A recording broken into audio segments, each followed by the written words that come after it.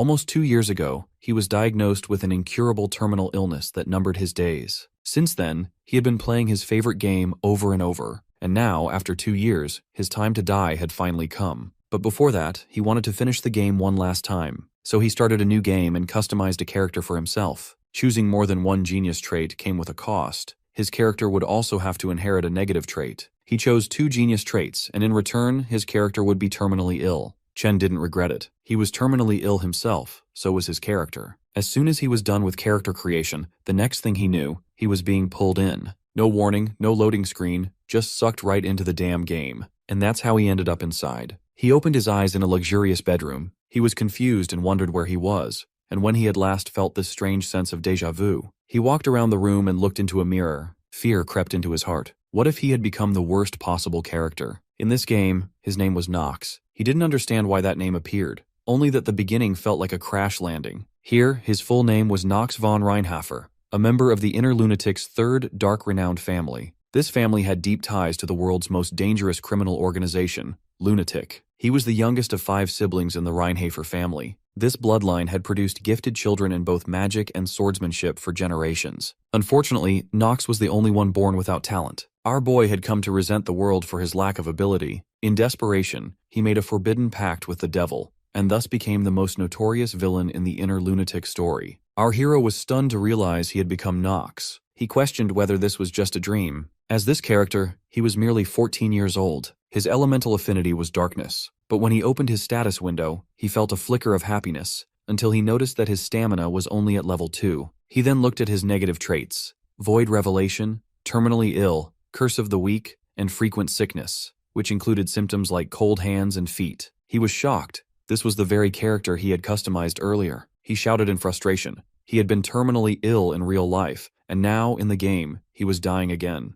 This time, the character had only 1 year left to live. He couldn't remember why he had chosen that trait, but after thinking for a while, it came back to him. He had wanted to make a character like himself, a terminally ill one. He remembered sitting at his messy desk, dying, with no one to lean on. At that moment, he had no idea that he would become the character he had created. Suddenly, a notification appeared. There was one unread mail in the mailbox, and it asked if he wanted to check it. He quickly opened the message. In the mail, someone addressed him by his real name, Chan, and also by his game name, Nox. He was shocked. Someone knew who he really was. Yu Chan, the name given to him by his parents, whose whereabouts were unknown. He fell into deep thought. Whoever brought him here, they must know about the part of his past he could no longer remember. The message read, "You don't remember me, but I need to say this. It's been a long time. You did well over the last 2 years. You deserve to be here. Welcome back to the game." Our boy sat still, staring at the screen, confused, and curious about one line in particular. Welcome back. Our boy wonders if the messenger is trying to tell him that he is no longer in his old world, and that this place is now his new reality.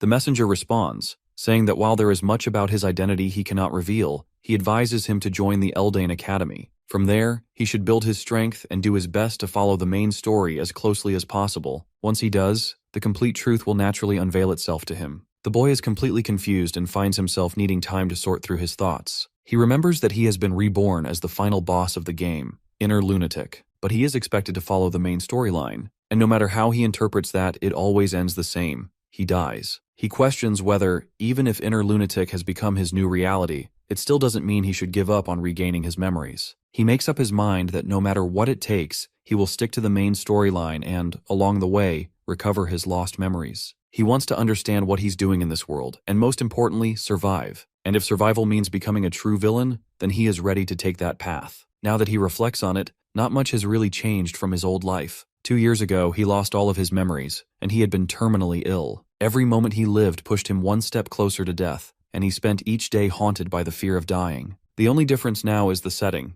the world he knows best. He asks the system for today's date, and the system replies, "It's the 4th of February, 1812. Once he hears the date, he immediately understands that he doesn't have much time left. He wonders why not begin his 28th clear attempt now. As he reaches to open the door, an intense pain shoots through his wrist. When he checks the system, it informs him that one of his negative traits has been activated. Due to the effects of constant illness, he has developed wrist inflammation, level 1. The system advises him to rest properly and allow himself time to heal. This makes him angry. He mutters to himself, questioning what's wrong with this body. How can it be so fragile? While lost in his own condition, he bumps into a young female housemaid. She falls to the ground and immediately apologizes to the young master. He tries to recall her face. Her brown hair and light orange pupils seem familiar. He wonders if she is Rona. She begs for his forgiveness, insisting she has committed a grave offense by harming him. The only thing he remembers about her character is that she used to talk behind Nox's back. That's all he can recall. Still, he finds it hard to believe that such an innocent-looking girl would gossip about Nox, even if Nox is a villain. He forgives her, but he warns her not to make the same mistake again. For a brief moment, he forgets the personality he's supposed to play and smiles at her. But it doesn't take long for him to realize he is supposed to be insane. He falls into silence, pondering the life he has chosen for himself. The maid timidly asks where her young master is planning to go so early. The young master replies that he's headed to the practice hall. All of the nearby servants are shocked upon hearing this. He then tells Rona to come along with him. Rona becomes excited, but at the same time worries whether her master intends to beat her. As they walk toward the practice hall, Nox reflects on his situation. After experiencing what it feels like to die, he now knows for certain he doesn't want to die again. If he wants to survive, he must adapt to this new world quickly. That doesn't mean he has no chance. As someone who has played the game 27 times, he already knows most of the hidden mechanics. He quickly glances at the status window to check the details of the game.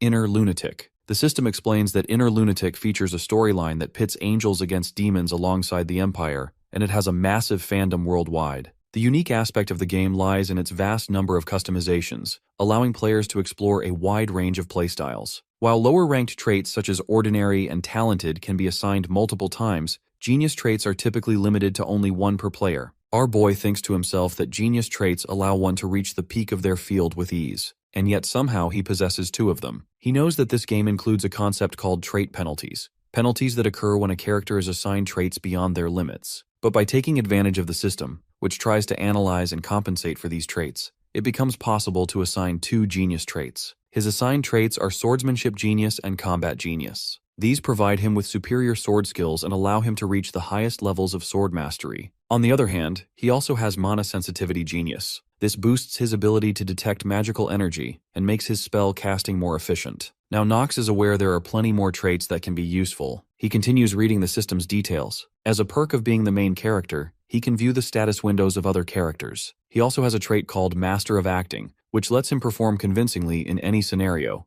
a skill he knows will be crucial in his current situation. Another trait is Steel Mentality. When activated during combat, it allows the user to maintain mental strength and stay calm in high-pressure situations. However, the real issue lies in the negative traits. Among them, the terminally ill trait stands out as the worst, but it's not the only one he needs to worry about. He finds it almost amusing that he's practically a walking hospital. The system adds that for individuals with cold hands and feet, entering icy areas without a warming skill is nearly impossible. Additionally, the frequent sickness trait means he will faint from illness at least once every chapter. He sighs and tells himself that he has no choice, so he decides to face things one step at a time. Suddenly, Rona comes to a stop and informs him that they are nearly at the practice hall. She asks if he truly plans to go inside. The young master remains quiet for a moment, then opens the door. The system immediately informs him about a new obstacle, Curse of the Weak. It explains that this curse was placed on him at birth. As a result, his growth rate is reduced by 50%, and he has twice the vulnerability to enemy debuffs. The young master makes up his mind. Before anything else, he must find a way to remove the Curse of the Weak. While he practices inside the training hall, he keeps thinking that no matter how many times he goes over it in his head, he can only come to one conclusion: he's doomed. Just like reading the beginning of the story, that's the final thought he ends up with after thinking it through. After reading all of it, he suddenly feels weak and collapses onto the floor. Now he knows his limit. He can't even swing a sword more than 10 times. He had no idea the Curse of the Weak would make things this hard for him.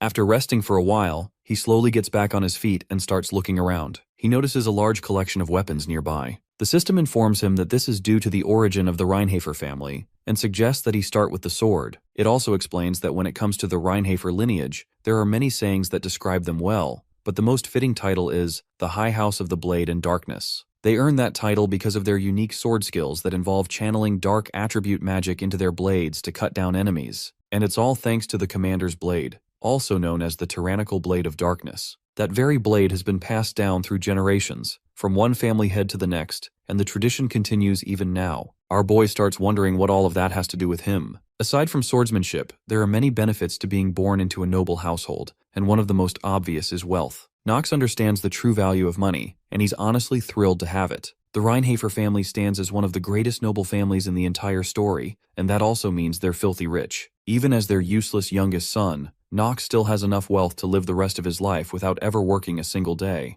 And it's highly likely that his father, Teo, doesn't care whether he spends that money wisely or not. It's also true that Nox isn't someone who fits the image of a wasteful noble heir. His character archetype is already clear, but he's made up his mind to use every bit of it, all of it, until Rona finishes what he asked her to prepare. Still, he's a little worried that she might turn down his strange request. A few minutes earlier, Rona had come to him carrying a wooden sword, a towel, and some water. She handed them over and asked if he was seriously planning on exercising. He asked her if anyone else was nearby and then told her to come closer to him. Nervously, she stepped back, wondering if he was about to hit her. He quickly calmed her down and told her to bring her ear closer. He had something he wanted to whisper. After he finished whispering, Rona looked stunned. She told him that every one of his ideas was complete garbage. But he simply told her to shut up and figure it out. She agreed, but warned him not to yell at her again. Then she ran out of the training hall, saying he hasn't changed at all. Now, in the stillness of the training hall, he wonders how fast Rona will be, but he's fairly sure it should arrive by tomorrow. He drinks the tea she brought him and reflects on how he desperately needs a solution for this curse and his stamina issue. He never imagined it would be this overwhelming. Suddenly, the head butler, Robwell, walks into the training hall and greets him politely. For some reason, the sight of him takes our boy by surprise. The system immediately informs him that Robwell is one of the main managers of the Reinhafer estate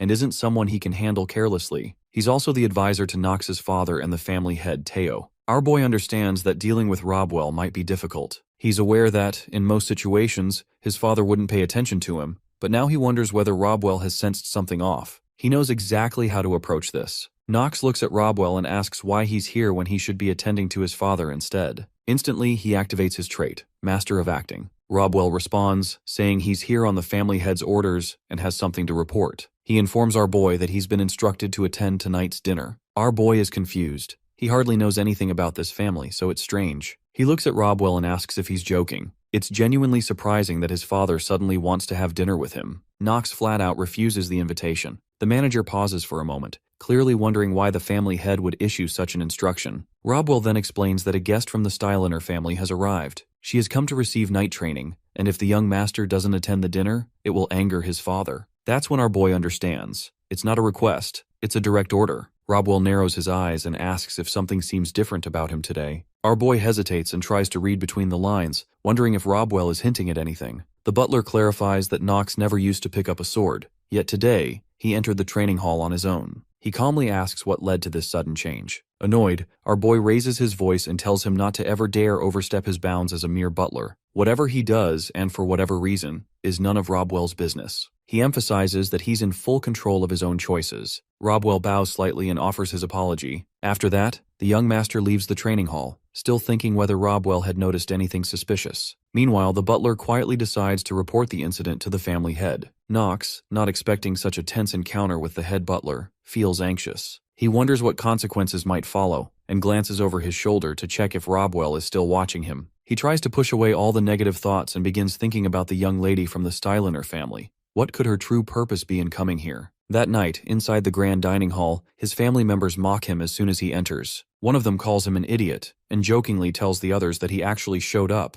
saying they won't be able to enjoy the meal now. They even taunt him, asking if he still has regrets about this family, especially the twin brothers, Hartz and Alan. They don't hold back. One of them says he never imagined Nox would show his face here again, and even now, he still can't believe it. They gossip openly about how he looked at one of the maids and call him a lost case. Our boy sits quietly and thinks to himself, he hasn't even done anything. Suddenly the door opens and his father enters, casually saying that it looks like everyone's here. Our boy turns his gaze toward him and thinks, there he is. That's the father of this character, Nox, and the head of the Reinhafer family. Alongside him walks a young and stunningly beautiful girl. She steps forward, introduces herself as Talia, and greets everyone with a composed smile. Teo then informs the family that Talia has requested night training and will be staying at their estate for a while. He tells everyone to feel free to welcome her warmly. The system instantly notifies Nox. She is the heroine of Inner Lunatic, the character destined to oppose the future version of Nox. She is the one who, eventually, will drive a sword straight through his chest. Teo notices that Nox decides to make an appearance too. Our boy becomes slightly uncomfortable at his father's remarks,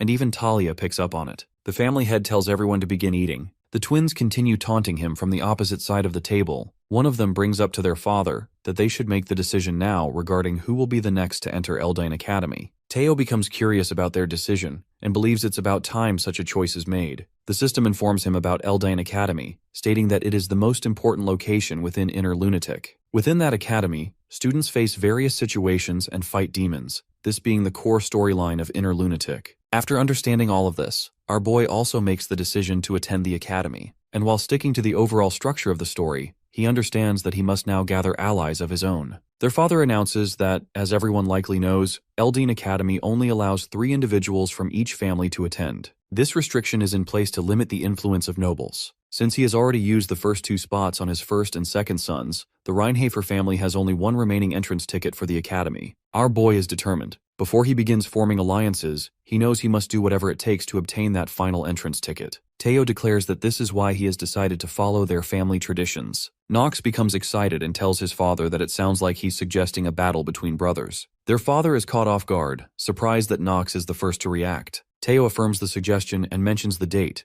It will take place 1 month from now. He continues by stating that they will determine their next academy attendee through a duel held in the practice hall. One of the twins tells him to keep quiet before he humiliates himself. The other mocks him, saying that weak fools like him, who've never even wielded a sword, stand no chance against them. Surprisingly, our boy remains calm and composed. He tells them they can talk all they want, after they win. The twins grow furious and demand to know if he genuinely believes that someone like him can defeat them. Yet our boy stays focused. To him, this duel is simply another trial that he must overcome in order to secure the entrance ticket. He has no intention of letting their taunts distract or discourage him. Nox confidently declares that he will be the one to attend Eldyne Academy. Teo watches his son's interactions, a little confused by what he's seeing. Talia, on the other hand, is visibly impressed by the young master's confidence and starts showing interest in him. This catches the attention of the twins and sparks a bit of jealousy. Nox quickly realizes that he has drawn the attention of someone he probably shouldn't have. After dinner, Teo sits in his office reading through Robwell's reports. He tells Robwell that, just as he had reported, it indeed appears that something about Nox has changed. Robwell agrees with this assessment. Teo reflects that had he not witnessed today's events for himself, he wouldn't have believed them. He wonders what exactly has caused this sudden change. He even begins to suspect that Nox might have been possessed by a demon. Whatever the reason may be, Nox has caught his full attention. The family head comprehends the situation and instructs Robwell to monitor Nox closely. Early the next morning, the young master is already in the practice hall. The maids gossip about the upcoming duel in 1 month. They also wonder aloud why running is the only thing he ever seems to do. Nox tries to grasp what the maids are talking about, but quickly realizes he doesn't possess the intuition for reading between the lines. The system then notifies him that his stamina stat has increased by 0.1%. He is shocked by the minimal improvement. He chooses to run because his greatest weakness lies in his stamina. The system informs him that in order to unlock the use of swordsmanship and combat genius, his stamina stat must reach level 4. He notes that if someone weren't as weak as he currently is, they would be able to use it without any issue. He tires quickly due to the curse of the weak still being in effect. He discovers that it took him an entire month just to raise his stamina by 1.9 points. The system reminds him that the curse of the weak is a debilitating curse that cuts his growth rate in half. It becomes obvious why, despite running so much, he was only able to raise his stamina by 0.1%. Adding to that, his terminally ill trait also halves his growth rate. He realizes that to keep up with others, he will need to exert 4 times the effort. He wonders to himself why everything is so difficult for him. The system then informs him that his stamina has reached 15 and his mana has hit 30. However, because of his terminally ill trait, 15 is the maximum stamina he can reach. He decides to put that worry aside for now. Rona arrives, bringing all the supplies he had requested the previous day. Our boy is impressed. She's faster than he expected. He feels glad, believing this will allow him to make some real progress now. The only question remaining in his mind is how to break past the limit and reach stamina level 4. He looks over all the supplies Rona brought. He feels confident that using his own knowledge, he can resolve this. He mixes the ingredients together and pours the contents into a bottle. Rona, watching curiously, asks why he needs all of these items. The poison is difficult to handle, the ingredients are those most people avoid, and they are quite expensive. Nox tells her it's because most people don't understand how to use them properly. Rona is visibly surprised by this explanation. Nox then drinks the mixture he just created. Rona immediately becomes alarmed, knowing that it contains poison. The system notifies him that he has consumed the poison of the 3-headed Gorgon, and as a result, his health will temporarily be increased by 1.5 times. At the same time, the system initiates a death counter. He has only 10 minutes left. Rona becomes frantic and wants to call the head butler, but Nox stops her. He then eats the core, something clearly not meant to be consumed, and Rona panics further, frightened by what she's witnessing. The system confirms that he has ingested the core of a golem and warns that his body will now begin to slowly petrify. Suddenly, another notification appears. The system announces that a hidden piece has been activated. The poison of the three-headed gorgon is reacting with the golem's core. Our boy feels satisfied, knowing that everything is proceeding just as he planned. The system explains that normally, the golem's core is used to petrify individuals, rapidly boost defensive stats, or construct artificial golems. However, when combined with the poison of the three-headed gorgon, a special reaction occurs. The gorgon's poison becomes diluted. Then comes the most critical message. The curse of the weak has been lifted. Nox is overjoyed to see this change. Rona, however, is still frightened and thinks her young master might die at any moment. But Nox knows there is still one more step remaining. He begins to unbutton his shirt, an action that terrifies Rona even more. Rona feels both anxious and curious, eager to understand what he plans to do next. To her surprise, he takes the poison and pours it over his head. The system promptly notifies him that he has used the dew of the Remembering Fairy, and the petrification effects caused by the golem's core have now vanished. It also reports that the dew is currently reacting with the core of the golem. To our boy, the entire process feels like an unusual kind of healing. The system goes on to explain that a hidden piece has been activated, and the user will temporarily receive the trait called Blessing of Growth. Everything unfolds just as Nox had planned. The system then displays the positive blessings he has just acquired. Now, only one item remains for him to use, the Rapid Stamina Growth Scroll. He tears it apart without hesitation. The system confirms the action, stating that the scroll has been successfully used, and from now on, his stamina growth rate will be doubled. Our boy thinks to himself that he has finally eliminated the curse. With the Blessing of Growth suppressing the debuffs caused by the terminally ill trait,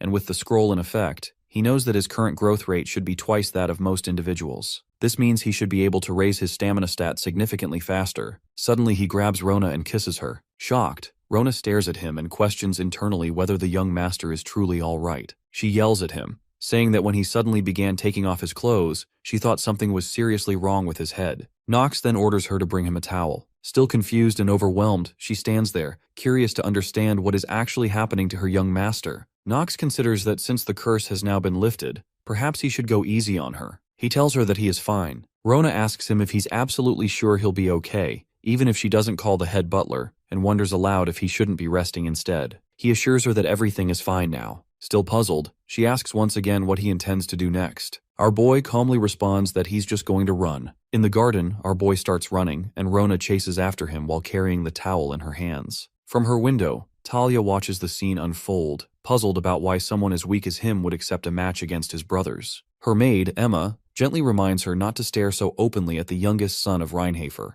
explaining that it's considered inappropriate. But Talia remains confused. He doesn't even carry a sword. He just runs around all the time. She recalls that even the other knights of Reinhafer have offered to train him, but he turned down all of their offers. She's convinced that in 1 month, he'll be beaten, and that will be the end of it. Despite herself, she feels concerned about the young master. Unable to suppress her feelings, she tells Emma that she'll be right back and heads straight to Nox. Our boy is taken aback and wonders why she came looking for him. He bluntly asks what she wants from him. Talia, slightly offended by his cold attitude, wonders what's behind his behavior. Still, she tells herself he's simply too stunned by her beauty to respond properly. She then questions him, asking if he's really certain he can defeat his brothers. And is that the reason he accepted the match? Does he truly believe that just by running around like this, he has a chance? Rona silently agrees with Talia's doubts. Talia offers to help him, but only if he's willing to accept it. He rejects the offer outright and tells her to get lost, saying he has no interest. Furious, she asks if this is how he treats someone offering assistance. Rona advises him gently that if he talks like that, girls are bound to dislike him. Annoyed, Talia snaps that he can forget her offer and just do things his own way then.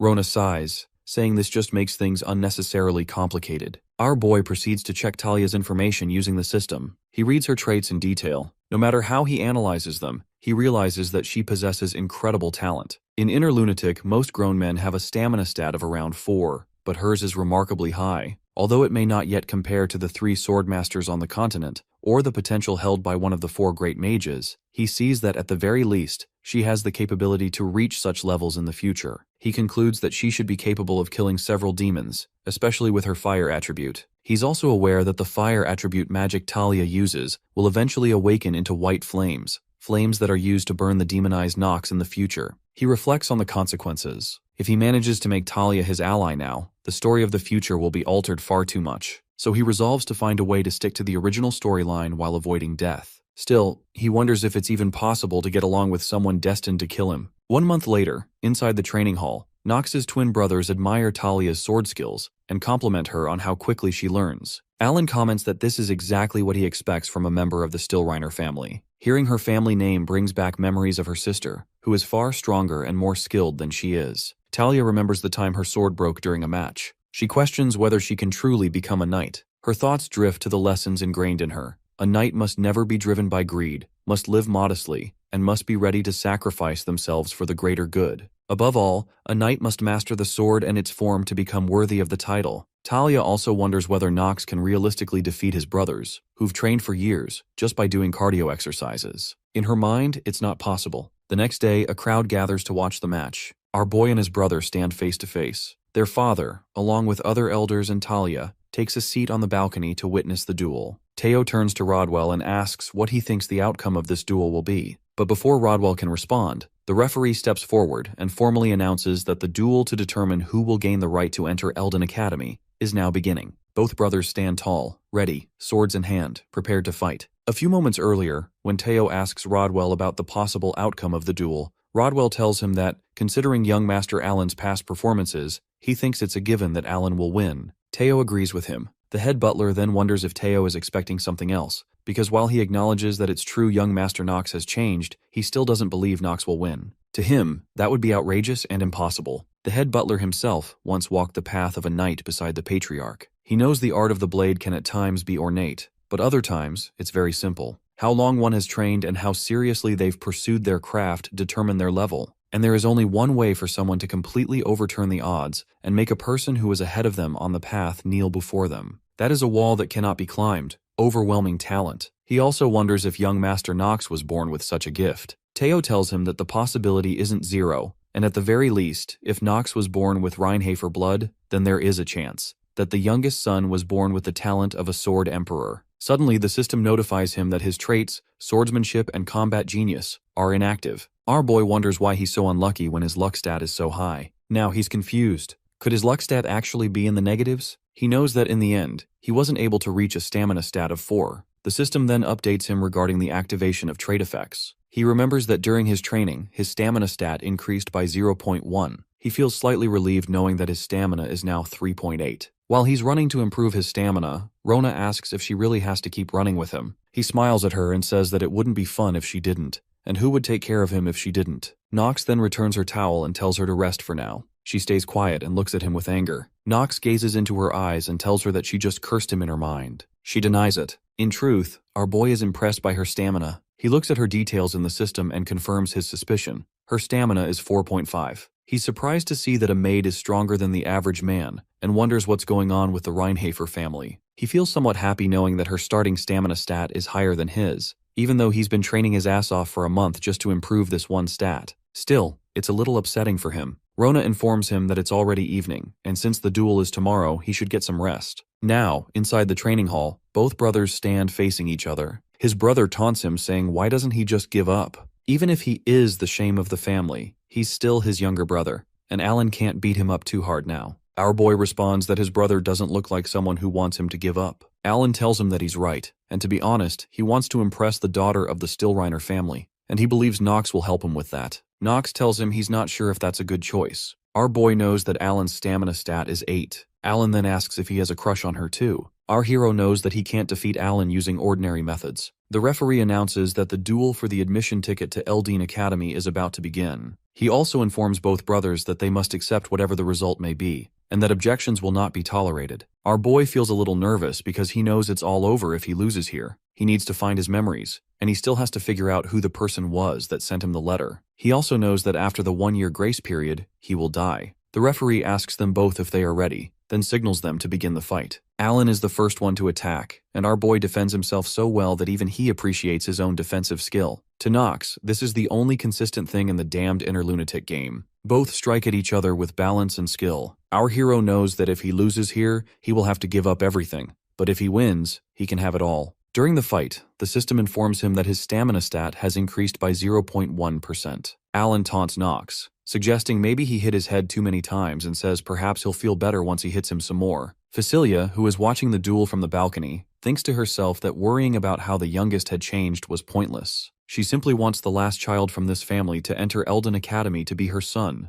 Alan. She dismisses Nox's skills as pathetic. Teo tells Rodwell that he was looking forward to seeing how Nox had changed and now wonders, is this all he can do? The head butler asks if he should stop the duel. He explains that if they let it continue, young Master Nox will take a long time to recover. Teo replies that Alan and Hartz's talents are good, but not that good, especially when compared to his first son, Garen. They lack the ability to put everything beneath their feet, to dominate their opponents with the overwhelming power of the dark sword of domination. He wonders who that power will be passed down to. That thought saddens him, and he instructs the head butler to stop the duel. During the fight, the system once again informs Nox about a rise in his stamina stat. Suddenly, the system confirms that his traits, swordsmanship and combat genius, have been activated. Our boy is already exhausted, but he's happy to have regained his traits. Alan asks if he's lost his mind. Nox immediately activates his skill, the Hour of the Genius. Our boy remembers hearing somewhere that geniuses and the talented each have their own hours during the day. He's glad that this is the genius hour. To him, everything appears to slow down.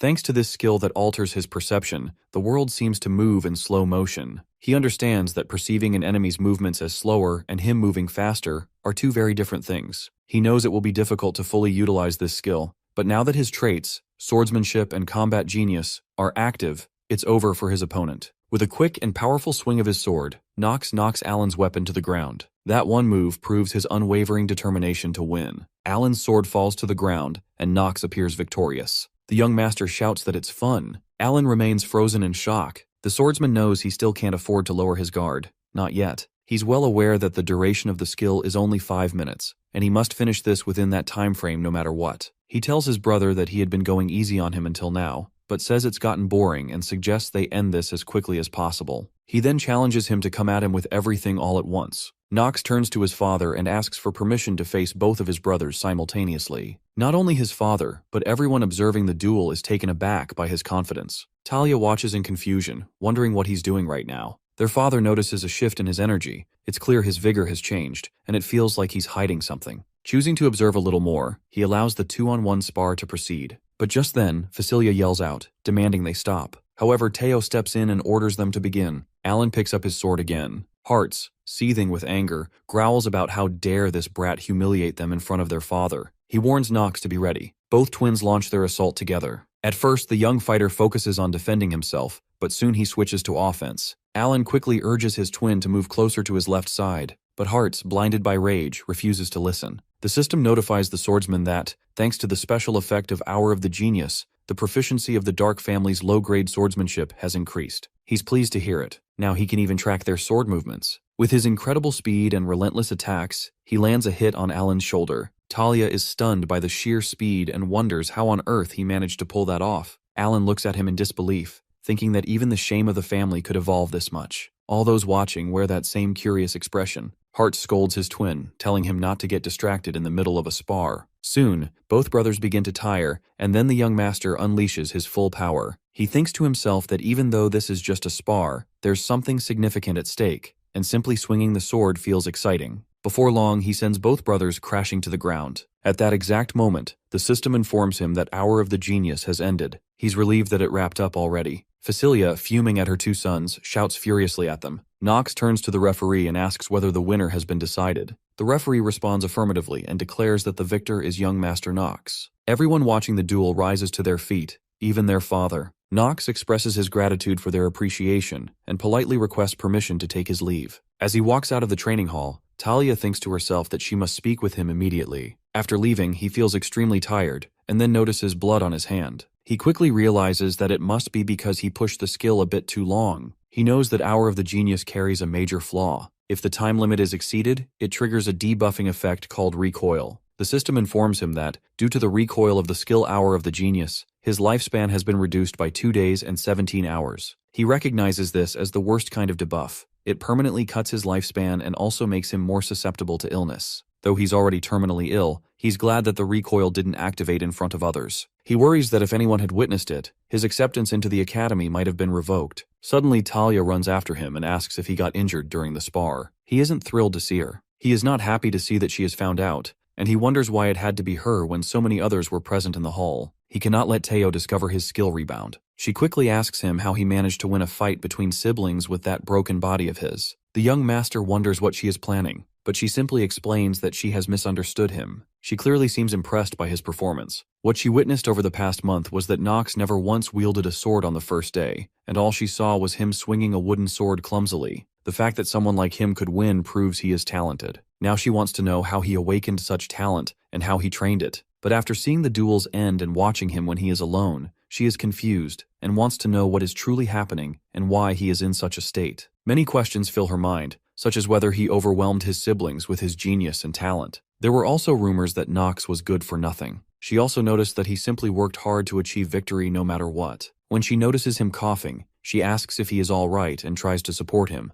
but he rejects her hand and tells her never to touch him. He acts that way because he has been obsessed with gaming for the past 2 years, making it difficult for him to get along with others. He also knows that she is a character who will kill him in the future. She apologizes and tells him she did not know he was that serious about the sword, and she had heard that his body was weak from birth. Now she understands why he was only doing stamina training. She tells him she is sorry for misunderstanding him, and that acting like a good-for-nothing was probably not his intention either. She also mentions that Emma told her people could make mistakes like that. The swordsman feels slightly confused and thinks about how to respond because she is so honest, just like he has seen in the game. Even though he knows she possesses the traits of a knight, he also thinks that as the daughter of a proud, reputable duke family, it must be hard for her to admit when she is wrong. He tells her that if that is what she thinks of him, then please do not tell others about the bleeding. She agrees to keep it a secret. While looking at her, he thinks he probably does not need to worry about others finding out about this matter. He tells her to keep her promise and leave. She feels sad because Nox did not pay any attention to her. That night, in Teo's office, he tells the head butler that it seems his guess was correct, and asks what he thinks of Nox's talent. Rodwell replies that at first, he could not understand why Nox allowed himself to be beaten up,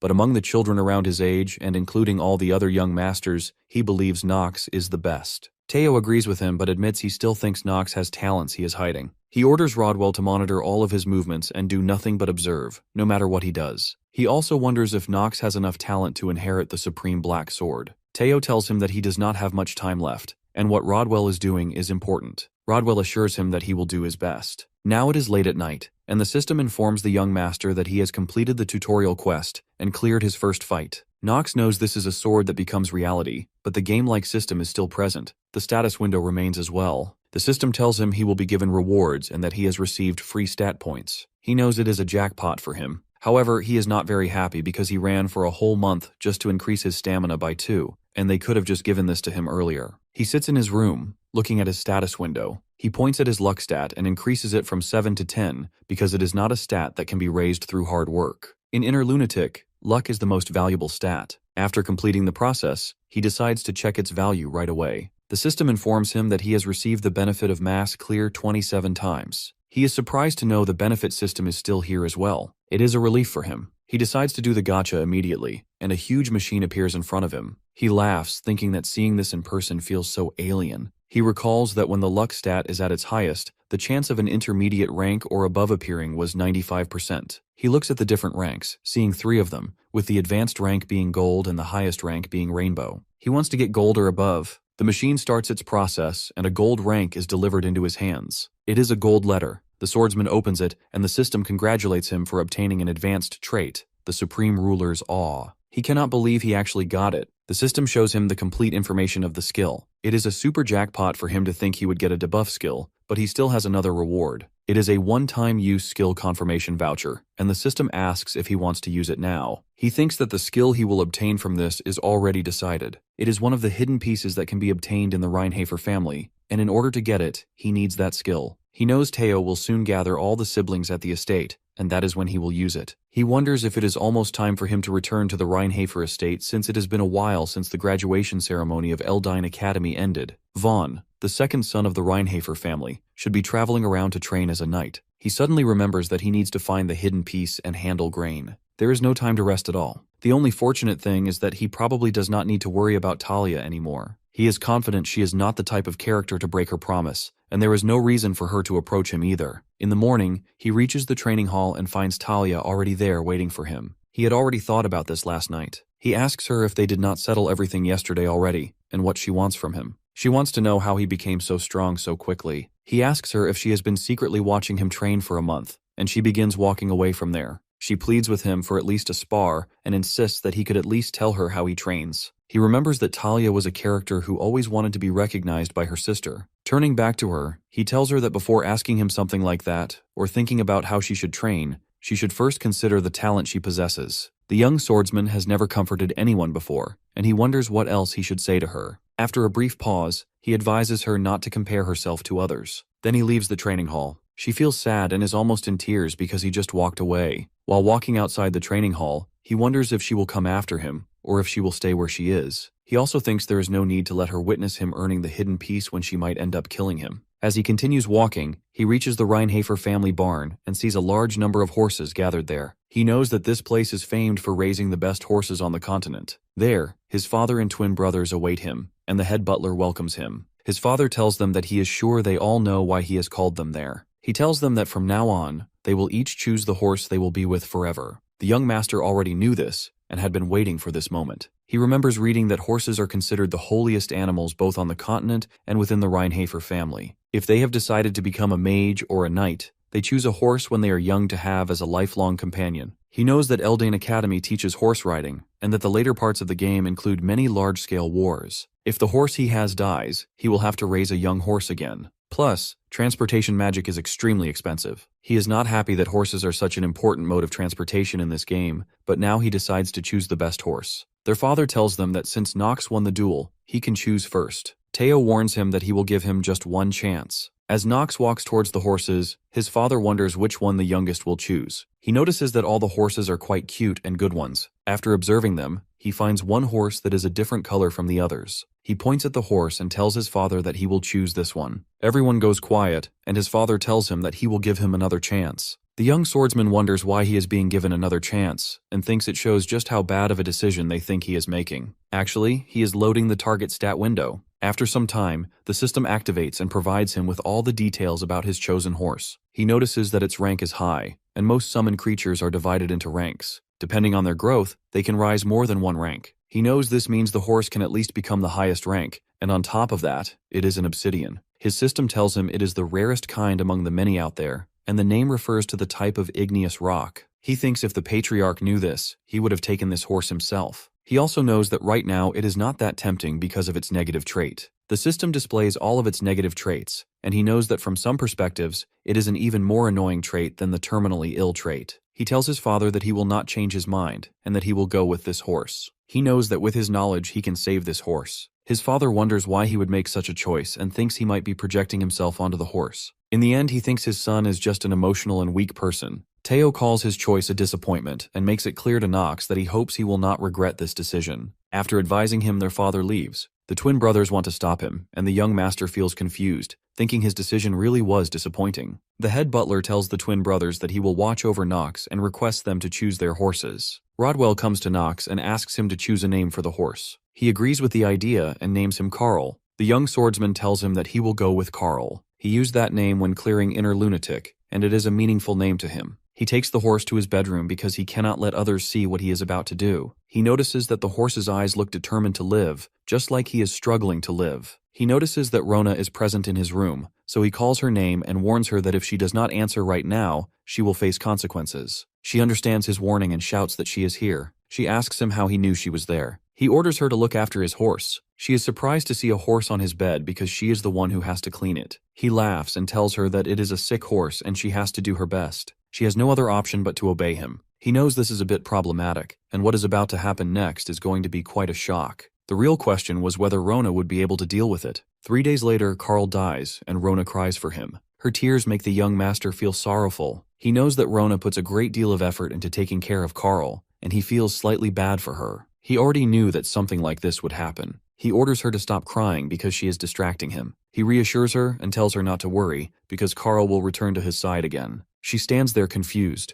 wondering if something is wrong with his mind. He simply smiles and instructs her to get behind him now. He takes the scroll out from his jacket. Placing his hand on the scroll, he infuses it with his mana. Something magical begins to occur, and she becomes surprised to see that he can use mana, immediately warning him that this is illegal here. The first time, he is unable to control his mana properly, so he tries again and warns her that if she keeps distracting him, Carl will die once again, and this time it would be her fault. He explains to her that he has become someone who has not yet awakened his trait of genius of mana detection. In this empire, using mana below the age of 15 is forbidden unless one is from the imperial family. Because of this, compared to other students who begin learning mana control later, the descendants of the imperial family are several times more proficient in magic. The only thing he can do right now is pour as much mana as he can into this scroll. At this moment, he begins to feel a faint energy emanating from his palms. He knows that this is mana. He finds it interesting because this scroll is a one-time use energy voucher, and this time, he cannot afford to make any mistakes. From now on, the magic he will be using is black magic. The system confirms that the skill, Book of the Dead Necromicron, has been obtained.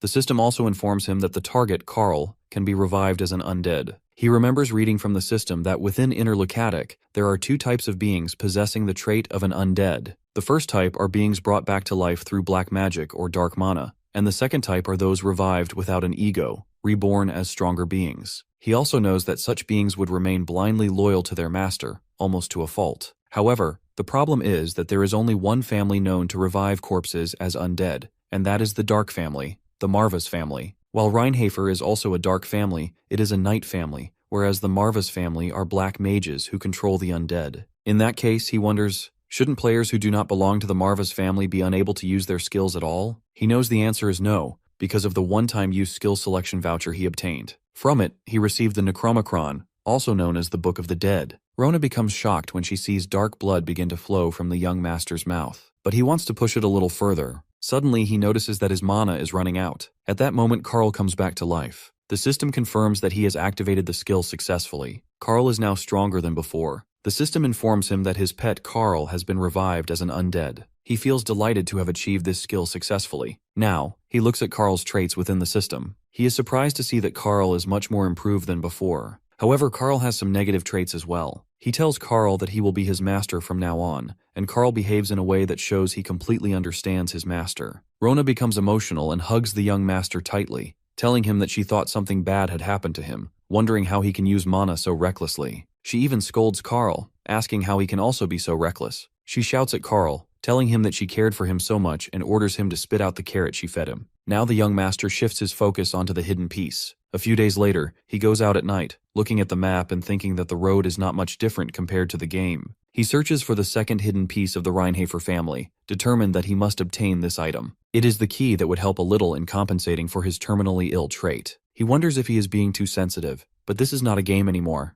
This is reality. He reaches a point where he sees a notice board with a warning written on it, stating that this is Mia's forest, and if young children enter, they may get lost and die, so please do not enter no matter what. He thinks to himself that he does not want to die a second time. The system warns him that he has entered the missing child's forest, and that failure to clear this place will result in death. In reality, the missing child's forest lies within Reinhalfer's territory, a forest where entry is prohibited. Due to the darkness and thick fog, no matter how skilled a ranger or pathfinder is, they would still have trouble finding their way around here. He discovers that it is just like its name suggests, a place that causes everyone to get lost like a child. But he also knows there is a different meaning to it. Even if a fully grown adult kills a monster in this forest, they will not be able to obtain any artifacts. Additionally, the difficulty of the monsters increases if the intruder is an adult. He remembers that he died a few times here while trying to find the right way to clear it. That is why the difficulty rating of the missing child's forest is at least 2.5 stars, with 5 stars being the maximum. Since this is a game where the difficulty is the worst, he recalls how hard he tried to clear it without knowing what items would appear. Now that he thinks about it, this is the perfect place to find an item suited for his terminally ill trait. Lighting his torch, he begins searching the forest. He knows that the crucial key to clearing the missing child's forest is the direction of the smoke. To be precise, it is the opposite direction from where the smoke is heading. He shouts loudly, asking how long the person intends to keep hiding and suggesting that they reveal themselves now. Looking around, he finds no one there and wonders if the person is planning to hide until the very end. Right now in the palace, Talia is still thinking about him and cannot believe that her beauty had no effect on him. She is completely unable to understand this at all. Suddenly, her maid Emma requests her to please stop following young Master Knox around. Emma also tells her that if she keeps doing this, she herself will end up getting scolded. Talia calms her down and guarantees that she will make sure Emma does not get fired from the family. Emma explains to her that this is not what she means. Emma thinks that young Miss Talia is already talented enough for everyone to respect her as the next matriarch, and if only young Miss Chell was not around. She also wonders why Talia feels so inferior to her own sister and is being so impatient. Emma leaves her room, hoping that Talia has probably given up and is sleeping now. However, when Emma checks her room, Talia is already gone. Emma wonders if she went to find young Master Nox. Quickly, Emma wakes everyone up in the palace. Talia actually manages to find Nox in the forest, which shocks him. He asks her what she is doing here. Suddenly, the young swordsman senses danger and tells her to get behind him. Both of them are startled to see a gray wolf approaching. He wonders if this forest is part of the gray wolf's territory. Talia realizes that she only has a dagger with her right now. The wolf begins circling around them and signals others to join him. Suddenly, the gray wolf charges at them. She feels terrified, but he remains confident. Staring at the charging wolf, he steps forward and with a single swing of his sword, kills it instantly. She is deeply impressed and thinks that although it was only one wolf, he managed to defeat it so cleanly. Nox looks at her calmly and says that he will ask her again what she is doing here because he thought his brothers would be the ones to follow him. She simply smiles, and when she notices a night stroll in his hands, she wonders why he has it. He demands her answer and threatens to leave her alone here if she does not respond. Walking towards him, she grabs his hand and tells him that she is not doing anything strange. Actually, it is just that he suddenly became so strong, and she thought about wanting to become strong like him. She explains that she looked out the window and saw him there, and she was curious about where he was going. As expected, she believed he had some kind of special training method. She tells him this is why she followed him, and upon seeing this forest, she jumped into it without thinking. Nox becomes certain of 3 things now. First, she thinks extremely highly of him. Second, she is not hostile towards him, which is a relief. And lastly, she is just a kid who does not understand how dangerous it is to follow others late at night. The young swordsman smiles at her and thinks that since she is one of the core characters, he cannot just leave her here. He tells her to follow him for now. However, he makes it clear that he is not trying to help her, but is simply resolving this situation so that his family does not end up in a bad spot. She accepts her mistake and apologizes for it. He hopes that she probably will not do anything dangerous again. She thanks him for saving her life, and just as she is about to say something, they notice a large number of wolves staring at them. The young master orders her to get away from him and hands the burning torch over to her. He instructs her that she should be on her way home as he swings his sword at the wolves. He considers that there are some unexpected variables he needs to focus on again. He knows this place exists before the scenario begins, and since it is an area within the prologue, there will not be any boss monsters. However, an elite monster, 1 rank below a boss, will appear here, and it will be an evolved form of the gray wolf he just cut down, the elite gray wolf. But simply knowing who his enemy is does not mean things will go smoothly for him. He slashes at the wolves and starts killing them. The wolves continue their attacks against him, and he continues cutting them down. He recalls the words he always repeated in times like this, back when he was Chan and played inner lunatic. Was he really the weakling? Talia watches him killing countless wolves and wonders if he has yet to reveal his full strength, since his sword technique had looked even more amazing when he fought his brothers. She also questions whether he has killed gray wolves before. Meanwhile, Nox considers that she is still very weak. A very large gray wolf appears before him, and he recognizes it immediately as the elite gray wolf. Soon, many people from the palace head into the forest to search for them. They find their footprints near the forest, and it becomes clear to them that Nox and Talia have entered. Emma is among the search party and urges them to go in immediately. However, Rodwell rejects her idea and calls it foolish. Emma demands to know why he does not want to go in. Rodwell explains to her that it is a forest not even Rheinhafer has managed to clear. The system shows that the missing child's forest is ranked as one of the highest within the Rheinhafer family territories. And while the Rheinhafer family is known to be the strongest dark family in the south, the fact that there is still a forest they are unable to clear is basically like saying they are incompetent. Furthermore, the reality that only children who have not become adults can enter the forest, and that the forest can only be cleared successfully by children, has not been made known to them yet. The head butler wonders why the young master entered the forest. He does not think the boy was bewitched by a mind-controlling monster. Observing the tracks, he notices that Nox definitely moved with care. There are also no traces of anyone getting past the strongest mana barrier of this estate, which means the young master entered the forest intentionally. He admits to himself that he was wrong, and can no longer deny that Nox is not the same weak and frail young master as before. Rodwell informs Emma that there is only one way for the two of them to return. The young master has to use his wisdom and find a way out of the forest. Emma becomes emotional, tears filling her eyes as she blames herself for causing her young miss to die. On the other side, the young swordsman continues killing the wolves. He notices Talia pulling out her knife, and he thinks she has not lost her focus despite being scared. He advises her not to attack unnecessarily since she might get hurt, and tells her to just stay out of this. He also instructs her to save her strength and use it to run away if she gets attacked, as only then can she slightly increase her chances of survival. He knows that killing an elite wolf is not particularly dangerous, since it is only rated at 2.5 stars. He simply wants Talia to remain vigilant and able to react to her surroundings. Looking at her, he observes that she has learned well, even though she is not yet at the level where he can trust her to cover his back. He quickly activates Hour of the Genius. He intends to use this skill to kill it in a single strike. As the elite Grey Wolf leaps at him, he manages to slay it instantly. He then notices that the other wolves have stopped, but suddenly they start attacking him one by one again, and he continues cutting them down. This time, the wolves are so ferocious and aggressive that Talia becomes worried for his safety. She thinks that even though Nox did tell her to run away if it became dangerous, she cannot bring herself to do that now. So she climbs up a tree. Finally, he asks her if she plans on helping him. Talia asks if he is injured. He knows it's pointless to call her for help, so he assures her that he's fine. Yet he understands this is not the time to be careless. She feels relieved that Nox isn't hurt. He grows uneasy, realizing he just showed her his pathetic side, and the recoil from his skill has already arrived. He knows it's not over yet. He notices the elite wolf finally rising to its feet. At first, the elite wolf circles him, observing his every move. Then, all of a sudden, it charges at Nox at full speed. But the elite wolf employs a strange technique. First it runs away, then abruptly reappears, leaping onto him and injuring his shoulder before retreating again. The second time, it repeats its attack in exactly the same manner. The young master thinks it's supposed to be a 2.5-star monster, but the elite wolf is far more intelligent than he expected. He realizes he needs to revise his approach. He also notices that this elite Grey Wolf is smarter and more cunning than in the game.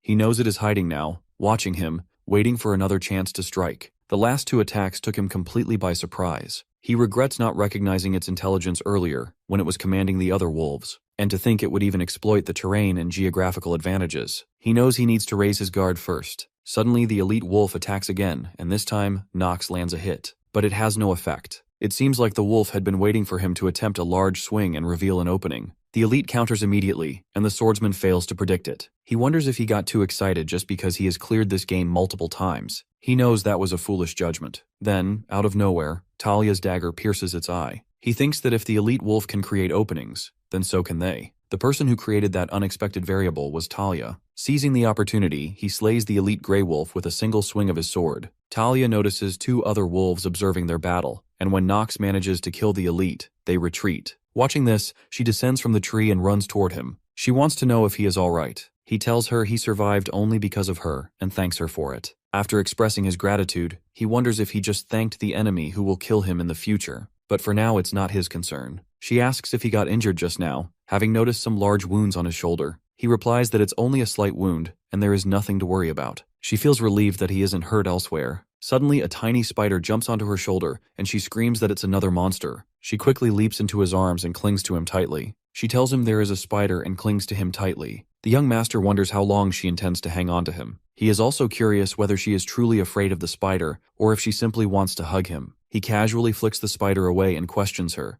asking if something like a spider scares her. Then why on earth did she follow him into the forest? She asks if he isn't scared of spiders. The swordsman responds that with fear like that, she definitely won't be able to become a knight. Upon hearing this, she becomes angry and steps back from him. He smiles, thinking that finally she let go of him. He knows he survived only because of her, but he feels hesitant to say this, since she might suddenly scream. Now they just need to get out of the forest. It is morning now, and the search party is still waiting outside the forest. Emma is worried, wondering whether they survived or not. She feels anxious thinking that Miss Talia's disappearance could create problems between both families. Rodwell reflects that since many children in this area go missing within the missing child forest, there are people who secretly claim that the Reinhafer family is incompetent. Suddenly, Emma points towards the forest and informs the others that the fog of the forest is beginning to lift. Now they see that the missing child forest has been cleared. She does not know for sure, but that is what she thinks it is. The fact that the miasma is being lifted. Rodwell confirms her observation and tells her she is right. He explains that it means the forest has been cleared, and the only possibility they were thinking of has turned into reality. Now all of them enter the forest, and Emma tells the others that it means their young master Nox did it. Suddenly, they notice the young master and Talia coming out of the forest. One servant remarks that to think he could really clear the forest is hard to believe, and that he is coming out as if nothing happened. Rodwell thinks he can't help but smile. Now, he is certain that the hierarchy of the descendants within the Reinhafer family is about to experience great turmoil. Nox looks at the search party and wonders why everyone has gathered here. Emma runs towards Talia and hugs her, telling her they were so worried about her. Rodwell informs the young master that the family was worried about his disappearance as well. Nox finds it hard to believe that the family would worry over a good-for-nothing like him,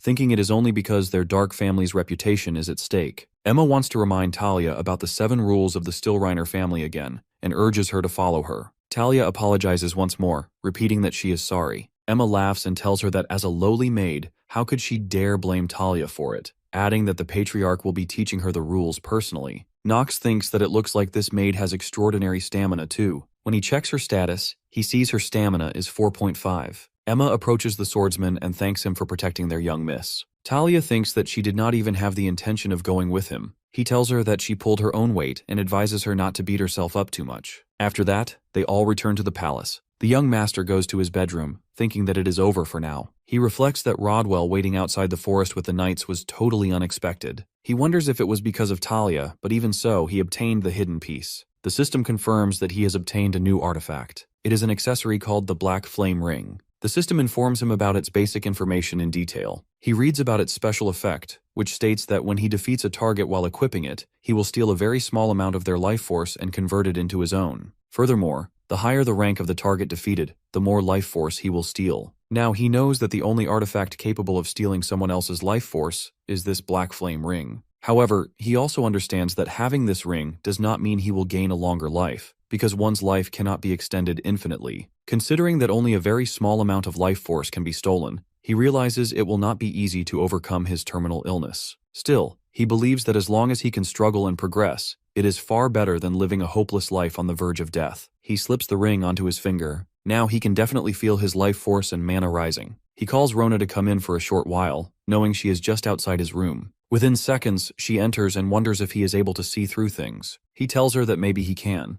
That thought scares her, and she asks him if he can see her naked body too. The young master becomes angry and shouts at her, demanding to know what on earth she is talking about, then flicks her forehead with his finger. She tells him that it hurts, and wonders why his finger flick feels even more painful than usual. He tells her to stop talking nonsense and offers to arm wrestle again. She asks him if she wins again this time, will he really increase her salary? He agrees and asks her what if she loses. She also bets 20% of her salary. Both agree to the bet. This time, however, he defeats her within a second. She is surprised to see this outcome. After losing, she asks if he really thinks it is befitting of a reputable family's son to reduce a servant's already pitiful salary by 20%. He smiles and agrees with her, saying that as the rumored good-for-nothing of the Reinhafer family, he has decided not to care about trivial things like honor. She bows before him and gives her apologies. The system informs him that the effects of his frequent sickness have been activated, and he has obtained wrist fracture level 2. He becomes annoyed by these negative traits. He tells Rona that he will cancel her salary reduction, and in return, she must go and bring him some ice and a wet towel. She is worried, thinking that her young master does not look too well. The swordsman thinks that for now, he will be satisfied with obtaining the ring. Now he just needs to get some rest. Time passes by, and the two hidden pieces, Carl and the Black Flame Ring, remain with him. It has been 6 months since he obtained them, and regretfully there has not been a chance to use either. Then came the decision that Nox has been grounded. It is not as though he got into any trouble. He even cleared the missing child's forest. He cannot believe he is grounded when they should be rewarding him. It feels unbelievable to him. He turns to Rona and asks if she agrees with him. She simply responds that she is a maid belonging to the family, and that her salary would be reduced if she spoke poorly of the patriarch. Nox swears upon his hand that her salary will be reduced if she does not act according to his preferences. Hearing his threat, she quickly tells him that the patriarch is way too harsh on him. She also mentions that he could not even understand how she felt. He thinks about how he has been working hard to adapt to this life, living a pretty productive life while watching Carl's growth. However, he knows he cannot carry on like this because his life is being shortened even now. The system shows him the remaining life he has left due to terminal illness is 147 days. He thinks that this darn system seems more interested in his life than he is. He sarcastically thanks the system for explaining it so nicely. Finally, he decides that he cannot take it anymore and must go to his father and get permission to go out somehow. Rona knocks on his door and tells him that she has just warmed up more bathing water for him. Suddenly, Rodwell enters his room and informs him that the patriarch has summoned him. His father sits in his office, thinking about the night of slaughter and how he killed countless monsters and demons. He remembers the time when demons were swarming everywhere and the humans who were caught among them during the night of slaughter. He recalls that it was like a disaster. He hopes that someday one of his sons will probably learn the supreme black sword. Yet he knows he cannot rely on probabilities. He needs talent that is certain because one of them will have to kill him. Rodwell enters his office and informs him that the young master will soon be here. Teo thinks to himself that Nox is late and tells Rodwell to send him in right away. He thinks about how the missing child's forest is a place that not even he knows how to clear, and to think Nox was able to clear that place, it would be appropriate to reward him. Teo tells his son that he had summoned him to discuss his reward, and that he can have just one request. He will fulfill just one request, no matter what it is. The young swordsman thinks about it and wonders what one thing he should ask for. It is the first time his father has ever asked him for a request for a reward. He also knows his father is usually authoritative and stern. He even doubts this is a trap. He feels as if someone just shot him in the head, or as if someone just slashed him from behind. He asks his father if he can ask for anything. His father repeats that he will grant him anything, and as the patriarch of Rheinhafer, he promises to grant him anything, swearing it upon the long-standing history of the Black Sword. At first he did not think his father was serious, but now he guesses he is right. His father explains to him that in the case his request is too ridiculous, his evaluation of him will change. Teo shows his trust in him, believing he will not do something that foolish. The offer was so sudden that he requests his father for some time to think it over. His father agrees and also permits him to leave the estate, but warns him not to get into trouble like he did previously. Nox obediently accepts his father's words. His father reminds him to always keep in mind that he is of the Rheinhafer family. The next day, Talia and her maid are about to leave the palace. Talia tells Nox to meet at Eldine Academy the next time they meet. He says nothing and shows no emotions, but she insists on seeing him again. The head butler, Rodwell, tells Nox that he ought to answer when a lady asks him a question. The young master unwillingly replies to her that it will be if she becomes a full-fledged knight before then. Talia becomes emotionally charged and agrees with him, but he taunts her by saying, as in not getting all scared even after seeing a super huge spider. That remark makes her sad and angry, and she punches him in the belly. She tells him that she will return after becoming a full-fledged knight, and that he must prepare his head for her. He wonders what she means by his head and doubts she intends to kill him. Emma thanks everyone for their hospitality, especially young Master Nox.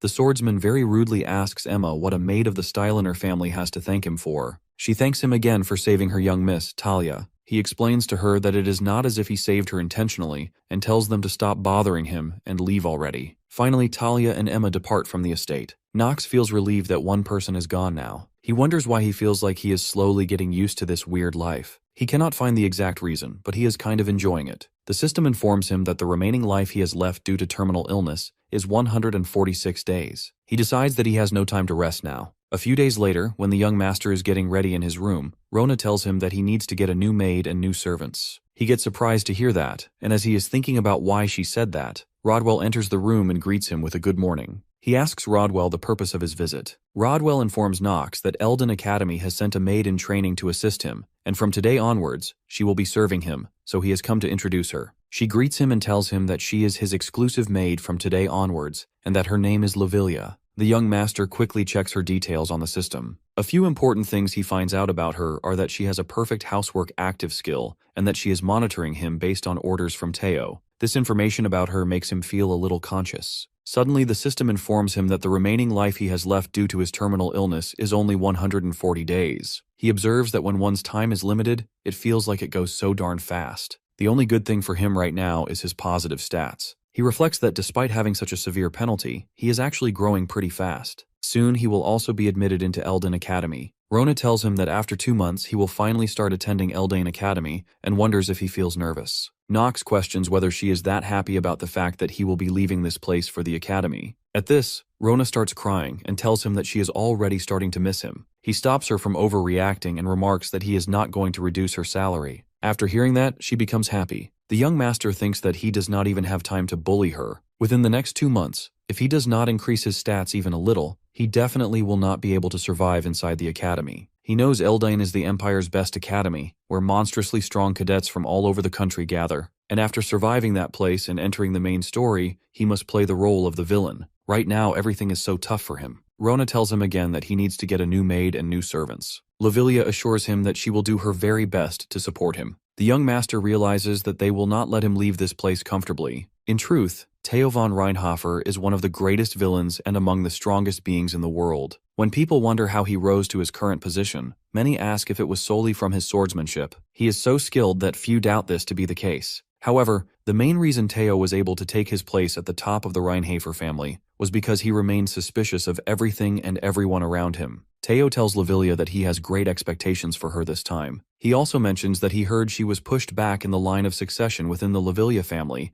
and states that if she does well this time, the Rheinhafer family will spare no efforts to support her in the succession. She assures him that she will assist young Master Nox with all her heart. Theo, however, tells her this is not what he wants. She then confirms to him that she will monitor Nox strictly and report every single thing to him. Theo reminds her to never forget who her master is. She comes out of his office and decides that from this point onwards, she must not waver any further. On the other side, the young master is lying on his bed, thinking about Lavilia, a spy. He knows Teo probably wants to confirm whether the person within Nox is really Nox or not, since demon possession is something that happens quite frequently within the inner lunatic. Nox is a character whose body was stolen by the #1 demon, Baal, in the original storyline. He realizes it is all right as long as Teo does not find out who he really is. Still, he knows Lavilia is the problem. While she is not involved in the main storyline, it would be a waste to throw her away like this. Originally, she was supposed to become the next head of the Lavilia family, but her father and mother were killed by her uncle, and she lost her position as the next head. What happened next is obvious. In the end, she became a maid of the Reinhafer family and managed to escape from her family. She looks cheerful on the outside and is always smiling,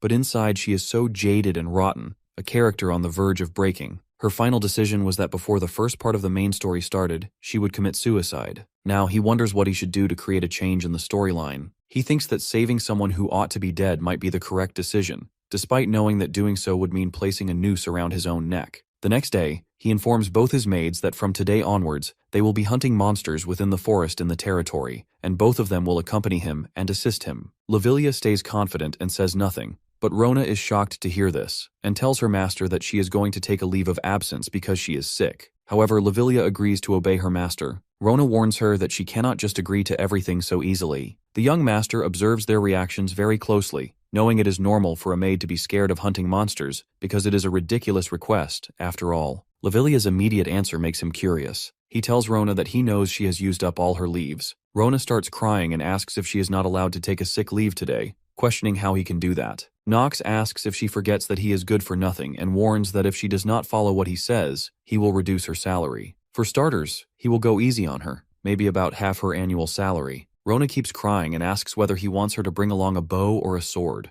Lavilia asks him if she should inform Sir Rodwell that he will be leaving the estate before she starts preparing. He suddenly remembers that from now on, his top priority will be increasing his lifespan, and since he is now free to go anywhere, he intends to act on that. Afterwards, all three of them mount their horses and ride into the forest. Mr. Teo watches them leave from his office window. A few days later, in the missing child's forest that now looks like an ordinary forest after being cleared, Nox slays another grey wolf. The system notifies him that he has absorbed a very small amount of the wolf's life force. It is almost 2 hours of life that he gains. After killing countless wolves in the forest, he begins to wonder if he has exterminated all the wolves in this area. Since he obtained 2 hours of life from a single hunt, this could be considered quite a successful hunt. Countless dead wolves are lying scattered on the ground. Lavilia mentions that it has been 1 hour since he started hunting and questions if he is not tired, offering him water. The young master realizes he forgot to activate Hour of the Genius, causing the hunt to take a long time. This means he has earned only 1 hour. He knows the calculation never balances out perfectly, but this is far too off. Besides, it is not as if he can go around killing monsters every single hour. His biggest concern is that there is a limited number of monsters. Since he has been hunting continuously for the last few days, he has already slain most of them.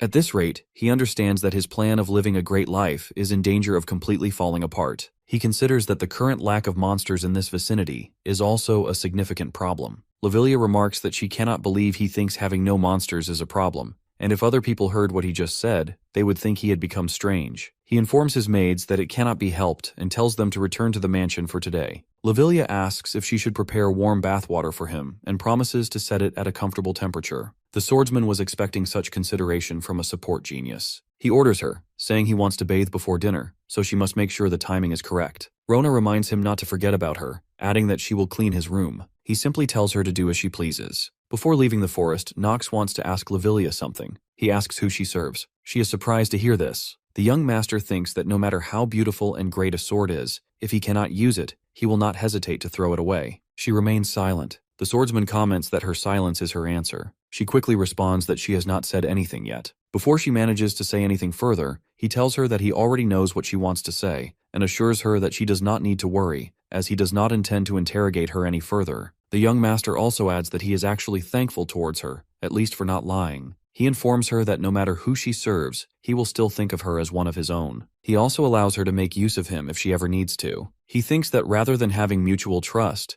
It is sufficient for them to simply make use of each other. After all, that is the kind of relationship he has with her. That night, in Rona and Lavilia's bedroom, Rona asks if young Master Nox is just too much. She tells Lavilia that during training, he would say to them that if they did not run together with him, it would not be fun for him to train, and it happens every single time they train. Lavilia says nothing and lets out a small laugh. She thinks about the rumors she has heard countless times since her days at the family palace, rumors that young Master Nox has changed. She had believed those rumors were probably fabricated, since it is rare for someone to change this much. However, they said that he defeated the twins in one move and obtained the right to attend the academy. He is also someone who should solidify his standing within the family, completely different from her, who had fallen all the way down despite being a legitimate successor. She wonders what he meant by what he said to her today. Shortly after that day, a groundless rumor begins to spread within the Reinhafer family. The rumor claims that Lavilia was expelled from her family and no longer deserves to be a maid of the Reinhafer family. She receives a letter calling her an incompetent family head who sold out her own family, stating that she will be held accountable for her sins, and she has been stripped of all rights as a direct line descendant. Now she understands that she will not be able to stay within the Reinhafer family for long. It is to be expected. The Reinhafer family is one of the top dark families after all. It is clear she is only being used as a maid for a good-for-nothing son,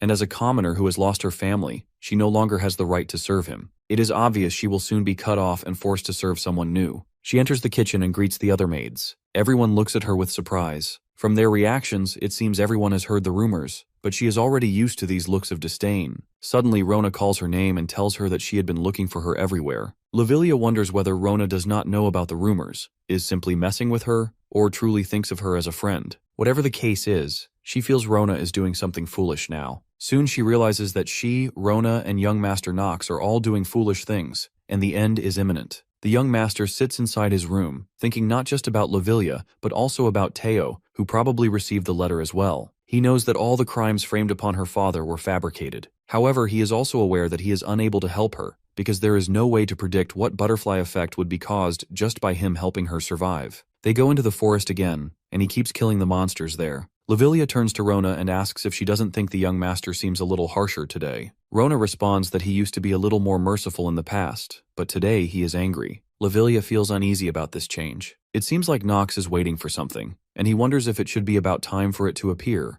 or if it is not going to come out today as well. He knows that in the Missing Child's forest, there is a monster that appears randomly when only about 20% of the monsters remain, and it is called the Hidden Boss monster. Nox thinks about killing it because he believes it would help him increase his stats, but he remains doubtful, thinking it might not work. Suddenly, he notices some movement in the forest. Its speed is on a completely different level. He assumes that must be what a hidden boss is like, but then he gets shocked to see that it is an elite king wasp. The sight scares the young master because he knows this is a troublesome one, but it is not at the level that he cannot kill it. Suddenly, Lavilia jumps between Nox and the wasp and gets stung by it. The swordsman knows that even without her help, that was an attack he could have either dodged or blocked, so he questions internally why she chose to save him. He wonders how many people would be able to run towards a monster that appeared so suddenly. He decides to make use of this situation for the sake of saving her. He quickly activates Hour of the Genius. Lavilia remembers her mother telling her father about how their daughter is always falling down, and how there has never been a day when the wounds on her knees are completely healed. That is what her parents always said,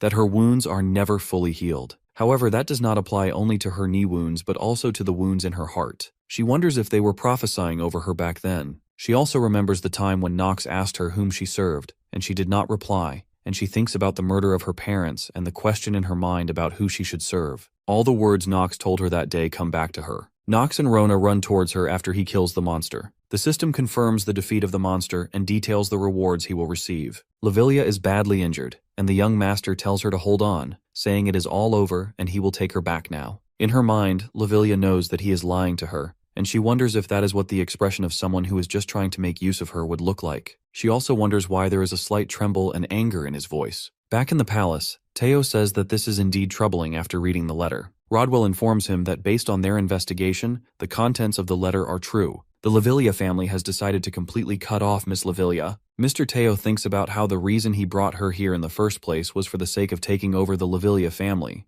and since they have lost their previous head of the house and are in an unstable state, he thought this would be the perfect chance to take them over. For example, if the situation within the family is so unstable that the successor's position in the family would be shaky, then with the involvement of Reinhafer, they should be able to bring them into submission somehow. But what if she is expelled from her family? Because it is written in the letter that she has been stripped of any rights she had as a direct line descendant. He knows that before any plans can even take place, this changes everything. He tells Rodwell that this cannot be helped then, and asks him what he thinks they should do with her. Rodwell advises that while it is regretful, if they place a maid who does not belong to any family beside young Master Knox, they will be looked down upon within Eldon Academy, and they ought to deal with this quietly on their end. Teo agrees with him and confirms that he had similar thoughts. Suddenly, a servant enters the office, and Rodwell asks him why he is barging in without permission. The servant apologizes and informs them that the young Master Knox carried back a maid who had been injured during his hunt, and the maid has been poisoned and is in a very critical state. He also tells them that Knox has used a very expensive antidote without permission, so he is here to report that to him. Rodwell asks if Knox used the Mandrake Purifying Potion. The servant confirms the potion. Teo wonders if he already grew attached to the maid so quickly. He feels worried because no one knows what result could come out of personal feelings like that. In the hospital, Lavilia finally wakes up, and Rona gets emotional upon seeing her regain consciousness. After gaining her senses, Lavilia wonders what happened to her, and if young Master Knox is safe, and also questions internally why she did what she did back then. Rona tells her that the young master used an antidote on her, the Mandrake, which is supposed to be very effective. Rona also tells her that he completely ignored the doctor's refusal to use it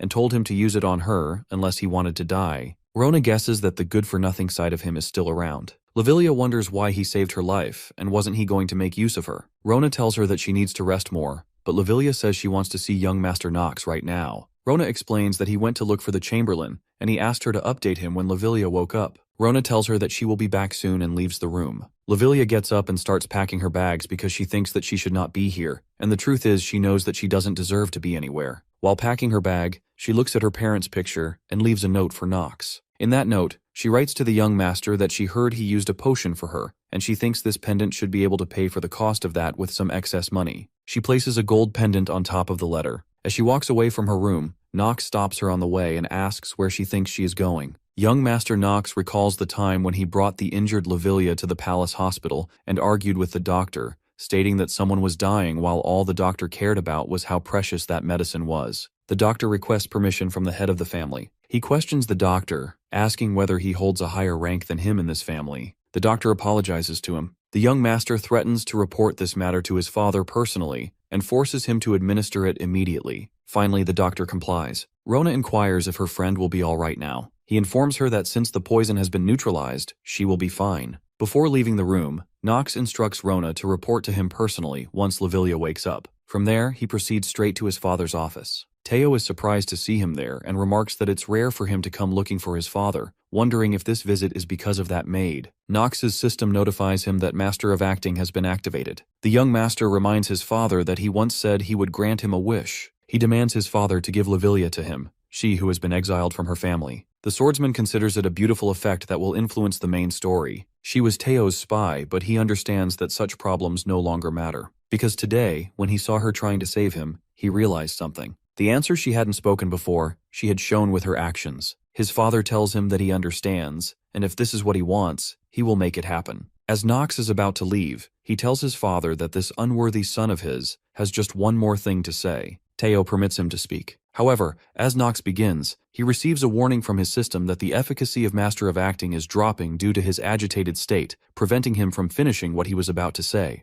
Teo stops him. At present, Knox stands in front of Lavilia, demanding answers to his questions. She informs him that she is about to leave. She explains that she doesn't think there is any place for her here anymore, and thanks him for everything he has done for her. Knox questions her again, asking where she plans to go instead of assisting him as his maid should. She responds that he already knows the answer. She tells him that she was ordered by his father to surveil him, and that included deceiving him as well. She wonders why he is trying to hold her back when she has already deceived him. She explains that she wouldn't have anything to say even if he chased her out right now and asks why he is doing this. The young master gazes at her calmly and reflects on whether this is what she is like behind her acting. This side of her feels far more like a living person, someone who would choose not to give up and would struggle even when times are dark and harsh. He tells her that people deceive each other all the time to begin with. She bursts into tears and says that she has committed a grave offense against him. He replies that's precisely why. After committing a grave offense against him, she wants to leave without repaying him for it. He asks her who said she could leave. She looks confused and wants to know what he really means. He explains to her that she is staying here. He doesn't care what his father thinks because he doesn't need that Lavilia family name of hers. What he needs are her talents, and so he wants her to assist him by his side until she repays the offense of deceiving him as his maid. She agrees to stay and tells him that she will remain by his side until the end and assist him. She recalls that he asked her this previously, asking whom she serves. He confirms that he did. She then asks if he knows whom she serves, and he replies that he actually does. The next morning, while Rona is mopping the floor, she tells the other maids that the young master threatened the doctor, saying he would kill him, and the doctor became terrified. Suddenly, Nox appears behind her and orders her to refrain from insulting him in front of him. She is startled to see him there and wonders if he was listening to everything she said. He mocks her, stating that she has given up on trying to wriggle out by claiming she didn't insult him. Rona suddenly turns to Lavilia and asks if she is all right, telling her not to overwork herself and that she will handle the laundry instead. The swordsman wonders why she is always causing trouble. He asks Lavilia if she knows that she will be going to Eldine Academy with him in 2 months. She tells him that she has already made quite a few preparations for that. He wants to know what kind of preparations she has made. She explains that she has prepared basic tools he will need: books, medicine, emergency items, clothes, and a cadet uniform for external trips. He notices that she no longer forces herself to smile in front of him. The reason is that last time she decided she was tired of acting and admitted to herself that she was no good at it anyway. The young master knows that he feels more comfortable with her being like this because they don't have to give unnecessary compliments to each other or engage in meaningless small talk. But in a situation where they are driven into a corner, even when their backs are facing each other, they won't betray one another. And for him, that is good enough for his relationship with her. Lavilia enters his study and asks if he is truly all right. She also mentions that some negative rumors about him have been spreading recently. The young master grows curious about these rumors. He wonders if it isn't just one of the already existing ones, because it's quite impressive that there could be worse rumors than those that are already circulating. She tells him that people are saying the reason he continues to hire her as his maid is because he likes her. He smiles, thinking he would feel such a sense of shame for playing the role of Nox. He apologizes to her, saying he is sorry that she got implicated because of him. She explains that isn't why she told him about it. Actually, she was just thinking he might feel uncomfortable because of such rumors. The young master reassures her there is no need to worry and asks if she must have heard about his previous rumors, that he is the good-for-nothing, idiotic, incompetent youngest son of this family. She quietly says it's not that bad. He threatens to fire her if she lies to him. She quickly admits that she did hear those rumors, and on top of those, there were also rumors that he was perverted. She then asks if it is true. Nox covers his face with his hands, feeling ashamed. He thinks his image is actually better now, because previously he was just a reckless good-for-nothing despite being so weak, while nowadays he is merely a brat who acts up even though he is quite capable. Still, he knows he needs to strike a balance. He understands that Nox is a villain in the end, and he must remain a villain to let the protagonist shine, because he is not the protagonist of Inner Lunatic. He tells her to forget it and stop talking about the rumors, then mentions that he has a task for her. He informs her that as she already knows, in order to survive at Eldin Academy, she won't be the only one who needs to prepare. He will need to prepare as well. She wonders what kind of preparations he is referring to. The young master knows Lavilia's single-minded trait refers to how she absolutely trusts a certain person. He also thinks it won't be an issue even if he shares a little bit of his plans with her. In fact, he thinks he needs her to know more about him so that it will be easier for him to get her to do things. So he tells her that he is intending to study magic before joining the academy and wants her help with that. She looks surprised and asks if he is thinking of doing that despite knowing it's illegal in this empire. He responds positively. She tells him that he is acting so brazen. He smiles and says that he is a good-for-nothing after all, and a lustful one at that. She says that he sure holds grudges, and she is certain there is a reason behind his decision. She tells him that she will look for basic books that could be of help to him. The swordsman feels happy and thinks she is competent, as expected. Suddenly they hear Rodwell ordering the servants to be quick and get prepared. He wonders what is going on at the palace entrance. The head butler warns the servants that they will be in trouble if they mess up the preparations. He announces to them that young Master Grain has returned. That news surprises Nox. He thinks Grain has come back after graduating from Eldine Academy. He almost forgot about such an important event. They look out the window and notice a large number of horse carts carrying Grain's luggage. The chance to extend his life is finally here. He tells his maid that it seems he will need to go on a faraway mission for the time being. She asks him what he is up to now. At night, in the palace dinner hall, Teo appreciates Grain for doing a good job graduating from Eldine. Grain thanks his father for his appreciation. Actually, he is Teo's second son and one of Nox's older brothers. The young master quickly checks his details on the system. He finds out that Grain is 16 years old. His main element is dark achievements, and his skill is precise detection.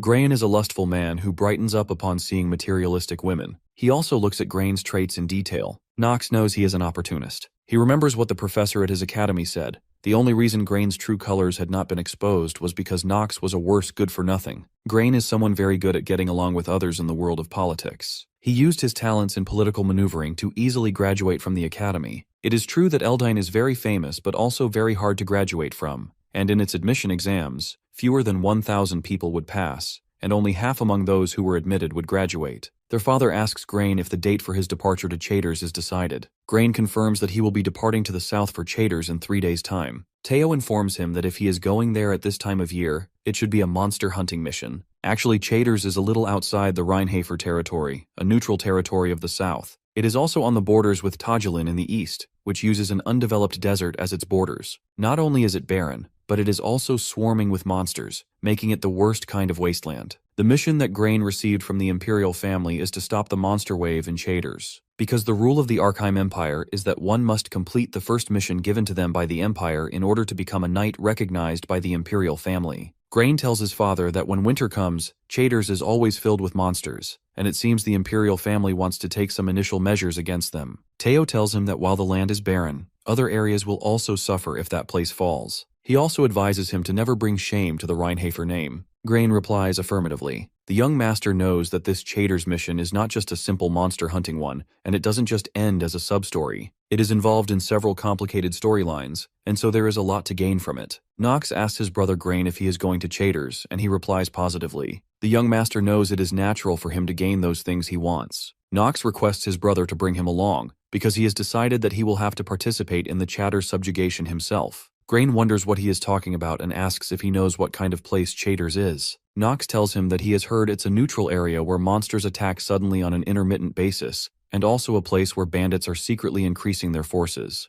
Grain tells him that he has been hearing a lot about him recently. Knox knows about the skill Grain has, precise detection. Grain asks if it is true that he cleared the missing child's forest together with the second daughter of the Stillreiners. The young master confirms that it's true. He knows that Grain's skill allows him to figure out why someone is restless, and if his target's stats are lower than his, then he can find out the reason for it quickly. Simply put, that is the skill that made Grain an expert at living in the world and playing politics. Grain tells him that in that case, it must also be true that he defeated the twins and took in a commoner maid. The swordsman quickly activates his steel mentality and affirms that it's all true. Grain says he gets it. Knox has accomplished a lot of great feats recently, but he can't let someone who has not even been admitted to Eldin Academy come along with him on the mission. He also tells him that he would prefer not to be the one to collect his corpse. Things grow heated between both brothers, and they stand up from their chairs. Their father quickly interrupts and tells Grain that he thinks he can be the one to guarantee that won't happen, and orders Grain to bring his brother on the mission with him. Grain protests, but Teo tells him it is an order. Teo then informs them that their family will provide the necessary supplies for the mission, and orders both of them to make the necessary preparations for departure in the next 3 days. Knox wonders what just happened, thinking about how his father gave permission so easily. He grows curious, wondering if Teo is up to something. His brother asks if he has really lost his mind. The young master replies that no matter how crazy he is, he couldn't be any crazier than he used to be. Grain gets angry at him for joking and grabs his collar. The swordsman warns his brother to watch himself. Grain tells him it would be a real pity if he got injured after getting the rare chance to go to Chaders. Suddenly, Lavilia enters. Lavilia spills tea on Knox's jacket and immediately apologizes to him. She offers to wash it for him right away, and requests that he heads to his room first without her. Grain finds the situation slightly awkward. The young master apologizes to his brother for his maid's mistake and takes his leave from there. While leaving, he tells his brother that he will see him in 3 days on the departure day for the Chaders subjugation.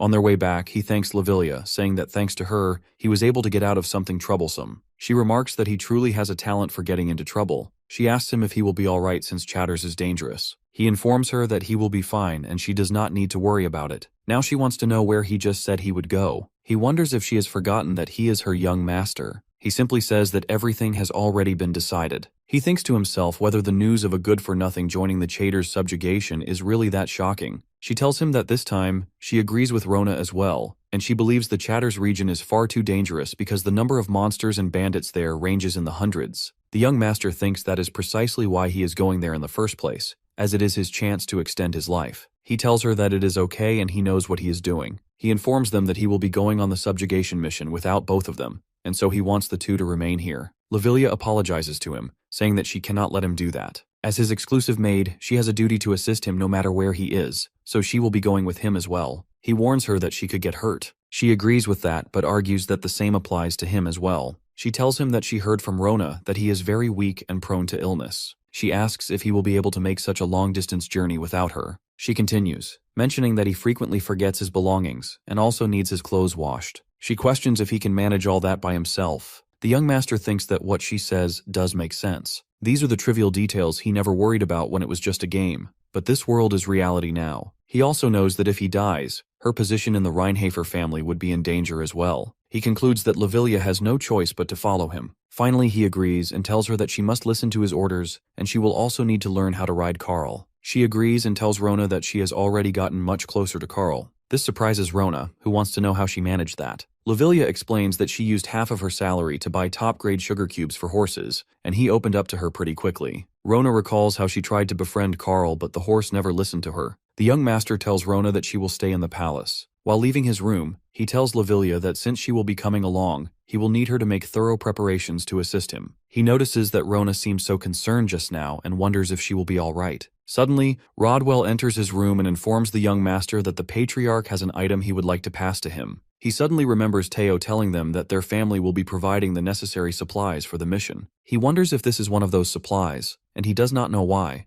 but Teo took his side during dinner just now. He is sure that Teo is up to something. The young master quickly reaches his father's office and tells him that he heard he has something for him. Teo tells his son that whether he can obtain this item or not will depend on him. Teo shows him a sword and tells him that this is the sword of Reinhafer's first patriarch. This surprise is completely unexpected for him because this item never appeared in Inner Lunatic before. Even as a veteran player who cleared the game 27 times, he does not know about this sword. Nox wonders why his father would give that to him. He is unable to understand the current situation, and now he wants to put his hands on it. His father says that it probably looks worn out to him, but this sword accompanied the first patriarch for his entire life and remained with him always. He requests his father to tell him the test that he must go through for this. Teo tells him to try holding up the sword. He moves forward and takes it in his hands. Suddenly, he feels his mana being absorbed and notices the blade's color changing. Teo tells his son that, as expected, he has already started to sense mana. Teo praises him, saying it is just as he had thought, and informs Nox that the sword absorbs the mana of its master and releases it several-fold. This surprises Nox, and he says to his father that he guesses this will not be an easy sword to use. Suddenly, the sword begins absorbing his mana at a rapid rate. The system notifies him that due to the abrupt change in condition, the Master of Acting trait is unstable. He quickly realizes that if his mana is being absorbed this quickly, it will get dangerous for him. His father warns him that if he wants to receive that sword, he just needs to last 10 minutes while holding it. 10 minutes feels like a long time for him to waste his mana continuously. Teo tells him that the name of that sword is Stormbringer. It becomes harder and harder for him to hold the sword in his hands. He quickly checks its complete details in the system. The system also notifies him that after it has absorbed a large amount of the player's mana, it will discharge it and unlock its power. He understands that this kind of information isn't important right now. The system informs him that his mana has been completely exhausted,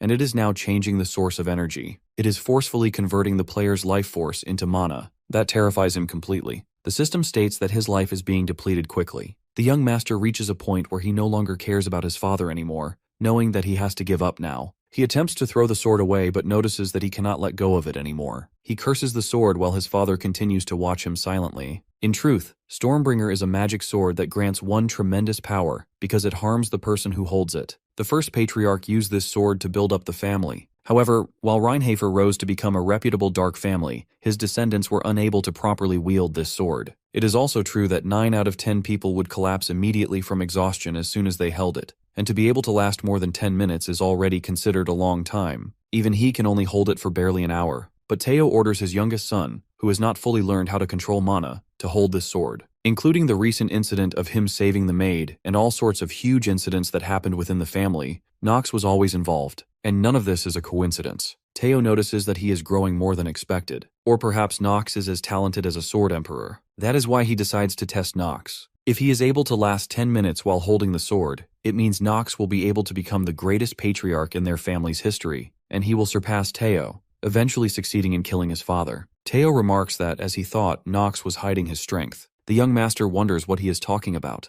Teo informs him that this sword is now his. After saying that, Teo leaves his office. But Nox wants his father to give back his life force before leaving. 3 days later, on the departure day for the Chater subjugation, Lavilia sits behind the young master on his horse. She tells him that there were a lot of things to bring along, and she is glad that the dimensional pouch can hold all of them. She glances at him and wonders why, Although he had been waiting to go for this subjugation, he looks like he is in a bad mood. While he wonders if Teo did give another item to bring along other than Stormbringer, he does not feel thankful at all after seeing his life force being taken away. He glances at Grain and thinks that he really brought quite a lot of things. Among the monsters that he has learned about at the academy, it seems a little too much since Grain made it a condition for him to carry these things in return for letting him tag along. But it is alright since he will be making use of him. Suddenly, he notices two servants starting to argue about the direction they have to choose. One of them is certain about one way, and the other is convinced about another route. The young master wonders if they have already lost their way. Grain becomes angry and questions his servant, asking didn't he say that he would be able to get them there for sure. Ron apologizes and explains that it is because he has never taken this route before. In truth, Ron is the Night Order captain hired by Grain. Nox becomes furious with Ron and the other servants, calling them idiots. Lavilia thinks he is angry at her, but he clarifies that he is not speaking to her.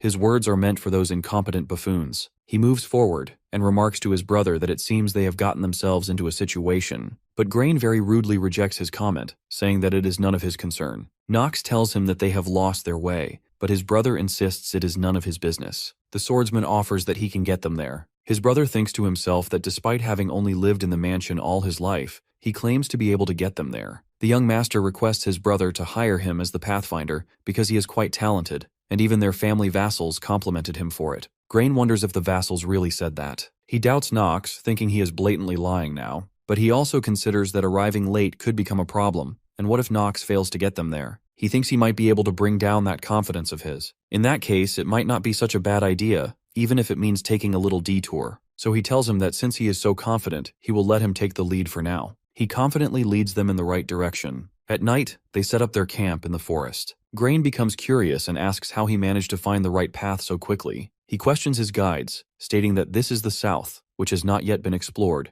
and even trained guides have a hard time finding their way around here. He yells at them, demanding answers. He doubts his captains for supporting Nox and asks if they expect him to believe that Nox managed to find the way so quickly on his own. The young master listens to their conversation while hiding behind a tree. Nox already knows the way, as it is an easy task for a veteran player. And since the Chaders area is a strategic hub, he has visited it more than a few hundred times. Finally, Lavilia asks her master how he found the way so quickly. He asks her if she saw what was on the ground. When she looks down, she notices some footprints and feathers of an owl bear. He explains that it is a monster with a bear's body and an owl's head that lives in the south, and their habitat is on the southern Chaders border. He further elaborates that if they just follow the direction of those tracks, they will be able to easily find their way to Chaders. She quickly asks if it is all right for them to set up an overnight camp in the habitat of the owlbears. He explains that since they are afraid of fire, they won't enter a camp where there are so many people. In the camp, the servants talk about young Master Nox and how he has changed a lot. Ron asks the other servants if he isn't much better than the second young master who studied at the academy.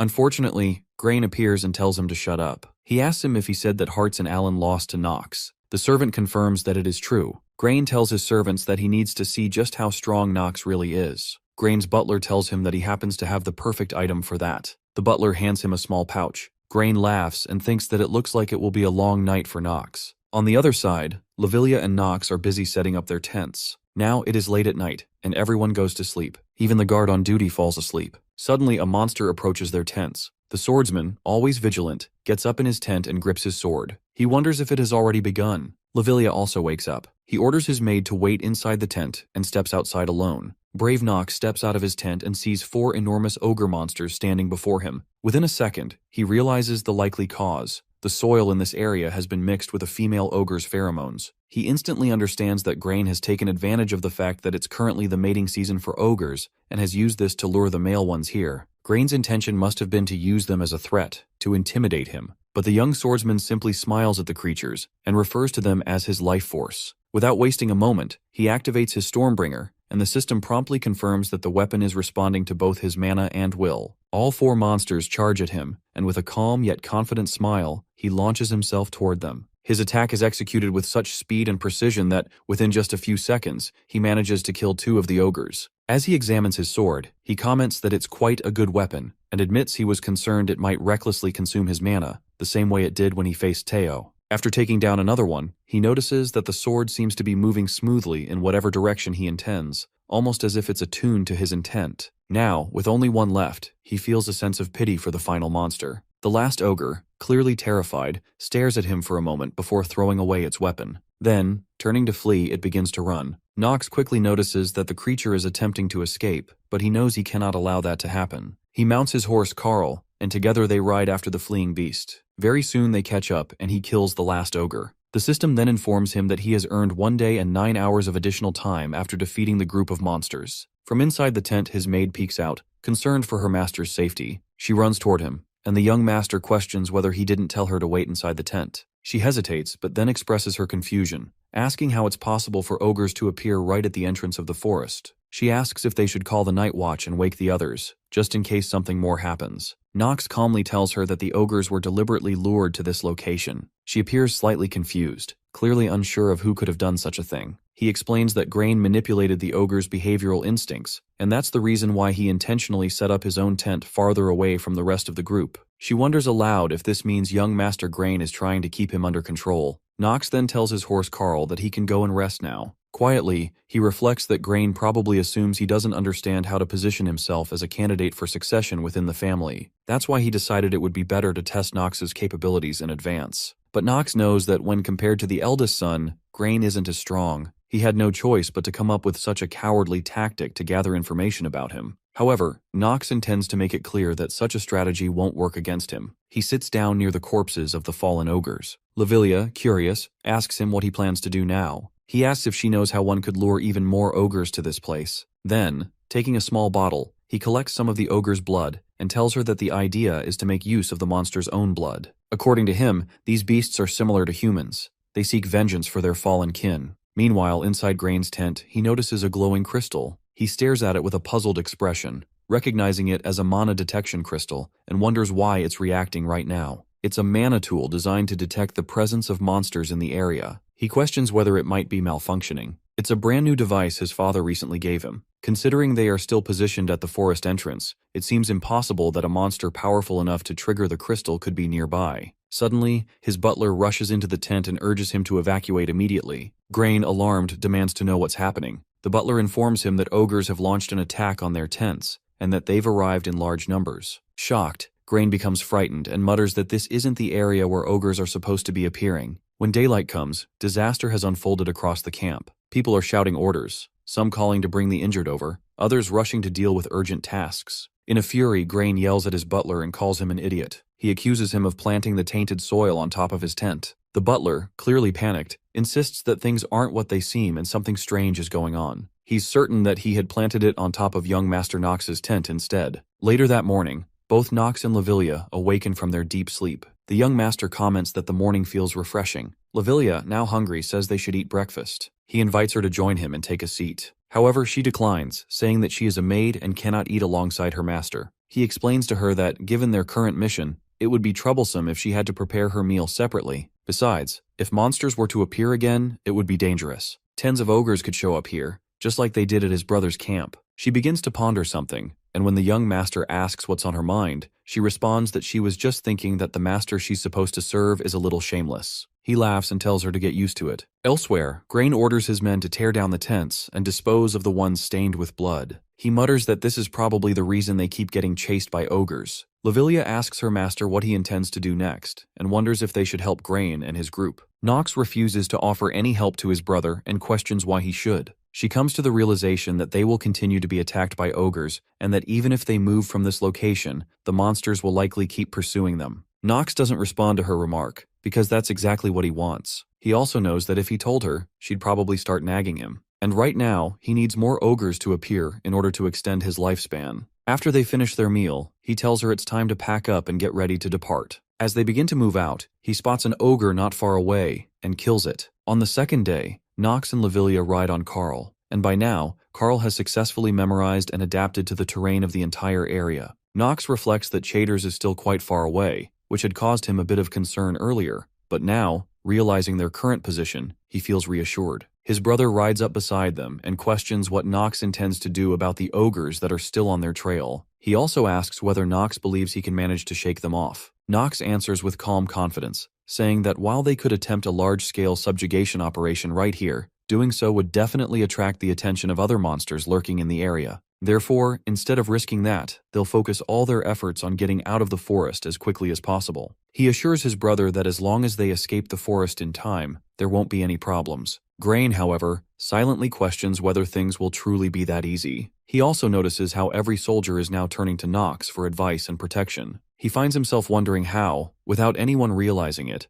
command of the troops has suddenly shifted into Nox's hands. Meanwhile, the captain of Grain's unit asks with a puzzled expression, since when Nox had studied so much about ogres. A young soldier then turns toward the young master and curiously asks why he keeps tapping the ground with his stick. Nox replies that he's doing it because monsters might appear at any moment. Hearing this, all the soldiers grow uneasy and tense, but the young master simply smiles at their reaction. Just then, a massive worm monster bursts out from beneath the ground. The sudden appearance causes everyone to panic and cry out in fear, but the young swordsman appears delighted to see it. The creature before them is a worm, a monster that resembles a fusion of a snake and an earthworm. Within Inner Lunatic, it's known as a malformed dragon, a beast that never managed to fully evolve. Nox knows that the worm cannot cast any magic, but despite that, it remains well known for its overwhelming strength. Even if 10 or more ogres charged at them together, this worm would still be a tougher opponent to defeat. But Nox had been waiting for it. In fact, he had deliberately lured it out. He knows that if the soldiers realized he had been tapping the ground specifically to provoke the worm into appearing,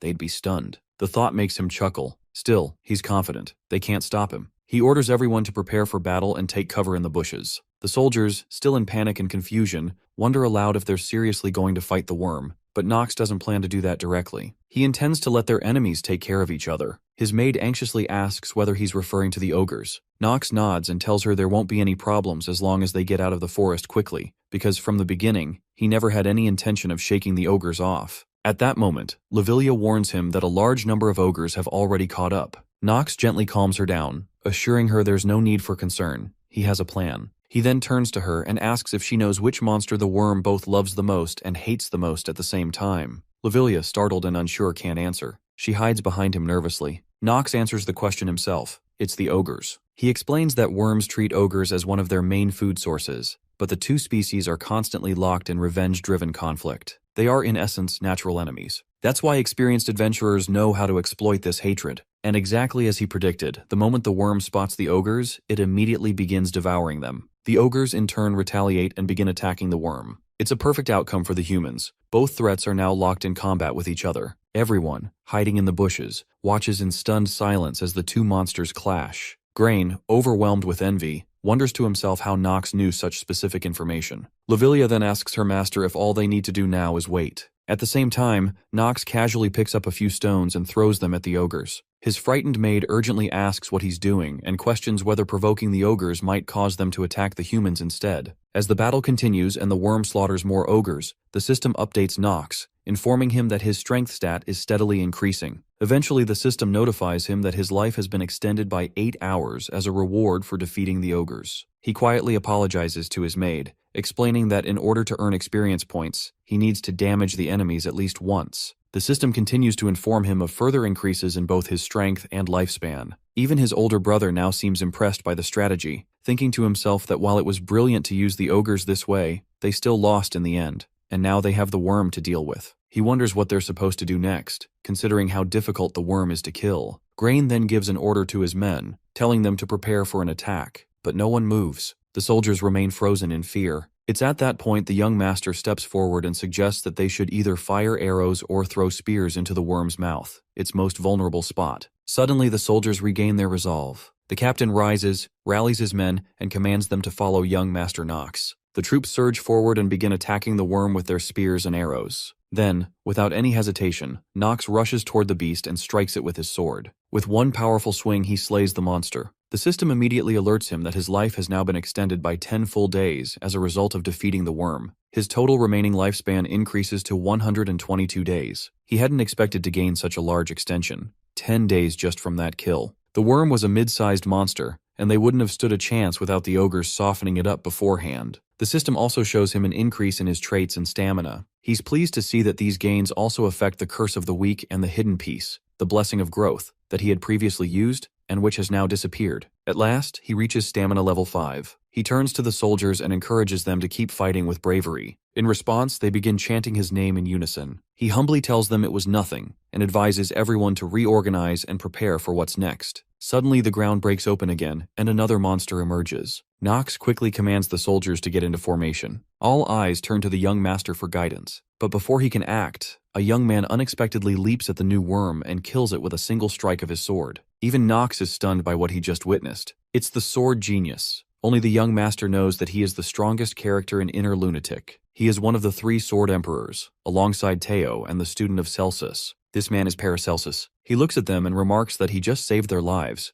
then wonders aloud whether he won't even get a single word of thanks. Nox knows that Paracelsus also despises nobles down to his core. The butler scowls and calls him an impudent bastard, asking sharply if he even knows who he's speaking to. The stranger lowers his head slightly and apologizes, introducing himself as Paracelsus. He tells them they can simply regard him as a mercenary. Nox understands. It's easy to grasp Paracelsus's hatred for nobles when one considers the kind of treatment he must have endured in his youth. But what concerns him more right now is the fact that their first encounter with Paracelsus was supposed to take place at Eldine Academy. He's played this game countless times, and not once has Paracelsus appeared before the academy begins. The captain, still skeptical, insists on checking his identity, and Paracelsus agrees to show it. After that, the group continues their journey, with the mercenary now among them. During the travel, Grain turns to the mercenary and asks if he is also headed toward Chaders. Paracelsus answers affirmatively, saying that it's his first stop. He adds that he heard this region is an excellent place to hunt monsters around this time of year. Nox keeps thinking about the monster hunt. He already knows that Paracelsus is pursuing this journey as part of his training. He had traveled extensively throughout the Empire before the academy term started. Nox wonders if he deliberately chose random locations to train in.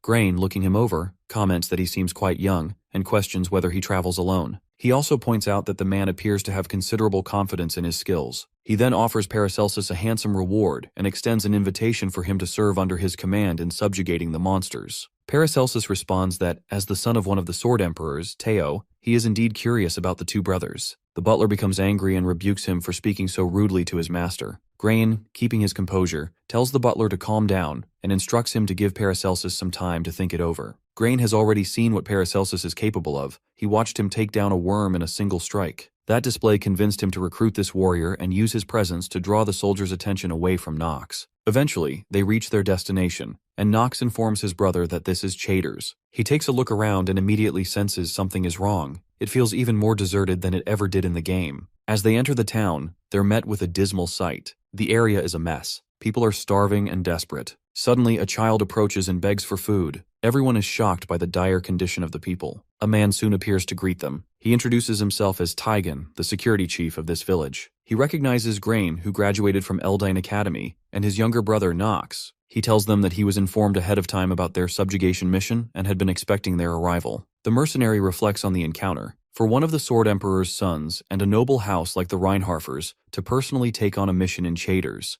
that had stirred his expectations. But although Grain did handle the worm with respectable swordsmanship, they're still just pampered young lords from a noble lineage. He finds it disappointing. He also observes that this town is clearly falling apart. The Night Order is corrupt, misappropriating funds just to fill their bellies, while the citizens are powerless to withstand the approaching monster wave. The fact that they would be satisfied just to have food is heartbreaking. Taigen informs them that since it's already quite late, he'll brief them on the mission details tomorrow. He gestures toward the nearby inn, apologizing for its poor state, but hoping they'll find some rest after their long journey. The soldiers begin unloading supplies and gear from their horses. Paracelsus walks up to Grain and mentions the offer Grain made to him earlier. With calm politeness, he turns it down. Grain, slightly irritated, questions what he intends to do then. He asks if Paracelsus is seriously planning to fight the monster wave alone. The mercenary replies that, first and foremost, he plans to proceed as originally intended and wishes Grain a safe subjugation. Grain scoffs and calls him an obnoxious commoner. Paracelsus simply responds that in this world, those with true skill will always find their place.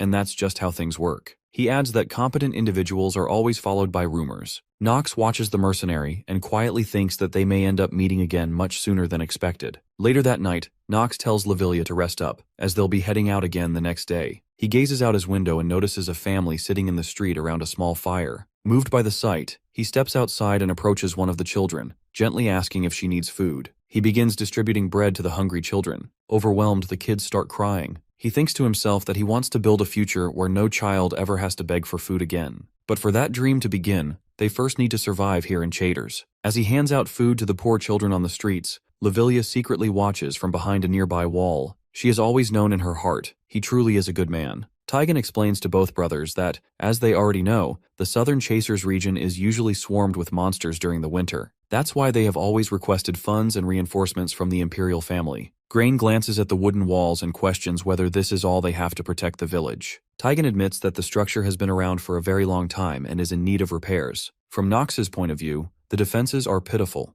Once the monster wave begins, he estimates the village won't last even an hour before being wiped out. Since this is just a subchapter for him, it's entirely up to him whether or not he wants to save the village. And most of the time, he does choose to help the Chasers region. The reason is obvious: the land holds high value. In the future, Chasers will become a tremendously expensive piece of territory. Taigen remarks that something feels different about the monsters this year. The number of rampant beasts has increased significantly compared to previous winters. Through their conversation, Nox realizes something these people don't understand yet. The rise in rampant monsters might actually benefit them in the future. Taigen then adds that the worst part is that some villagers have even seen a griffin. Grain reacts immediately, stating that a griffin definitely makes the situation far more severe. He questions Taigen about where the sighting took place. Taigen replies that it was in the wilderness. The young swordsman knows that one of the most critical elements of the Chaytor's subjugation will be whether they can drive away the griffin. Griffins are, in fact, the kings of the wilderness. They were designed to be halted, never truly defeated. But Nox fully intends to defeat one. Taigen then leads them outside the village and shows them the vast, endless horizon of the wilderness. He explains that the area stretches all the way to Tahalan in the east, which is a neutral zone, and it's widely known as barren land. The young master recognizes the landscape but notices that something feels off. He informs the others that griffins don't typically dwell near Chaytor's village. They usually stay closer to Tahalan. He asks them if they understand why the creatures are here now. Everyone looks at him in silence, and from their facial expressions, he picks up on something. Now, he has a strong suspicion about who the traitor is, the one who will eventually betray them during the subjugation. And just like that, the subquest begins. He decides the first move should be to eliminate the most rotten part of the village. Inside the village office, Grain's butler pores over the records. Initially, he wasn't the least bit concerned about Nox, having heard that the boy was just a useless brat. But now, to think that he himself had fallen for the swordsman's scheme and lost Grain's favor, that infuriates him. He had gone to great lengths to win Grain's approval, and now he's determined not to let Nox off so easily. As he descends the stairs, he spots Lavilia and shoots her a filthy glare. He's well aware that she's a commoner. Without warning, he grabs her hand and yanks her toward him. She asks sharply if he has any business with her. He stares at her and replies that he has plenty of business with her. Then, with a twisted smile, he tells her it's nothing serious. He just wants to have a little chat. The moment hangs heavy between them. She immediately pulls her hand away and says she doesn't believe there's anything they need to discuss alone. He regrets his haste for a moment but justifies it to himself, thinking that even though he's a knight serving a master, he still deserves to enjoy himself. This time he places his hand on her shoulder and asks if she really thinks the same way. Lavilia shouts for him to let her go, but in that moment, she hesitates. If she outright rejects him now, her young master Nox might fall out of favor with young master Grain. That could bring him trouble or attract unwanted attention from the family. She doesn't want Nox to suffer because of her. The butler growls that, thanks to her master, he has lost more than 10 years of hard-earned progress, and now she's going to pay the price for that. Suddenly, Nox appears and slices off his arm. Coldly, he asks the butler if he wants something, then he'll pay for it. He follows up by asking him again, with a deadly calm, how he'd like to pay. The butler collapses in pain, screaming, and demands to know what Nox thinks he's doing. He insists that not even Nox can get away with something like this. He threatens him, asking if he really believes that young Master Grain will stand by and let this happen. The swordsman glares at him and asks if he's seriously threatening him with his brother. Without another word, he severs the man's other hand. The butler wails that this is all wrong, and even though Nox has his family behind him, this is going too far. But Nox tells him that he's not the one acting out of place because of family backing. Then, without hesitation, he steps forward and kills the butler. Lavilia is clearly shaken. She looks at him in horror and asks what he just did, warning him that Grain won't let this go. At that moment, Grain arrives with his guards and surveys the scene in disbelief. He asks his brother if he truly killed Schultz, the butler. Nox answers plainly that he did. Grain's fury explodes. He accuses Nox, someone he considers good for nothing, of daring to claim that he cut down his knight. Nox explains that Grain has the sequence of events wrong and questions why he's not first asking for the details of what happened. Grain grabs him by the collar and demands to know why he killed Schultz. If there isn't a justifiable reason, he warns, Nox won't escape punishment. Nox responds that he overheard Schultz attempting to sexually harass his maid. As her master, how could he possibly stand by and let that happen? But Grain shouts back that it was over something so minor. After all, she's just a commoner. Nox stares at him and asks if he realizes what he just said. Can he take responsibility for that? Suddenly, a massive surge of mana bursts out from Nox's body, and it startles Grain. He wonders in shock if this is really Nox's power. Could this so-called good-for-nothing younger brother actually be that talented? Nox smirks and reminds him, has he forgotten that he's their family's famed disgrace? Grain stumbles back, visibly shaken. Nox tells him that he isn't the kind who reports or waits for permission. He suggests they leave the resolution of this matter to their father once they return to the estate. Grain agrees, albeit reluctantly, to let their father decide how to handle the situation. Nox instructs Lavilia to leave with him, and the two of them walk away. Left behind, Grain stares at his retreating brother and wonders, since when did he become so powerful? That sword he was holding, he's sure he's seen it somewhere before. With narrowed eyes, he resolves not to underestimate Nox during this subjugation mission. Both Nox and his maid step outside to the well, and he reflects silently, thinking there will soon be quite a ruckus among the soldiers. The military ranks are already fractured into different factions, and now they've reached a critical juncture, a point where they must make a decision. He wonders whether they'll choose to follow his brother or side with him instead. He turns to Lavilia and asks if she's all right. She responds with a firm nod, confirming that she is. Then, with concern in her voice, she asks if her master will be okay, and wonders aloud why he did what he did. If this incident gets blown out of proportion, it will only result in more enemies being added to his list, and if that happens, he'll find himself in danger once again. In response, he questions her. Does she even know what kind of person the master she serves truly is? He is the so-called good-for-nothing of the Reinhafer family, which means, no matter where they are, she must never bow her head. She acknowledges this and assures him that she will keep it in mind. That night, Grain lies in his bedroom, brooding. He thinks about his younger brother. How dare that worthless brat attempt to rise above him? Back when their father first placed Nox under his care, he'd thought of him as nothing more than an annoying responsibility. But now that they're out here, involved in this mission, Nox is proving to be completely different from the weakling he imagined. His thoughts shift to the sword Nox wields, and he considers the possibility that its resemblance to their father's blade might just be a coincidence. Even so, he understands he must stay vigilant. And now that Schultz is gone, he wonders to himself, who can he trust now to keep a close eye on his brother? A servant enters the room and announces that the situation on the first floor has been taken care of. He also mentions that young Master Nox is not at all like the rumors they've heard. Grain, who is clearly drunk, slurs his words as he responds. He tells the servant that Nox isn't the only one who's different. He himself has changed as well. Then he looks at the man and questions him. Wasn't he supposed to be the captain of a night order that's operated in this area for a long time? Grain even conducted a background check to confirm it. So how could someone like Nox, who has only studied books all his life, be more familiar with this place than he is? He accuses the servant of incompetence and reminds him that he didn't pay such a hefty sum for such a sloppy job. Thinking to himself again, Grain notes that since the monster wave hasn't even started yet, he may as well put this night order to some use. He orders the servant to make sure all the bandits and monsters in the surrounding area are wiped out. And if Nox begins acting suspiciously or behaves strangely, he is to be informed right away. The servant respectfully obeys his master's command and leaves. Meanwhile, on the other side, Lavilia turns to her master and asks him about his actions during the day. She wants to know whether he inspected the village walls. He responds that he did take a look and remarks that they're barely holding together. She wonders how they could possibly defend against a monster wave with such poor fortifications. He instructs her to follow him. As she trails behind him, she grows puzzled, thinking about how they're moving in the opposite direction from their inn. She asks where they're going. Nox explains that he's thinking of recruiting a new person into their team. Even in a small village like this, he says, there's bound to be at least one genius. He reveals that the person's name is Alina. She's a character he makes sure to recruit every time he comes to Chaders, a genius potion maker. In essence, she becomes his potion shuttle. As they walk through the dimly lit streets, Lavilia turns to him and asks if there could really be a genius potion maker hidden in such a shabby and remote place. He replies without hesitation that there is. She frowns and says she doesn't understand. If Alina is truly so talented, then there shouldn't be any reason for her to be hiding out in a place like this. He tells her that Alina has her own reasons. In truth, he knows that the reason is tied to the hidden route required to clear Chaders, because in the future, Alina will end up working for someone else instead of the Archive Empire. And if one doesn't clear Chaders through the hidden route, they'll never have the chance to recruit her. As they approach a turn, he warns Lavilia to keep her eyes on the path so she doesn't trip. She listens carefully and continues following close behind. They enter a small rundown building. Inside, they find a young woman sitting in a chair, sipping wine. She mutters to herself, clearly annoyed, saying that she can't believe she's stuck in a place like this. Then she looks up at Nox and asks how she ended up like this. He gazes at her and says, "I've found you, my potion maker." Alina's eyes widen in surprise, and she quickly asks him who he is.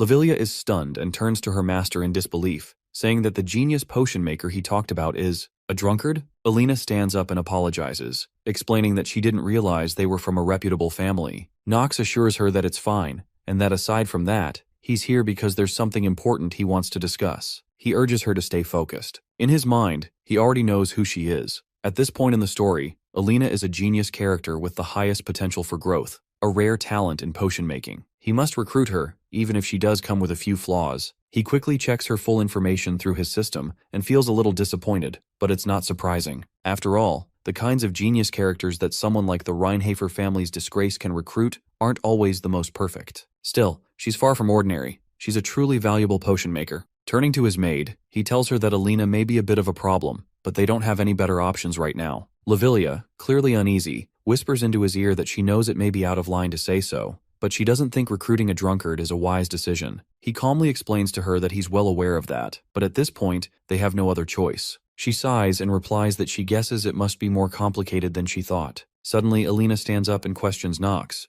Why has he come looking for her? He decides to be direct. I'll get straight to the point, he says, and offers her a place by his side. He tells her that if she chooses to follow him, he will give her exactly what she needs the most. He observes her reaction and sees that she's confused. Alina declines his offer politely. She explains that there's something she must do here, and for that reason, she can't leave. She apologizes sincerely. He asks her whether that something is related to her friend, May. That visibly startles her. She asks how he knows that name. Nox then reveals a crucial truth. In the near future, May will be executed. But if Alina accepts his offer, there's a chance he can save her. He asks her if that possibility has changed her mind, even just a little. Alina's friend raises her voice publicly against the government's taxes. She openly tells the establishment that people are dying here, and although the imperial family is already sending soldiers and funds, the walls have still not been repaired. She publicly calls out Tigan, demanding answers. She was Alina's only friend, and Alina would have preferred that it had been her who was dragged away instead. She admits to herself that she cannot rescue her friend alone. Even so, she doubts whether Nox will be able to save her either. The thought of her friend lingers, and it becomes hard for her to forget her for a long time. At the bar, some soldiers are talking about Grain. One of them asks who he is,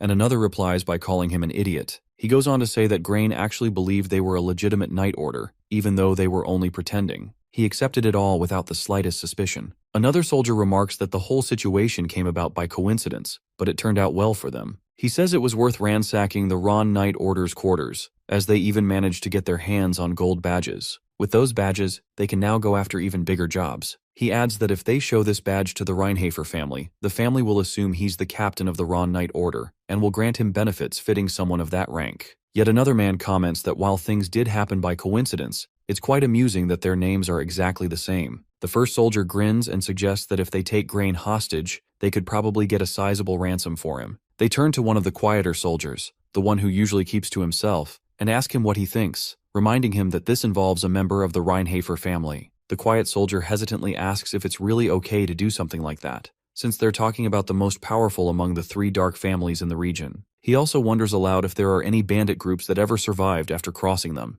The other 3 soldiers stare at him. One of them scoffs, calls him an idiot, and says that's exactly why everyone calls him a coward. He then demands to know if he even understands where they are. He explains to him that this is Chatters, an area so forsaken that even the imperial family has given up on it. Now they make up their minds. They agree that they'll take Grain hostage, collect the ransom, and then flee to the east. One of them remarks that no matter how influential the Reinhafer family may be, they won't be able to do anything here, in an enemy nation surrounded by sand. He tells his comrades that all they have to do is seek asylum, and then they can enjoy a life of luxury. The others agree, having expected such a plan from their captain. Then, the anxious soldier nervously brings up Nox. He reminds them they'll have to deal with him too. The captain agrees and acknowledges that Nox is indeed a dangerous individual. He says Nox has a persistent personality, and instructs the others to warn the rest of the group not to get involved with him until they've wrapped things up here. One of the soldiers laughs and tells the captain that Nox is just a kid, and he thinks worrying about him is unnecessary. The rest laugh along with him and start drinking. Suddenly, someone extinguishes the lamps in the bar. Everyone immediately tenses, wondering what just happened.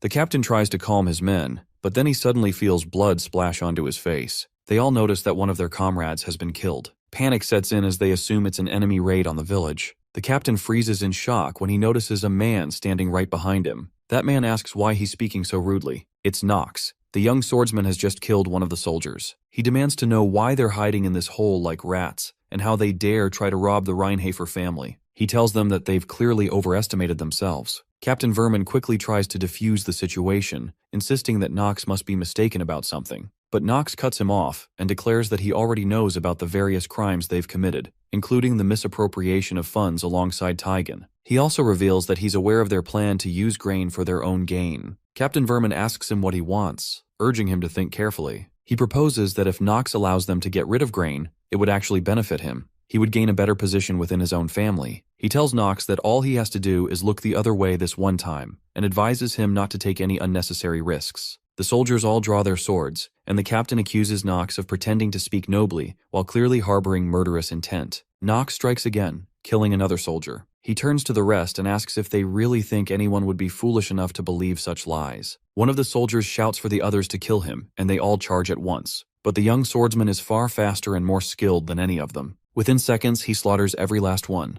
The captain is stunned. He wonders whether Nox has been hiding his true abilities all along. Realizing how dangerous he is, he decides this must end now. He draws his sword and warns Nox that he's only dying because of his own arrogance. He then unleashes the Southern Sword technique, exclusive to the captain. But Nox is unfazed. He tells the captain that he's more simple-minded than expected. The system immediately confirms that Nox, as a genius swordsman, has completely nullified the enemy's attack. The captain is shocked and demands to know how Nox managed to stop the Chater sword technique. Now it's Nox's turn to mock him. He calls the captain a lowly vermin and asks how he dares question him about what he wants. As the battle intensifies, Nox successfully learns the Southern Sword technique for himself. The system confirms it, and it's exactly what he was after. A question comes to his mind. What does it mean to be a genius? He remembers himself walking alone and wonders, does being a genius just mean that one is more exceptional than others? And if that's not it, then does it mean someone who has proven that they can reach a level that most people cannot reach? In that moment, as he risks his life, he keeps asking himself that same question over and over again.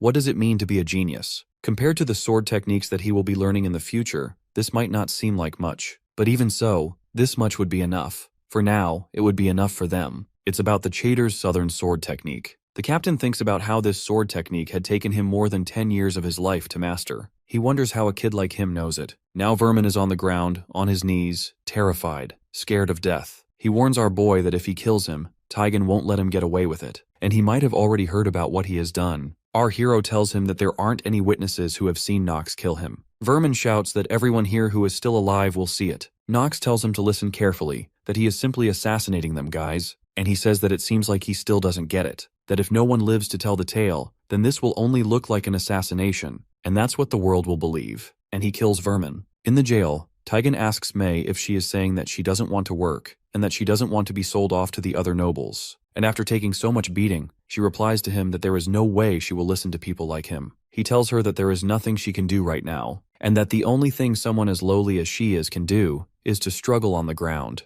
Her arms and legs are chained to the wall of her prison cell. But even then, she tries to struggle, and he wonders what she thinks she is doing. He slaps her across the face and asks her if she wants to be sold to the Black Mage. Mei remembers her childhood, when her teacher tells her that she did her best, but she got the mixture wrong this time as well. And this is a matter of aptitude. She also tells Mei that she thinks she doesn't have any talent in this area, and she was confused about how to do it. She had zero talent from the start, not in alchemy, nor in swordsmanship, nor in anything else for that matter. And Alina was totally the opposite of her. Their teacher tells Alina that she no longer has anything else to teach her, and wonders how could they have someone as talented as her in the countryside. Her teacher tells Alina that if only she was not a war orphan but from a noble family, even if it was a low-ranked one, and if she could at least get out of the orphanage. She remembers that Alina was an alchemy genius, and she seemed like someone who did not belong in this place from the start. She had a sparkle around her and was constantly shining. Despite that, she was her best friend. And Alina was always nice to her. She remembers that her bright smile had caused her to feel helplessly envious of her, and that's why she had decided to sacrifice herself instead of her, because she was certain that Alina could accomplish way more than someone like her ever could. She knows that struggling on the ground was the norm for her all her life. Mei tells Taigen that whatever he wants to do after her death is none of her business. She even sticks her tongue out to taunt him. She doesn't want to become Alina's burden. Taigen gets angry and slaps her so hard that her mouth starts bleeding, and calls her a bitch and tells her to stop trying to harm herself. Suddenly, our hero enters there and tells him that if he makes it out of this place as a corpse, Alina will be sad. Taigen wonders what brings the young master here. Nox tells him that by the law of the imperial family, he will be executed. Nox informs him that his partner, Ron Vermin, is also dead, and advises that it would be in his best interest to surrender now. Taigen reacts with a flicker of sadness and calls it an unfortunate mishap. He then asks the young master whether he came here alone. The swordsman responds with a firm nod of affirmation. That answer brings a twisted smile to Taigen's face. He tells him that it seems the noble family's young heir has severely underestimated him. He questions whether Nox truly believes he can defeat him single-handedly. The swordsman replies without hesitation, saying he doesn't see why not. Drawing his sword, Taigen remarks that events are unfolding faster than he anticipated, but insists that it no longer matters. He calls for his soldiers, and within seconds, countless troops surround the lone warrior. Taigen then gives a cold command, "Kill Nox." Analyzing the situation swiftly, the young master activates the Hour of the Genius skill. He now has exactly 5 minutes to eliminate them all. He moves at such blistering speed that in just 2 seconds, he slaughters every last soldier, and in the following instant, he knocks Taigen unconscious. The system notifies him that 4 minutes and 55 seconds remain. Without wasting a moment, he makes her drink a potion and softly speaks his name to her. He assures her that when she awakens from her slumber, everything will already be over. Taigen regains consciousness, only to realize they've been utterly defeated. As he glances around, he sees the bodies of all his soldiers lying motionless on the ground. Nox tells him not to expect death to come so easily. With chilling precision, he severs both of Taigen's legs from the knees. Taigen stares up at him in disbelief, struggling to comprehend whether this is truly happening. That he, the great Taigen, was defeated by a mere boy. In that moment, Nox once again reflects on the question that haunts him. What does it mean to be a genius? He tells Taigen that it's not him, but the character Nox, who is the true genius. Taigen stares up at him in disbelief, struggling to comprehend whether this is truly happening. That he, the great Taigen, was defeated by a mere boy. In that moment, Nox once again reflects on the question that haunts him. What does it mean to be a genius? He tells Taigen that it's not him, but the character Nox, who is the true genius. Taigen remembers his father. He was the most outstanding person in the village. Every man aspired to be like him, and everyone showed him respect. He recalls a moment when his father was beating his mother. During that violent act, his father looked at young Taigen and asked if he knew why the people in the village followed him. At the time, Taigen, still a child, had no idea. His father grabbed him by the hair and told him it was because of his strength. He claimed that if someone possessed overwhelming strength, then they could do anything they wanted and still get away with it. That, he said, was the law in a city located on the borders of the Archive Empire. Young Taigen asked him if he was the strongest person on the continent. His father let go of his hair and answered that he was not. He told him that even he was merely one of the countless nobodies scattered across the continent. He explained that there were numerous swordsmen across the land, unbelievably strong ones, and that there were also many children around Taigen's age who were far more powerful than him. They were geniuses, prodigies that surpassed him even at a young age. That, he said, was the reality of a continent consumed by war. The reason he had managed to survive, he told his son, was simply because he chose not to fight those monsters. Now, Taigen looks at Nox and tells him that he must be one of those unreachable geniuses his father spoke of, so incredibly talented that no one else could ever reach his level. That, he says, is what it means to be truly gifted. And then, he tells the young master that the only reason he is dying now is because he chose to fight him. After hearing that, Nox kills Taigen. Alina is sitting alone in her laboratory, looking sad and withdrawn, when she sees her friend May walk in, accompanied by Lavilia. At first, Alina is shocked to see her. Then she suddenly jumps out of her chair and runs to hug her. Both Alina and May begin crying. Alina tells her that she was terrified. She genuinely thought that May had left her for good. May holds her and gently comforts her, telling her that it's all right and that she's sorry for everything that happened in the past. She admits that she had been selfish and wrong to think she could go through everything on her own while leaving Alina behind in this place. May then glances at Lavilia and begins to think about the young master. She wants to thank him properly. Lavilia tells them that her master should be wrapping up the situation right now and is probably having a conversation. Alina tilts her head and wonders aloud what she means by conversation. Lavilia responds that she thinks he's taking a moment to have a heart-to-heart talk with his brother. However, she also knows this might not be his true intention. Grain sits in his office waiting for Vermin. He glances at the clock and wonders how much longer he's going to keep him waiting. He's visibly irritated and hopes that nothing bad has happened. Suddenly, Nox walks in and asks if he is available for a moment. He says he needs to talk and emphasizes that it's important. Grain asks him why he would want to talk to him specifically. Nox repeats that the matter is important. At that moment, Grain notices blood on Nox's shirt. After a brief pause, Grain finally tells him to take a seat. A few days later, Rodwell reads out a letter to Teo. He informs him that they've received a message stating that young Master Nox has purged the corruption within the chatters. The letter also says that Nox has administered appropriate punishment to those involved. Rodwell then tells Teo that Nox has submitted a request for a separate reward for completing that task. However, he apologizes and admits that he is unable to figure out what the request truly means. Teo takes the letter from him and thinks about the situation. He reflects on how the corruption in that region had worsened day by day. but no one had ever bothered to intervene. The reason, he concludes, is simple, because there was no profit to be made. However, he also knows it's not that simple. That region has always been a major headache for the imperial family. The eastern part of Chaders, he thinks, is the final line of defense. If that region were to fall, the monsters would start marching toward the central territories. He knows that the central government has already allocated a large amount of funds, troops, and even hired mercenary corps to protect the surrounding regions. Chaders may be a useless wasteland in terms of value, but it cannot be completely abandoned. That, he believes, is what kind of place Chaders really is, a territory with no inherent value, but one they cannot afford to lose. Teo then tells Rodwell that all the bandit groups in the area, including Vermin and Tigan, are extremely dangerous. Even someone like Grain would have trouble dealing with them. Rodwell nods in agreement with his master. He then asks what would happen if Vermin's bandits launched an attack. In that case, the situation would likely spiral out of control. He adds that if they can't overcome a situation of that level, then they don't deserve to be called part of the Reinhafer family in the first place. He reminds Teo that he had already stationed the Black Sword Knights with them, not only to prevent their deaths, but also to ensure they had proper protection. Then, Rodwell circles the conversation back to Nox. Teo says what he finds hard to understand is why Nox would purge that corruption without any personal gain. He doesn't believe Nox has a generous heart. He's not the type to do something so extreme without a motive. The same applies to his request concerning Chaders. Nox is seeking authority over that wasteland, and Teo knows it. Teo then wonders aloud what Nox could possibly hope to gain from a place like that. He points to the letter again, highlighting the line where Nox writes that if he cannot deliver results, then he will willingly give up his rights as the youngest son of the Reinhafer family. Rodwell asks if Teo intends to reject the proposal. Teo replies that he will accept it. He explains that if Nox is truly able to defeat all of those enemies, then he deserves to be granted jurisdiction over the territory. He believes that this might actually be a good opportunity to see how capable Nox is when it comes to managing a region. Rodwell listens and nods in understanding. He tells his master that he will send a letter to the Empire and begin the negotiations to acquire control over the Chaders. Teo instructs him to proceed. Then, Teo looks down at the letter again,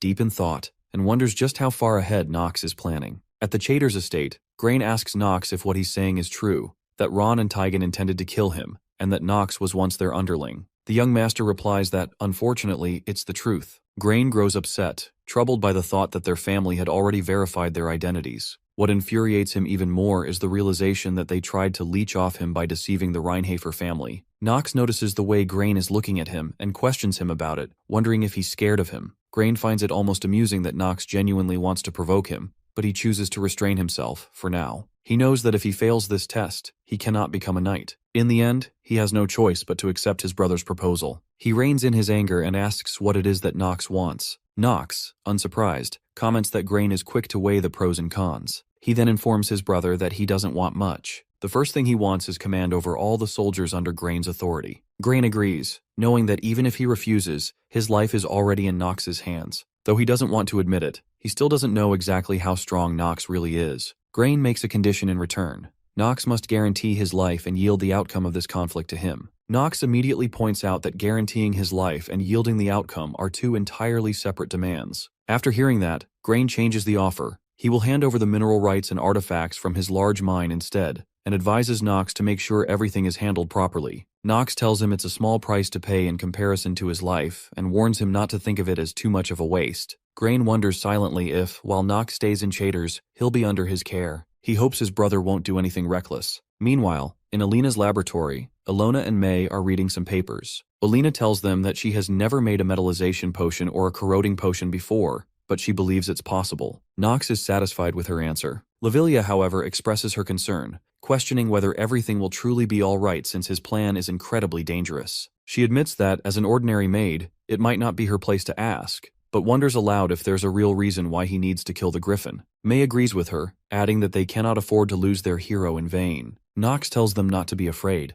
If it were impossible, he would never have brought it up in the first place. Deep down, he understands their fear, but since he cannot reveal that there's something vital he needs to acquire after slaying the Griffin, he has no choice but to lie. He simply tells them that he's thought everything through, and asks them not to question it any further. Lavilia assures him that she'll do her best to prepare everything he needs. He reflects that killing the Griffin in Chaders at the beginning of the game is practically impossible, and no one has succeeded in doing so. At least that's true when they exclude him. With that in mind, he begins to explain the plan to the girls. He makes it clear that he won't repeat himself, so they must listen carefully. He reveals to them the hidden route and explains that defeating the Griffin through normal play isn't possible. The path is concealed, only revealed to so-called stagnant water gamers, and he is one of them, a veteran who has cleared Inner Lunatic 26 times. After outlining the entire strategy, he asks if they all understand. All three respond affirmatively. He concludes the briefing and tells them they'll move forward with the plan tomorrow. The next day, while feeding his horse, Nox reflects that unless he's willing to stake his life, he won't survive, because Inner Lunatic, the world he's transmigrated into, is just that kind of place. Suddenly, a swarm of monsters charges toward the village's outer wall. Nox climbs up to the ramparts to observe the incoming horde and commands everyone to prepare for battle. He reminds his soldiers that they only have one chance. Grain, watching the scene unfold, finds the moment strangely refreshing. Nox, meanwhile, acknowledges that he has become not just Nox, but the sole strategist. His mate asks if he'll truly be all right. Nox tells her to trust her master. He's not going to die. With that, he draws his sword and leaps from the wall like a superhuman, hurling a potion at a large monster. The system announces that he has slain the Iron Golem, and his proficiency in the Chater's Southern Sword technique has increased. He reminds himself that without that promise anchoring him, he might actually die. That's why he's determined to turn these monsters into stepping stones. With that thought, he charges at the horde, and his soldiers rally behind him. Suddenly, he spots the Griffin among the monsters. A thrill runs through him. He thinks to himself, "Shall we get started?" Griffin locks his eye on the young master and heads straight toward him. The swordsman wonders if he is dreaming. Alina tells the others that she has never seen any knight capable of fighting like that, and she questions whether such feats are even humanly possible. May responds that although she didn't expect him to be good, to think he's so fast that their eyes can barely keep up with his movements is shocking. She also wonders aloud what kind of place the Reinhafer family truly is. Lavilia explains that it's a family famous for its swordsmanship, and also known as a place where internal battles are held to determine who is worthy of inheriting the Black Sword. That, she emphasizes, is the nature of the Reinhafer family. They all stand on the top floor of the castle, watching the battle unfold below. Navilia adds that one could also say her master, Nox, is the most talented among all the candidates. All this talk gives Master Grain a headache as he stands alongside them at the top floor of the fortress. She reflects that she still doesn't understand why young Master Nox refuses to address the negative rumors surrounding him. Yet, she feels certain he must have his reasons. May speculates that not all the rumors are true, and observes that it seems like he has his own reasons that require him to act like a good-for-nothing. She admits she has no idea what those reasons might be. Lavilia agrees with her and asks her to please play along because she's confident there's a good reason behind his behavior. After all, she says, he is a wise person. Alina then asks if she's expected to hide who he really is. Both May and Alina assure Lavilia that they will keep their lips sealed. Grain and the rest of the soldiers grow tense as they see the young master standing face to face with the Griffin. Even from the safe height of the castle wall, the sight is frightening. Grain wonders whether Nox truly intends to fight that monster and concludes that his brother must be out of his mind. On the ground, Nox and the Griffin begin their clash. Grain watches with anger as his younger brother bravely engages the creature. Regardless of how he feels, he knows he must follow through with the plan. He orders all his troops to wait until the Griffin comes within close range of the fortress walls. Once it does, they are to fire the ballistas upon his command. The soldiers follow his orders. When the Griffin flies close to the fortress, Grain gives the order, and the ballistas are launched. They manage to hit it in the wing, causing the beast to crash to the ground. Nox understands that in order to defeat the Griffin, they must neutralize its absurd flight ability. He quickly consumes the metallization potion, and the system confirms that his stamina has temporarily increased by 1. He feels relieved, knowing he had already made the necessary preparations in advance. He remembers when he first instructed his brother to build the ballistas. Grain had shouted at him for asking him to do something so lowly, arguing they could assign that task to someone else. Nox responded that if that was the case, then Grain himself would have to fight the Griffin on the battlefield. Upon hearing that, Grain suddenly changed his mind and asked how many ballistas Nox needed. Now, as Nox approaches the fallen Griffin, he thinks to himself that he knew Grain had good instincts. He believes his brother will be useful. The only things left now are the effects of Alina's potion and the chance to prove himself. Suddenly, the Griffin tries to take flight but quickly crashes back to the ground due to its injured wing. The young master mocks it, asking whether it feels frustrated now that things aren't going its way. He understands why. It's because normally, such an injury would mean nothing to a creature like the Griffin,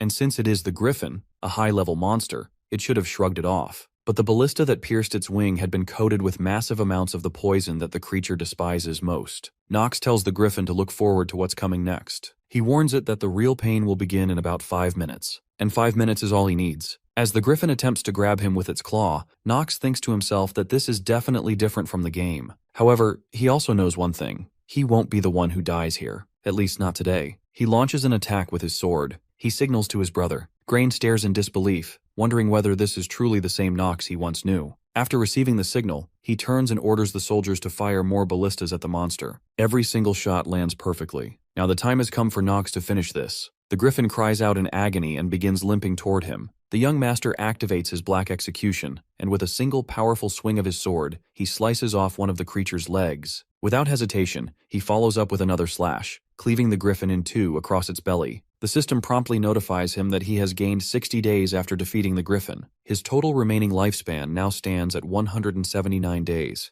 Everyone watching from the castle, soldiers, commoners, and his 3 companions, cheers in celebration, shouting his name. Their voices rise together in admiration. Countless other monsters scatter and flee after witnessing the fall of the mighty griffin. He feels quite satisfied now. However, his brother stares in disbelief, trying to understand how such a thing could have happened. The griffin was a high-level monster after all. He questions how such a powerful creature could have been struggling against a mere brat. In his mind, someone would typically need to be at least on the level of an academy professor to handle such a beast with ease. He wonders if he truly has no choice but to recognize his brother's strength. If everything Nox has shown so far is indeed real, then he might end up dramatically shifting the succession rankings within the family. Quietly to himself, he admits that he must make sure to align with the right side. After eliminating all the monsters, including the griffin, the young master returns to the castle. Just then, Grain approaches him and states that he will personally oversee the safe transport of the griffin's corpse. However, he insists that Nox should be the one to decide how the loot is to be distributed. He encourages him to go and get some rest. Nox smiles faintly, thinking to himself that Grain must have been shaken quite a bit. Now it's time to use the hidden clear rewards. He quickly opens his system menu. The interface displays the item he obtained. It is the heart of the griffin. The system lists all the advantages and properties that come with it. Later, at Alina's laboratory, she examines the griffin's heart and confirms what he had claimed earlier. The power of wind can indeed be found within it. She explains that if they make proper use of this organ, they could create elixirs or equipment that, until now, had only ever existed in rumor. He tells her that he doesn't have the luxury of waiting and intends to use the heart to create an elixir. He then asks her how long that might take. Alina responds that the duration would depend on the circumstances, but with the current tools at her disposal, it could take some time. He assures her that he will provide all the equipment and materials she might require. Taking this opportunity, he makes an offer to both Alina and May. He would like to hire them as servants of the Reinhafer family. May speaks up and reminds him that they are just commoners. The young master briefly wonders if that really matters at all. He tells them that if they possess something he needs, then he will simply make use of them, just as they are free to make use of him in return. However, he warns that he would never tolerate a dog biting its master. In any case, he notes, no one at present is capable of harnessing the core properties of a monster like this, especially since the item was acquired by defeating a hidden boss that was never meant to be beaten. Crafting with such an item would be impossible for anyone except a true genius. Alina reassures him that such a betrayal would never happen. He had saved their lives, and they would place their trust in him for the rest of their days. He likes her answer and smiles. He feels pleased knowing that, to begin with, he has acquired 2 genius-level individuals, Alina and May. He then tells them that they will be departing in 3 days, so they should prepare accordingly. The elixir will be crafted in secret only after they return to the family estate. He emphasizes that he does not want anyone else to see it. He asks if they understand what he is saying. Both women respond affirmatively. Afterward, he and Lavilia walk away from the lab. On their way, Lavilia turns to him and says that he is truly different from what she had heard. Curious, he asks her what she means. She explains that she had been told he was a selfish person who only cared about himself,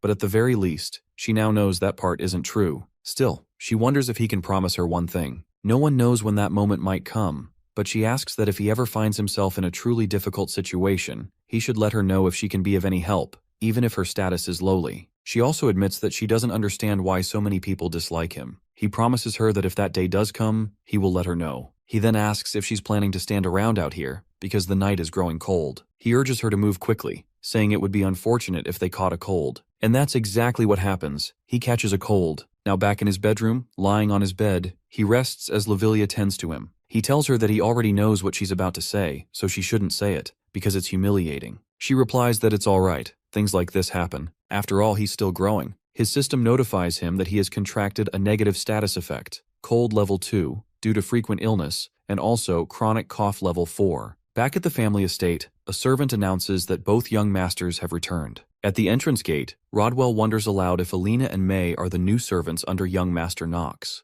Another servant responds affirmatively. The servants begin whispering among themselves. One remarks that Nox apparently couldn't even restrain himself and brought back 2 women again. Another scoffs, saying that a leopard doesn't change its spots, even if he appears to be improving. The first servant warns her to be quiet unless she wants to get in trouble. Young Master Nox had a reputation for being reckless with women in the past. Some even believe that his feat of clearing the missing child's forest is a lie. As Nox walks closer to Rodwell, he thinks to himself that no matter what he does, he just can't shake off that good-for-nothing image. Rodwell steps forward and informs the young master that the Patriarch has requested a private meeting with him. The young master heads straight to his father's office. His father welcomes him, and Nox asks if it's true that he was called for. Teo confirms that he was and mentions that he has something to discuss with him. He also suspects that Nox has something he wishes to talk about as well. Teo goes on to say that he heard Nox contributed significantly to the safe return of everyone from the Chatters region, as well as to the eradication of the malignant existences over there. He adds that even Grain acknowledged his capabilities. Nox asks his father whether his brother really said that. Teo replies with a nod and places his hand on a stack of letters from Grain. He tells him that Grain wrote, if it hadn't been for Nox, he wouldn't have been able to complete his night training. Intrigued, Nox wonders aloud what Grain is currently up to. Teo, however, brushes the question aside and says that he didn't summon him here to discuss such insignificant topics. Teo reminds his son that he once proposed a task that seemed nearly impossible. Nox accomplished it and brought honor to the Rheinhafer name. Therefore, as promised, he will uphold his word. He hands him a royal letter, an official document that declares the Chatters region now belongs to Nox. Nox thanks his father sincerely for his immense generosity, but Teo senses that something else is on his mind. Curious, he directly asks what it is. Without delay, he asks Nox if he's interested in taking his seat. Startled, Nox is taken aback by the question and begins to wonder why Teo is suddenly speaking like this. Far away, in another place, someone gazes into a pendant. Through it, he observes all that Nox has done over the past few days. He announces to those nearby that the Griffin is dead and that the Rheinhafer bastards have finally begun to act. He goes on to say that, according to what he's heard, the Chatters region has been secured, and it was handed over to the youngest member of their family. He then instructs Kremser to prepare for war. His servants look at each other with concern and question whether they will be all right. But he declares that the Rheinhafer family stole something deeply precious from him, and that now he has nothing left to lose. The servant bows and immediately follows his command. That same servant later approaches a young girl and tells her that the time is drawing near, the day he takes control of the kingdom, and the day she awakens. Back in Teo's office, the Rheinhafer Patriarch turns to Rodwell. Rodwell cautiously suggests that his master's question might be a bit premature for young Master Nox. He believes Nox understands the value and burden of becoming the Patriarch of the Rheinhafer family, but insists the timing might not be right. Teo, however, is resolute. He insists that this is the right moment. It must be now. Rodwell, maintaining respect, apologizes, but says that he disagrees. More precisely, he doesn't believe that young Master Nox is ready for such a responsibility just yet. He also brings up the existence of the first young master, Garen. Teo responds calmly but firmly, saying Rodwell is not the one who gets to make that decision. Nox then speaks up, telling his father that he has no desire to take on the role of Patriarch. He also voices his concern about the many responsibilities that would fall on his shoulders. Teo questions him, asking whether his own son truly fears the position. The young swordsman replies bluntly, saying he doesn't see why he shouldn't. Teo sighs and says that it's fine. He will respect his son's stance, for now. But he adds that exceptional talent cannot be hidden, and human beings are weak creatures who will never stop testing him. Nox agrees with his father's words. Teo tells him he may leave now, as he must be tired from the journey. Nox thanks him for his concern and departs. He returns to his bedroom, where Lavilia greets him and asks whether his father scolded him. He tells her not to worry. It was nothing serious. It wasn't anything he couldn't refuse. She informs him that the accommodations for Alina and May have been arranged. He appreciates her effort. She responds that it was nothing. She was simply fulfilling her duty as his maid. He then reflects, explaining that if everything in the world had a fixed set of rules about what to do and what not to do, then no one would hate each other, steal from one another, or be driven to conflict. Once again, he thanks Lavilia for her work. He starts to wonder if the time has come for things to get serious. His thoughts shift toward Eldine Academy, the most prestigious Night Mage training institution. He is resolute. He must become the best in that place. Meanwhile, Teo speaks to Rodwell, acknowledging that, as expected, it was a difficult conversation with his son. Rodwell tells him that it might indeed have been too soon. He believes that, had Nox truly grasped the meaning and weight of his position, his response might have been different. Teo doesn't share Rodwell's view. He insists that the look in Nox's eyes belongs to someone who has already chosen their path. While Nox appears to be afraid of something, Teo is certain it isn't the position itself, nor is it Teo. It's something far more fundamental. It is the kind of fear one feels when staring into an abyss. Death, Teo declares. Right now, Nox is afraid of death. Rodwell hesitates but requests permission to speak freely. He admits he may be out of line, but believes what happened to Madam may have dealt a heavy blow to young Master Nox. Teo agrees. It's likely Nox blames him for it. To Nox, Teo is just a pathetic man who failed to protect his own wife. Rodwell says there's something even more pressing. He believes that young Master Grain has begun to take action, this time with an even greater move. In the morning, Talia wakes up and gets ready. She asks her maid Emma how she looks. Emma, already tired, responds by asking the young miss if she hasn't already seen that set of clothes more than 20 times. But Talia, lost in her own thoughts, continues searching for better and prettier dresses. She even begins worrying about her accessories. Emma wonders to herself if Talia is truly that excited. Talia replies that of course she is, because they're talking about her admission into Eldine. Emma responds, pointing out that isn't what she was asking about.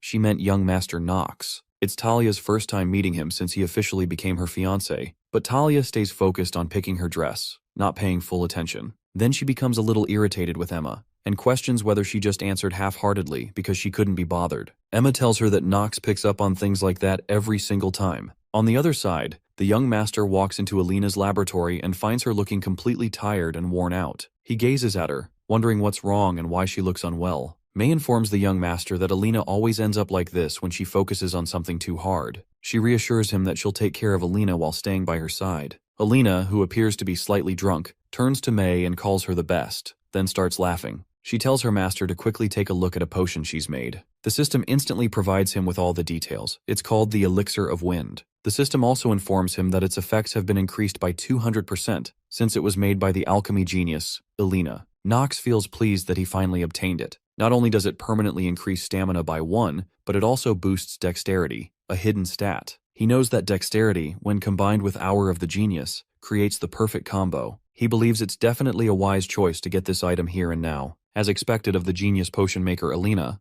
things would have gotten tough if he hadn't brought her back to the team. The young master expresses his appreciation for Alina's work, which makes her extremely happy. Without wasting any more time, he drinks the potion. Then he informs them that now all preparations are complete, and that they'll be heading to Eldine. Nox and Lavilia arrive at the academy. There, he immediately becomes the talk of the town. Students stare at him and murmur about his white hair and lavender eyes, wondering if he's the youngest son of the Reinhafer family. Word had already spread that he would be joining the academy in this batch. Some students even refer to him as a troublemaker. One of them whispers to another to watch his words, warning that he'll die if someone hears him. Nox glances around at the students and casually asks why it's so noisy, and whether there's a dog barking somewhere. Instantly, the students fall silent, and some of them run away from the area. Lavilia notices another chariot arriving, and Emma steps out of it. She quickly greets the young master. He remarks that it seems they've arrived early too. The system alerts him that the acting genius is temporarily shaken. Emma confirms it, saying that after all, this is about the admission ceremony of Eldin Academy. Emma quickly looks toward the chariot where Talia is still sitting and tells her to step down and offer her greetings to young Master Nox. Talia appears slightly confused, but she's clearly excited as well. Finally, she gets down from her chariot. The young lord gazes at her, thinking that she was originally the ambassador. He never expected something like this to happen without his knowledge. He recalls the time his maid told him about rumors of his engagement with Talia, something that everyone seemed to already know. He had shouted that this was exactly the problem. He didn't know anything about it. So after checking things out, it turned out their families had really agreed on the engagement behind their backs, without their knowledge. Talia walks straight up to him and greets him. Lavilia then asks if this is Lady Talia, the fiancée he mentioned before. The young master quickly reminds her that he had already told her not to talk about it. Talia asks him if he's doing well. He replies that he's been all right, and in return asks how she has been feeling. Suddenly, another noble arrives at the scene. The swordsman knows instantly that it must be her, one of the genius figures of Eldin Academy, known as the Merchant Star and the head of the Rivalin family, which dominates the entire continent. Her name is Eleanor de Rivalin. She looks at him and says, "Look who it is. Isn't this young Master Nox of the Reinhafer family?" She admits that she had no idea he would be getting admitted into Eldine, and tells him it's nice to meet him. He recognizes her at once. She's the woman who held great hostility toward the old Nox. He calls out her name, Eleanor. She confirms that it's her, the noble from the merchant family he had once looked down upon. She introduces herself again as Eleanor de Rivalin,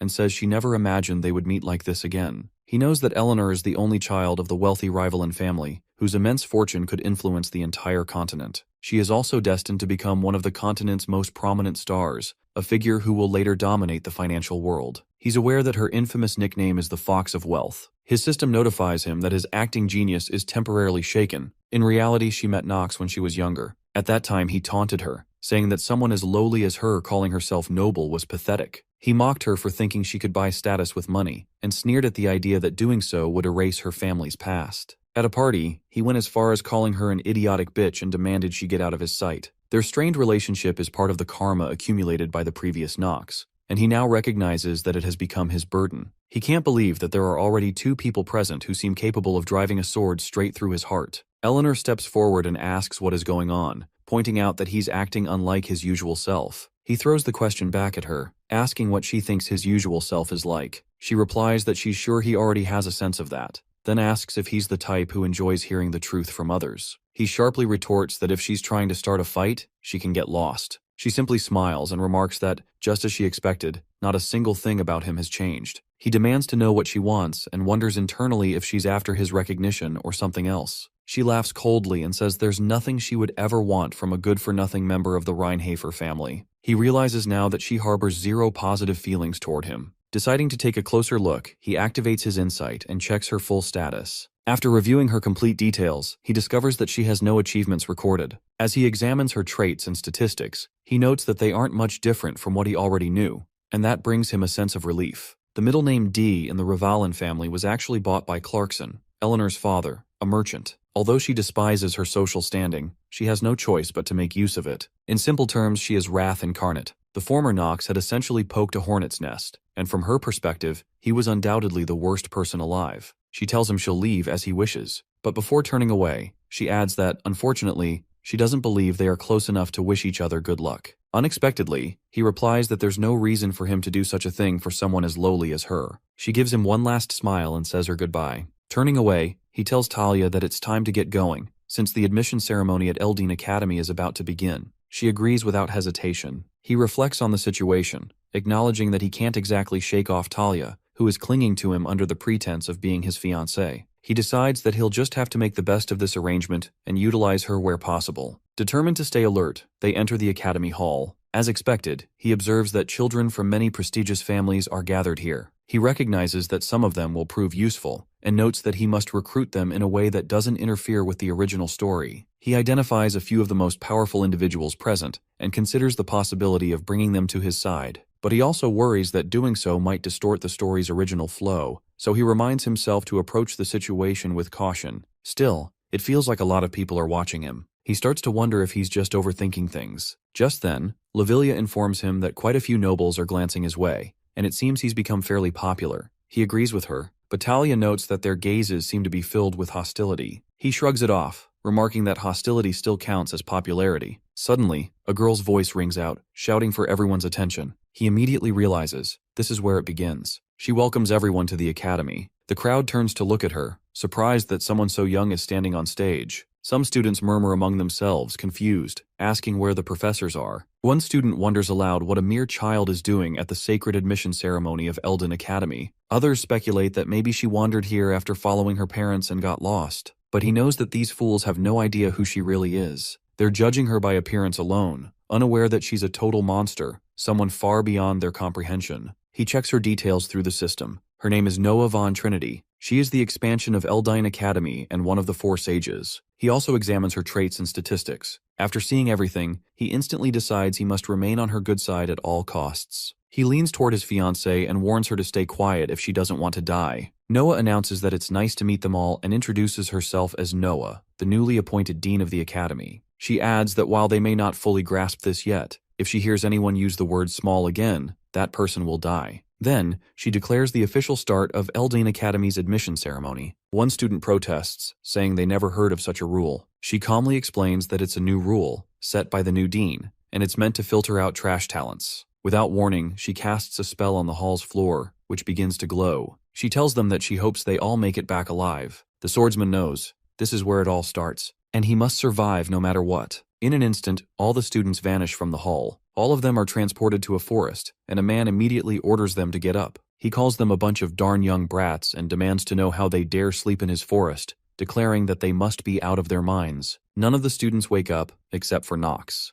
The men assume that one has survived, having somehow managed to endure. The young master guesses that the aftermath of the intermediate magic force teleportation can't be ignored. He walks directly toward the stranger and starts wondering, it's just as shiny as it looked in the game. In fact, it's so shiny it appears to have a halo. Nox is actually thinking about the man's bald head. He remembers the storyline did mention that the guy once had a full head of hair. His name is Bernan. He's a combat instructor, and also a former student who graduated from the academy during its earlier days. In the game, users gave him the nickname Takoyaki Bernan, a fairly dishonorable moniker, all thanks to his baldness. Despite that, Bernan is quite skilled, particularly when it comes to footwork. The swordsman knows that nothing bad could come from getting close to someone like him. Bernan yells at him and asks what's up with the white hair, wondering why the boy is looking at him with pity. Nox quickly realizes he was too obvious and that he must have done it without realizing. He tells Bernan it's nothing and instantly activates his acting genius skill. Bernan then explains that he'll tell him this in advance, so he better keep it in mind. Bernan has sharp instincts, and if the boy dares think any unpleasant thoughts about him, he won't let it slide. Nox politely asks him to please explain the admission test, and suggests that they talk about everything else later. Bernan agrees, but before that, he wants to wake up the other sleepyheads. He advises Nox to cover his ears, unless he wants them to explode, so Nox obeys him without hesitation. Bernan then releases a burst of magical energy toward the sleeping students. The energy converts into a deafening sound, jolting everyone awake. The students sit up in shock, wondering where that loud sound came from. One student, clearly irritated, curses and asks who the hell did that. Bernan walks up to him and slaps him hard across the face. He tells him he is the one who did it and asks if the kid has a problem. Then he adds that not only did the student dare to curse at him, but he also had the nerve to frown. He asks him if he's got a death wish. The boy quickly apologizes, backing down. Bernan then orders the students who are now awake to carry those who are still unconscious to the safe zone. Once that's taken care of, Bernan announces that now that they've wrapped up that situation, he'll begin explaining the Elden Academy's admission process and give a summary of the test. First, he tells them that this island is made entirely of magic, and their task is to hunt monsters with everything they've got. As a reward, a colored jewel will drop from those monsters. The less mana contained within the jewel, the more valuable it is. He adds that some might wonder why that is, since having more mana should be better. But in reality, that assumption is only half correct. What they're really looking for are two key things during this admission test. The first is mana sensitivity. That's already been tested and recorded by measuring how quickly each of them woke up after being hit by Noah's intermediate level magic. The second factor is their ability to detect even the faintest traces of mana, because mages who can do that are the ones who can push themselves to their limits on the battlefield. The young master mutters to himself that they're filtering out the gems from the rocks right from the beginning, and that's exactly what's going on here. Bernan then explains that the location they're currently in is a labyrinth created by the Dean of Elden Academy, Noah. He warns them that the place is crawling with enemies that weaklings like them can't even imagine fighting. Because of that, he'll make an exception and allow them to move in teams. Suddenly, all of the students receive magical swords in their hands. Bernan announces that the maximum number of people allowed per team is 8, and they better start moving quickly. He also informs them that he'll be waiting at the top, and with that, he leaves. Many students still have questions, but he's already gone. The same student who was slapped by Bernan earlier tells the others that the spot on his head where he got hit still hurts. The students glance at one another, sizing each other up. One girl steps forward and asks if anyone would like to assist the princess. Another girl promises that if they work with her to clear this test, she swears upon her family name that she'll reward them. Everyone turns to look at Nox, but he silently walks away alone. He starts thinking about the inner lunatic. He knows that average results and rankings won't be enough to survive in this godforsaken game. The most important weapon here is knowledge. To help this terminally ill body of his grow stronger, he needs to monopolize every possible advantage. So, he heads straight to a save point. He knows that in order to make everything happen, going solo is his only option. All of the students, except for him, arrive at the top. Bernan finds it odd. No matter how hard he tries to figure it out, something doesn't add up. How could a brand new student not only withstand the dean's intermediate magic, but also decide to raid the forest alone? He questions whether the boy doesn't feel fear, but he soon realizes it's not that simple. It's something deeper than that. He understands now why the boy doesn't feel fear. It was in the expression on his face. Bernan guesses that even a diamond in a dung heap is still a diamond. He wants to see what this kid is really made of. He refers to him as the hidden dragon of the Reinhafer family. Looking into the system, he checks the boy's talent. By now, the young swordsman has already slain a countless number of monsters and collected a large number of diamonds. While he kills countless monsters inside the cave, a girl silently follows him from behind. At the same time, Talia, along with 3 other princesses, gets surrounded by monsters. Talia wonders where Nox is now, since she was supposed to go along with him. Suddenly, another princess turns to her and questions what she is doing.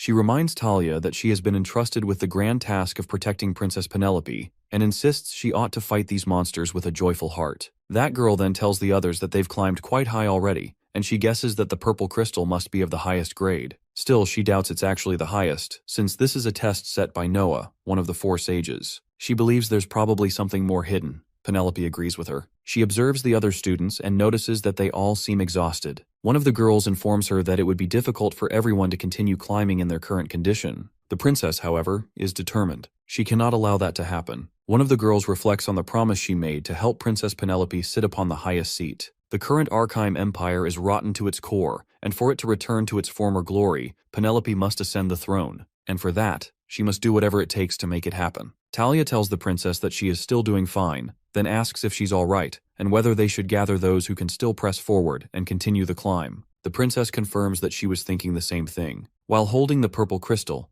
Princess Penelope thinks of her father and urges him in her heart to move forward. They all just need to hang in there a little longer. Meanwhile, the young master is notified by the system that his negative trait, cold hands and feet level 3, is currently active. His movement speed and breathing capacity have decreased, and now he's moving much slower. He already knew this would happen. He immediately ignites his magic, and the system informs him that the penalties caused by cold hands and feet have disappeared due to the activation of basic magic ignition. He realizes that if he wants to make proper use of this troublesome body, he needs to eliminate the coldness within it first. He suspects he should be getting close. As he looks around at the frozen forest, he reflects that this is exactly the kind of thing the frozen witch, Noah, would do. He knows he's at the top of a mountain, but the sheer amount of ice here is far too much. He sits down and places his hand on the ground. While it looks like a normal island on the surface, he knows that's not the case. In truth, this entire area, including the artificial labyrinth, was designed by Noah, and everything here is created through her magic. Because of that, all the living things and monsters appearing in this place are also born from her spells. He has no idea how much darn mana she must possess to maintain all of this. Still, he knows it's not something worth focusing on right now. Suddenly, a large group of ice trolls appears before him. He immediately recognizes them. These monsters are infamous for having massive amounts of HP and exceptional regeneration. He also knows that they're among the creatures responsible for killing many newbies, but that means absolutely nothing to him. He draws his sword and launches an attack against the monsters. He's aware that even though Noah is insanely obsessed with talented students, she wouldn't push those who haven't even been officially admitted yet into such a desperate situation. And on top of that,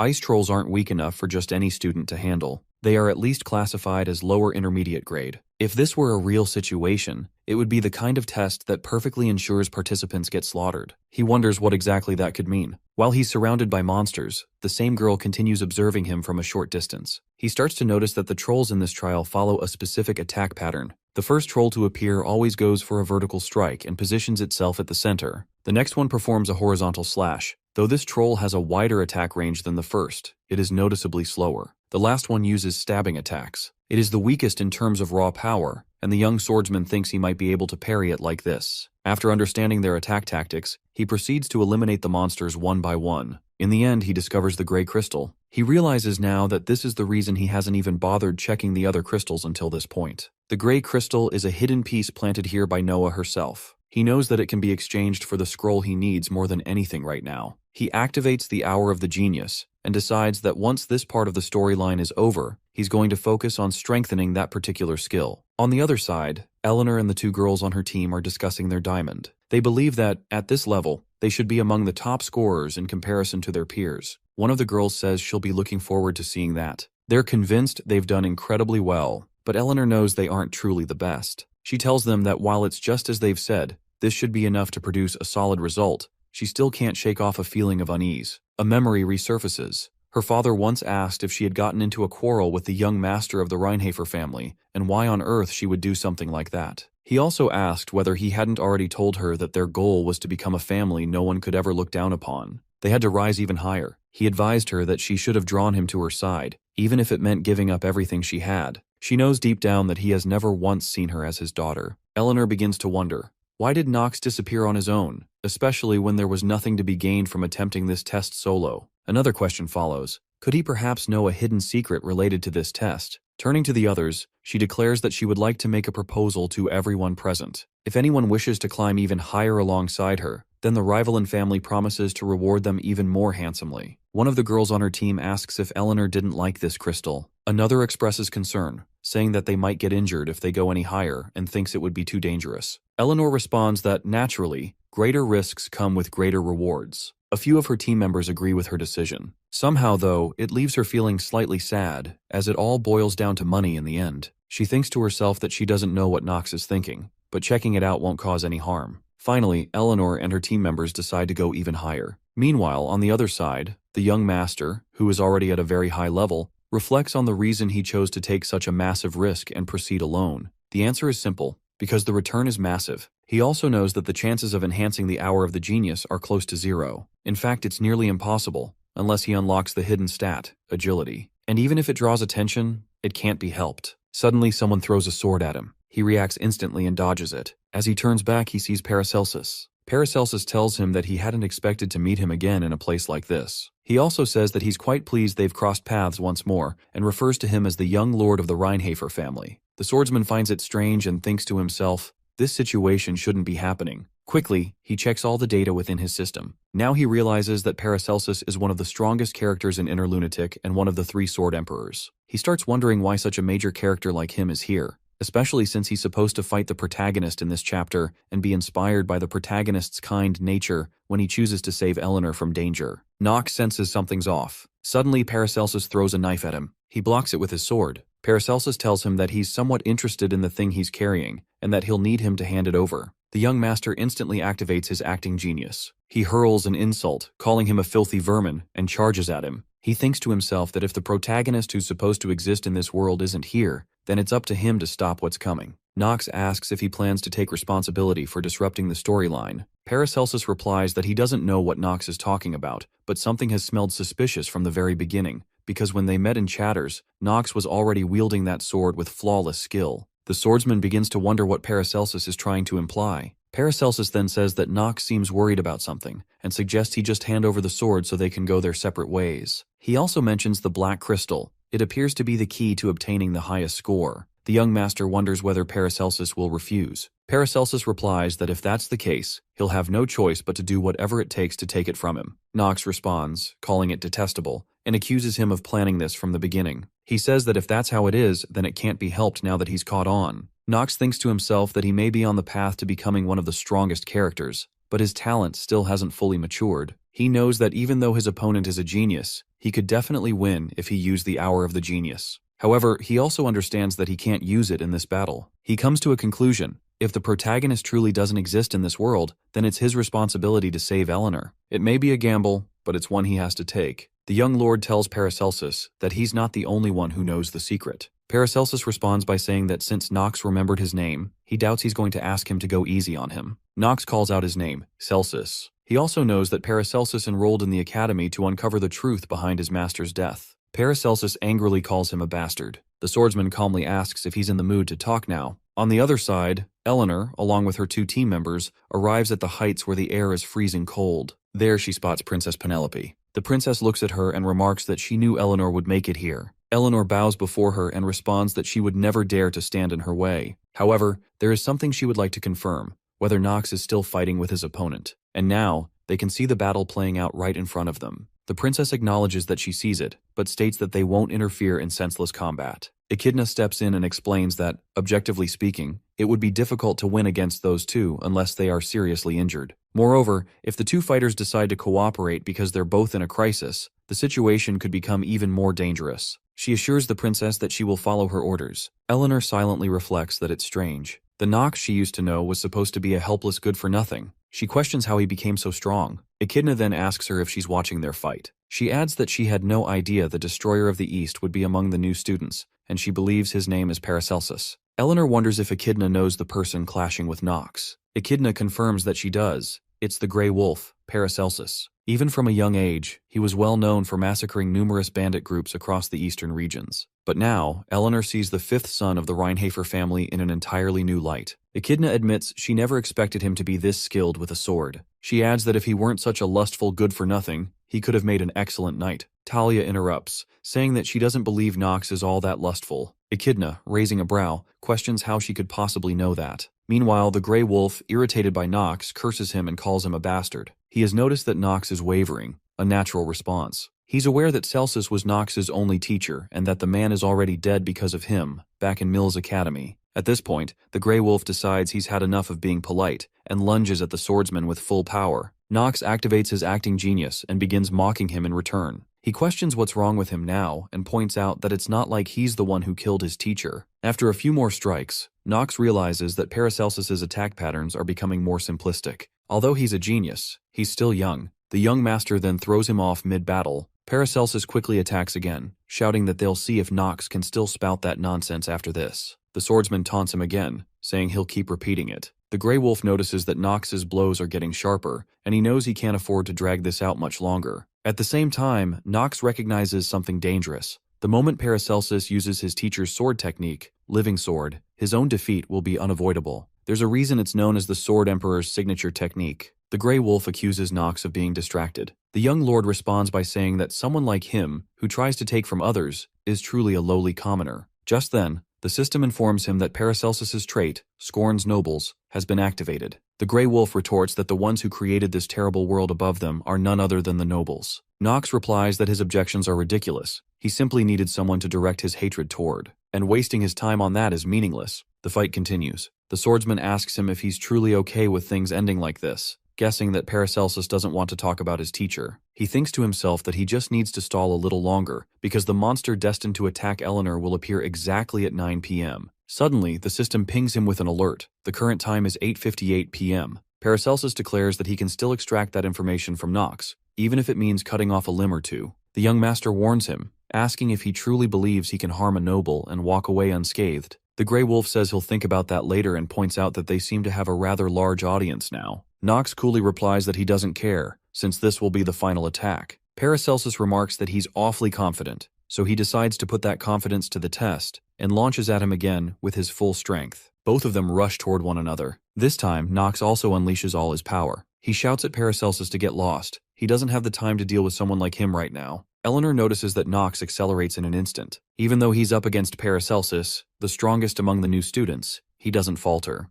At the same moment, she senses something approaching, a black shadow moving swiftly, and she immediately suspects that it can't possibly be a Nightwalker. She realizes she won't be able to dodge this one. Fear overtakes her, and a cold thought crosses her mind. She might die here, just like that. In terror, she screams that she's scared, but suddenly, the young master rushes in and strikes the black shadow, saving her at the last second. He calls the scene a pathetic sight. Nox destroys the dark shadow. Eleanor steps forward and questions him about why he did that. He informs her that he simply cannot believe they couldn't even defeat a single monster, despite fighting together. In truth, this reaction comes naturally, because a Nightwalker is classified as an upper intermediate rank monster. What's even more troubling is that this creature never existed in Noah's Labyrinth to begin with. That's because the real monster was the protagonist himself. He's also the one who killed Paracelsus's teacher, and the reason he's involved in all of this likely stems from the fact that Eleanor was originally supposed to die because of him. However, her cold personality had mellowed after the protagonist saved her. Yet now, that no longer means anything, because the protagonist doesn't exist in this world anymore. The princess moves forward and comments on his harsh words. She adds that, although he did save Eleanor, what just happened was far from normal. The young man acknowledges her presence and remarks that she must be the princess. He bows his head in front of her. She tells him that the people responsible for the current situation are the instructors of Eldine and Noah. After all, a Nightwalker is not a monster that students can reasonably be expected to defeat. He responds by telling her that enemies don't choose their opponents. Strangely enough, a princess should be the one to understand that best. Suddenly, Echidna steps forward and warns him not to dare insult the princess. She yells at him and demands to know if he doesn't also agree that their situation was clearly problematic, and that's why he stepped in to help. He takes a moment to observe her. Dirty pink hair and vertical pupils. She must be Echidna, the princess's closest aide and the next head of the Janos family. Her nickname is the Snake of Greed. He knows she's not on good terms with the Reinhafer family. After all, a dark family getting along with a holy one was never likely in the first place. He ponders the idea further.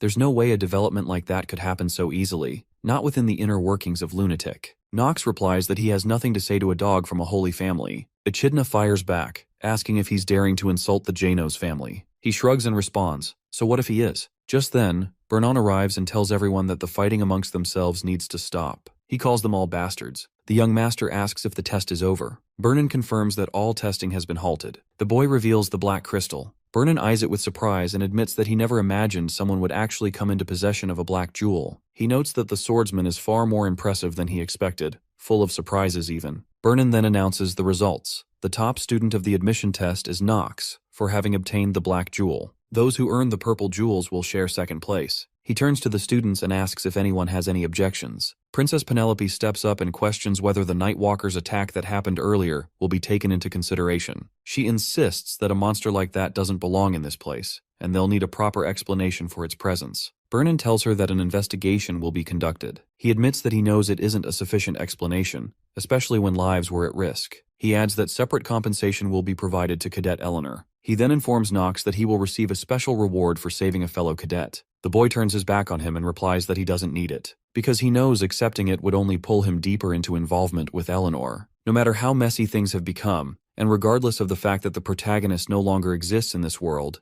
this isn't right. More importantly, if he accepts the reward, he'd have to admit that he intervened on purpose. He wants to avoid any more unnecessary misunderstandings, and so he walks away. Eleanor calls out his name and asks why he saved her. He already suspected that things had ended a little too smoothly. The system alerts him that his acting genius is beginning to waver. He tells her plainly that he was merely taking down a monster, and she just happened to be near it. He doesn't like the way she seems impressed by him. He knows that, as her nickname, Fox of Wealth, suggests, she's cold and calculative. She believes that everything in this world, including a person's loyalty, can be bought. After returning, she talks to her friend and tries to make sense of it. She wonders aloud why he saved her, especially since he even rejected the reward offered by the instructor. She still remembers his words, and she knows it was such a ridiculous lie. Her friend responds by saying he doubts Knox meant anything by it. He reminds her that she herself already said so, that Knox is just a good-for-nothing, but she counters that she doubts it. She doesn't believe it was a lie. He must have had other reasons. She tells her friend that she thinks she'll have to investigate further. Her servant agrees and offers to help by looking into it himself, but she refuses his offer. She tells him she'll handle it alone,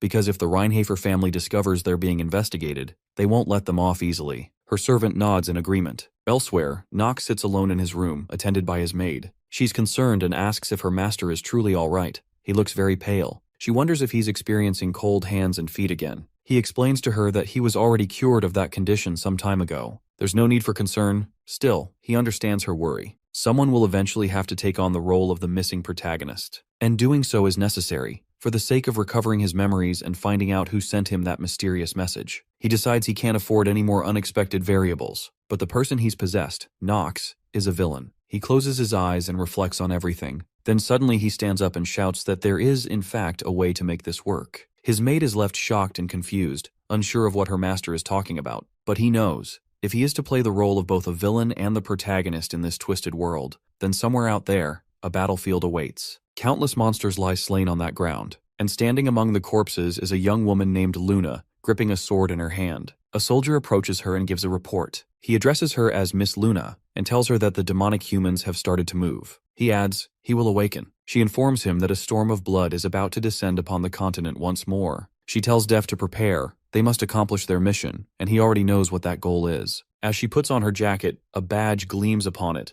a moon and star. While walking away, she thinks to herself that all of this is for one purpose, the destruction of the Arkham Empire. Now, inside his messy room, Chen is playing a game on his computer. He knows there's one thing that gamers who have played countless games tend to agree on, the fact that a very thin line separates the protagonist from the final villain. And he agrees with that too. Both of them often go through overlapping situations, excluding the boss monster, which stands as an embodiment of absolute evil. In most recent games, the villains who appear usually have experienced trauma or live under harsh, disadvantageous conditions. And it's the same case for the protagonists. Simply put, even villains have reasons for becoming who they are. He also knows that people have always been obsessed with such characters. And of course, this doesn't mean good characters and villains are entirely the same. A villain is still a villain. They cannot become the protagonist. And that only applies to games. But in a world headed for destruction without a protagonist in sight, the only way for a villain to survive would be to become both the villain and the protagonist. He doesn't enjoy risking his life, but it can't be helped considering what needs to be done. He has no choice but to go through with it. He understands the greatest villain organization in the inner lunatic game, a group where those who aim to bring down the Imperial family gather. He makes up his mind that he will go to Lunatic. Back at the academy, all the professors are sitting in a meeting with Noah. Vernon inquires whether this isn't something dangerous and questions if Noah knows anything. Another professor mentions that he was the one who supervised the test, and then questions Vernon, asking if he made some sort of mistake again. But Vernon flares up, calls him a bastard, and defends himself by making it clear that he didn't do anything wrong. Noah lets out a laugh and asks them what they think they're doing right now. Vernon chuckles too and tells her it's nothing, suggesting they pick up where they left off. It's obvious that Vernon is intimidated by her. She wonders if she hasn't already said what needed to be said. Then she reminds them that she already informed everyone of the situation and questions if the two of them weren't paying attention. An old professor explains that the dean is referring to the enemy who appeared during the admission test and posed a threat to the academy. Noah confirms it and elaborates that this individual's objective is likely the downfall of Eldon Academy and even the collapse of the Empire. She emphasizes that Eleanor is just the beginning. She then turns to her team and asks if they know why someone like her, dubbed the star of the finance world, was targeted. One professor replies that it's because the Rivalin Merchantry, run by the Rivalin family, handles 70% of all goods distributed throughout the Arkheim Empire. Vernon adds that if their enemy is intentionally targeting the Rivalin Merchantry, then it means the next target must already be decided. Noah agrees with him and states that what happened this time wasn't just an attack, it was both a challenge and a warning aimed at the academy. She advises that they must prepare thoroughly for what lies ahead. All the professors voice their agreement. Then suddenly something crosses her mind. She tells her team that there's one more person who might be considered dangerous, a student who could very well be the most talented among this batch of new admissions. A young professor leans in eagerly, clearly curious to learn who this student is. He even expresses surprise that there's someone whom she acknowledges as gifted, especially since it hasn't happened since the incident with the princess. She informs them that it's Knox. The young professor's expression twists into clear jealousy as he asks if she's referring to the notorious, lustful, good-for-nothing from the Reinhafer family. She confirms it. Then, she quietly wonders if he might actually be stronger than her. The young professor rises in anger and storms out of the meeting room. Another professor asks if he heard her right. The rest appear confused. How could someone with such a worthless reputation possess that much strength? Meanwhile, Knox steps into a bar. The bartender looks at him and questions what he's doing there, wondering aloud if the young man is lost. The swordsman instantly recognizes him. He must be Karen, the inn's owner to the outside world, but his true identity is something else entirely. Knox walks up to him and utters the phrase, "Moonlight on Talon Feather," then raises a toast for the Empire. Karen tells him to go ahead and enter, though he admits he has no idea why someone would hand that man the secret code. The young master then asks if he's not going to introduce himself. The man replies that he's called Karen. That's what everyone knows him as. The swordsman nods and takes his leave. He remembers that in order to access Lunatic's headquarters, he must take a bottle from the shelf and recite the code 386. Upon doing so, the system notifies him that he's now been exposed to high-level magic and that his mana will begin to flow in reverse for a temporary period. It also states that his mana sensitivity, his genius-level trait, will be deactivated. The system informs him that the player is now being teleported to the designated location. As he regains consciousness, he notices that his stats are still too low, and dizziness overwhelms him. Suddenly, a girl places a sword against his neck and demands to know who he is. He instantly recognizes her as Luna, the leader of Lunatic, the only Sword Emperor among the three whose face remains unknown. He tells her that he's come for her. She finds it strange that not only does he know where their secret headquarters is, but he also knows who she is. She warns him sternly and says she'll ask one more time. Who is he? He introduces himself as Knox von Reinhafer and declares that he would like to join Lunatic. Late at night, the Grey Wolf Paracelsus sits in his room, thinking about the young master. He wonders if it's possible that the boy already knew something about Old Man Celsus's death, because he had known from the start that his teacher was no longer alive. Paracelsus harbors suspicion. He doubts that the death of one of the three Sword Emperors was just a coincidence, or caused by someone else. He can't believe the Reinhafer family would fabricate such a story. The shame of that household disgusts him. He also recalls, even if only for a fleeting moment, how Knox had completely outmatched him in speed. And he has never seen anyone move like that before, except for the old man. It unsettles him. Paracelsus also begins to doubt all the information he received about the boy. He realizes that everything, the rumors about his nature and behavior, must have been falsified. What torments his sleep is a single question. Why would the Reinhafer family go so far as to hide someone with such extraordinary talent? He doesn't understand the reason, but even so, he reminds himself that it's not his business. He resolves to crush anything that dares block his path, and even more so if that obstacle is a noble. Exhausted, he shuts his eyes and tries to sleep. Memories of his childhood come back. He remembers the day his teacher informed him that the Empress of the Empire, Esteban von Arkheim, had lost her sanity and tried to impose rule through sheer tyranny, which fractured the authority of the imperial family. Her daughter, Penelope, gained a reputation as a benevolent princess and began building her own forces, standing in political opposition to the first prince. His teacher had advised him that survival would require choosing a side. He had also urged him to enroll at Eldine Academy and use the time there to consider which faction he would ultimately support. That advice was given as his final assignment. The Grey Wolf recalls it all in his dream. He remembers his mentor telling him that everything he had was passed on to him. But then, someone approached from behind and stabbed his teacher. As he lay dying,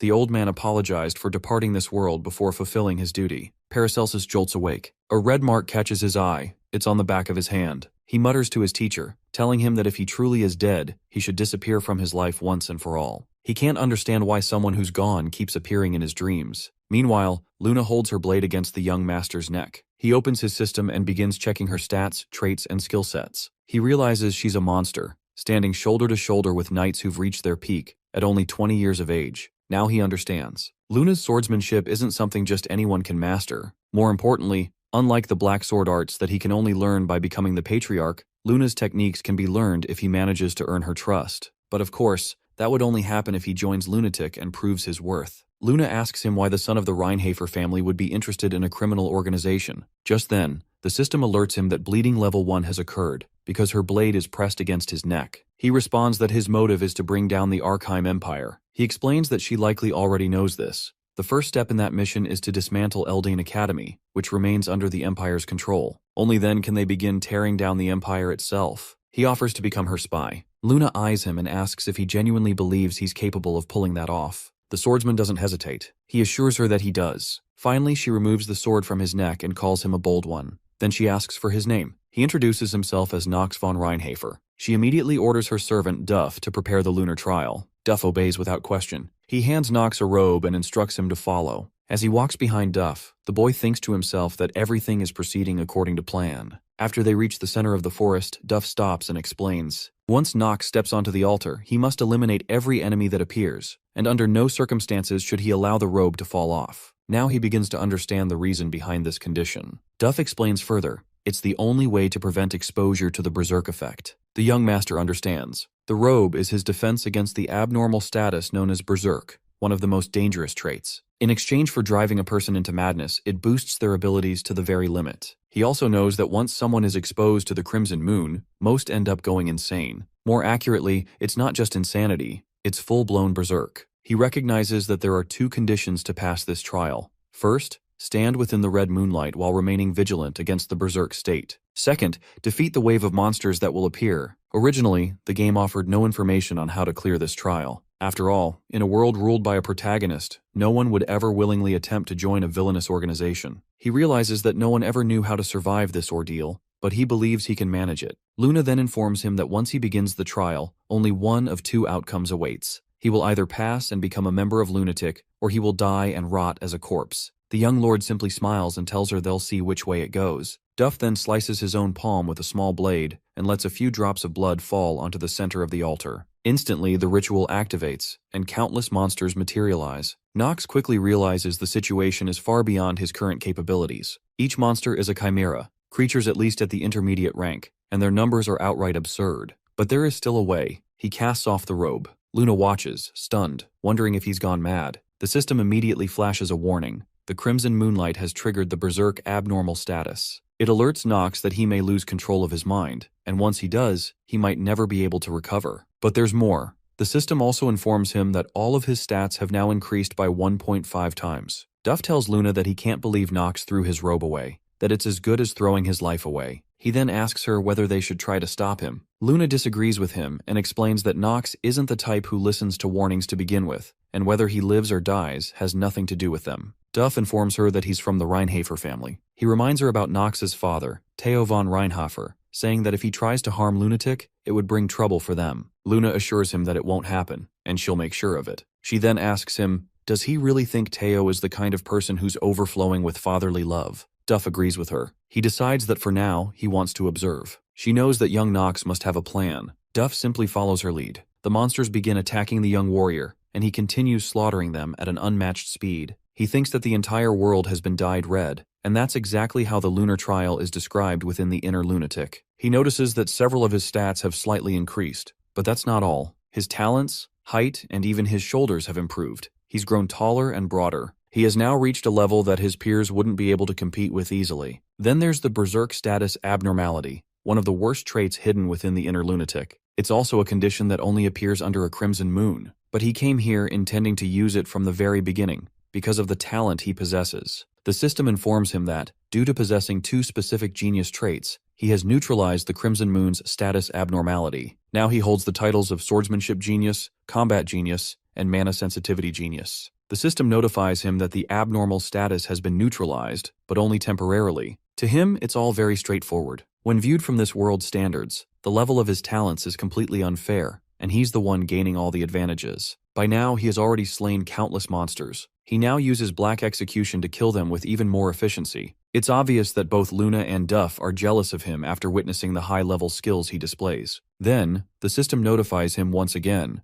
Thanks to the effects of the artifact known as the Black Flame Ring, his lifespan has been extended by 2 days and 7 hours. He turns to Luna and remarks that if she has an issue with that, then she should go ahead and become terminally ill too. He becomes so fast that now he begins cutting down many monsters with a single swing of his sword. He kills all of them, and soon, there's a massive pile of monster corpses beneath his feet. He walks toward Luna and asks her if this trial is over. A little while ago, while the swordsman was busy killing the monsters, Luna had said to Duff that she believed they would have to acknowledge him as one of Lunatic's members. Duff responded to her that there are only a handful of people on the entire continent who possess that level of talent. Luna then speaks to Nox and tells him that he has passed and he can return now. But he doesn't stop. He continues killing monsters without hesitation. She wonders if he's been consumed by madness. Duff even suggests that they should kill him right then and there. After covering the floor in monster blood, the warrior finally returns to them. Now both Luna and Nox stand face to face. She informs him that the trial is over. She also adds that Teo has raised a monster. Duff completely agrees with her. The young master feels satisfied that he has succeeded, and Luna finds him to be an intriguing individual. She hands the robe over to Duff. Only noble members of Lunatic are allowed to wear this robe.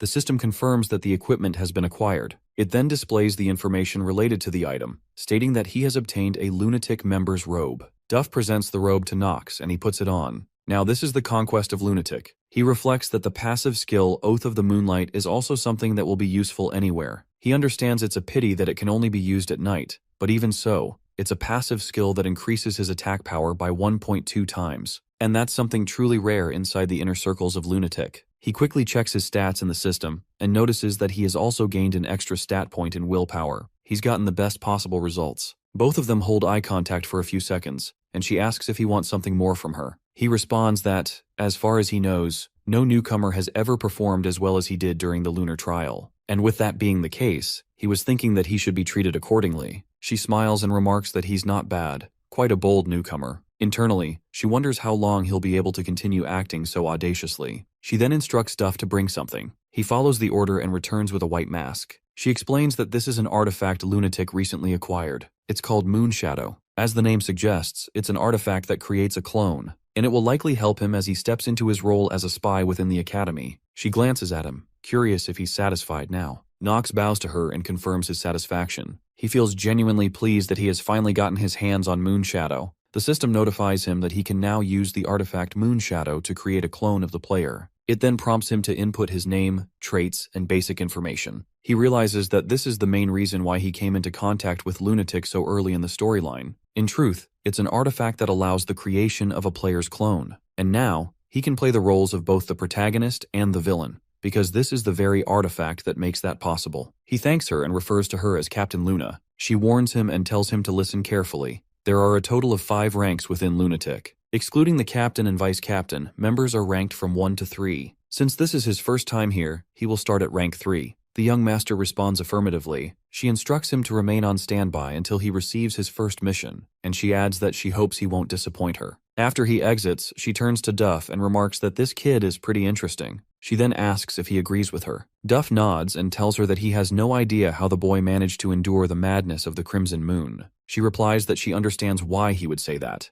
because those who aren't geniuses can't even last 5 minutes. And even if he is a genius, being able to fight without the robe means he's got enough guts to risk his life. Duff agrees with her assessment. She instructs him to just keep an eye on the boy for now. She wants to see whether he'll entertain them, and whether he'll prove useful to their organization. From the same portal, Nox returns to his world, in the same bar form where he had entered. Karen sees him and comments that it looks like he is taking care of his business. Nox confirms that he has. He ponders that others might question why he would do something so crazy, wondering if he really dared to risk his life at the altar. And this is exactly what he did. The only perfect way to resist the berserk trait is to possess 2 pacifist genius traits. And to put it simply, he's the only one capable of using the full power of the Crimson Moon. Karen guesses that he got what he wanted. The young swordsman then asks Karen if he has any business with him. Karen tells him that it just feels unfair, and suggests they introduce themselves. He further clarifies that self-introductions mean telling each other their names. The boy introduces himself as Knox von Reinhafer, and asks if they're done now. The bartender nods and tells him they'll see each other again. He adds that it will be tough trying to keep up with the academy schedule, but in Knox's case, he guesses it will be even harder to hide his strength. He also advises him not to stand out too much. While leaving the bar, Knox thinks that it seems like the plan is progressing smoothly. When he returns to his room, he finds Lavilia standing there angrily, waiting for him. She demands to know how he could sneak out on the very first day of school without bringing his maid along. He thinks to himself that it shouldn't have been possible. He had checked and confirmed that she was asleep before he left. She asks her young master if he's even listening to her. She reminds him once again, as she has done many times before, that he must refrain from doing dangerous things. Even though many negative rumors have already been circulating within the family,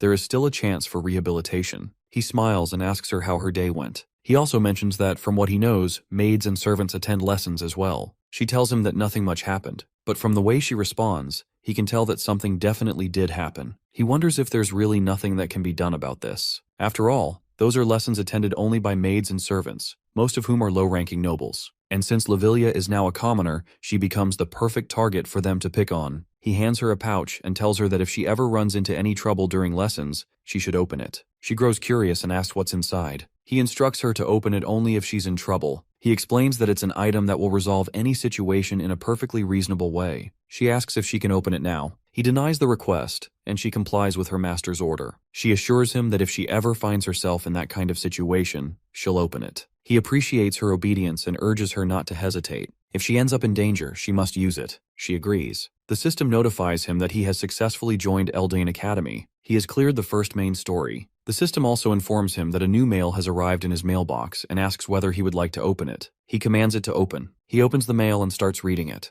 It's a strange message. No names are mentioned. It begins with a simple greeting. Hello, long time no see. If he has received this letter, then it means he has succeeded in getting admitted into Eldane Academy. The sender also mentions that he knew Knox would be able to enter the academy without a problem, and he expresses that he's genuinely glad for him. The young master senses something unusual. The tone of the letter feels as if the writer can see right through him, and without a doubt, this person knows him well. The sender also notes that the trials are only just beginning. He acknowledges that Knox has probably gone through a tough time up until now as well, but what lies ahead will be even more painful and far more difficult to endure. The writer emphasizes that no one else can do this, only Knox, because only he has the ability to witness the end of the story. He admits that it might sound irresponsible, but still promises to help Knox as much as he possibly can. The letter continues. Even though it might not be much, the sender hopes Knox will accept the item attached to the mail. Knox mutters to himself that the contents of the message aren't particularly helpful this time either. He knows it's time to reorganize his thoughts. He also understands there's a strong possibility that the person who sent him this letter is an inner lunatic GM. The fact that they're able to interfere with the system freely and send him items proves that. That's the most likely conclusion. And so, he decides he must focus entirely on clearing the main storyline, recovering his lost memories, and finishing the game. He concludes that it's no use worrying about problems he can't resolve right now. For now, it's time to check the gift. He accesses the view character system. A list of various names appears, and he's stunned to find Talia's name included there as well. Also present is the complete profile of his father, Teo. It's an incredible feature, he thinks. Originally, in Inner Lunatic, using Insight required seeing the target in person, but this system is different. He can now check the status of any character he's encountered at any time. He remarks to himself that this gift is definitely something only a GM could provide. He checks Teo's stamina and sees it listed as 25.2. He's surprised to discover that Teo's stamina increased by 0.2% in such a short period. At his age, Teo already holds the title of Sword Emperor, and yet he continues to grow stronger. As Knox examines the stat increase, it dawns on him. This world might look like a game, but it isn't the actual game. That realization makes everything feel even more complicated. Still, he tells himself he should be thankful that the class selection process went smoothly. Now his next challenge at the academy will be team magic techniques. Meanwhile, Lavilia heads to the maid's classroom. Inside, all the maids and servants are whispering about her. They mention that she's the one from the Lavilia family who fell from nobility and became a commoner. One maid remarks to another that she doesn't know how Lavilia has the audacity to come all the way to Eldine alongside her young master. They express doubts about her motives, suspecting that she's looking for an opportunity to strike it big in life. Others gossip about her pretty face, saying it would be easy for her to bewitch others with it. They mockingly refer to her as the maid of the rumored good-for-nothing son. One maid speaks to her directly, saying she's heard that Livilia's master is known to be very lustful, and obviously Livilia must be planning to take advantage of that. She says it as though it's a given. They even comment that her family isn't influential, so they don't need to worry about consequences. Everyone laughs at her. Livilia reflects that she has endured countless insults hurled her way. As a fallen noble, she no longer has the luxury of expecting respect or consideration. Still, she resolves that she must never allow any of this to cause trouble for young Master Nox. Determined, she walks straight up to the group of maids and politely asks if she may have a moment of their time. One maid steps forward and introduces herself as the daughter of a count, Giselle of the Flores family, currently serving young Master Kane. She haughtily asks Livilia if she really thinks someone like her has the time to talk to a mere commoner.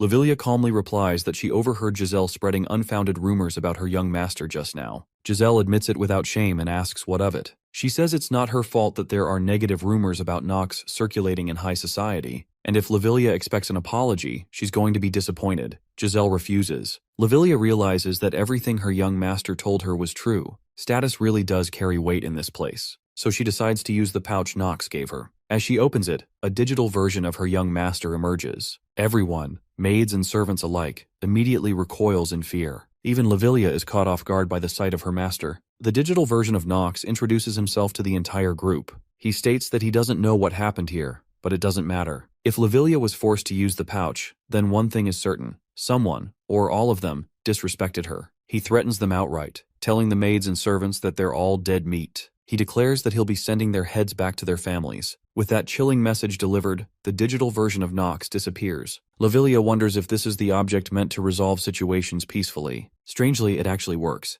Giselle falls to her knees and asks for Livilia's name. All the other maids and servants are now terrified of her. Livilia calmly states her name. Giselle trembles in fear, thinking to herself that even a sigh from Livilia could now be dangerous. She realizes the Reinhafer family could wipe out her own family from existence in an instant. She lowers her head to the ground before Livilia and begs for forgiveness. She promises never to be disrespectful again and pleads with her to let this go just this once. All the maids and servants bow deeply before Livilia. She feels a sense of relief. It really did resolve itself exactly the way her young master had said it would. But the outcome also worries her. This might only lead to even more negative rumors about him. She quietly wonders what he was thinking. Without saying another word, Livilia simply walks away. At night, Nox and his maid Livilia walk along the street. She glances at him with concern and wants to know if her master is all right, noticing how deep the dark circles under his eyes are. He rubs his eyes and responds that he's fine. He knows it's because he managed to complete the class selection. Somehow. Suddenly, a young servant approaches them and greets him. The young master eyes him suspiciously, wanting to know who this person is. The boy introduces himself as Rick, Miss Eleanor's servant. Rick tells him that it's an honor to meet Nox. The swordsman silently wonders what's going on. Just then, the system informs him that he is currently shaken, and that the acting genius skill has been activated. A moment later, the system notifies him that he is no longer shaken. He starts to think that a dangerous character from the early part of the story is now approaching him. He also knows that Rick is, in truth, Rock the Deceitful. In the next 3 main story arcs, this very man betrays the rival in merchantry in order to deepen the plot. Additionally, he serves a demon and is a worshipper of demonic forces. In other words, this is the very traitor who will eventually stab Eleanor in the back. The young master also knows that the saying, "the enemy of your enemy is a friend," is pure nonsense and inner lunatic. He clearly understands that Rick is the worst kind of trash. Getting involved with him would only bring unnecessary trouble. Rick then holds out a small box and says that it's a gift from his miss to him, claiming it's a very precious artifact. Nox coldly tells him to get lost. He's admittedly curious about the artifact, but he knows well that this is nothing more than a poisoned apple, and he must not accept it. Rick is visibly shocked by Nox's rejection. He stands there confused, wondering what Nox meant by that. The young swordsman asks if he intends to make him repeat himself, grabbing the hilt of his sword while glaring at him. With that, Nox turns and walks away. Livilia follows closely behind. She looks at him with worry and says that his body is frail, asking what he would do if he collapsed from walking too quickly. Nox glances at her and asks just how pathetic she thinks he is. She replies that just recently he had chills, the flu, and cold hands and feet all at the same time. Frustrated, she raises her voice and tells him that she never imagined anyone could be as weak as him. He doesn't deny it, but reassures her that he's all right now and confirms that he's not going to die suddenly. She nods in agreement, though she still feels uneasy. Lavilia adds that he's always right in the middle of every incident. He guesses that in that sense, he's quite popular. But more importantly than just being her master, Nox is the person who once saved her life. Furthermore, if a character possesses the single-minded trait, they naturally become anxious when separated from their master. She can't hold back her curiosity and asks him why he acted that way toward the person just now. He pauses, then wonders aloud if she's referring to Rick. She confirms it, then asks if he was acting more emotional than usual. He tells her to listen carefully. No matter what happens, having Rick anywhere near her is never a good thing. She wonders aloud if it has something to do with his past conflict with Miss Eleanor. Still, she knows Nox wouldn't behave like that without a good reason, and she's certain there must be one. She agrees with her master and promises to keep Rick at a distance, just as he advised. Nox quietly thinks to himself about what might happen in the future. They must start keeping Eleanor at a distance too, otherwise they'll draw far too much attention. He tells Lavilia that from now on, they'll have to be very careful. He then heads inside the lecture hall, annoyed, and wonders why he has been facing such trials right from the beginning. Inside, the old professor informs the students that today they will be forming the teams they'll be working with for the next year. He adds that they will also undergo team bonding exercises. The professor explains that when forming a party, the most important thing is to understand one another. That statement irritates the young master. He realizes now that he had been too optimistic about his situation. He hadn't thought that being friendless would actually become a problem, even in a game. The professor addresses the cadets again, telling those who get along with each other to form teams of 4. He gives them 30 minutes to do so. Nox immediately thinks that it can't be done. As a public outcast, it's impossible for someone like him to gather 3 team members. He raises his hand and asks the professor what happens if someone fails to form a team. The professor bluntly replies that he'll receive an F, and that repeating the course is not an option, so he should take note. Then the professor snaps at him, shouting that working alone is not allowed. He nods, acknowledging the rule, and wonders what receiving an F truly means. He realizes it's extremely difficult to graduate from Eldine, and if he receives even 1 F, he'll be expelled immediately. That's something he absolutely can't allow to happen. Meanwhile, many students rush to assist Princess Penelope. All around, the cadets begin asking each other to team up. But Nox remains seated alone in his chair, trying to come up with a way for someone like him, a complete outcast, to make friends. One boy approaches Eleanor and offers to team up, boasting that he's quite athletic, even if he doesn't look like it. A girl chimes in, saying she'll join her and even treat her to a special meal that only her family can provide. But Eleanor ignores them both. Without saying a word, she walks straight toward Nox. She comments that it seems he didn't like her gift. Then she asks him whether he'll give her the chance to repay her debt. He looks at her and asks what she's talking about. She then offers to form a team with him. He thinks it sounds rather arrogant, but deep down, he instantly knows that he'll end up on the same team as her. To add to that, Talia also comes over to join his team. He sighs internally, thinking that another burden has now joined him. Eleanor understands that Talia is somewhat with him. She also wonders whether or not Talia likes him, but she must feel sad that Nox is her fiancé. Seeing that he is all alone, she wants to support him. The young master mutters that this drives him nuts. Eleanor comments that it's unexpected. The swordsman questions what she means by that. She responds that she finds it fascinating someone like him has a friend. He reflects that based on what he has done so far, he can't exactly refute her words, but strangely, he feels anger rising within him. Talia asks him again if he is going to team up with her. Nox simply smiles, and Eleanor informs him that they just need one more member. Nox questions both girls, pointing out that it seems his opinion doesn't even matter anymore. Eleanor explains to him that it's not like he has any other choice. He responds by telling her that she and her sharp intuition never fail. Nox knows that to recover his memory, he needs to stay in Eldin Academy, and he also has to achieve good results for the sake of the upcoming first episode,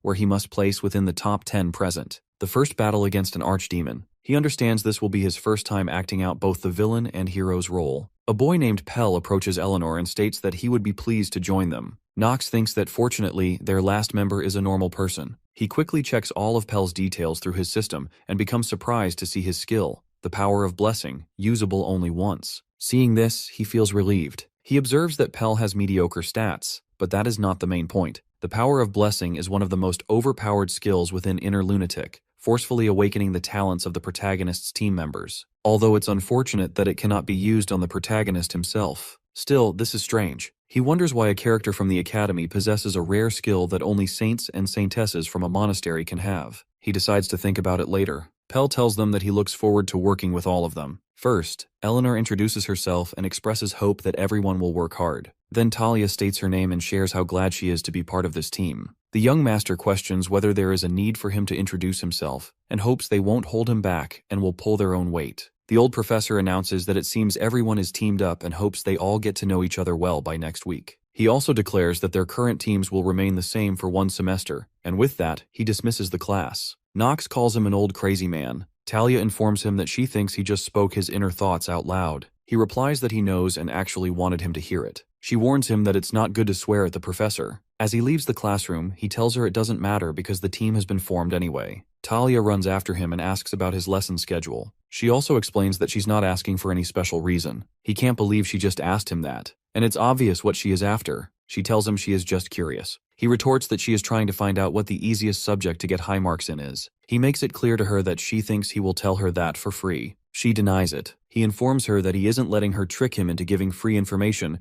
and clarifies that it's not going to happen. At Academy 4th District, in the market, Lavilia tells her master that as expected of Eldine Academy, there are quite a lot of things that need to be bought. All the grimoires, equipment, and textbooks. She guesses there is a reason why they say commoners would have a hard time graduating due to money. He simply replies that it doesn't affect him. He thinks in any case, if one has the talent to graduate from this academy, they will be able to gain a lot of sponsors even if they are a commoner, unless that talent is truly useless. He knows there is a low chance money will become a problem. The marketplace is a little noisy, and Lavilia doesn't like it. He warns her that this is a district where all sorts of people gather, and anything can happen. He also comforts her, assuring her they don't need to worry about them. As he looks at a person, he becomes surprised to see him. A shopkeeper tells this man to get lost if he isn't going to buy anything, and asks why he is getting in the way of other people buying. The young master recognizes him as the son of a top 3 dark family, the young patriarch of the Marvus family, and his name is Leon von Marvus. He also guesses that Leon is probably poor right now because his family went broke. Knox mumbles that even so, Leon is a kind person, so he hopes he will get past this. Leon apologizes to the shopkeeper and tells him that he is just trying to make a reasonable purchase. The shopkeeper shouts at him, asking how it's reasonable when he is just lifting and weighing the same items. He tells Leon to stop with the nonsense and get lost, adding that the standards of Eldine have surely dropped if they took in a beggar. Hearing the word beggar,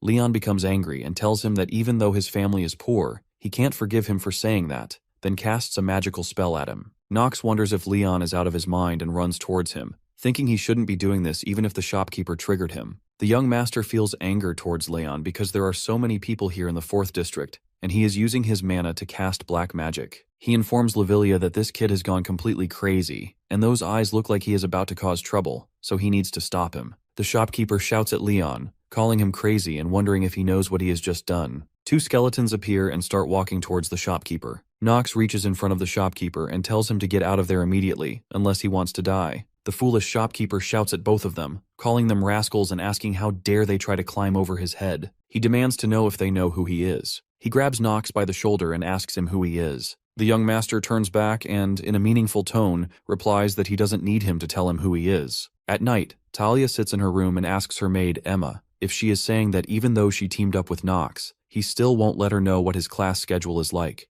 and if this is him being shy because he's going through puberty. She wants to confirm if that's what Emma means. Emma informs her that there is no way she would know what he is thinking. She also advises her to calm down a little. Talia explains that she tried to be as mature as she could, that she avoided judging people easily, and that she tried not to hold Knox back. But despite all that, she still received a cold response from him. Emma believes she will remain dejected for a few days at this rate, and she wonders what she should do. She thinks that if she had known this would happen, she would not have spoken so nicely of Master Knox to her. While traveling in a carriage, Talia asks her maid why her fiancé is so cold towards her. Emma explains that it is because he is undergoing puberty. Talia is surprised to hear that. Emma elaborates, telling her that boys at his age usually act like that they grumble all the time and behave coldly towards others. Emma reflects that looking back, she thinks that was when she started to develop more feelings for him, and at that time, she did not think it would become such a huge problem. She also wonders if she should have been more careful with her advice. She knows for sure that Miss Talia definitely likes Master Knox,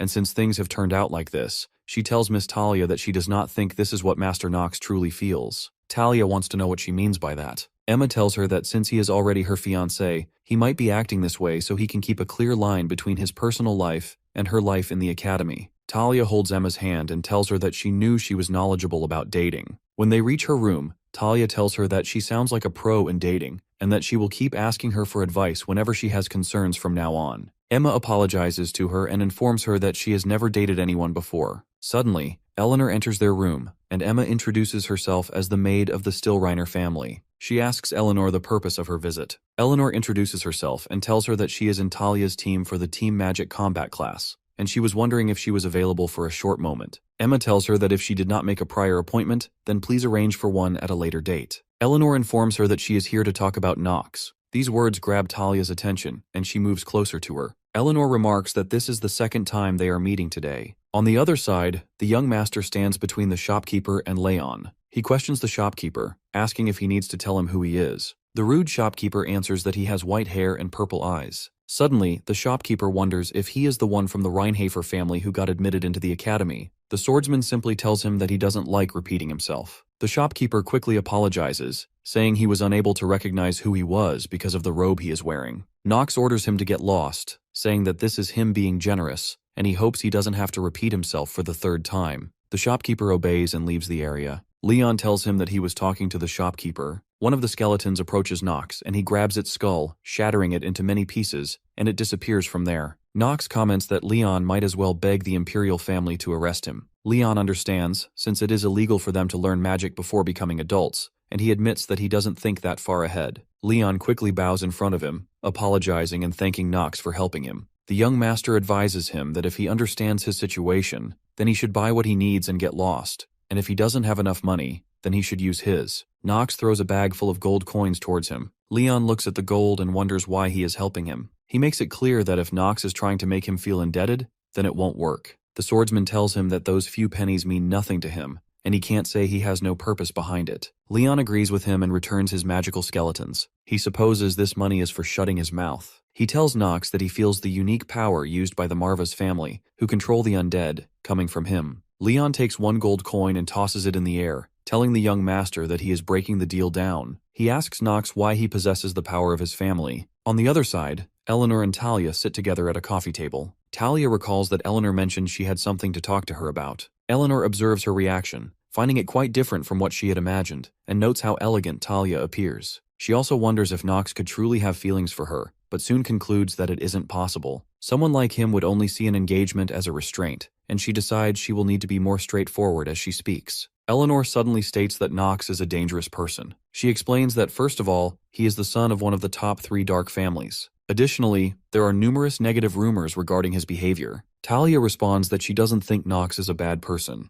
Eleanor ponders whether other people share Talia's perspective. She calls Talia strange and questions why someone as honest as her would like a good-for-nothing like Nox. Eleanor notices the emotions reflected in Talia's eyes, sensing her hostility and anger towards her. Talia wants to make it clear that while Nox might be somewhat lacking, she doesn't believe he is the type of person who would do something bad. Although he is easily misunderstood because he acts coldly towards others, that is only a small part of who he is. She also informs Eleanor that she has heard about the marriage talks involving her and Nox. However, that alone isn't enough for her to support him, and she knows it as well. Marriage discussions between noble families can change as easily as flipping their hands. Talia tells her that this is not the reason she trusts Nox. Eleanor comments that people don't change easily. Talia replies that may be true, but hopes she remembers one thing. Nox saved her, and if he hadn't been there back then, she would definitely have died. She believes Eleanor already knows this too. Talia wonders why she remains suspicious of Nox. Eleanor admits that it seems she has misspoken and suggests they end their conversation here,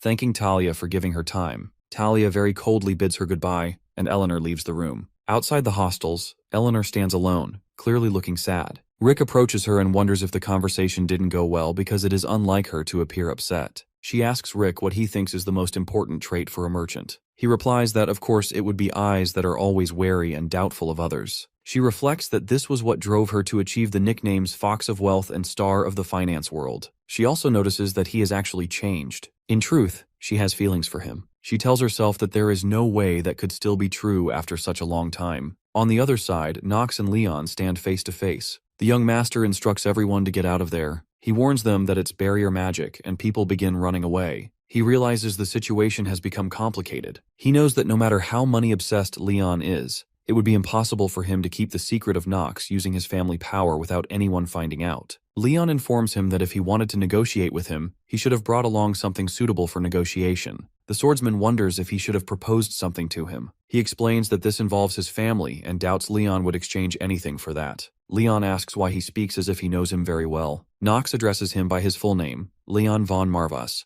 and states that his family is one of the top 3 dark families like the Reinhafers, and among those that had the greatest influence. Leon warns him that he doesn't like how he is using past tense. The young master tells him that he must already know his family has fallen from what it used to be. He explains that he is aware those people used territory to overthrow the patriarch of the Marva's family and took away most of their lands. Leon wants to know if he is trying to use the fact that he has more information than him in consideration of his desire for revenge. Nox clarifies his stance, stating that he doesn't make moves for such goals. As far as what he wants, it is only the revival of his family. It is for a young patriarch to be recognized and for his family to once again reach the top of this continent. He asks Leon if that isn't his true objective. Leon replies that it's not a bad goal and it means he knows him well. Leon then questions how he got his hands on the powers of the Marva's family. Nox explains that he obtained it by chance and only recently learned that this power is related to his family. Leon believes what he says. The swordsman asks if he isn't going to question him any further. Leon says he is satisfied because Nox has already given him all the answers. Nox thinks that what Leon wanted to know from the start wasn't how he got his family's power, but how much he knew about him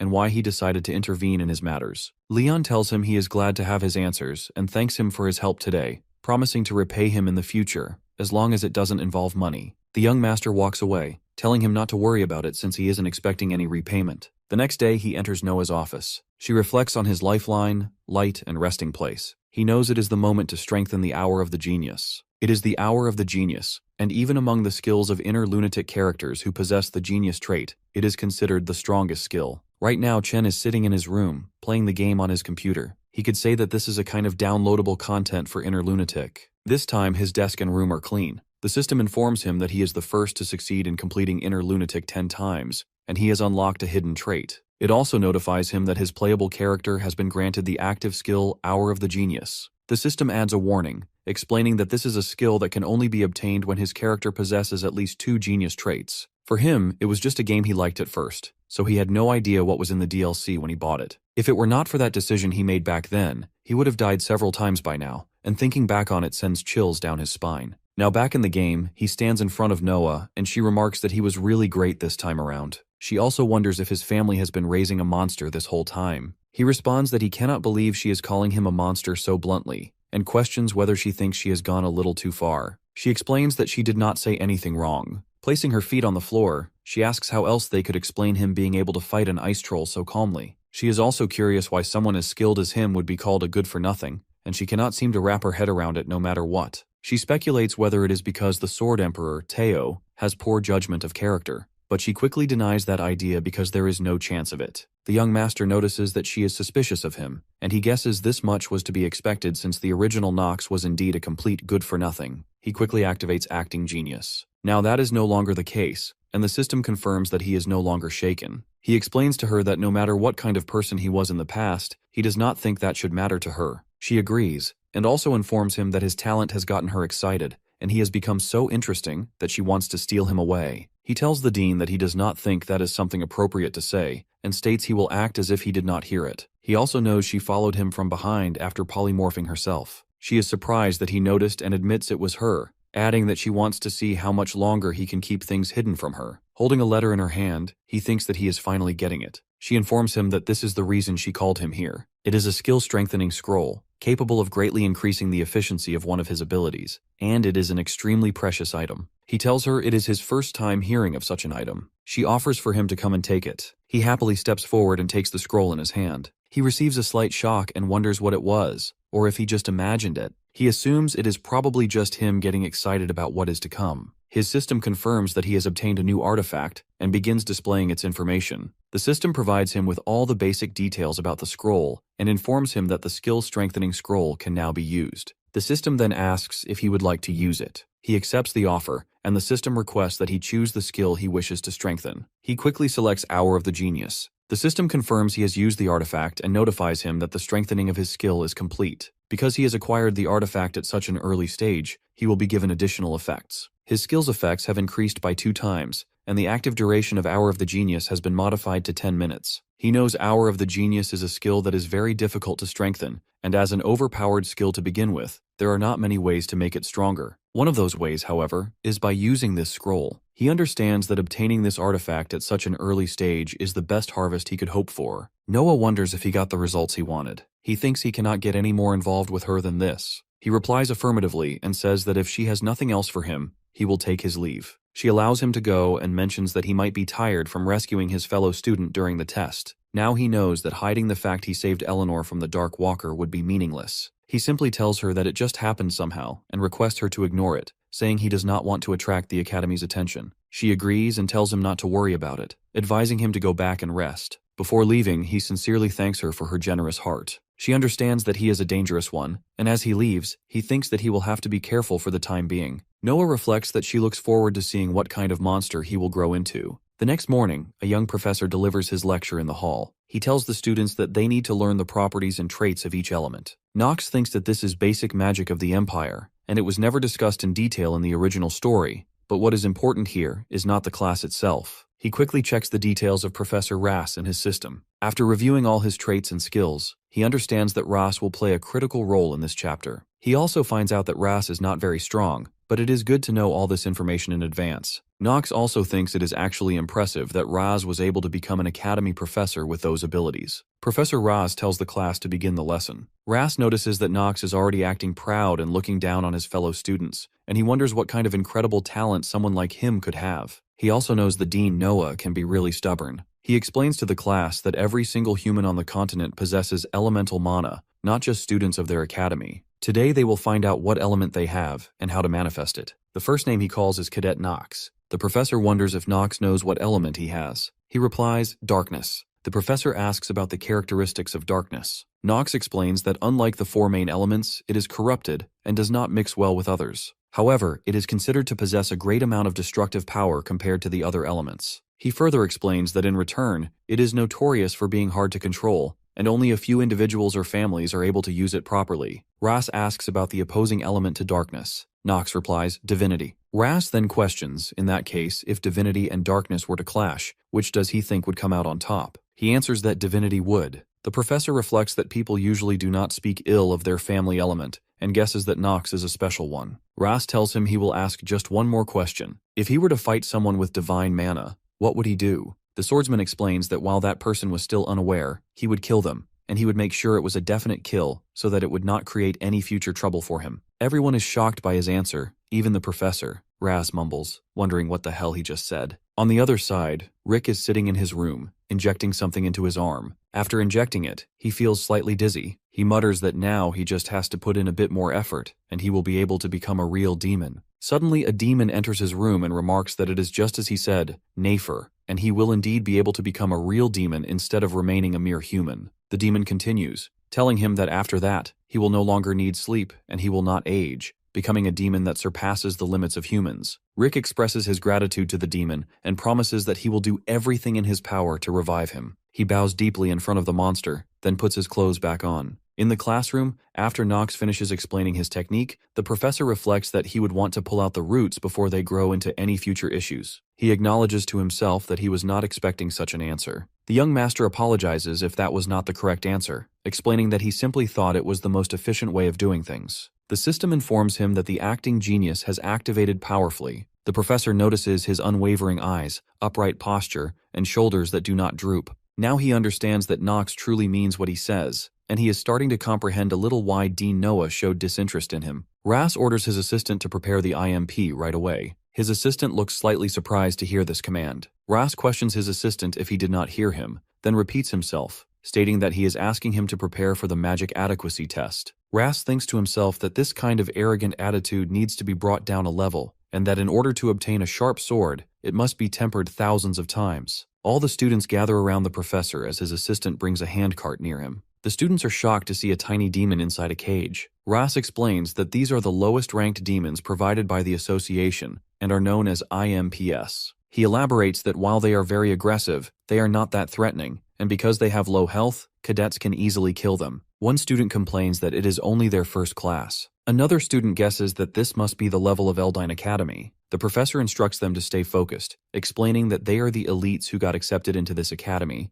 and they must remember this. He tells them that their ultimate goal is not to become a knight or a mage, but to subjugate all demons that exist in the world. For them to achieve this, they will need to get used to beings known as demons, of which they still know very little. He orders all the students to infuse their mana into the caged IMP to force it into submission. The young swordsman stands in front of the demon's cage, thinking about the process the professor just explained to force a demon into submission. He wonders why something feels out of place. He thinks that based on the original storyline, this lesson should only take place in the second year. He still feels that something is off. The professor instructs him that after he condenses mana into his palm, he should let it flow into his target. He tells the student that his test will end in 15 minutes. The professor thinks that no matter how incredible the Reinhafers are, there is no way they would expect to see an IMP in their first lesson, and a new student would definitely fall for the deception of the IMP and end up drooling uncontrollably. Ras is determined to teach him how things work here. Suddenly, the professor notices that the demon is holding its head and bowing to the ground. He shouts, demanding to know what is happening. Talia turns back and tells Emma that it will not happen again.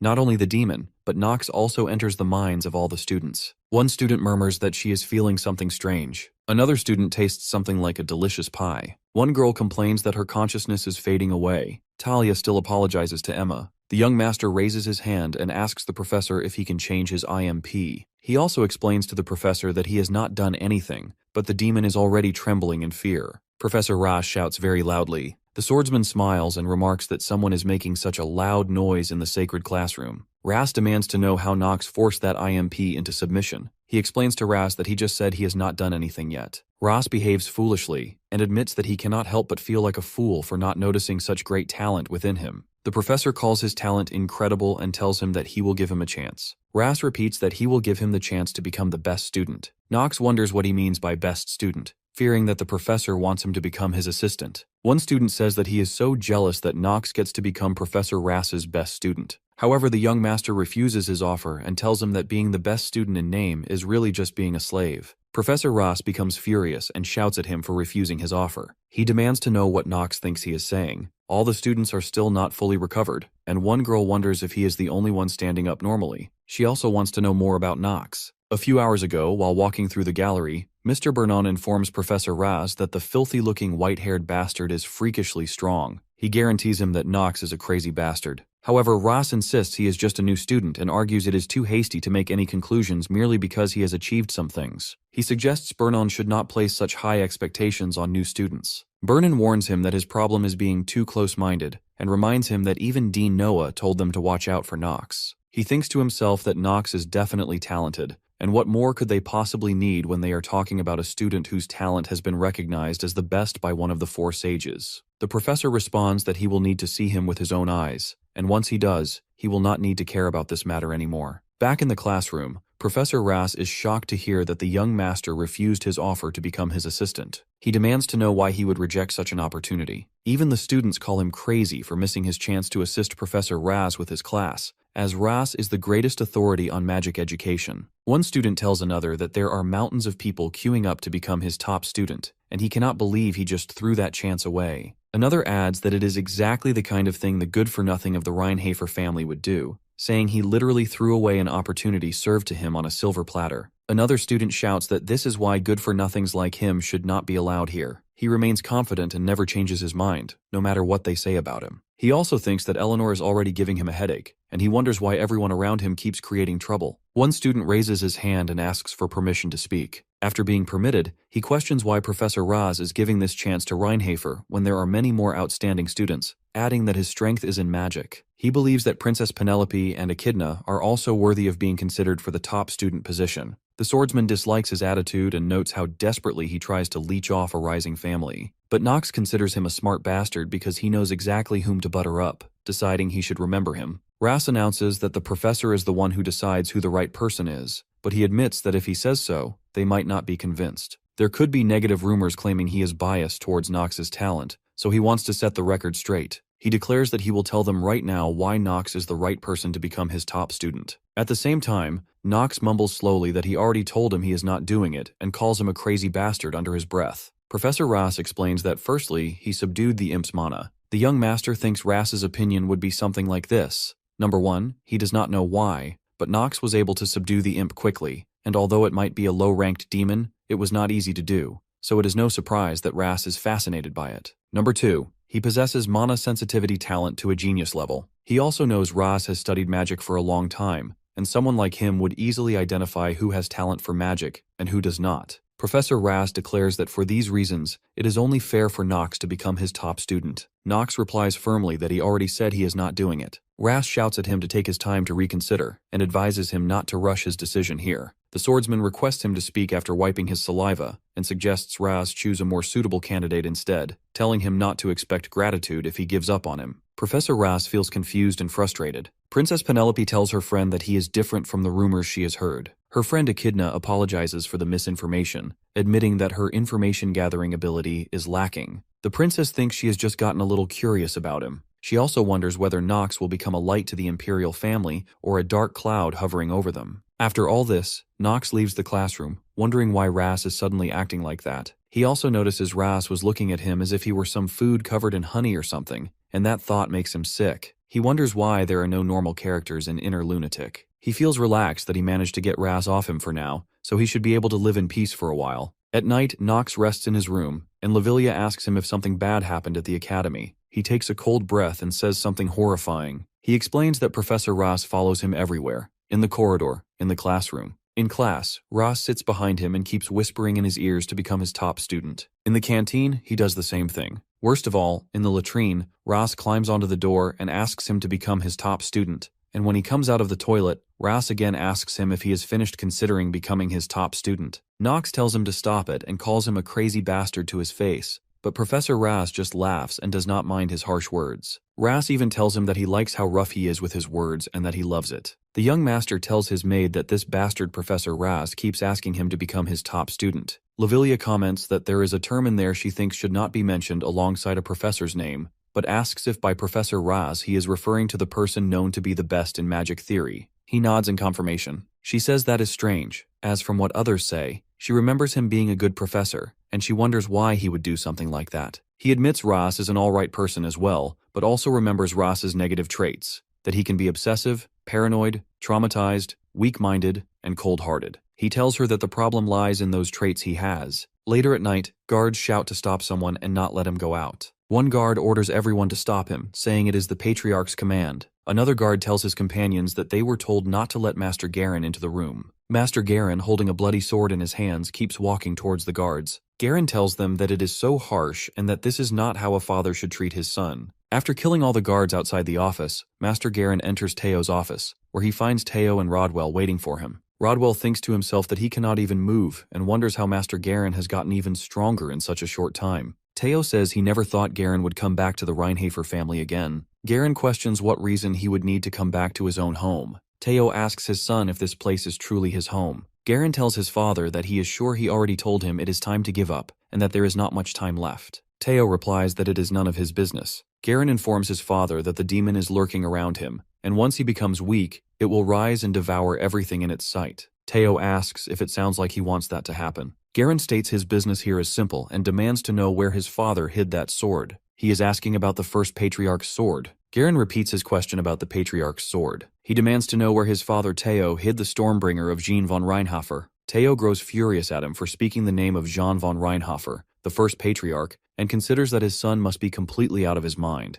Garen reflects on whether that is really what matters right now, insisting that what is truly important is becoming stronger and building a more powerful force. He explains that this is what matters most for a noble. His father roars back that he knows nothing of what truly matters. Garen questions him, asking if he knows so well what truly matters, then why did he leave that woman to die? Rodwell clenches his fists in anger and thinks to himself that such a woman must never be brought up in front of the Patriarch. Teo freezes as he wonders if his son just referred to her as that woman. He tells him coldly that he has truly disrespected his mother with those words. Garen declares that his mother is Priscilla von Arl, and she is his only mother. He points at a woman's portrait and states that this woman is his father's mistake, nothing more than a guest within the Reinhafer family. Teo orders his son to leave at once and warns him that he does not want to cut off his own son's head. Garen glares at his father and says that he will regret this, and soon enough he will understand that this family is prepared for his sake. With that, Garen storms out of his office. Rodwell looks at his master with concern and wonders if he is all right. Teo informs him quietly that he slipped up and showed an unsightly side of himself. Rodwell quickly pleads with him not to say that, reminding him that he is someone who swore his eternal fealty to the Reinhafer family. But he admits that if the world discovers that Master Garen is working with a demon, things will become dangerous. He suggests to Teo that it would be wise to decide on a new successor soon. Teo considers his advice, and Rodwell informs him that it just so happens they have received some good news through a letter. Master Nox has been named the top student of this year's Eldine admission test. Teo shows clear surprise at this and remembers that the new dean of Eldine Academy is Noah. Rodwell continues, explaining that one of the 4 sages has acknowledged Master Nox's talent. Although he believes Nox's growth might still be insufficient, if he truly possesses the level of talent they witnessed before, then he has great potential. Eventually, Master Nox might end up sitting on Teo's chair. The next day at the academy, Professor Ras once again invites Nox to become his apprentice. His answer remains the same as before. He does not want to. Ras offers him large amounts of supporting funds and tells him he could graduate from Eldine Academy without having to pay anything. The young master informs his professor that he already has plenty of money and wonders if he does not know that he is from the Reinhafer family. Ras then offers him immense fame as well. The swordsman looks at him and asks what use fame has for a good-for-nothing, declaring that it is nothing but a luxury he does not need. Ras begs him once more to reconsider. Nox thinks that his ears are about to bleed from the professor's persistent nagging. That night in Nox's room, Lavilia speaks to him and suggests that even so, shouldn't he listen if Professor Ras is being so sincere? She tells him that she looked into Professor Ras more deeply and discovered that this is not how he usually behaves. She informs him that people say he is an educator who normally focuses on helping students who are weaker. Nox nods in agreement, understanding that this is not something he can just ignore, and no matter how crazy Raz is, he will give up once he knows what he is lacking in.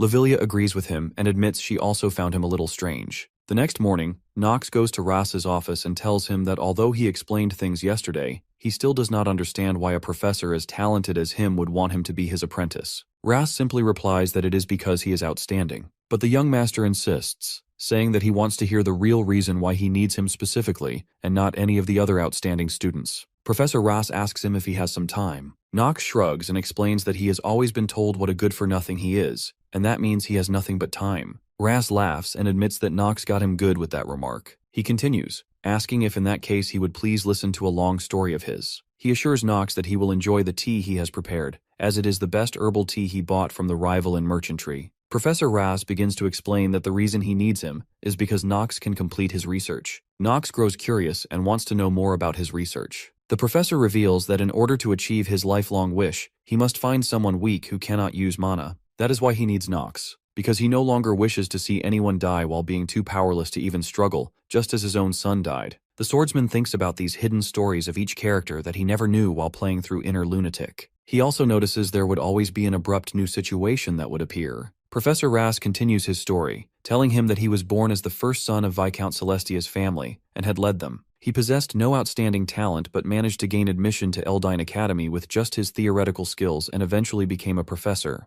Despite that, he always received poor results in practicals, and his peers constantly looked down on him. No matter how good he was at written tests, it never erased the contempt they felt for him. He overcame his low confidence through research. After constantly working hard, he finally became a professor and even married a woman. However, there was not a single person who fully acknowledged his achievements as a professor. The accomplishments he made and the theses he wrote were published under another person's name, and everyone continued to look down on him. Even with everything that happened, he was able to have a son with his wife. His one and only child grew up and was admitted into Eldine Academy. His son overcame all hardships and graduated from the academy. He had told his father that he would work hard so that people would be able to speak highly of him. Ras was happy hearing that. His son joined the squad directly under the Emperor and went to the battlefield at the forefront. He wanted to achieve victory so people would speak highly of his father and raise the reputation of the Celestia family. But on that battlefield, his son died. In fact, it was not even long after the war began. He died after being struck by an arrow that only carried a touch of mana. Professor Ras asks if this explains why he is so obsessed with his thesis and his research for the sake of the weak. The young master thinks that this story is nothing significant. In the merciless world of Inner Lunatic, there are hundreds more such stories, but he wonders why. The back of the professor that he saw through the monitor and Professor Ras's back right now seem different to him. Nox feels as if he is about to understand the depth of his loneliness just a little. Nox apologizes to him, saying that he is even more certain after listening to his story. There is someone better suited for this than he is. Someone who would listen to his story better and more seriously than he ever could. He explains to Ras that he thinks that is the kind of person he truly needs right now. Before leaving the office, Nox tells him that he will see him at the next lesson. After Nox leaves, Professor Ras stands near his son's picture and murmurs that there is a resemblance between his son and Nox. When Nox returns to his room, he receives news that is nothing short of disastrous. He feels shock wash over him and asks Lavilia to repeat who came back. She informs him that the first son of the Reinhafer family, Master Garen, has returned to the family. Because of that,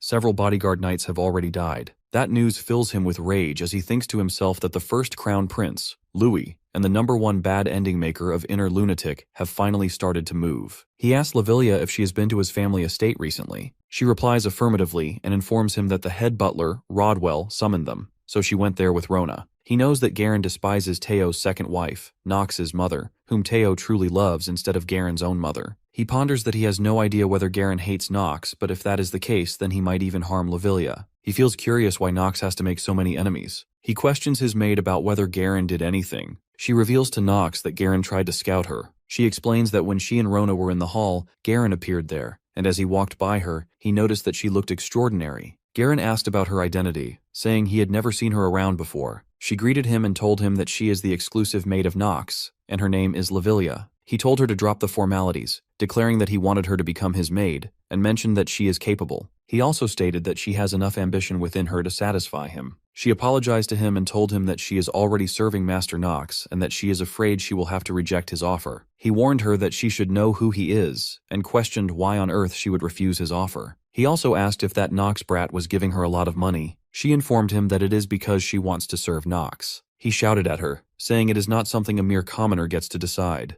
Lavilia explained that her master respects her, and while she does not know what kind of person Garen is, above everything else, she wishes to stay by Master Nox's side to see what he will do. Garen grew surprised upon hearing that, and could not believe she wanted to serve a brat like him, finding her a strange one. He even offered to pay her 3 times whatever Nox is paying her. She respectfully rejected him. The young master thinks that although he does have money, the real story has not even begun yet. He knows that he cannot use that much money, but he cannot give up on Lavilia. So he offers her a wage raise, telling her he will match Garen's offer and pay her 3 times more. He instructs her not to worry about it and to focus on her work. She laughs at him, and he wonders why she did that. She apologizes to him. The swordsman feels confused and wonders if she just laughed at him. He asks her if she has already decided to work with Garen. She explains that whatever he is thinking of, that is not what is happening. She confirms to him that she will not follow Master Garen, and the wages she is receiving now are sufficient. He asks why she laughed then. She simply replies that she cannot tell him that. He orders her to tell him the reason. She explains that something funny came to her mind, so she laughed. He warns her that she has gotten worse at lying.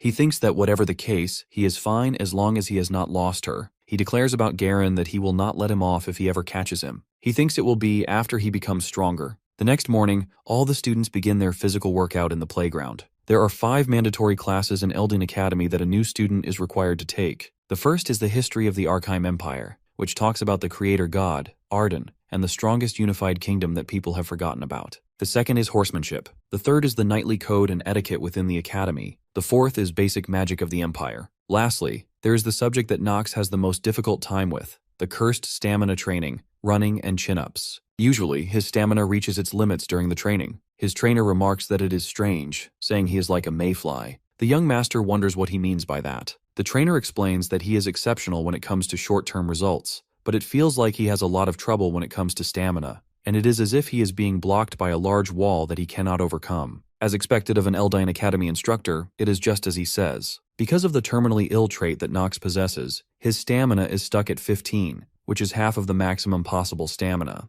The swordsman asks him if he is not an instructor, then why would he say such discouraging words? The trainer apologizes to him for being rude and explains that it would be good if he took heed of what he said, as if he moves recklessly in this manner, he might end up shortening his life. Nox agrees and confirms that he will keep that in mind. He knows there is a countdown for his heart, and how could he not heed what the trainer said? His system also confirms that because of the trait, terminally ill, his lifespan is decreasing at a fast rate. It is quite annoying for him. He did not realize, but Paracelsus was standing just behind him, observing his condition. Paracelsus the Grey Wolf ponders that he cannot figure Nox out at all, because Nox did all that stuff at the admission test to get first place, yet he is hiding his stamina now. This is definitely related to him acting like a good-for-nothing. Nox looks at him with a smiling face and calls him an annoying bastard, warning that if they fight again, he will get it good. After his classes, he goes into the marketplace while wearing his robe. He finds Rick there and greets him, saying he did not expect to meet him in a place like this. Rick also recognizes him. Actually, the young master feels angry at him and wants to know why he is doing this to him,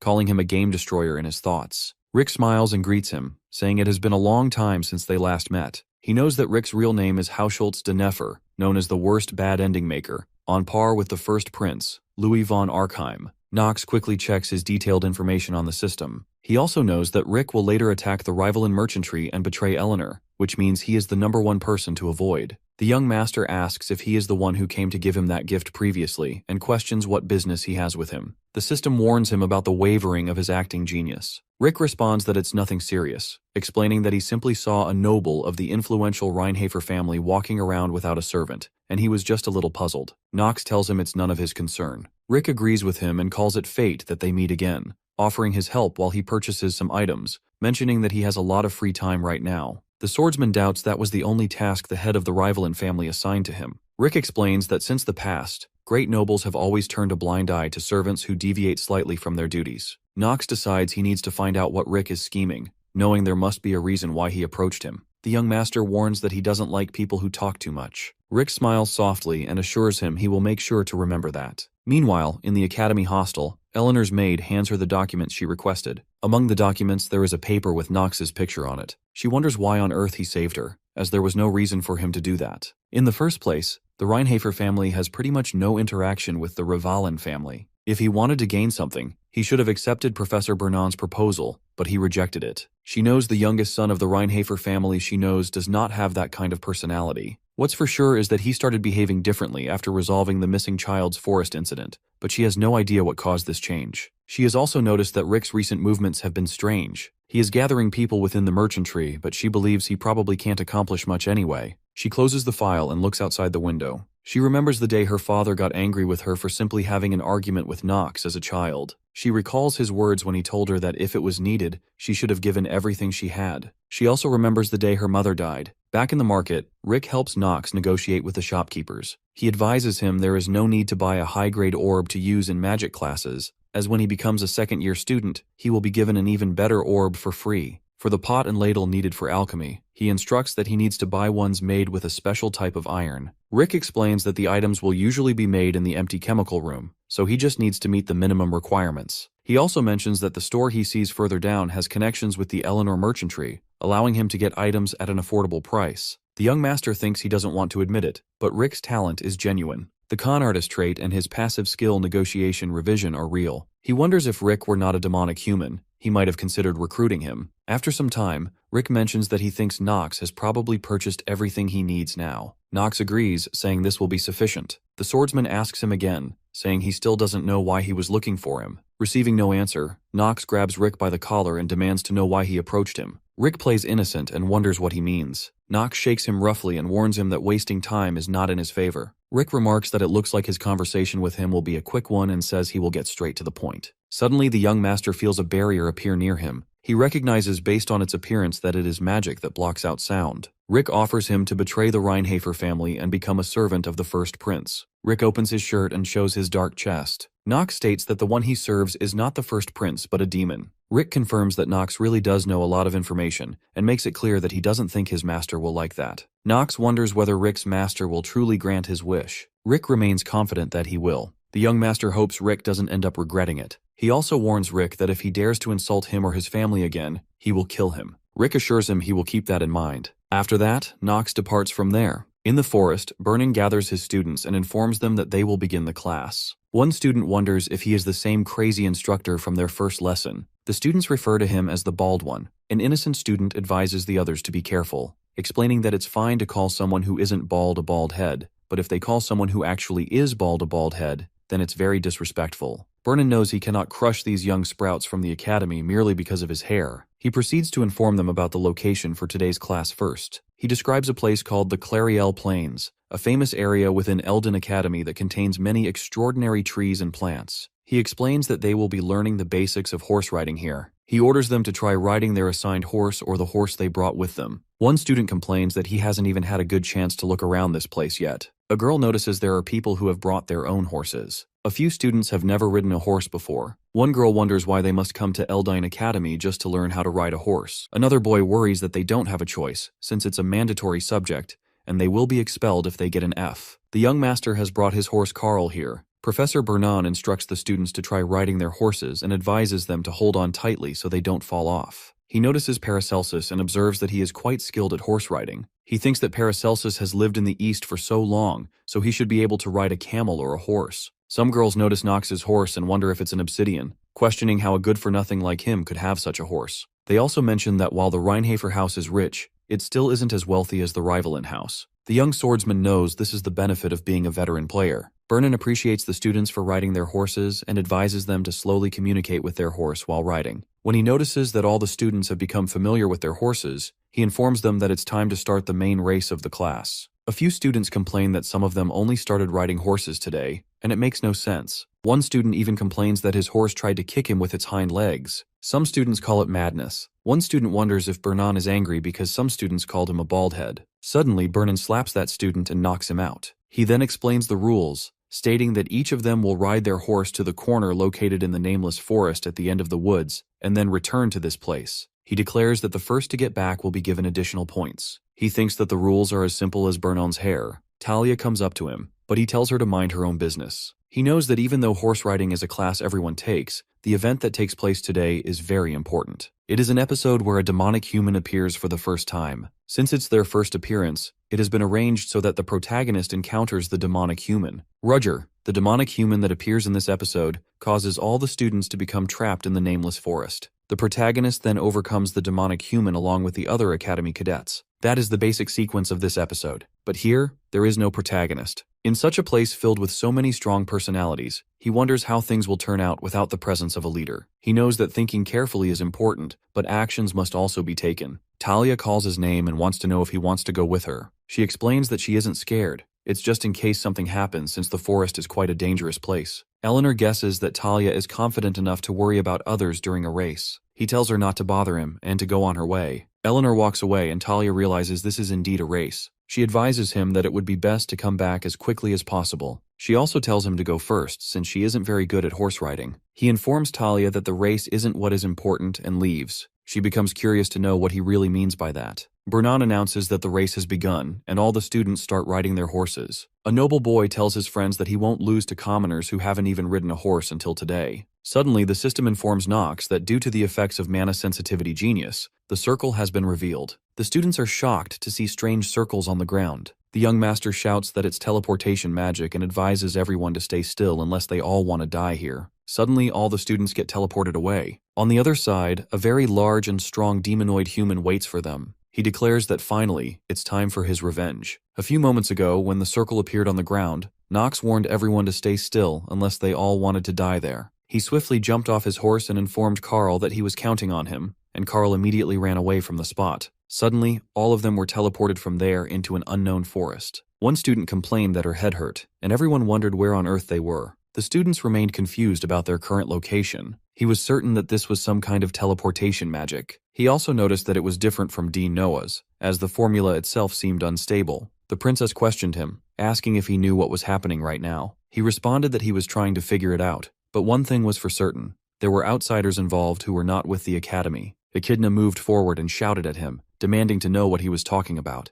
She insisted that if he knew something, he must tell them now. He merely told her to know her place and reminded her that she was not the princess, and he had no reason to say anything to her. Eleanor confirmed with him, asking if he said teleportation magic and that it was due to outside influence. He agreed with her. She wondered why he thought so. Talia also felt curious about why he believed that, thinking it could be a test of sorts from other professors too. Nox reflected that this was why people who lived comfortably could not make it, as they were far too complacent. He recognized that this was inner lunatic, and they were within a game that prided itself on being one of the most difficult. He informed them that the magic power looked far too unstable. Quickly, he activated his acting genius and told them this was a disorganized formula, and the fact that it completely disregarded the safety of the target and only focused on the function was proof. Leon agreed with him, saying that the formula was indeed strange. Moreover, if this had been done by the professors, they would never want to endanger them. There was no reason they would do that to so many children from reputable families in Eldine. He also felt Nox was correct and asked for the others' opinions. The princess thought that although she didn't want to admit it, he was right. The formula was definitely unstable,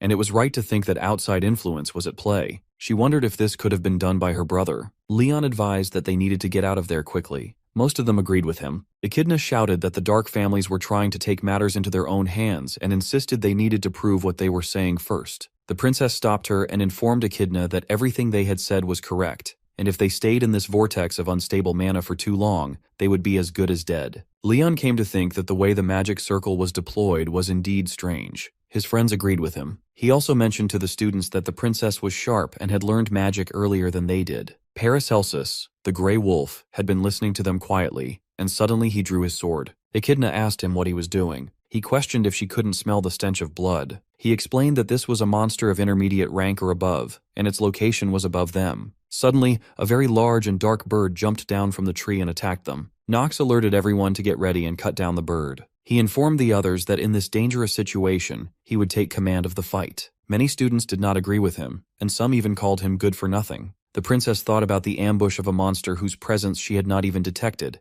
and he had been the first to notice it. She wondered how he was suddenly so different. On the other side, Professor Burnin waited for the students at the finishing line. He wondered if the current batch of students was completely talentless at horse riding. He felt surprised that no one had returned yet, and this was the worst time record in history. Suddenly Raz approached him and informed him that they had a problem. Burnin questioned why he was there, and if he wasn't supposed to be having a class with the second years. Raz warned him that wasn't what was important right now and asked him about the students. Burnin told Raz that they were having horse riding lessons on the plains. Raz explained that a person using demonic magic had been spotted in the academy 3 hours ago, and a huge magic circle had been activated, which they tracked down to those plains. Burnin regretted that of all times, this had to happen when Dean Noah was not around, and now they needed to get going quickly. Suddenly Nox's horse Carl approached them, and they recognized it as his horse. They received a message with Carl. Nox informed them that the demonic human had appeared at the nameless forest entrance, and they needed immediate assistance. Ras urged Burnon to move quickly. They knew it would take at least 2 days to reach the nameless forest, and it was too late to use more teleportation magic. Ras hoped they would be safe. In the nameless forest, all the students stood quietly, and Echidna said she didn't want to admit it,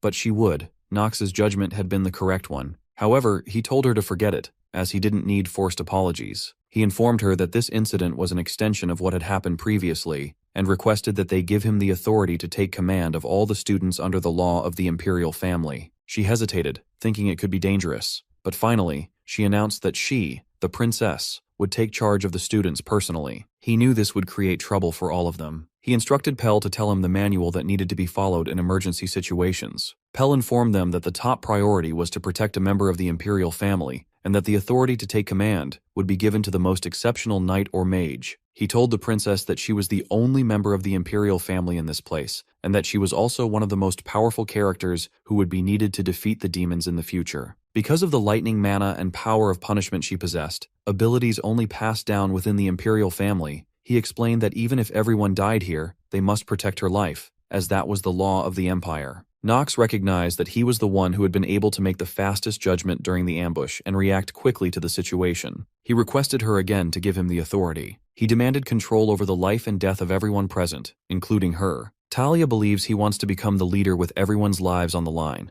and she is indeed right. Nox truly is the role model of a knight. She gazes at him with loving eyes. He wonders what is wrong with her. He declares that if there are no other opinions, then he will take charge as the leader, and if they dislike this decision, they can prove their worth through their own abilities. If they manage that, he will gladly relinquish this position. All the students remain silent, and Leon thinks that if something bad happens in the process of taking responsibility for protecting the princess right now, the leader will definitely face severe punishment. Leon considers that even if he somehow does well at the start, something is bound to go wrong later, meaning Nox is drinking poison from a holy grail at this moment. Leon calls him a mindless fool and tells him to do whatever he wants. When Nox glances at him, Leon flinches in fear. The young master then announces that it is settled. From now on, they will follow his instructions, and if they refuse, they will be punished according to the law. He orders them to start moving immediately and keep following him. Talia urges him to wait and wonders if he intends to tell them where they are going. He responds that he is not good at explaining things, so they must follow him closely. Nox thinks that if they knew just how many times he has played this chapter, they would be horrified,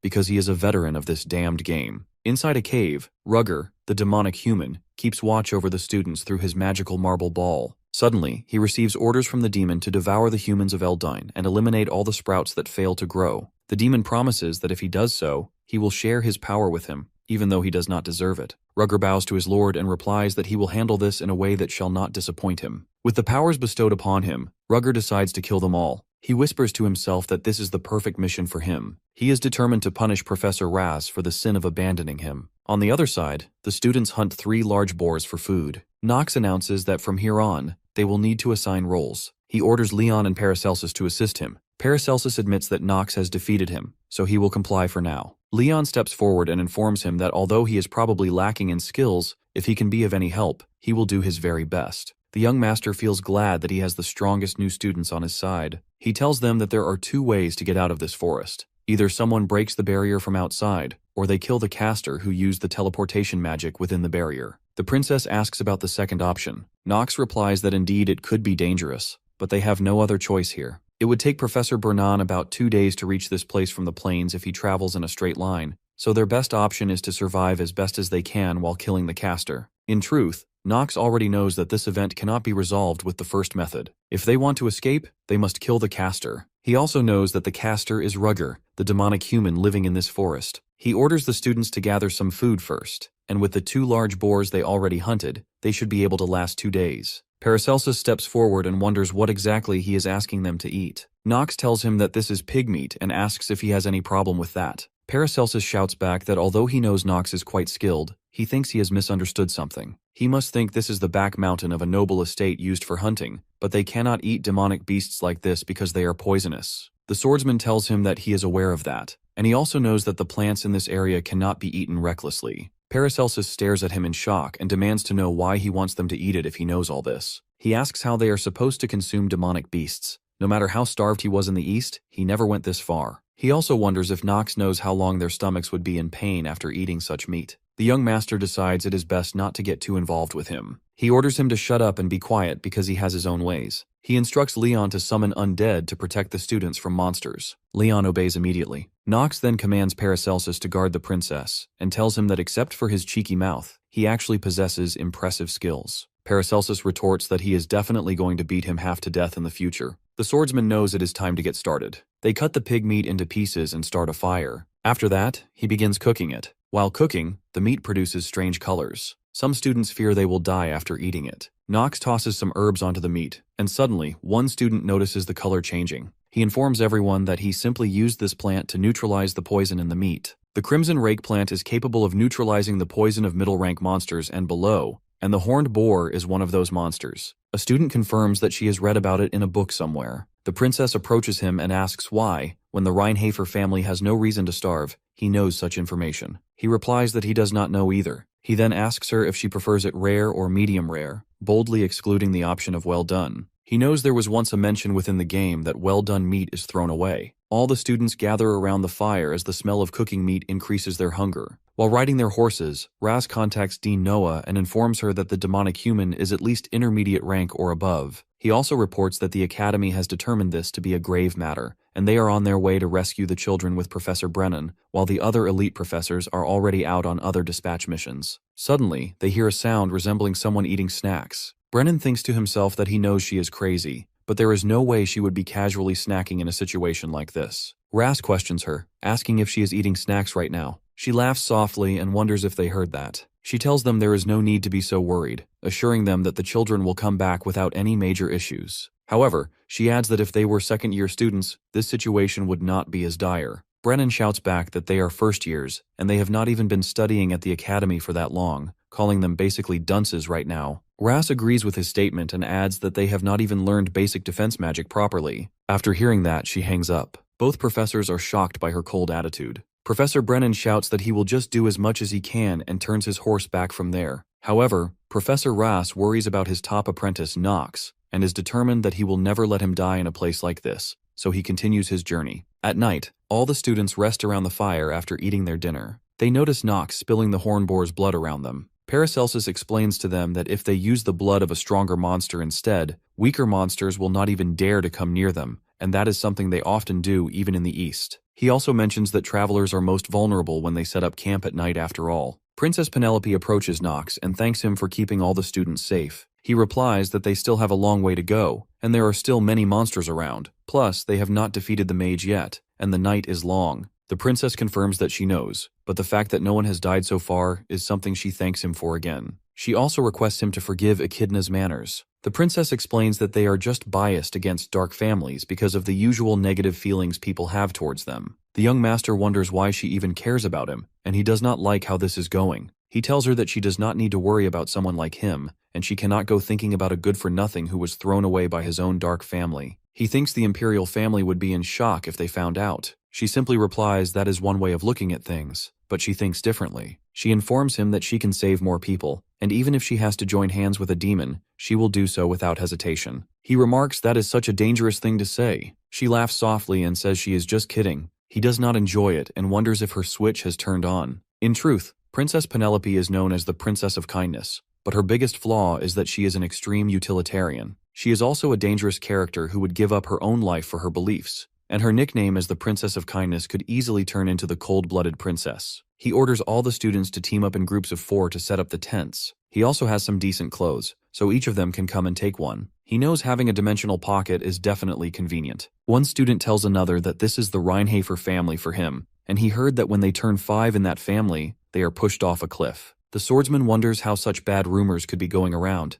but he guesses that is how things are for a dark family. He mumbles to Talia that they better be careful. She asks what they should be careful of. He says nothing and orders them to decide on the night shift rotations and take turns guarding the place. He knows it is time for him to get started too. He recalls that there is a problem that exists in the second episode of the Academy during this ambush. If they do not kill the mage who set up the barrier quickly, it will become impossible to clear this scenario. And that means if no one kills the mage, they will not be able to complete this story. All the students start sleeping. Suddenly Pell hears some sounds and gets up. He shouts and awakens everyone. He informs the princess that they have gotten into trouble, and a huge number of creatures that possess mana are gathering near here. All the students get ready to fight. Echidna urges the princess to get behind her. Paracelsus shouts that they are coming, saying the Hornboar's blood does not mean anything in the face of stronger monsters after all, and asks what she intends to do. Talia shouts that Nox is not here. Leon tells them that he has gone elsewhere temporarily, and he has left this battlefield to him. Echidna shouts that Nox was so confident about protecting the princess,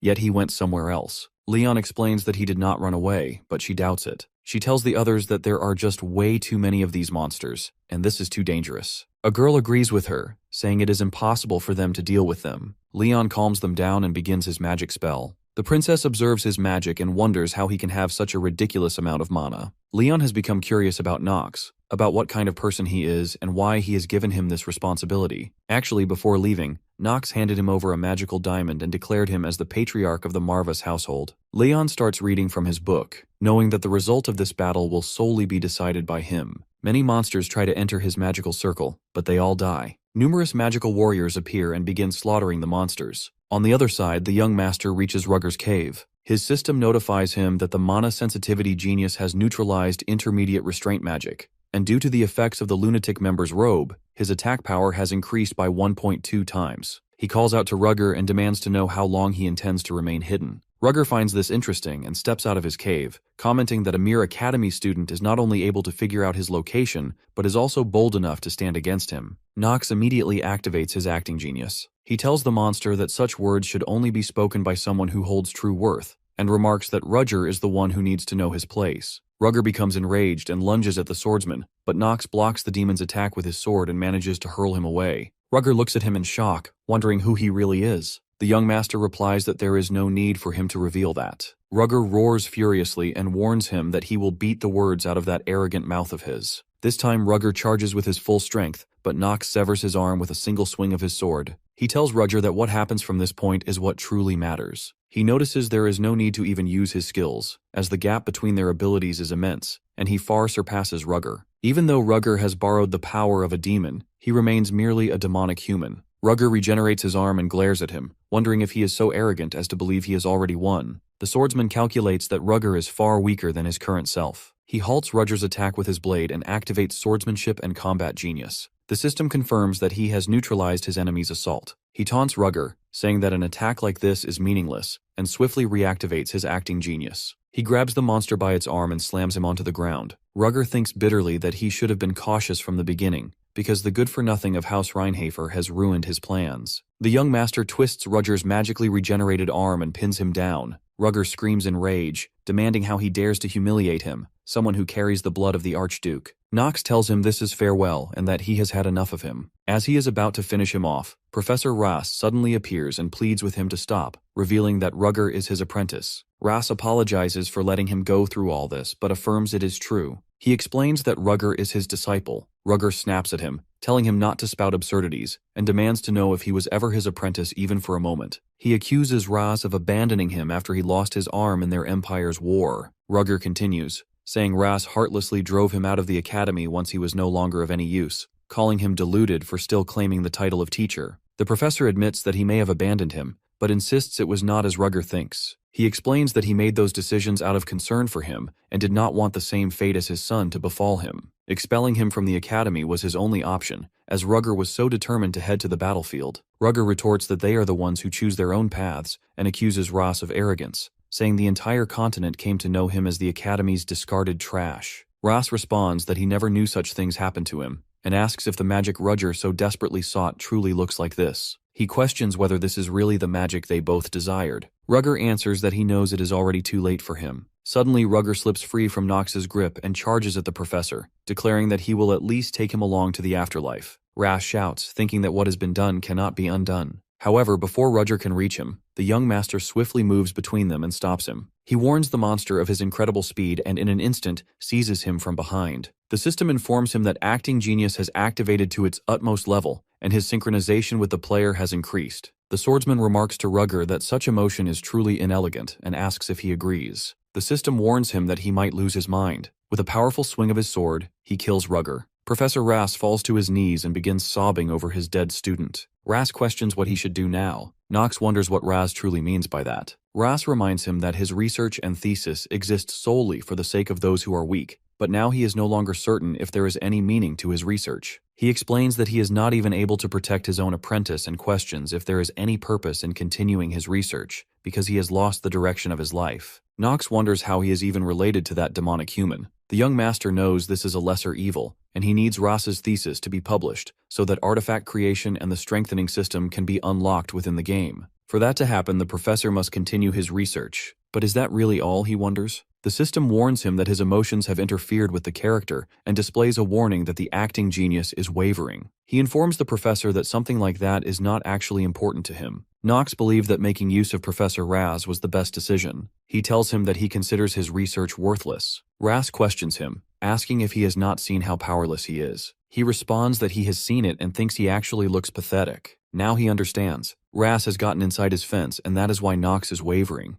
Every word Raz speaks affects him. The young master admits in front of Raz that he is lazy by nature and requests him not to assign too many tasks. He also reveals that he does not really like tea. He prefers coffee. Furthermore, he says he does not need money and does not think much of things like fame. Professor Ras looks surprised and asks what he is talking about. The swordsman confirms that Ras's research is different and guarantees that it has value. He thinks maybe, just maybe, a game addict like him is envious of someone like Ras, who contributes to others. He also reflects on the love that exists in this world. Nox lowers himself onto his knees and tells the professor that he will become his #1 apprentice. Ras appears stunned. The young master thinks that nothing has changed about the professor's back that he has seen only via the monitor. There is only him and Ras, an unorthodox thinker. He asks if indeed he can match with him, if he can stand at the height of his back, as he cries inside while thinking about his son. It is raining in the nameless forest. On the other side, Leon's magic slaughters countless monsters. Paracelsus remarks that Nox is not the only lunatic here. He points at Leon and wonders what on earth is with all those undead,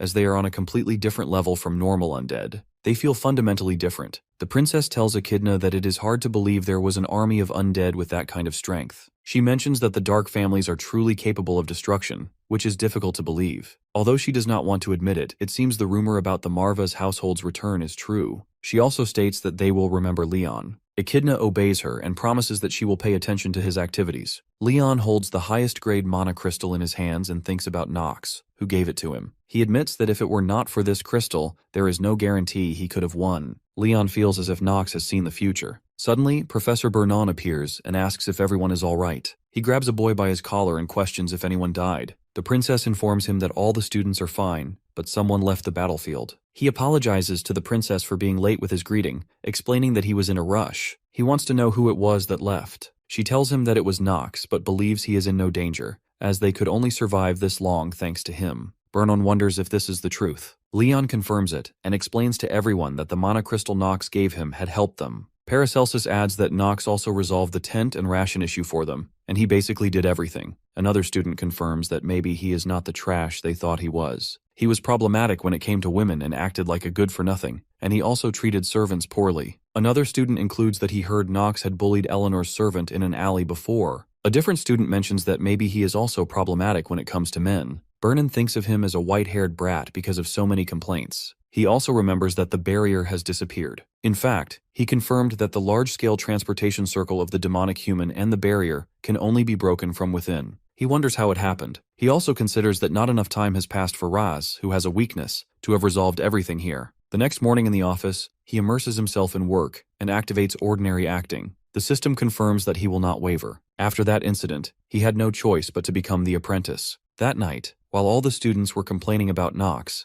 Professor Ras suddenly appeared with him and informed everyone about his achievement. Now back in the office after some time, the system warns him that ordinary acting is activated. Professor Ras enters the office, holds his hand, and blows some air on it. He understands that for the sake of unlocking the artifact system in the future, Ras's research is an absolute necessity. In the game Inner Lunatic, Professor Ras never dies, but things are different now. He also knows if he does not save him, he will be the one to suffer. Suddenly, Professor Ras tries to kiss his hand, and the young master strikes his face with his elbow, throwing him away. He quickly apologizes for hitting him, and explains that Ras was bothering him so much that he reacted without thinking because he touched him. Professor Ras, with his nose bleeding, responds that it is all right and that he knows he did it on purpose, so there is no need to act coy in front of him. After saying that, Ras starts laughing. The swordsman remarks that despite knowing him so well, he still chose to bother him. He adds that the Empire has sexual harassment laws in place. Professor Ras retorts that for someone who acts like the good-for-nothing of a reputable household, he is saying some really smart things.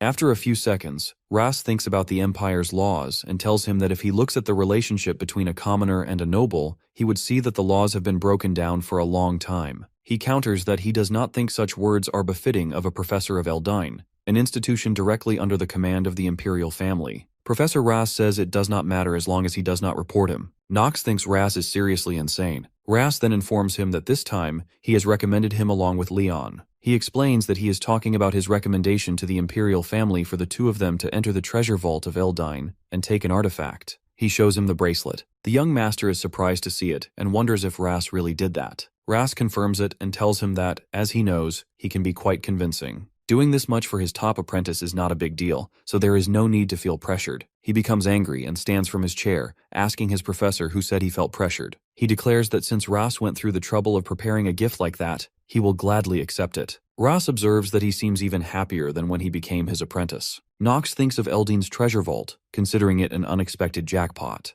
As he enters the Academy's treasure vault, he thinks about how this place is co-owned by the imperial family and the Rivalin household. While there are many incredible artifacts here, he knows which one will have the best efficiency. If he obtains it at this point in time, he will be able to grow several times faster. Suddenly, Eleanor enters the vault and remarks that she would have never imagined him opening the treasure vault of Eldyne. She also says it seems he got himself a good teacher. He simply tells her to think whatever she wants. He knows that Eleanor, acknowledged by the Rivalin merchantry, is going in with him, and he hopes she does not cause any trouble for him. She tells him that he is greatly mistaken if he thinks she does not want to give away the artifacts she donated. She has every intention of ensuring he is properly paid for saving her. He comments that she likes to make things troublesome for him as usual. She asks if he heard how it works from Professor Ras. She then takes the keys and opens a large door, asking which artifact he is going to take. He becomes excited and mumbles. She asks what he said he wanted. He asks if she is going to make him repeat himself twice. She wonders why he would want an antique like that, but guesses it is not completely surprising if it is just a hobby of the son of a rich family. He tells her to give it to him first before continuing their conversation. She stops him and informs him that she wants to test whether he is fit to receive an item from this place or not. He explains that he was not told about anything like that. She says it is her special right as the person who donated the artifacts,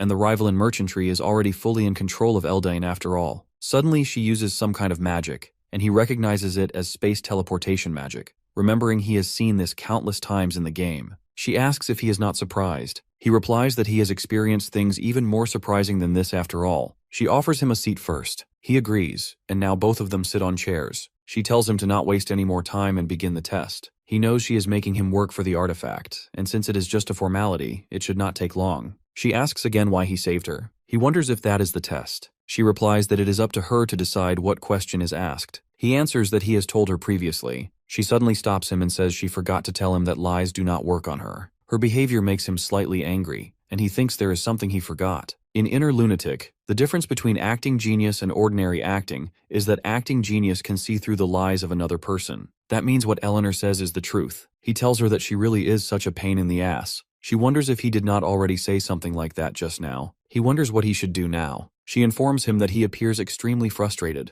He shuts her down coldly, telling her to keep quiet, accusing her of lying about wanting to give him the artifact personally. She questions whether that really matters right now, insisting that what's important is he will lose out if he doesn't answer her questions. He considers that it's far too risky to have come all this way only to lose the artifact. To begin with, she would become suspicious if he tried to get out of this meeting, and it would be better to face it head-on here. Finally, he makes up his mind to answer her question about why he saved her. He responds that it was something necessary for him. She asks why. He explains that he needs her in his plan. She presses further, wanting to know what that plan is. He replies that he doesn't think there is a reason to tell her that much. She requests to ask one more question. The young master allows her. She wonders what happened in the ballroom in the past, asking if he didn't save her because he felt indebted to her because of that. He responds with a clear no. She becomes surprised upon hearing that he didn't save her because of that incident, and realizes she is involved in his plan, wondering what on earth that could mean. He states that everything he has said is true, and she probably already knows it. She remarks that it's not good to have too many secrets. He counters that she is the one to talk. She mentions there are people in the world saying he has changed, and she doesn't believe that.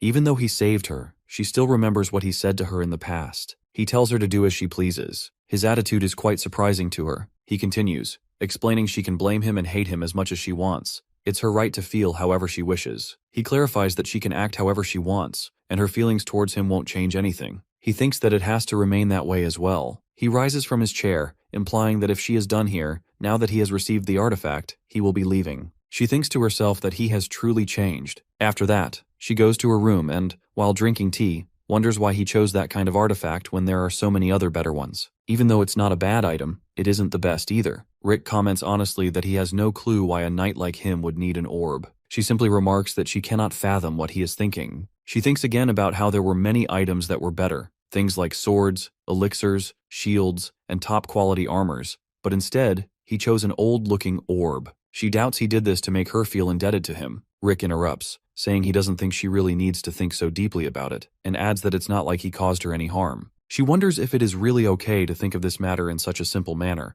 and it's not like he has any other choice. She inquires about the situation with the merchantry from Rick. He informs her that things are going well, and nobles of the capital and Talonfeather are buying rival and household products in large quantities. He tells her that it is all thanks to her. She shows her satisfaction upon hearing this, and instructs him to keep watching Nox and report back to her if anything happens. He agrees to her orders, reassuring her not to worry about it. On the other side, Nox sits on his bed, holding the artifact in his hand. The system informs him that he has obtained an advanced-grade artifact, the Great Sage, a highest-grade orb, and it provides him with its complete details. It also displays information about the skill gained due to the artifact. He thinks to himself that to be able to get this at this time, he is really lucky. He activates it, and it begins floating in the air. He muses that Eleanor probably doesn't know that this is a good item, but there is a special way to use it. The system tells him the conditions have not been met, and the artifact is unable to utilize its full effect. To unlock it, he has to say the real name of its original owner, which will upgrade it to the highest grade.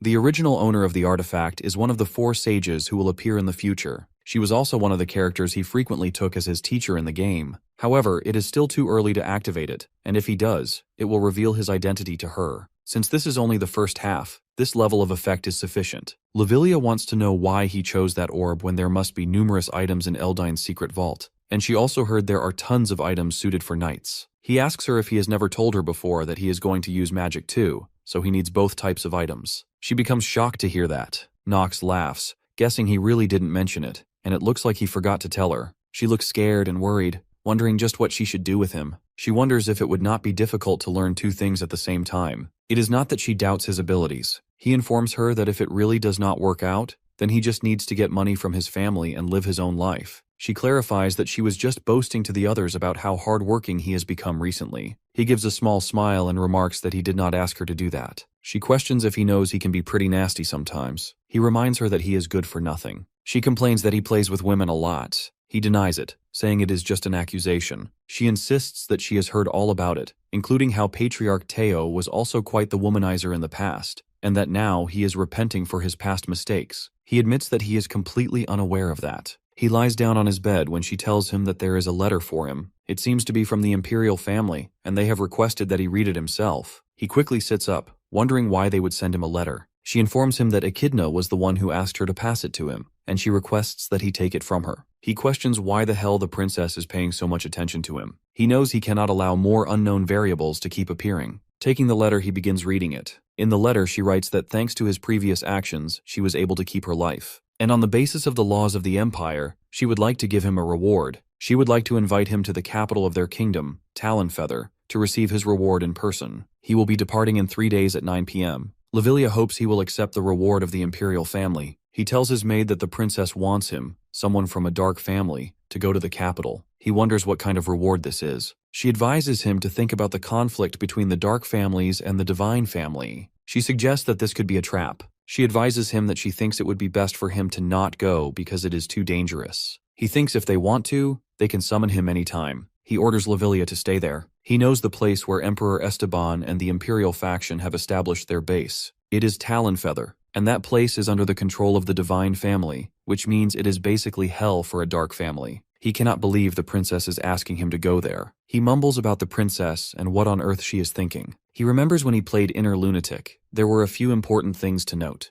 The first was whether or not the main attribute that was given to the player could be made useful. If he chose the swordsmanship and combat genius, then the path forward would be combat for the sword. If he chose the mana sensitivity genius, however, then the path forward would be a mage. And the second thing was the camps. The player was required to choose between sides that opposed each other and would have to achieve meaningful results from there. Nox sits with the princess in their carriage, and they begin their journey towards the capital. She asks him what business he has with her. He replies it is nothing, and someone as insignificant as him would not have any business with her. She requests that he not say that, as she would feel hurt. He knows among the camps within Inner Lunatic, the strongest ones would be the Imperial faction, which is led by the princess, and the radical faction that opposes them, which is led by the dark families, such as his own family. Lastly, there is the merchant faction, which, backed by an immense amount of funds, tries to decide what the dynamics of the continent would be like. While each of them has their own way of doing things, there is one thing that is certain, and that is the relationship between the Rheinhafer household, a dark family, and the Imperial family. He does not know the exact details, but he can say that relationship is the worst. She tells him that he is going into the lion's den. She wonders if he is thinking that. He questions if she is trying to feel him out, and as a good-for-nothing he cannot just back down from that. He apologizes to her and informs her that he is not glad about going there. She laughs at him and comforts him by telling him that there is no need to be too worried. She is just going to the capital with him to reward him for what he has done for her. He knows she is taking her lie a bit too far. She laughs again and says he did catch her. Finally, they reach the palace. He wants to know what she wants from him. When they come out of their carriage, a young man welcomes them,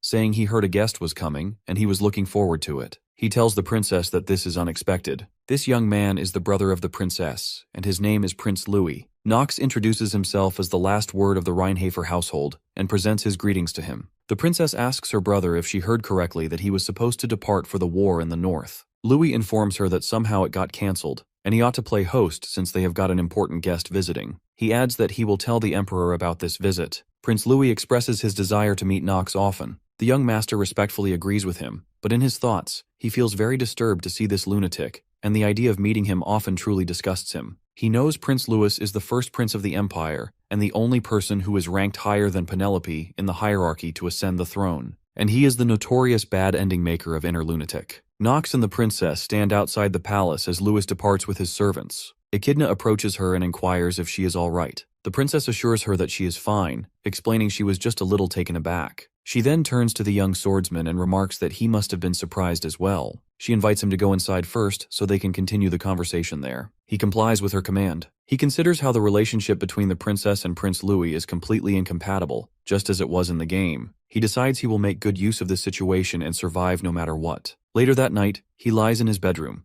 thinking about tomorrow when he will receive his reward. He decides to rest as much as he can for now. He murmurs to himself that as long as there are no crazy assassins coming for him, he will be fine. However, after a few moments, he hears some noises and immediately gets up, gripping his sword tightly. But instead of an attack, someone knocks on his door. It is Princess Penelope, and she softly asks if it is all right with him. Could he open the door? The young master rises and opens it, seeing the princess and her maid standing before him. He questions her, asking what brings her here so late at night. She explains that, as he knows, it is not wise for her to remain standing here in the corridor, and without waiting for his response, she enters his room. Echidna follows her inside and informs him that the princess has something to propose. She adds that she will stand guard since there are many eyes within the imperial palace. The princess gestures for him to sit down, and he obliges. Although seated, he appears clearly worried, wondering what on earth could have brought her here in person at such an hour. He suspects he might have an idea. Calming himself, he listens as she explains she does not intend to take too much of his time, but she needs him to promise her one thing. Depending on his answer to her question, he may never be able to return to Eldine. She corrects herself and tells him that he may never be able to return to the Rheinhafer estate again. She orders him, in her name, to pull the strings behind the scenes for her. The young swordsman had expected this. He tells her that she needs someone who can deal with the first prince, and that it would be easier for her to sever any involvement with the Dark family. He acknowledges that he is a tool she could use, and she must have wanted him to become her pawn. She confirms his assumption with an affirmative reply. He makes it clear to her that if she believes he has no choice in this matter, then she is greatly mistaken. The next morning, he visits the king in the court and presents his greetings. The king's name is Esteban, and to him, Esteban looks completely drunk or half dead. Esteban barely raises his hand in response. This man, Esteban, once known as the Knight of Light and Lightning, who acquired a brilliant reputation in the past, and who remains a legend of the Archheim Empire, has since lost his intelligence and has even been given a disgraceful nickname, Esteban the Foolish. The princess enters the court as well and presents her greetings to Esteban, the great son of the empire. Prince Louis then speaks up, stating that he heard the young master has a request to ask of his father, and guesses it is probably to bestow an appropriate reward upon the one who saved a member of the imperial family. The swordsman replies that he was simply doing what he had to do. He recalls that Prince Louis became the new head of the house after Esteban's fall from power, and he resolves to remain cautious here. The prince announces that the imperial family shall bestow a gift upon the knight candidate of the Rheinhafer household who saved his dear sister. He inquires if there is anything he desires, instructing him to speak freely. Knox agrees and requests, if it would be acceptable, that he be allowed to enter the Ark River. The entire court is shocked upon hearing this. The Ark River is a mysterious river that only the imperial family and divine households are permitted to enter, as it possesses the absurd effect of increasing stats randomly. Prince Louis comments that it is true he is a good-for-nothing, and yet he acts so impudently. Bastards from the Dark family are all the same. A minister of the court shouts at the swordsman, informing him that such a thing can never be allowed. Another minister demands how the Ark River could possibly be open to someone from a Dark family, adding that even if he did save the princess, it is not the right course of action. One minister wonders aloud if it is not a river reserved solely for the divine households. All the court members agree with him. He had anticipated all these objections. In truth, he made this request precisely because he did not want to say he refused to receive a reward, and this should suffice. The princess suddenly shouts, calling them impudent and demanding how they dare raise their voices before His Majesty. She declares there are no laws stating only divine households are allowed to enter the Ark River in the first place. The swordsman begins to feel uneasy, wondering why Penelope is taking his side when he had already told her he would not go along with her plan. In reality, he had hoped she would have given up on him by now. She warns Sir Goron that she does not like things to become noisy. He recalls what she said before leaving his room last night, and it still bothers him. Last night, she told him she would leave for now, but asked him to remember this. The time to choose will eventually come upon him. His mind stays clear. If the time comes when he needs to choose between the two factions, he will have no choice but to support the princess instead of the bad ending maker. However, it is also true that he cannot make his choice obvious. He inquires of the prince whether he agrees to his request. The prince remains silent for some time before responding that what his sister said makes some sense, and there are no laws stating that a descendant of a dark family cannot go into the Ark River. However, he also remarks that it would not be right to break the rules that the imperial family and its ministers have followed for so long. Therefore, he proposes a test for him. He elaborates that he is suggesting they hold a test to determine if Knox is worthy of entering the Ark River and benefiting from it. The young master does not expect this development. He recalls Eleanor and her test and wonders if all these characters really like tests. He requests the prince to tell him what kind of test it would be. The prince informs him to spar with him. That leaves the swordsman a little confused, and he asks for pardon. The prince states that from what he has heard, he possesses exceptional swordsmanship skills, and in that case, he finds it only appropriate to ask Knox for a spar. He explains to him that the Ark River is their empire's sacred river, so it is only open to those who are competent. The young swordsman guesses that the prince must be thinking he has suggested a good idea, but he does not intend to lose easily. He accepts the challenge. The prince smiles and declares that he will see him at the training grounds in 1 hour, allowing him to bring and use any weapon he likes. Knox bows with respect and promises to do his best. After that, he departs from the palace court. The princess runs after him and demands to know if he really has a death wish. questioning whether he understands what her brother is truly after. She warns him that whether he wins or loses, the result does not matter. He is merely trying to show off. She explains that her brother is attempting to trample on him because he is young, so that his family will be humiliated. The young master replies that he already knows that, and even if he wins, the prince will try to harm him using the excuse that he is the youngest son of the impure dark family trying to harm the prince. And if he loses, the prince's reputation will become even greater, and he will boast that he defeated a rising new talent. That is probably what he will announce to everyone. She becomes curious and asks why he accepts when he already knows all that. He questions her about what she would do if he told her there were other choices. She wants to know about those other choices. He tells her about a choice where he wins and does not die, then asks if she would support that choice. In Prince Louis's office, his maids put his armor on him as he gets ready for the spar. Suddenly he glares at a maid and orders her very rudely to tell him who he is. She quickly kneels before him and tells him that he is the second son of their empire, Prince Louis von Arkheim. He smiles and agrees, saying that is right. He has a solid standing within Talonfeather, and no one would dare to ignore him. However, he notices something wrong with Nox. The maid informs him that she does not think Nox is worthy of his concern and requests him not to be worried. Suddenly, he slaps the maid and throws her to the ground. The prince laughs at her and declares that he never worries, asking her if she thinks he would do something like that because of some brat from a dark family. The maid begs for forgiveness. He orders all his staff to act smart from now on. Then he asks his staff members about his father Esteban, the one known as the son of their empire, and questions how long they think he has left to live. He adds that the empire and all its honor will soon be within his grasp, and in that case, theatrics like those they saw today will be needed. He asks his staff if they understand what he means. The maid assures him that she will never make that mistake again. He calls his head butler very rudely and orders him to get rid of that maid. The maid begs him for one last chance. The prince laughs and tells her that chances are things only given to people like him, and even if she was born a noble, the blood that flows within her is different from the blood that flows within the imperial family. He asks if she agrees with him. She keeps begging his highness while two servants drag her away. The prince thinks about Nox and mumbles that no matter how outstanding he is as an up-and-coming talent, he cannot overturn a match when his defeat has already been decided. He wonders what kind of face he will make while crying. Right now, in the training ground, both Nox and Louis stand face to face. In the gallery, the king and the princess sit on chairs to watch the spar. All the seats are filled with the crowd. The prince tells him to do their best in this fight. He smiles, thinking that in the end, Nox will have to play along in his show. The referee announces that the first prince of their empire, Louis, will now begin his fight with Nox. Both men draw their swords, and Louis still thinks that Nox will not be able to go up against the imperial family anyway.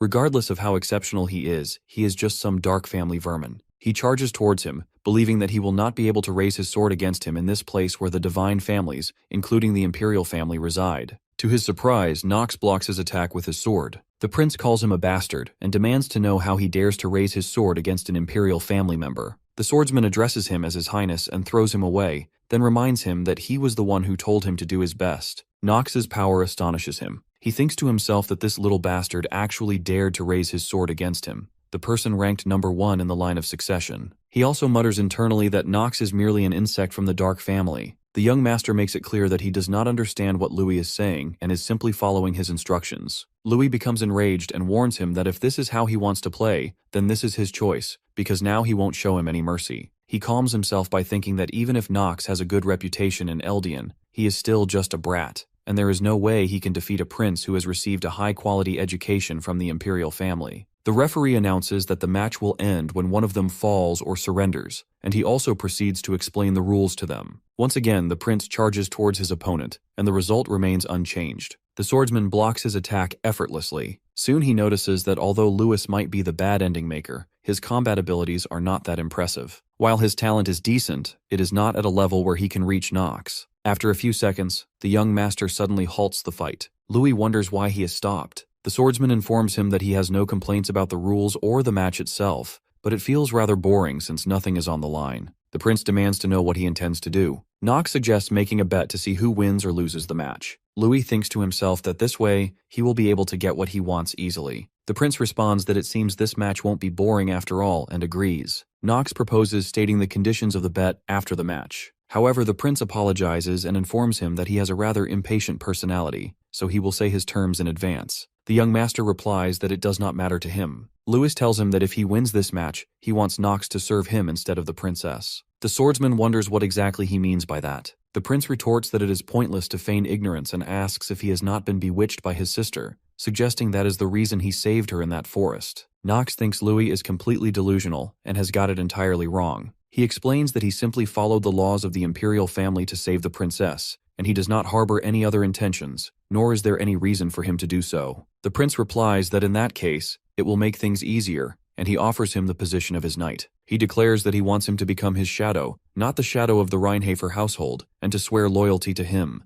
The young master responds that if he wins this match, he will do just that. Louis contemplates that if Nox were injured here, he would simply put the blame on Eldian, the Reinhafer household, and Penelope. Louis tells him to blame himself for his foolishness in failing to realize that this match was already decided from the beginning, and he can tell at a glance that Nox's sword cannot penetrate those artifacts. He launches an attack at him. The swordsman knows that right now it would be impossible for him to break through all those artifacts and injure Louis. The system informs him that his artifact, the great sage's highest grade orb, is shining. The system also tells him to state the name of the owner in order to properly utilize the orb and reminds him that he has only one chance, asking if he will make an attempt. He knows that they will be surprised at how he discovered the orb owner's name, but it cannot be helped as he needs to survive above all else. Louis continues his relentless assault while Nox keeps dodging them. He thinks that indeed there is only one way to destroy that ridiculous armor. He utters that the owner of the orb is Astrid von Calliwood. His system confirms that the artifact, the great sage's highest grade orb, is shining, and the username has been registered. Now, the orb will recognize him as its second owner, and his mana begins increasing rapidly for a short period. Louis demands to know what he is doing.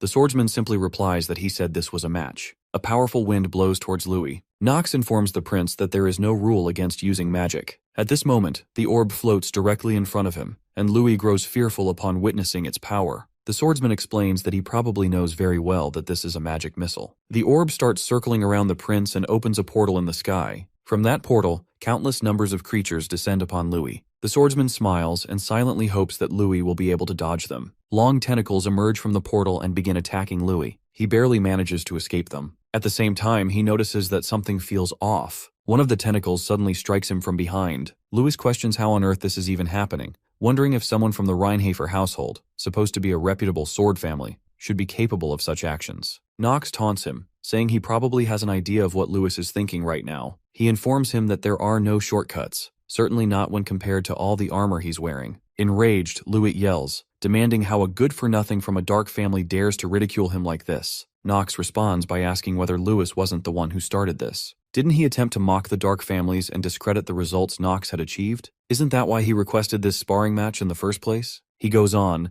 questioning Louis's decision to pick a fight when the odds were so stacked against him, and declares that the pride of the imperial family has now fallen to the ground. Then Nox reveals an artifact hidden inside Louis's armor, uncovering it for everyone to see. It's a cube-shaped object. He holds it up, making it clearly visible to the audience. The prince shouts at him in outrage and even calls him a lunatic. Panic takes hold of him now. He hadn't intended for anyone else to see this. Nox smirks and asks what Louis intends to do with that artifact. Furious, Louis snaps that Nox doesn't deserve to ask that question. He admits he's heard countless rumors branding Nox as crazy, but he never thought the man would actually dare go against him. Once this sparring session ends, he warns, all the Imperial Knights will kill him. Turning to his device, he calls out to his dean, asking if she's really going to let her cute student die in this place. She responds bluntly, telling him that Nox isn't cute, but since it's a formal request, she'll honor it. Louis recognizes her voice instantly. She is the newly appointed dean. She tells him they've met once before. She repeats that while Nox may not be cute, he is still a precious student of hers, and if Louis is trying to oppress him by abusing imperial authority, then as one of the four sages, she swears upon her honor that she will destroy him. Earlier, before leaving the academy, Nox had met with the dean to inform her that, from what he had heard, the imperial family was planning to give him a reward. They claimed it was to thank him for saving the princess. She simply laughed. Nox told her that if he went there, he would die, and she probably already knew this, but no member of a dark family ever returned alive from that place. She agreed with him, continuing to munch on her snacks. Annoyed, Nox grabbed the snack from her hand and asked if she was seriously eating snacks at a time like this. She replied that snacks were innocent, and tried to take it back from him. He pleaded with her to help him, saying that just one word from her would be enough to make the princess leave him alone. She informed him that, in that case, he wouldn't be able to receive the reward, but if he did something good, then he deserved to be rewarded for it. He responded that not receiving the reward would be far better than accepting it and returning as nothing more than a severed head. He added that he had no idea how things had gotten so complicated. She told him that magic was quite advanced these days, and any lost limbs could be reattached very quickly, though she wasn't entirely sure if that applied to heads. He wondered aloud if she was really saying something like that for her own student. She replied, asking if there was a way for him to both receive the reward and return from Talonfeather safely. What would he choose to do? Then she showed him the communication device. He was shocked to see it. It was a magical crystal that allowed people to talk to one another just like modern-day phones. Unlike ordinary artifacts, it was a tool into which mana could be infused and transferred across to the other side. And not even the prince could interfere with the leader of Eldain and one of the four sages. Nox told the dean it was rare to see her being this helpful. Noah, her name, reminded him that she could hear everything he was saying, and if he didn't need her help anymore, she would take her leave. He quickly told her that he still needed her help. Louis then tried to explain to her that this had all been a misunderstanding. If he had known Nox was a precious student of hers, he never would have done anything like this. She asked him who his dean was and warned him not to act as if he knew her. She clarified that she had been close with his father, not with him, and besides, he wasn't her student yet. She called him a brat and ordered him to beg for her mercy. He immediately apologized and asked what he should do to calm her anger. She told him to beg and apologize to Nox. If he could do that, she would let the matter go. Nox hadn't expected that at all. He smiled at her in amusement. Tears welled up in Louis's eyes as he turned to Nox and muttered an apology. Nox replied that he would let it go, with a generous and magnanimous heart. Noah called Louis shameless, and warned him that she would be watching the fight, and she hoped both of them would finish it fair and square. She also demanded that the barrier be dispelled. Louis agreed to her terms. As Louis prepared to launch his next attack, Nox, moving at an incredible speed, appeared behind him in an instant, and with a single strike, knocked him out. Louis collapsed to the ground, face first. From the crowd, nobles screamed that a member of a dark family dared to lay hands on the prince. They questioned how something like that was even possible. Even the princess was in shock. She wondered how Nox had managed to do such a thing. The thought crossed her mind. Maybe Nox had two lives. The princess voices her concerns to Echidna, stating that Nox can't possibly be relying on sheer guts alone. He must be hiding some kind of trump card.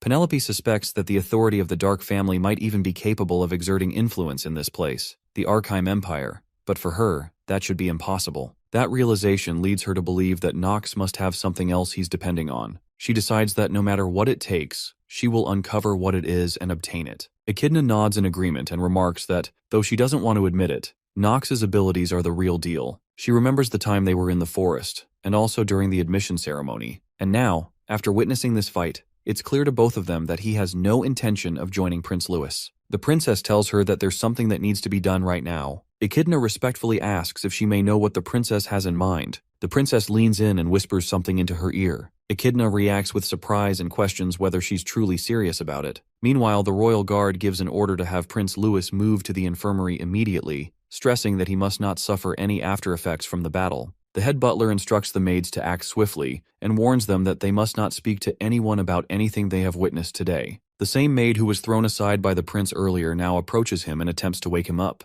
The young swordsman Nox quietly leaves the scene. Later that night, Nox lies in bed resting in his room. He reflects on how he barely managed to survive today and thinks to himself that the prince is a complete lunatic. He supposes there's a reason people call him a bad ending maker. He glances at the orb and muses that it will be extremely useful, not only in the first half, but even more so during the middle and later phases. He admits that it definitely made things easier for him when dealing with the prince. And of course, he knows he wouldn't even dream of being this lucky next time. Suddenly, a knock echoes at his door. He immediately assumes it's the prince and that he's returned for revenge. He grips his sword tightly and calls out, asking who's there. To his surprise, it's Princess Penelope and Echidna once again. When he opens the door, Echidna informs him that the princess would like to speak with him, alone. This relieves him slightly, knowing it's not the prince. He asks if she wants to meet right now. Echidna affirms that yes, it has to be this very moment. He immediately senses that something troublesome is coming. Still, he opens the door fully and allows the princess to step inside. He asks her what the matter is and clarifies that if she's here to interrogate him about his fight with Prince Louis, then he considers that situation already settled. She looks at him and responds by asking why she would even do such a thing. She tells him there's no need for him to play the fool. He narrows his eyes and asks what she means by that. She poses a question instead.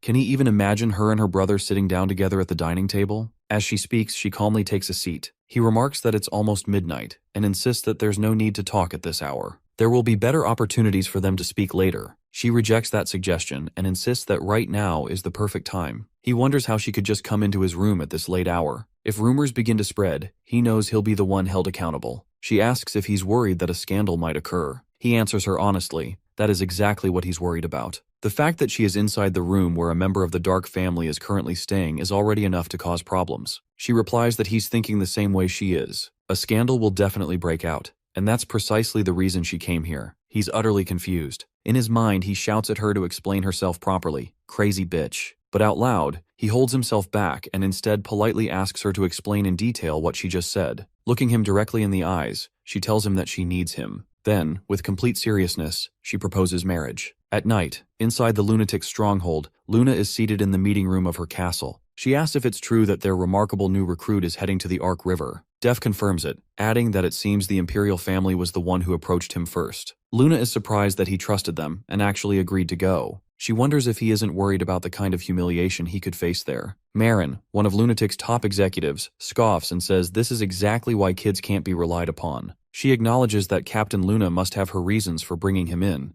but admits that she herself still isn't entirely convinced. Kyle, the vice captain, warns Marin to be careful with her words. He questions whether Captain Luna now needs Marin's permission to recruit someone. Marin shouts back at him, insisting that's not what she meant at all. Kyle warns her again, saying that disrespect is something that cannot be tolerated, especially in organizations like theirs, which are already despised by the Imperial family. Luna orders them both to stop, stating firmly that there has been enough talk about the new recruit. At that moment, Kregiel enters the meeting hall. He remarks that, in his opinion, some of what Moran said actually makes sense. He points out that Lunatic hasn't had any new members in a long time, and asks why Luna has suddenly decided to bring someone new into the fold. Luna tells him that it's simply because the recruit piqued her interest, nothing more. Kregiel raises an eyebrow and says there's no way she could have developed romantic feelings for a young boy like him. He wonders if it might have something to do with the boy's family background. Luna firmly rejects the idea, saying it has nothing to do with the Reinhafer household. She adds that, while it's true that Teo had worked with Lunatic in the past, the new recruit seems to harbor resentment toward his own family. Kyle finds that a little surprising. Marin then wonders aloud whether they should look into it, perhaps investigate the reason behind the Reinhafer household aiding a criminal organization. She thinks it's something they need to look into. Captain Luna agrees with her, acknowledging that Marin has a point. She suggests a course of action. They will assign the new recruit his first mission. Then they'll see. Either he performs exceptionally well, or he betrays them during the task. Marin reflects on the decision, thinking that not even she received a mission during her first year here. She feels a little disheartened, but concludes that it can't be helped since they need to properly evaluate him. Ultimately, she agrees with the captain's decision. The other members voice their agreement one by one. Captain Luna turns to Marin and informs her that she will need her involvement this time, as the recruit's senior. Marin becomes ecstatic at the news. She's finally a senior now, and she thinks the title has a beautiful ring to it. She thinks to herself that while she doesn't know what kind of person this junior is, she will show him just how amazing a senior can be. She's curious to know what kind of mission it will be. Luna explains the details to the team. Beneath the academy lies a hidden floor. According to a recent report, an executive of Eldine has secretly stashed away the demonic essence stone of Paimon there, one of the 72 demons. Luna explains that while the new recruit is buying them time from within the academy, they will infiltrate the location and steal the demonic essence stone. She orders Marin to provide support to the new recruit and asks if she's capable of handling the task. Marin agrees enthusiastically. Suddenly, Izel enters the meeting hall and congratulates Marin, noting that she is finally no longer the lowest in rank. He encourages her to do her best. Marin confidently replies that she will. Meanwhile, in Nox's bedroom, the princess stands before him with a serious request. She tells him that she needs him to marry her. He looks at her and asks if there's a particular reason she's reached that conclusion. She tells him she's sure he already knows about her position and standing within the Imperial family. Now he understands why she made the request. Initially, he had thought she had fallen in love with his face, and for a moment, that thought scared him. She begins to explain. The Imperial family has split into two factions. Inside the palace, rumors are swirling. Many believe her father, King Esteban, is in poor health and will soon step down from the throne. One of the two factions is led by her brother, Prince Louis, whose forces are currently the strongest. The other faction is hers, Princess Penelope's. He asks her why she's telling him something so important. She admits it's true that her position is weak. Prince Louis has a much stronger legitimate claim to the throne than she does. Not only is he the eldest son, but he also has far more noble connections. She says there are even rumors circulating that many nobles have already begun discussing what kinds of rewards they'll receive once Prince Louis ascends the throne. He asks her if she desires to become the new empress. She confesses that she does,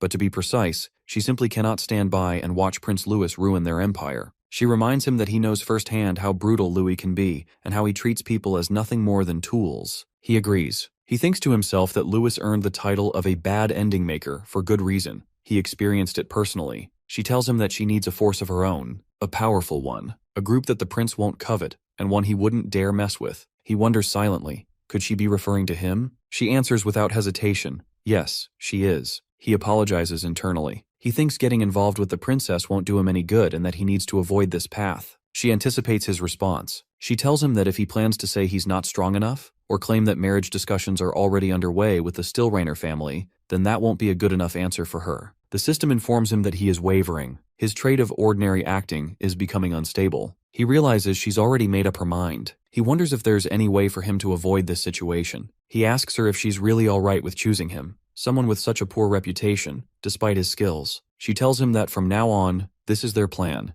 and she wants him to listen carefully. She reminds him that he saved her in the nameless forest. Despite being from a dark family, he did everything he could to protect her. He acknowledges internally that it's true, but something about it just doesn't sit right. She suggests they'll simply say that he was the one who fell in love with her first. Or, if he prefers, they can say that she was the one who fell first. He wonders if she's truly serious. She assures him, anything can happen in this world. As she says it, she takes his hands. She also informs him that, according to imperial law, a royal family member has the right to choose their own spouse. And then, smiling softly, she adds, who knows, maybe she really will fall in love with that handsome face of his. After returning to the academy, Knox rests in his bedroom when Lavilia comes to see him, demanding an explanation. She holds today's newspaper in her hands, and on the front page, the headline reads, Princess Penelope falls in love at first sight with young knight Knox, the opposing force who saved her life. A large photo of him is printed alongside the article. He gives a slight smile and asks if there's already an article about it. Then he remarks that the princess's ability to get things moving is truly frightening.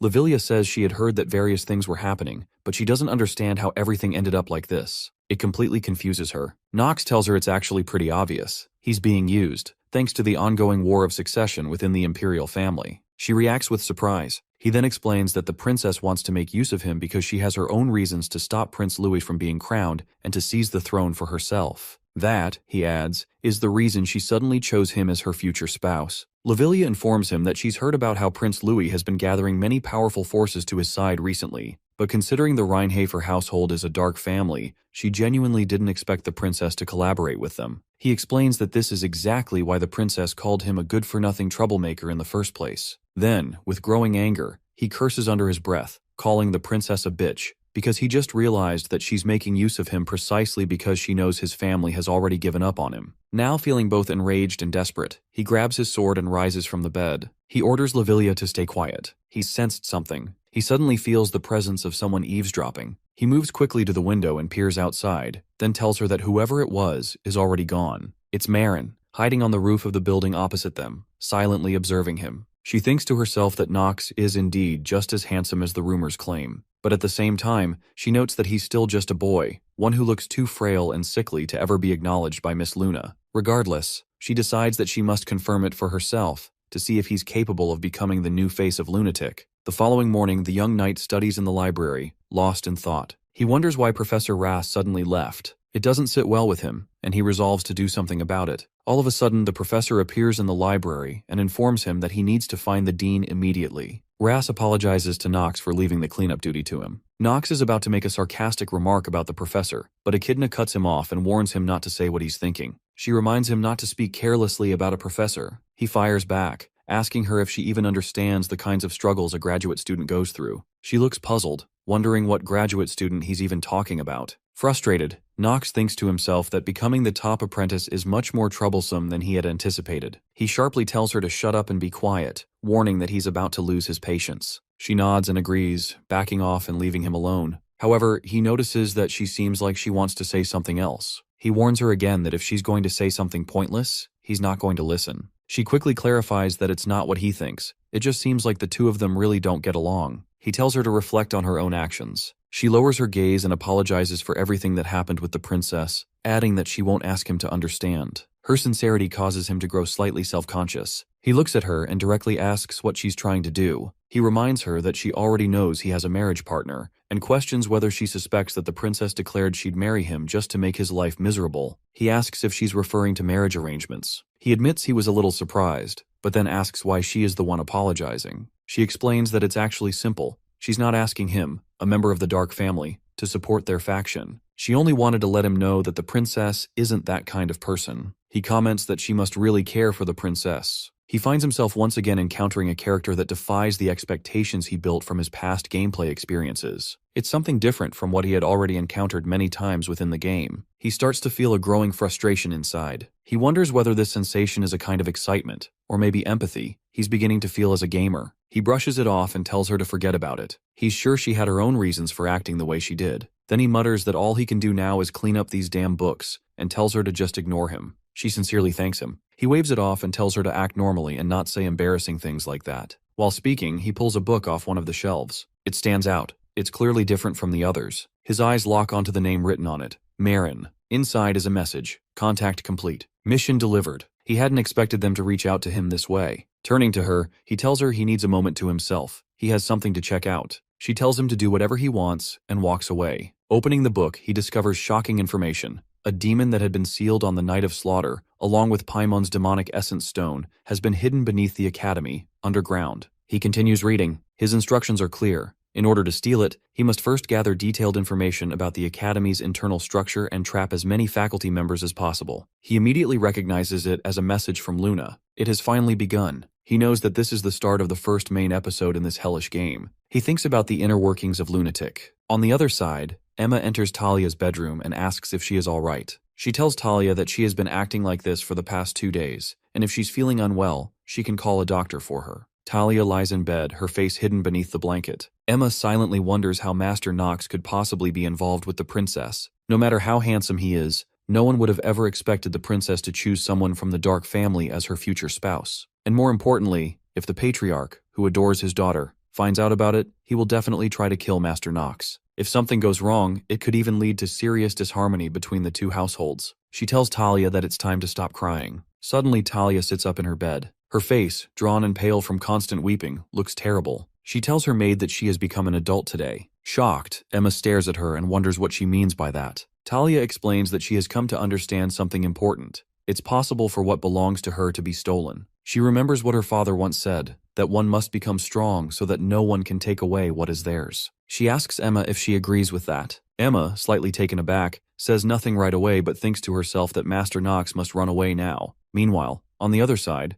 the Archduke Paimon is revealed to be the central figure responsible for the Night of Slaughter, the tragic event that led to the death of Nox's mother in the past. He is also the one who reversed Noah's time and turned her into a child. And for the young knight, the first major scenario is to kill him. Nox gets dressed and leaves his room. As he walks, he thinks that it is impossible for him to defeat Paimon using only his own strength. The only fortunate thing in this situation, he believes, is that by being in the Ark River, he can randomly increase his stats. And indeed, he has already traveled there. The system confirms that he has discovered a hidden piece and has entered the Ark River. It also reports that one of his stats has increased by 2 points at random. In addition, he has obtained the Dragon's Tongue, the lost ancient language of magic. He thinks to himself that, had it not been for the marriage discussions with the princess, this would have been a truly worthwhile harvest. When he arrives at the designated location, Marin greets him and comments that he made it on time. She admits she was starting to think he might get lost on the way. He looks at her and asks if she is Marin. She confirms that her codename is indeed Marin, but notes that he speaks rather casually. She tells him to listen up.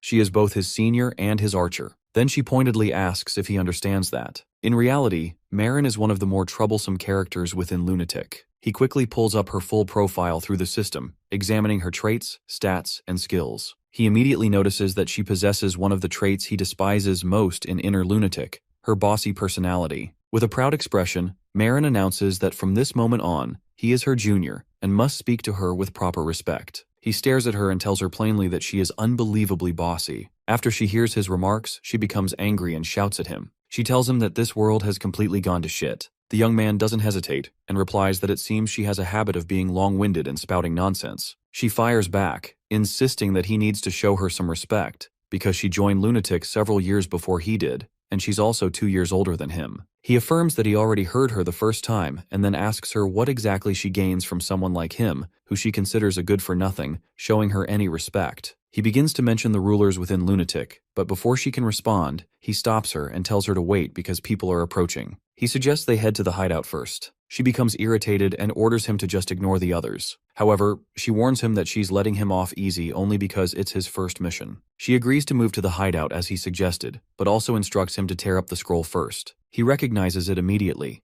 It's a low-grade dimensional teleportation magic scroll. He thinks to himself that the connection between this world and the game doesn't seem to have changed much after all. Without hesitation, he tears up the scroll, and the moment he does, both of them are instantly teleported from that spot to their hideout. After arriving there, she complains that she simply can't get used to that damn dimensional teleportation, no matter how many times she uses it. She commands him to sit in the chair. Then she tells him that although the details of the first mission should have been roughly conveyed to him already, she will go over them again, and advises him to listen carefully. He wonders if he's heard of the Night of Laughter. He replies that he has. He explains that Dean Noah, Sword Emperor Celsus, and his own father, Teo, once joined forces and were just barely able to seal Archduke Paimon. That night, when the three of them gathered to defeat Paimon, later came to be known as the Night of Slaughter. She agrees with him and confirms that Paimon is an extremely dangerous being, a master whom even the strongest individuals on the continent could not stop easily. The real issue, she explains, is that during the process of sealing him, the demon essence crystal containing Paimon was lost.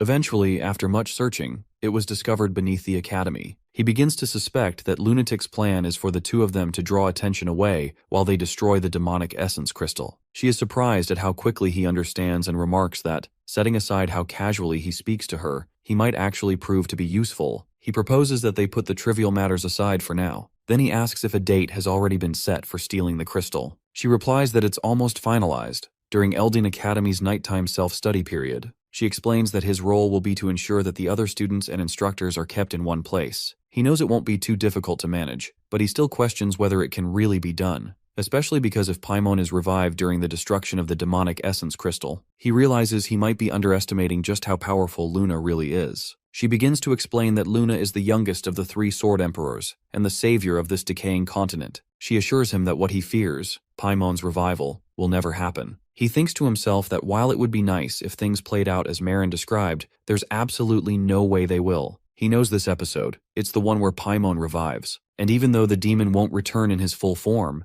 any small mistake will result in the total destruction of the academy and everything surrounding it. He is fully aware that this is the opening chapter of the main storyline, known as the Newbie Killer, the Night of Labyrinth and Slaughter. He understands that, in order to save the others, he must take on both the role of the protagonist and the villain at the same time. He resolves to stay focused. He informs her that he has heard everything he needs for the operation. Elsewhere, in an old building, Rick speaks to the Archduke and reports that all preparations have been completed. Now, all that remains is for the Archduke to raze everything on Earth to the ground, just as he did in the past. Hearing this, the Archduke is pleased. He tells Rick that although a complete revival would be difficult, thanks to those cursed rats, what they've achieved should be more than enough. The demon looks at him and asks if his name is Rick. Rick answers affirmatively. The demon tells him that if this plan succeeds, Rick will be able to become a true demon, instead of remaining as a mere demonic human. He also warns him not to disappoint him. Meanwhile, inside the academy hall, Nox stands with Eleanor, the princess, and Talia. The princess turns to Talia and apologizes, saying she hopes Talia will understand. She explains that humans cannot control their emotions at will, no matter how hard they try. Nox first looks at the princess, then turns toward Talia, who suddenly bursts into laughter, appearing like a crazed girl. In that instant, he remembers that he completely forgot to consider how Talia would react. Both girls stare at each other, and he wonders how things ended up like this. Suddenly, a student asks if anyone has heard the news about the top 7 students with the best scores. Another chimes in, mentioning the nighttime self-study period, and says he heard those students are also awarded additional points afterward. One student laments that he might have made the cut if he had done just a little better. The first student dismisses that possibility, saying it's definitely out of the question.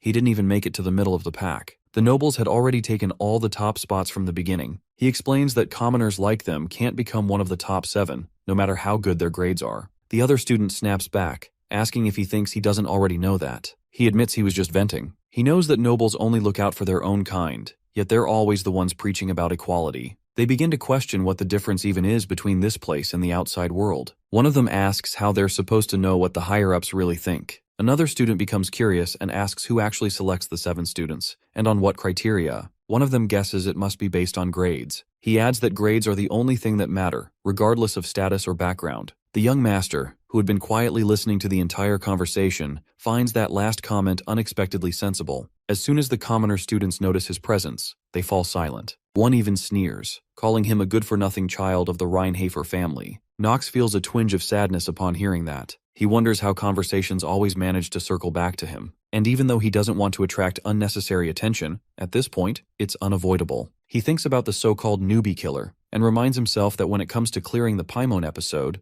the most important factor is his grades. He is determined to get an A+.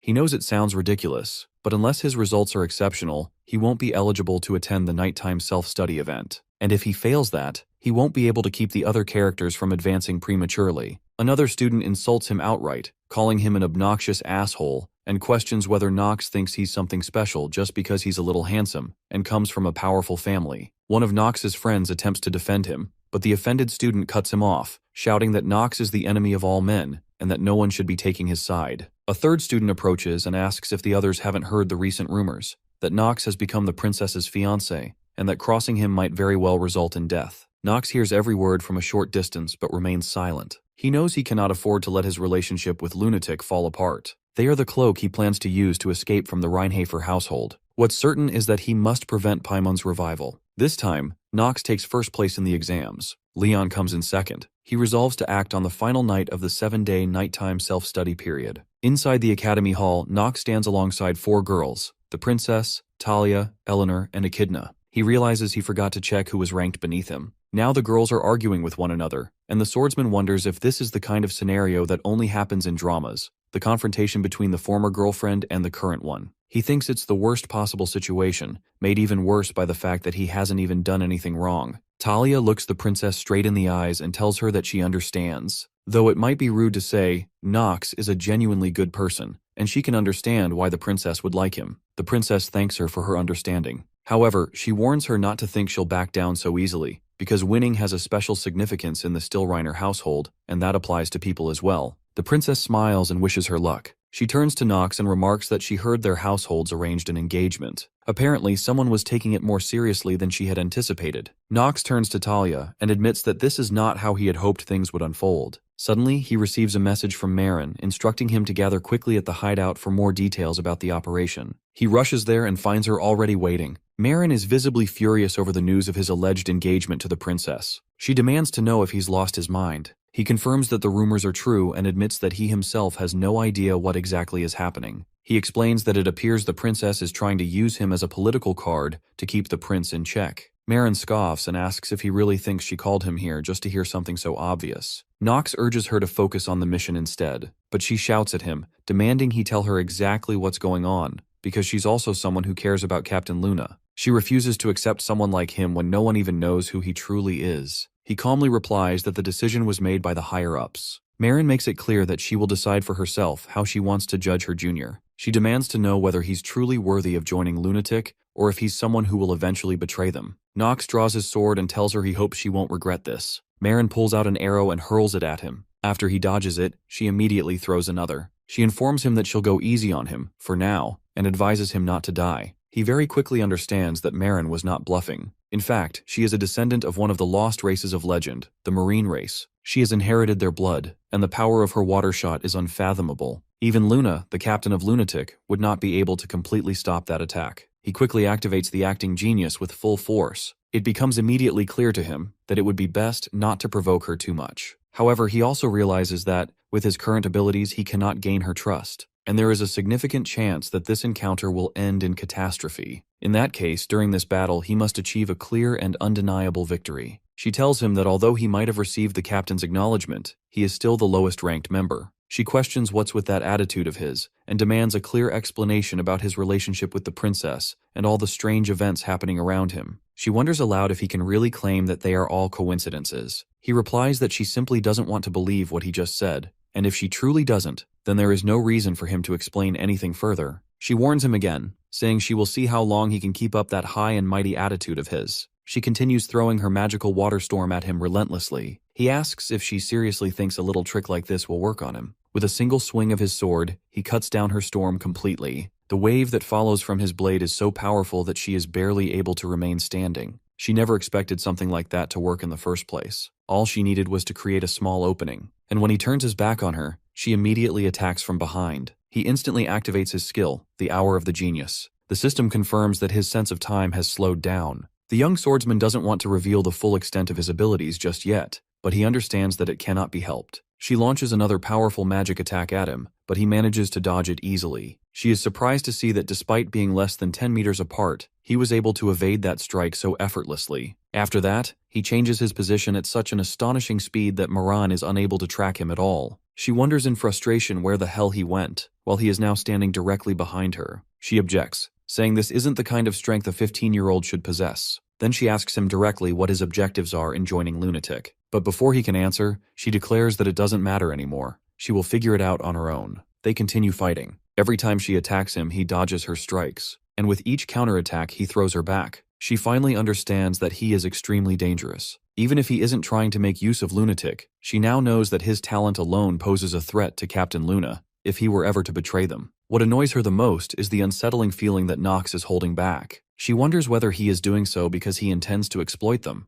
or because she is also a member of Lunatic. He taunts her, asking if she's just going to keep standing there thinking. It's becoming increasingly difficult for him to keep restraining himself. She realizes it now. He is holding back. Furious, she demands to know how he dares to treat his supervisor like a fool. Now she knows she cannot win. She begins to wonder if this overwhelming difference is simply the gap between their talents. But the truth is, she doesn't even know anymore. One thing she is certain of, however, is that if she doesn't give it her all, she will definitely lose. Then she realizes something even more disturbing. Every member of Lunatic might end up being taken down. She tells the young master that she cannot acknowledge him as one of Lunatic's members. She accepts that he is exceptional. There is no doubt about that. But she cannot understand the intentions behind his actions. Because of that, she decides to follow the regulations of Lunatic and deal with him as a dangerous individual. She unleashes the secret technique of the marine race, Water Shot. He knows instantly, if he gets hit by that in his current state, he will die on the spot. And he's not sure whether he can even dodge it. At this point, there's nothing he can do. Suddenly, Luna arrives and neutralizes the attack with her sword. She demands to know what Marin thinks she is doing, reminding her that she had instructed her to execute the mission alongside her junior. Then she questions what part of that order included trying to kill him. The young swordsman respectfully offers his greetings to Luna. She warns both of them that if they don't properly explain this entire situation to her, she will punish them both. She asks Marin what exactly she is doing right now, and reminds her that her mission was to cooperate with the newcomer in order to draw the attention of both the Academy's staff and its students. Marin lowers her head and apologizes. She explains that she wanted to confirm whether or not he was truly loyal to their organization.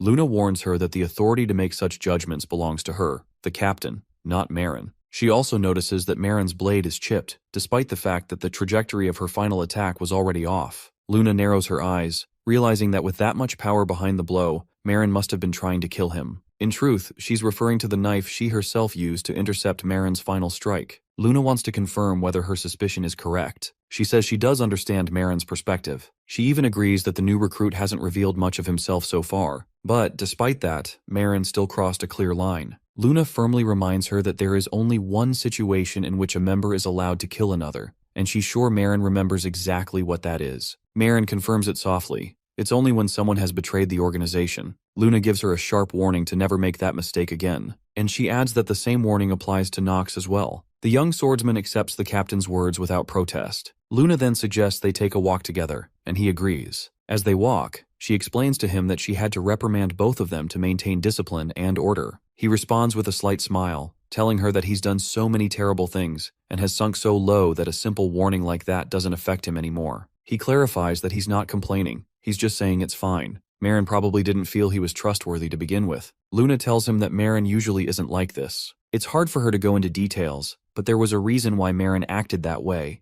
and she hopes he can understand that. She adds one more thing. He owes her his life for what just happened, because if that arrow of Marin's had hit him directly, he definitely would have died. He lets out a faint chuckle and replies that it sounds terrifying. She studies his reaction and wonders aloud why he doesn't seem surprised. He tells her that with the way he's lived his life, he's come close to death so many times that it feels normal to him now. She laughs and calls his attitude rather boring. Then, she admits that she understands why Marin doesn't like him. She explains that it was just an arrow. Just one. The reason Marin was able to join the Lunatic was because of that one arrow, and the level of destruction that arrow carries, something she spends a long time preparing, is on a completely different scale. She tells him that it's so powerful that not even she can block it entirely if faced head-on. Now he finally understands why his sword was destroyed. It strikes him as strange, though. If Marin is that powerful, why doesn't she appear in the main episode? In truth, Marin is the final descendant of a legendary race capable of mastering both water and bows to their absolute limits. That's how she was able to fire such a devastating shot. He remembers reading in a book that the Marine race was one of the special races among those that mysteriously vanished.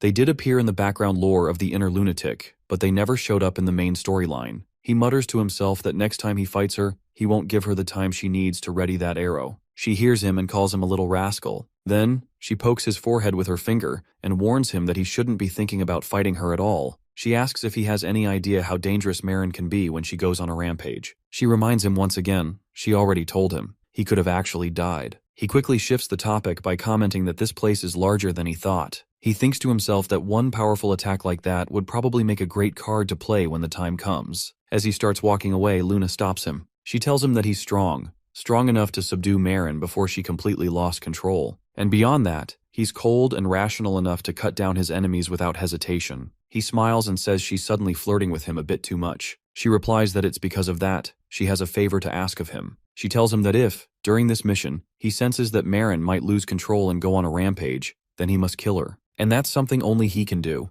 Back in the Academy's classroom, a professor addresses the students. He tells them that one can only become a great knight or mage by unlocking their upper, central, and lower energy cores. And while being talented is important, in the end, it's only those who truly work hard who succeed in unlocking them. In the classroom, the young master is seated next to the princess. He notices that Talia keeps glancing in his direction. He wonders to himself what the hell he did wrong this time, and why Talia can't at least give him the chance to explain what actually happened. The princess jokes that Talia's glare looks like it really stings. He shuts her down immediately, telling her not to even start with him, and says he doesn't even want to be sitting next to her right now. She explains that since they're practically engaged, if they don't sit together, it'll make others suspicious. Nox argues that personal and professional matters should be kept separate. After all, she's a princess of a nation. She replies that it's all fine. And now, at least Prince Louis won't be able to kill him so easily, now that he's her fiancé. He finds himself at a loss for words. Suddenly, Iana von Satter walks up to him. He instantly recognizes her as the next head of the Sadar family of succubi.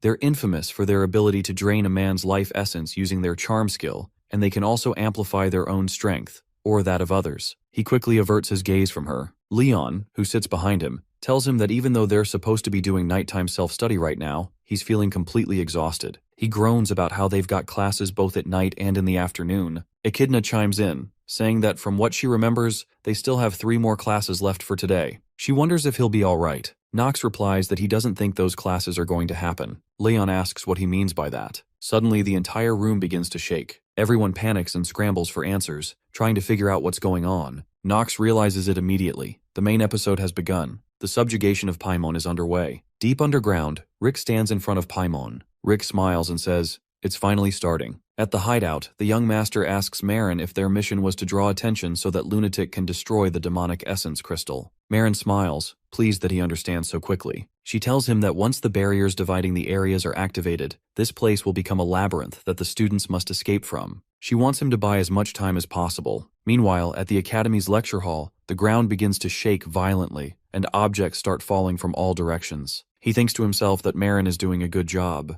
Now, it's his turn to stall for time, because his objective is clear. He warns the other students that staying here will be dangerous. Leon informs everyone that 2 spells are currently active. He explains that the first is a dimensional barrier, which cuts them off from the outside world and keeps them trapped inside. The second is a layer transformation spell, which randomly alters the floors of the building, making escape difficult. The young swordsman is surprised that Leon has figured all of that out so quickly. He asks him if he means they should focus on breaking the layer transformation spell first. The princess confirms it and explains that in their current state, it's impossible for them to destroy the dimensional barrier. Iana agrees with her and adds that it seems to be the type of layer-transforming magic most commonly used on buildings. He is caught off guard, not only by her input, but by the fact that Iana isn't supposed to interfere with the main incident of this episode. He wonders why she keeps getting involved. Has the original storyline already gone completely off course? Talia agrees with Leon, stating that they need to destroy the magic. Nox also voices his agreement, pointing out that the spells clearly have a specific purpose.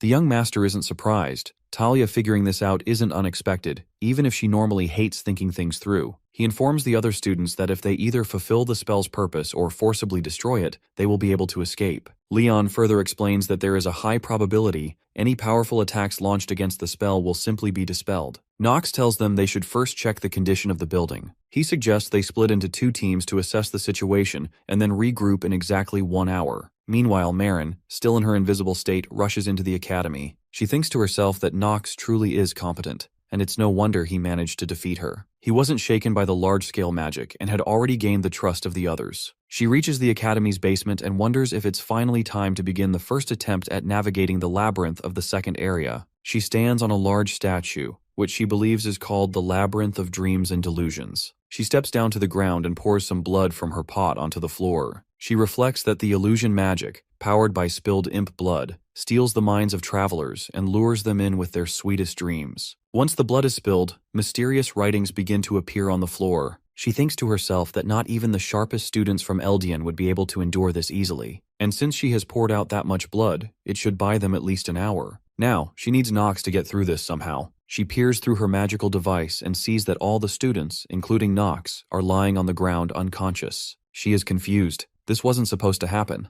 Her magic should have been at a level that he could resist. It feels strange to her, and now they have a problem. She realizes she has no choice but to intervene. It is late at night, and Luna and Def are observing the situation from above, flying through the sky. She tells him that it's time to begin, and Def promptly obeys her command. Both of them land inside the academy. Def asks her if this is really okay, since Noah is extremely strong. Luna agrees with him. Finally, they arrive at their destination, the resting place of warriors. Both of them enter the place. Inside, they find Noah already waiting for them. She tells them that she knew they would come. Noah, the captain of Lunatic, and one of the 3 new sword emperors. Luna remembers her well as the final successor of lunar swordsmanship. Luna asks Noah to step aside. She explains that the demonic essence crystal is an artifact that will bring chaos into the world. Noah replies that she already knows what her answer will be. Luna draws her sword and casts a magical spell on Noah, but Noah instantly disappears from sight. She then launches an attack on both Luna and Def, but Luna destroys the incoming strike with her sword.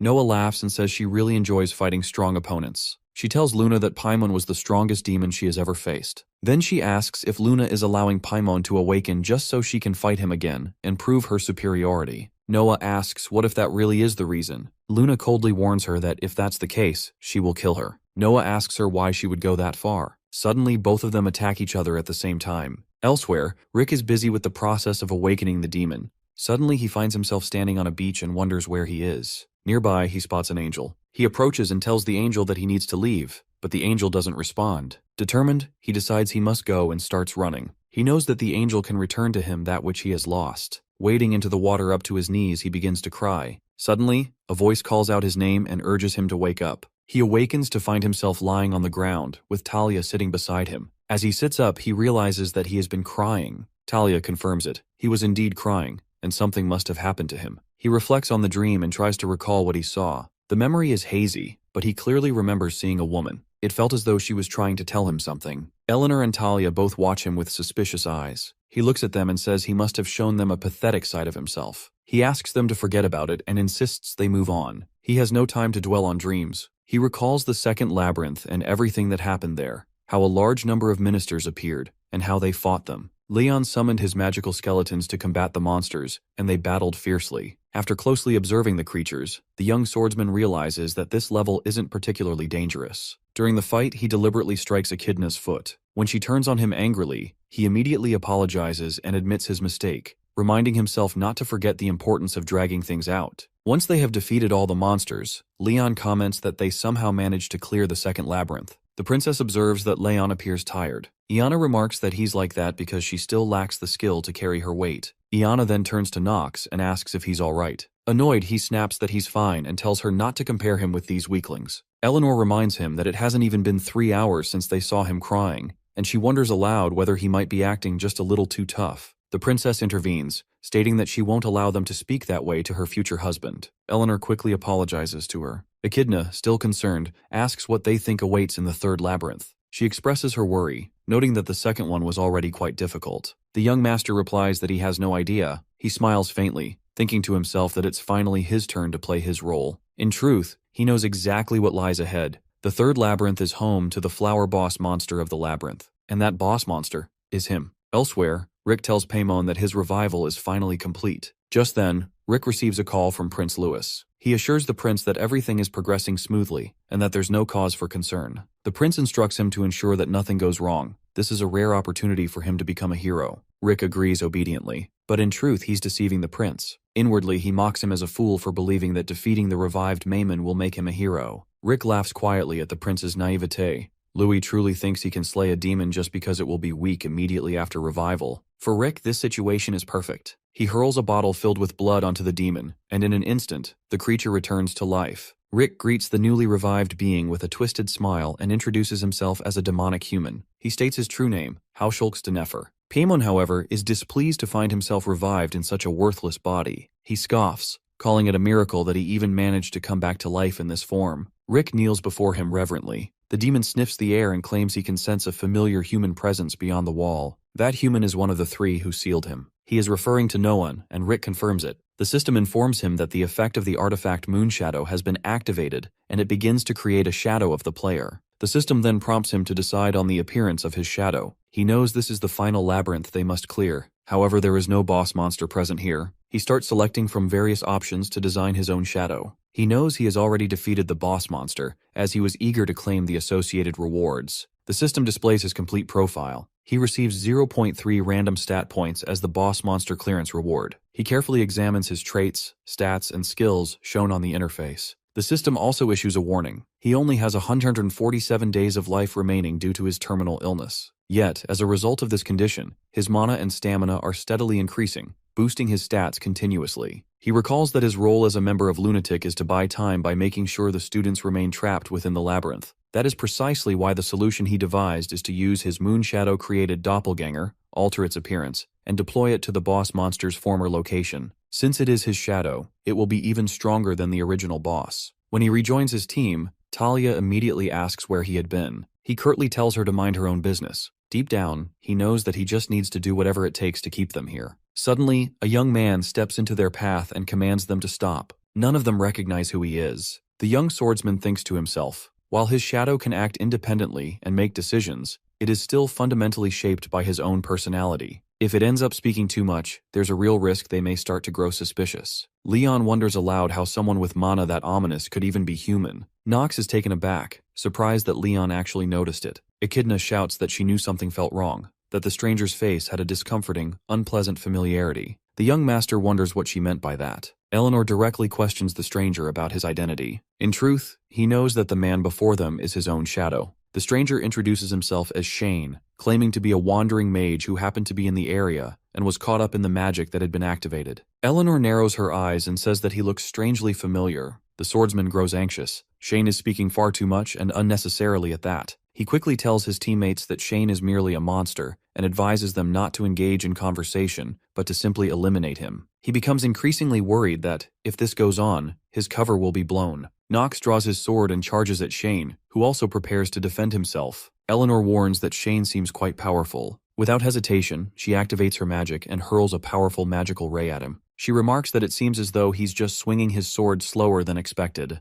Leon summons his skeletal monsters to attack Shane, while Talia lunges with her blade. Shane expertly evades all their strikes and manages to destroy the skeletons. At first, he successfully dodges Talia's blows as well, but eventually, she lands a powerful kick that sends him crashing to the ground. Everyone notices that Nox is hesitating to attack. Both Eleanor and Talia immediately question him, demanding to know what's wrong. He realizes that he has overlooked two critical factors. First, the shadow possesses only 50% of his actual abilities, meaning its stats are halved. Second, whenever the shadow is struck, he feels the pain himself. Now, the situation has grown far more complicated than he anticipated. He wonders whether he'll be able to hold on until the right moment. Elsewhere, Luna and Noah continue their battle. As their clash intensifies, a massive explosion rips through the hall as Paimon bursts through the wall and enters the chamber where they're fighting. Luna turns on Noah, furious, accusing her of ruining everything. She demands to know if Noah even cares about saving mankind. Luna then reveals her true strength and charges her sword with an overwhelming power. Noah realizes that Luna had not been fighting her seriously up until now. Turning her attention to the demon, she recalls having made several attempts to destroy that trash before. However, there is only one way to annihilate the demonic essence crystal of a demon archduke, by defeating the demon after it has fully revived. What she hadn't expected was for it to resurrect so quickly. Now seeing Luna's true capability, Noah knows she'll also need to reveal her trump card.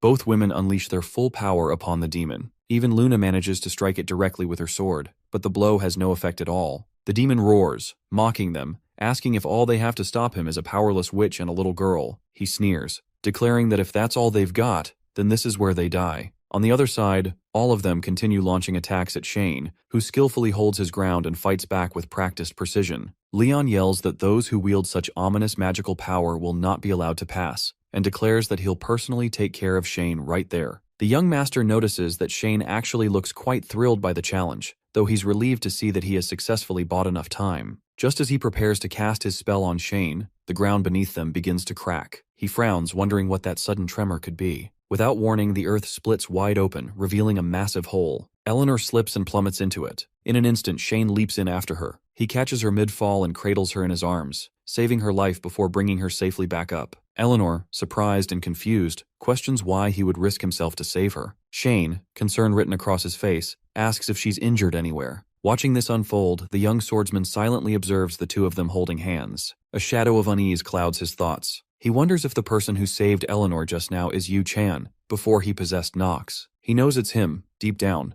but can't help thinking how lame that side of him is. Still, there's something else that bothers him more. That rupture in the earth, it's not normal. That kind of energy could only come from one being, the archdemon, Paimon. After piecing things together, he abruptly turns and starts sprinting away. Talia, surprised, calls out after him, questioning where he's going. But he understands now, things have gone horribly wrong. As he runs, his thoughts race. Where did everything begin to unravel? He knows one thing for certain. If they don't stop Paimon now, it's game over for all of them. Meanwhile, Paimon is giving Luna and Noah a brutal fight. A massive boulder crashes down toward Def, and Luna immediately tries to go to his aid. But Def halts her with a shout, urging her to focus solely on killing Paimon. Both Luna and Noah are battered, their strength waning. Despite her injuries, Luna turns to Noah and says she expects a proper explanation later. But Noah, voice laced with mockery, calls her a little girl and says she sounds far too calm. He questions whether she truly thinks she has time to be distracted, with the demon standing right in front of them. Though Noah speaks with his usual casual tone, Luna knows her mana reserves are nearly depleted. She realizes that the powerful spell she just used can only be cast twice more. The demon sneers, amused by their struggle, and mocks them both. He tells them they're weak, and though playing with them has been entertaining, he now has a much more exciting idea. He gestures toward a distant group and tells Noah that there are plenty of others over there, perhaps her students. Noah's expression darkens. She replies coldly, saying that he's grown even filthier and more vulgar since their last encounter. The demon grins and taunts her further, telling her to watch closely so she can witness firsthand how pathetically weak humans are and how they can never stand against someone like him. Refusing to give in, both Luna and Noah charge the demon again, unleashing every ounce of their remaining power in a desperate attempt to bring him down. But Paimon effortlessly swats them away like insects, sending them crashing back. As she struggles to rise, Noah finds herself lost in painful memories. Back then, she couldn't protect them, her own family. She recalls vividly how many lives were lost that day. Her heart burns with resolve. She can't lose anything else. Not again. Not after chasing this strength for so long, just to keep from losing everything dear to her. Yet she questions, even now, whether all that power is still not enough to reach the demon. Luna attacks again, launching herself at the demon. But Noah warns her that it's too late. Before Luna can land her strike, something unexpected happens. An incredibly powerful spell slams into Paimon, hurling the archdemon away. Both women freeze in disbelief, trying to comprehend what just occurred. Then, the young master appears, stepping into view. He looks directly at his dean and demands to know if she intends to give up here again. He reminds her that she has already lost her family. Will she now lose her students as well? Because if that happens, he warns, she will have nothing left. Noah stares at him, stunned. How does he know that? With unwavering conviction, Nox draws his blade and swears upon the ancient tradition of the black sword that, here and now, he will slay Paimon. A mask materializes in Nox's hand as he examines it, realizing that Shane's safe retrieval isn't the real issue. His mentor follows, noting that Paimon has awakened and warning that Paimon's power rivals Captain Luna's, leaving them with no chance against him. She pledges to protect Nox as his mentor, but he rejects her resolve, insisting that the Reinharber family never avoids responsibility. Marin argues that the situation exceeds their abilities, prompting Nox to ask if she is willing to let Luna die. He reminds her that Luna once saved her from the lab and questions whether she could abandon someone like Luna. Marin presses for clarification, insisting that Paimon is far too powerful. Nox instructs her to shoot the bow, explaining that Paimon is present and they must work together to stop him. When Marin asks if Luna told him about the bow, Nox insists something more important is at stake and accuses her of hesitating. Marin admits that her water shot already overwhelms her and fears losing control if she fires the bow. Nox counters that she has inherited the full power of the sea folk, accuses her of underestimating herself, and assures her he will not die because of her actions.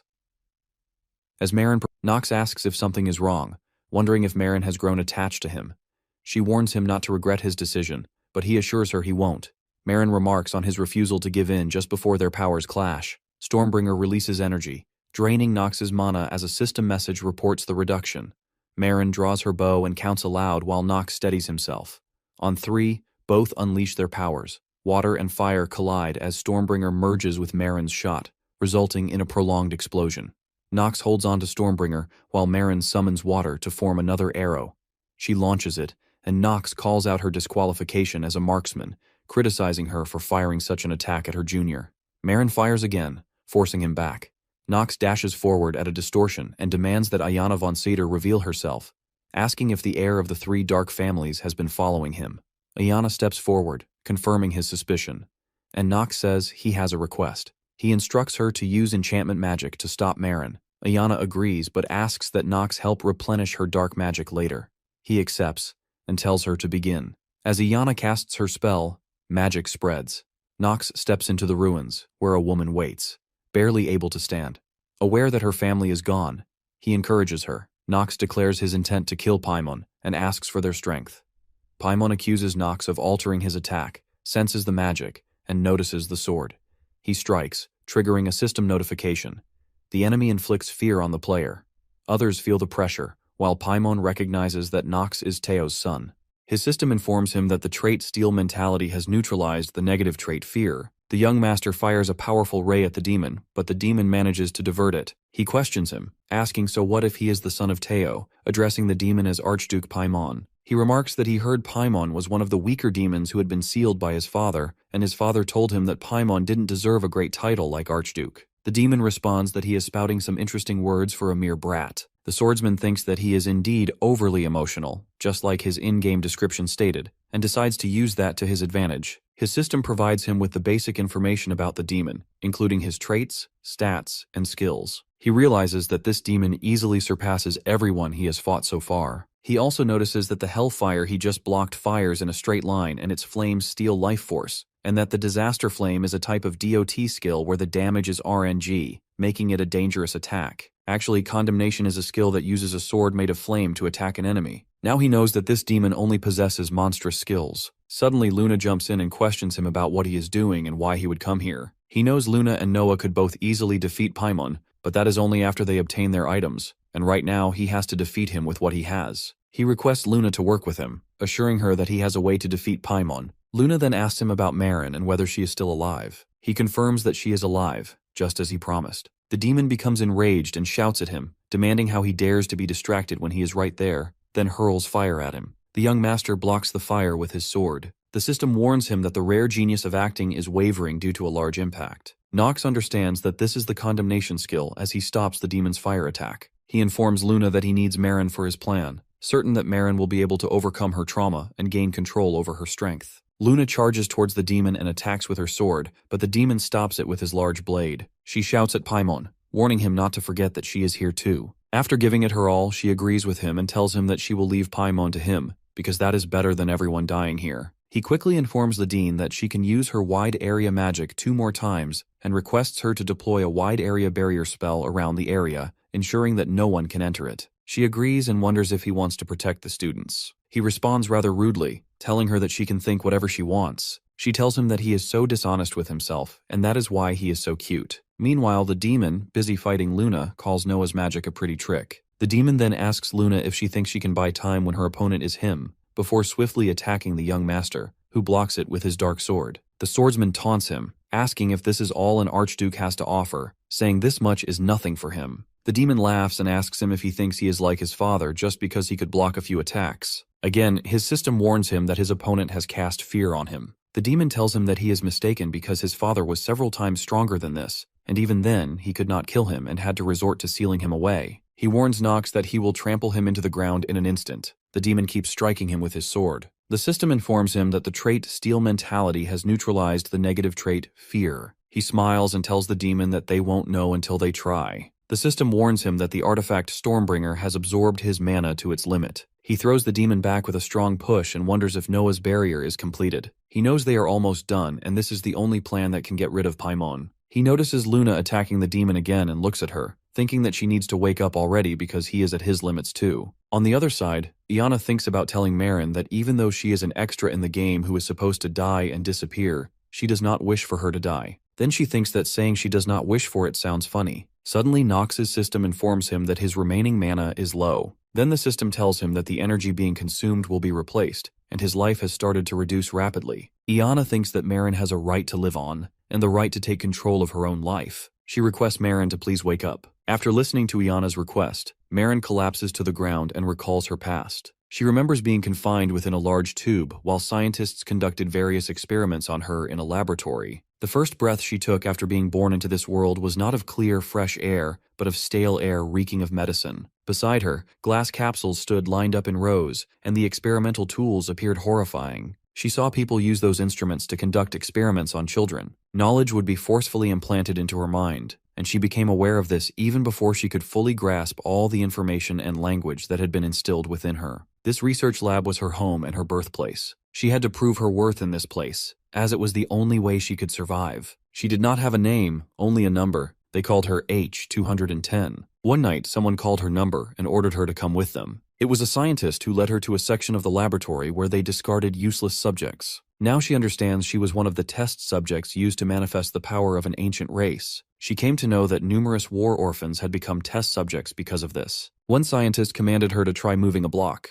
She always smiled brightly and behaved as if she were the most useful test subject there, for she needed to prove she was the best at utilizing the blood of the ocean tribe. She knew she had to do this, so she would not become one of the children who vanished. But one day, someone came to her. A strange woman told her that from today onwards, she would be living with her. The woman introduced herself as Jay, a lab researcher. After that, Marin began living with her. Naturally, she had no choice in the matter, and had to obey whatever was asked of her, like a cow being dragged to slaughter. Jay commented that the research lab was no fun, and that Marine must have endured a lot. She even asked her what kinds of things she liked. Jay said that H-210 was too stiff a name to call someone by, and, since she had blue hair resembling Aquamarine, she would call her Marine. Marin held no expectations because until now, all these people had treated her like a zoo's monkey, a mere test subject. But Jay was different. She took her home and treated her like a human being instead of a tool. They spent time playing together. One day, Marin asked Jay why she was so kind to her when others called her a monster with the blood of the ocean tribe,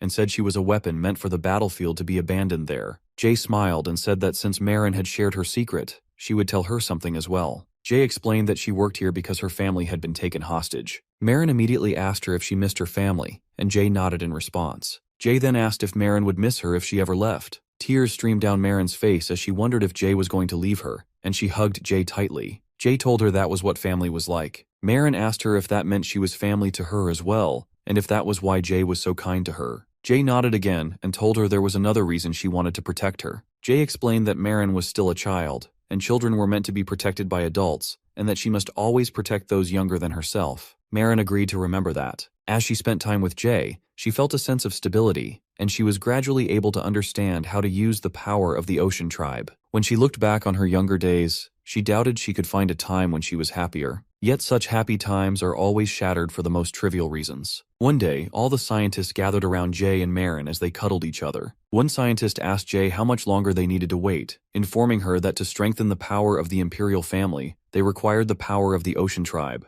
Jay shouted at them not to call her Ocean Tribe, insisting her name was Marine. Another scientist reminded Jay that she was not human, that she was a weapon, and weapons were meant to be used in times of war, like now. One of them seized Marin by the hand and ordered her to stand up. Jay tried to intervene, but they struck her down and commanded the guards to take her away. They declared that since she had defied the imperial family's laws, she would be executed without trial. Suddenly, Marin tore her hand free and told them to stop. A soldier laughed and mocked her, saying that a mere weapon dared to be swept up by emotions. He drew his sword and severed Jay's hand, telling Marin that if she was a tool, she should act like one. He threatened that Jay's right arm would be next. Marin screamed, demanding how he could do such a thing. She insisted that although she might not be human, she was still a person like them, and questioned how they could inflict such suffering on another. The soldier sneered, telling her that a mere weapon had no right to question him, and ordered her to follow him quietly. Marin refused, declaring that they were the weapons, not her. She unleashed her magical powers upon them. Jay tried to stop her, but it was too late. Marin had already fired her arrow at them. After a huge explosion, she wakes up outside the building. She wonders where she is. A woman calls her number and, based on the reports, says that seems to be her name. The woman introduces herself as Luna, the leader of Lunatic. Marin wonders who this woman is and where the research lab is. More importantly, she worries about what happened to Jay. Marin asks Luna about Jay, describing her as a lady with brown hair who looked after her. Luna informs her that Jay is dead. That news shatters Marin's heart. Luna confirms it and tells her there is one thing that needs to be made clear. The person who killed Jay was her. The young girl cannot believe what she hears. Luna explains that Lunatic's current mission was to attack the Imperial Research Lab, which had been kidnapping children and experimenting on them. However, the entire situation was over before they even arrived. Luna goes on to tell her that when she reached the place, she found a badly injured Jay calling for help and requesting Luna to take Marin with her. At that time, Marin had been sleeping in Jay's arms. Luna asks if Marin was overwhelmed by the power of the Ocean Tribe. Jay tells her it was not the girl's fault, as she was just a child who had suffered under grown-ups who forcefully experimented on her. Jay pleads with Luna to take Marin with her and help her live a normal life because she had done nothing wrong and had never killed anyone. Luna then says she killed Jay and everyone else. Marin starts crying after hearing that. She had relied on the power forcefully injected into her to save Jay, but in the end, she did not save her at all. She had become the very weapon those people wanted her to be. Luna offers her the chance to join Lunatic if she wishes to seek revenge against the Imperial family that caused her to suffer. Little Marin wonders if Luna is a demon, because she remembers Jay telling her about them in the past when reading her fairy tales. She thinks that demons would squirm their way into weakened human hearts, offering them sweet deals and temptations. However, she knows she has no place to go, so she decides to go with Luna, even though she knows a heart of revenge will only drag her into the mud. She agrees to join Lunatic. She remembers the feelings of anguish she has towards Jay that pushed her onto this path, so what Luna said was nothing short of salvation to her. Luna tells her to call her captain from now on and informs her that in Lunatic only her talent matters, and she is talented. Marin thinks, even though that power and talent do not belong to her, Luna tells her that if she learns to control that power even a little, she will promote her rank immediately. Marin thinks she needs to run towards Luna like a moth to flame and make use of her, for the sake of Luna who saved her and Jay whom she killed. After remembering and thinking about all this, she wakes up in the forest where Iana waits for her. After a few seconds, she remembers what happened there, that she had just fired the water shot. She wonders if she definitely went berserk. She gazes at Iana and thinks about how she is still alive. Iana comes close and tells her she understands if she is very confused. She explains that she used her ability to suppress her, so there is no need to worry about going berserk. This, she says, is the trait of the satyr household. Marin realizes that with such an ability, Iana would be able to put an end to her berserk state, which is why Nox entrusted her to Iana. She asks Iana where Nox is. Iana informs her that he is fighting. Upon hearing that, Marin quickly runs towards him. Nox contacts her through the device and asks if she is finally awake. He informs her that Luna and Dean Noah are still alive. She replies that it is good to hear he is alive too and calls him Rumi. Nox explains that she is under the charm of Iana and she must understand her current situation. She wonders what he wants from her. He tells her to shoot him. That surprises her. He explains that Paimon is very fast, and no matter how well she shoots at him, he will easily dodge her attacks. So when he holds him in place, he wants her to shoot. Marin asks him why he is trying to sacrifice himself. He denies that he is sacrificing himself. She wonders who would ask another person to shoot them in the back if that was not the case. He tells her to just trust him. He won't die. Finally, she reaches the underground building where all three of them are fighting the demon. She asks him again if she can trust what he just said. He replies affirmatively. She smiles and thinks that his words, when he said he will live, give her such relief. She assures him that he can look forward to her and she will make sure to tear that back of his apart. She aims the arrow towards him. The demon warns them that if he had his original strength, they wouldn't even be able to reach his feet, finding it absurd to see them act all high and mighty. Marin releases her arrow at him, and he directs it towards the demon. Luna, noticing this, remarks that unless he's an idiot, he has probably realized it too, calling him an arrogant rookie. She swiftly warns Noah that the defense barrier is at its limits. She observes that it's not just the defense barrier, but Noah has used up almost all of her mana, and she informs Nox that Noah will only be able to block that flame once or twice more. Luna asks him when he plans on executing that great plan of his. He requests just once, for her to pierce through the barrier for him. It's a 3-layered barrier cast with advanced magic. He believes the demon's attacks are weaker because of it, to the extent that even he can withstand them. That also means the defense barrier is extremely strong, and if they can't break it, then having a plan is meaningless. Luna hopes that his plan works. The demon shouts that a young girl who has barely even lived doesn't know her place, then charges towards Luna. She decides to use her lunar sword art, third technique, on the demon. Her attack is so powerful it can split the moon. A very powerful ray of light strikes the demon, but he is far stronger than that, easily blocking it before throwing Luna away. He roars that it's not bad, but it still couldn't reach him, and all she managed to do was break the first layer. The young master moves so close to the demon that even the demon asks if he's really trying to die here. Suddenly, Nox commands the archer to do it now, and Marin, using her full strength, hurls the arrow towards the demon. Nox smiles and tells the demon to die. The system confirms that his skill hour of the genius has been activated. He knows the speed of an ocean tribe's arrow, based on the story settings, would be at least 400 kilometers per hour. Since she's pulling the bowstring from the rooftop, the distance is about 3 meters, and it should reach him in approximately 3 seconds. He also knows he's not a mathematician, so that's not an accurate calculation. He takes a gamble here, relying on the instincts that have helped him survive this long in this damn world. He starts counting to 3, and when he reaches 3, he bends down, and the arrow passes right over him, flying straight towards the demon and piercing its chest. The swordsman knows the demon has lost a lot of strength as well. It's inevitable since the demon has used multiple skills that consume a vast amount of mana consecutively. The demon laughs at him and declares that they still weren't able to break through the last barrier, claiming this as his victory. The young master smiles and asks who said they didn't break through. The system notifies him that he has equipped the artifact lunatic member's robe, and the artifact Stormbringer is absorbing the maximum amount of life force from the user. The system also informs him that the special effect of the lunatic member's robe has been activated, and finally confirms that his attack power has risen. He then activates the skill Limit Break. The system warns him that his enemy is far too strong, and he has sacrificed a tremendous amount of life for the strike required to defeat it. It alerts him that he will not be able to absorb the life force of the enemy he defeats using Limit Break with the Black Flame Ring. The system demands confirmation from him if he wants to use this skill. He responds affirmatively. The demon tells him there's no use struggling now, and nothing will change. The young master charges straight towards the demon and strikes him with such force that even the demon is surprised. Nox employs the Black Sword Art, the first technique of the first half. He slashes the demon's head with Shadowblade Slash, cutting it into 2 pieces. While dying, the demon laments that he finally got the chance to awaken once again, only to be defeated by the likes of him.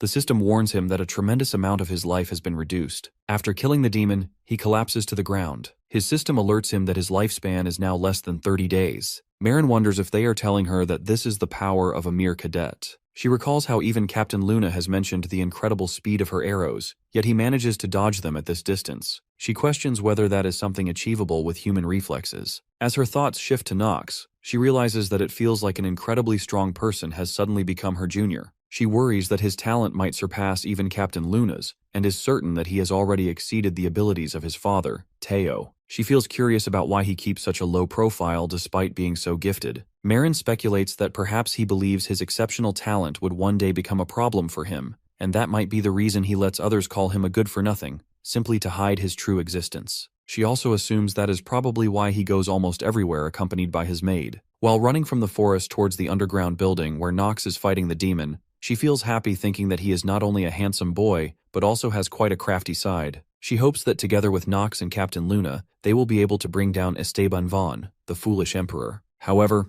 she wonders if they will have to kill his daughter, Princess Penelope, in the process. Meanwhile, Luna and Noah find the demonic essence crystal, and Luna ponders whether this is why Noah allowed Paimon to awaken, so she could destroy his essence crystal. She finds it very strange because it is Noah who has suffered the most from demons, yet she still allows Paimon to wake up. Luna remarks that if it had only been about revenge, it would have been far too childish of her. Noah acknowledges that it is true she wants revenge, but unfortunately, her abilities were not strong enough, and she confirms it without hesitation. Luna accepts her words, but before leaving, she tells Noah that she hopes she will give a proper explanation before doing anything like this next time. Noah laughs softly and says she hopes that will be the case. Luna warns her to recover her strength as much as possible before they meet again, as even stronger enemies will appear. Noah reassures her not to worry and promises she will make sure to look after Nox. Luna entrusts him to her care and departs. While the young master remains unconscious, Noah sits next to him and quietly thanks him. Suddenly, Brennan and Professor Rass break through the protective wall and enter. They ask Dean Noah if she is all right. Brennan questions her about the demonic essence crystal in the museum's basement being released. Noah chuckles and tells him it just sort of happened.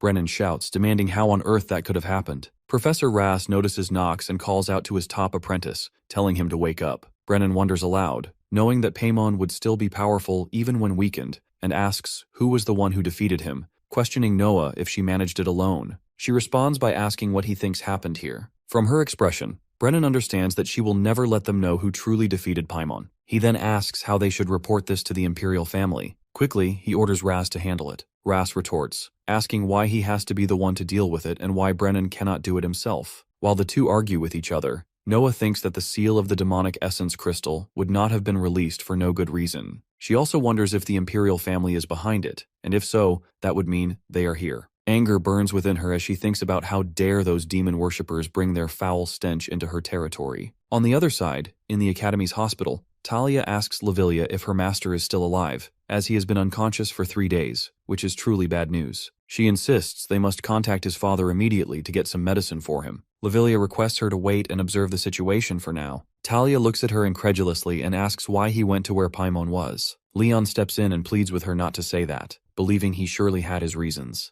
Talia disagrees with Lavilia and declares she is going inside his room. Lavilia tries to stop her. Inside his room, the swordsman hears their conversation and thinks that this is his first time feeling afraid to wake up. He notices that he has recovered at a surprisingly fast rate. His system informs him that the blessings of the moon are upon him, along with the blessing of ice. He figures it cannot be helped since he possesses both blessings. He understands that the Academy needs to appear aligned with the Emperor in the public's eyes, and yet a student belonging to a criminal organization resides within the Academy. He suspects Noah helped with his recovery so she could extract information from him. Deciding to maintain his active sleep, he chooses to buy as much time as he can and drifts off again. When he wakes up once more, it is already night, and Eleanor is standing right beside him. He wonders how things have gotten so quiet. Surprise flickers across his face upon seeing her next to his bed. He asks her what brings her here so late at night. She questions him about Shane, the person they saw in the labyrinth, and asks if he is related to him. Knox wonders what she is talking about. Eleanor questions him, asking if he knows that whenever he lies, his eyes shift and his hands tremble slightly, despite his otherwise calm voice. He is taken aback to realize that his rare talent for acting is not enough to fool Eleanor's genius-level perception. He understands that his subtle tricks won't work on her, and now that it has come down to this, he decides to find out what she is after. He informs her that Shane is related to him. She inquires if they are blood relatives because their eyes look quite similar. She further mentions that she noticed Shane is from an extended family that his household has kept hidden. She adds that she heard the Reinhafer household uses talented people from their extended family as hunting dogs, and Shane must be one of those cases. He smiles slightly and thinks that while the Reinhafer household may be scumbags, they aren't that vile. She continues, telling him that actually, she found it strange from the start, because he did not seem to intend any harm towards them in any way. He directly asks her what she wants from Shane. She answers that she wants to repay him for his help. She also admits that she has taken a liking to him and wants to recruit him into her merchantry. He asks, in short, if she wants him to let Shane go. She confirms, saying that someone of his talent is worth the effort. The young master grows slightly angry and states that he can't believe she is trying to steal talent from the Reinhafer household, and wonders if she thinks it will be that easy. She requests him to ask Shane to come to the Rivalin merchantry headquarters 1 week from now. After that, she bids him farewell and leaves his room. The next morning, he gets dressed and heads to the academy. Lavilia, walking behind him, remarks that he is being too reckless and, as she has told him repeatedly, he really went overboard this time. She also warns him that the patriarch is probably worried about him as well. He requests her not to say anything to his family because he does not want to complicate matters. She informs him that she already sent a letter back home because this time it could not be helped, and as his maid, she has a duty to report his actions and whereabouts. The young master enters his room alone and locks the door behind him. He thinks that maybe he should have stayed unconscious a little longer. Suddenly, Iana appears before him and remarks that she is quite sure he is aware that in order for her, a half-blood succubus, to gain mana, there is only one method, so he will have to help her. He realizes that she has appeared, a succubus, demons known for draining men's energy. But the kind of development people would expect will not occur, since the inner lunatic is filled with underage children, and there is no way they could include suspicious scenes with a succubus in the game. In that case, it is a relief for now. He asks her what she needs him to do. She requests if they can hold hands for about 10 minutes. The swordsman replies that it's not a problem, but asks if that is all she wants. She responds that it probably is. However, first, he wants an answer about why she was following him. She explains that she is also from a dark household and was simply curious about him. She tells him that he seems to have changed quite a lot recently, and in the past, he was a little more... He interrupts her, asking more what, wondering if she is implying he was not like this before. She becomes flustered and hiccups. Nox sits on his bed and instructs her to just restore her mana. She feels slightly uncomfortable but sits down with him. He offers her his hand to hold, but she appears hesitant. He observes that while she looks ditzy and naive, unlike a typical succubus, he actually knows the truth since he has played through this game many times, and he knows the other side of Iana. As she holds his hand, he tells her that it will be exactly 10 minutes and no more. After 10 minutes, he stands up and informs her that time is up and he will be leaving. She grabs his shirt and asks where he is going. Holding his hand romantically, she tells him she still hasn't had nearly enough yet. His system displays details about her traits, stats, and skills. The system also warns him that the character is currently experiencing a status abnormality known as dual personality, and her personality has flipped 180 degrees. Suddenly, she throws him onto the bed and sits on his belly. He thinks that this had to happen while he has not yet recovered his mana. He tells her to calm down and warns her that she will regret doing this. She asks if he doesn't like her, remarking that it is very strange because she has never met a man who disliked her. She offers to let him dream about the kind of person he likes. He warns her again to stop. She tells him they will kiss for a little while and instructs him to come close and hug her, saying he will feel much better that way. Suddenly, Marin enters his room and calls him a little bastard, scolding him for secretly fooling around with a girl while she is busy wrapping things up. Iana shouts at her, demanding to know who she is. Marin activates a tint water bubble and throws it at Iana's head. With that hit, Iana falls unconscious onto the bed. The young master wonders what she just did to her. Marin explains that she simply blew some mana into her and assures him she won't be hurt. She then asks him if he is really happy that she is here. He agrees, although he doesn't want to admit it. Marin asks if he is feeling alright. He replies that, as she can see, he did share some of his mana, but he feels fine. She remarks that he saved her. He tells her to forget it, and that he only did it so he could survive, then leaves the room. This makes her very angry, and she shouts at him that this obnoxious attitude of his is the problem, asking if he thinks archers are a joke, and reminds him that she is 2 years older than him. Late at night in Nox's palace, Luna stands in Teo's office, and he asks her if she is saying that Nox defeated Paimon, wondering if this is true. She confirms it. Rodwell wonders what storms this incident will bring to their household. Teo listens to Luna patiently and responds that he has no idea what Nox was thinking either. He speculates that if he had to guess, it might be due to the death of his mother. He remembers that on the night of the slaughter, Nox witnessed his own mother's murder. After that, he fell into a half-crazed state and lived like a good-for-nothing, not caring about anyone around him. But now, he must have done this to avenge his mother. Luna counters Teo, stating she believes he is lying. She considers that he might be scheming something, but that power can only be obtained through the bloodline of the Reinhafer household. She thinks about how the Void Revelation is something that can only be activated when one reaches their own limit. Now that she has accepted Nox into Lunatic, she refuses to let him be played by Teo. After a long pause, Teo remarks that parents don't necessarily know everything about their children. She questions him, pointing out that it's not like he has ever been a warm father to Nox. Then she informs him that his first son is already with the Imperial faction. To be more precise, he is working with the demons. Teo replies that it seems a storm of blood will soon sweep across the continent. She steps closer to him and tells him she hopes he doesn't forget his promise. She warns him that if his son dares to stand in her way, she will kill him. That is how Lunatic operates, and that is his contract with them. She advises him to throw away any personal feelings he holds. He acknowledges to himself that he already knows all of this, and it is all for the sake of destroying the Imperial family and the 72 demons.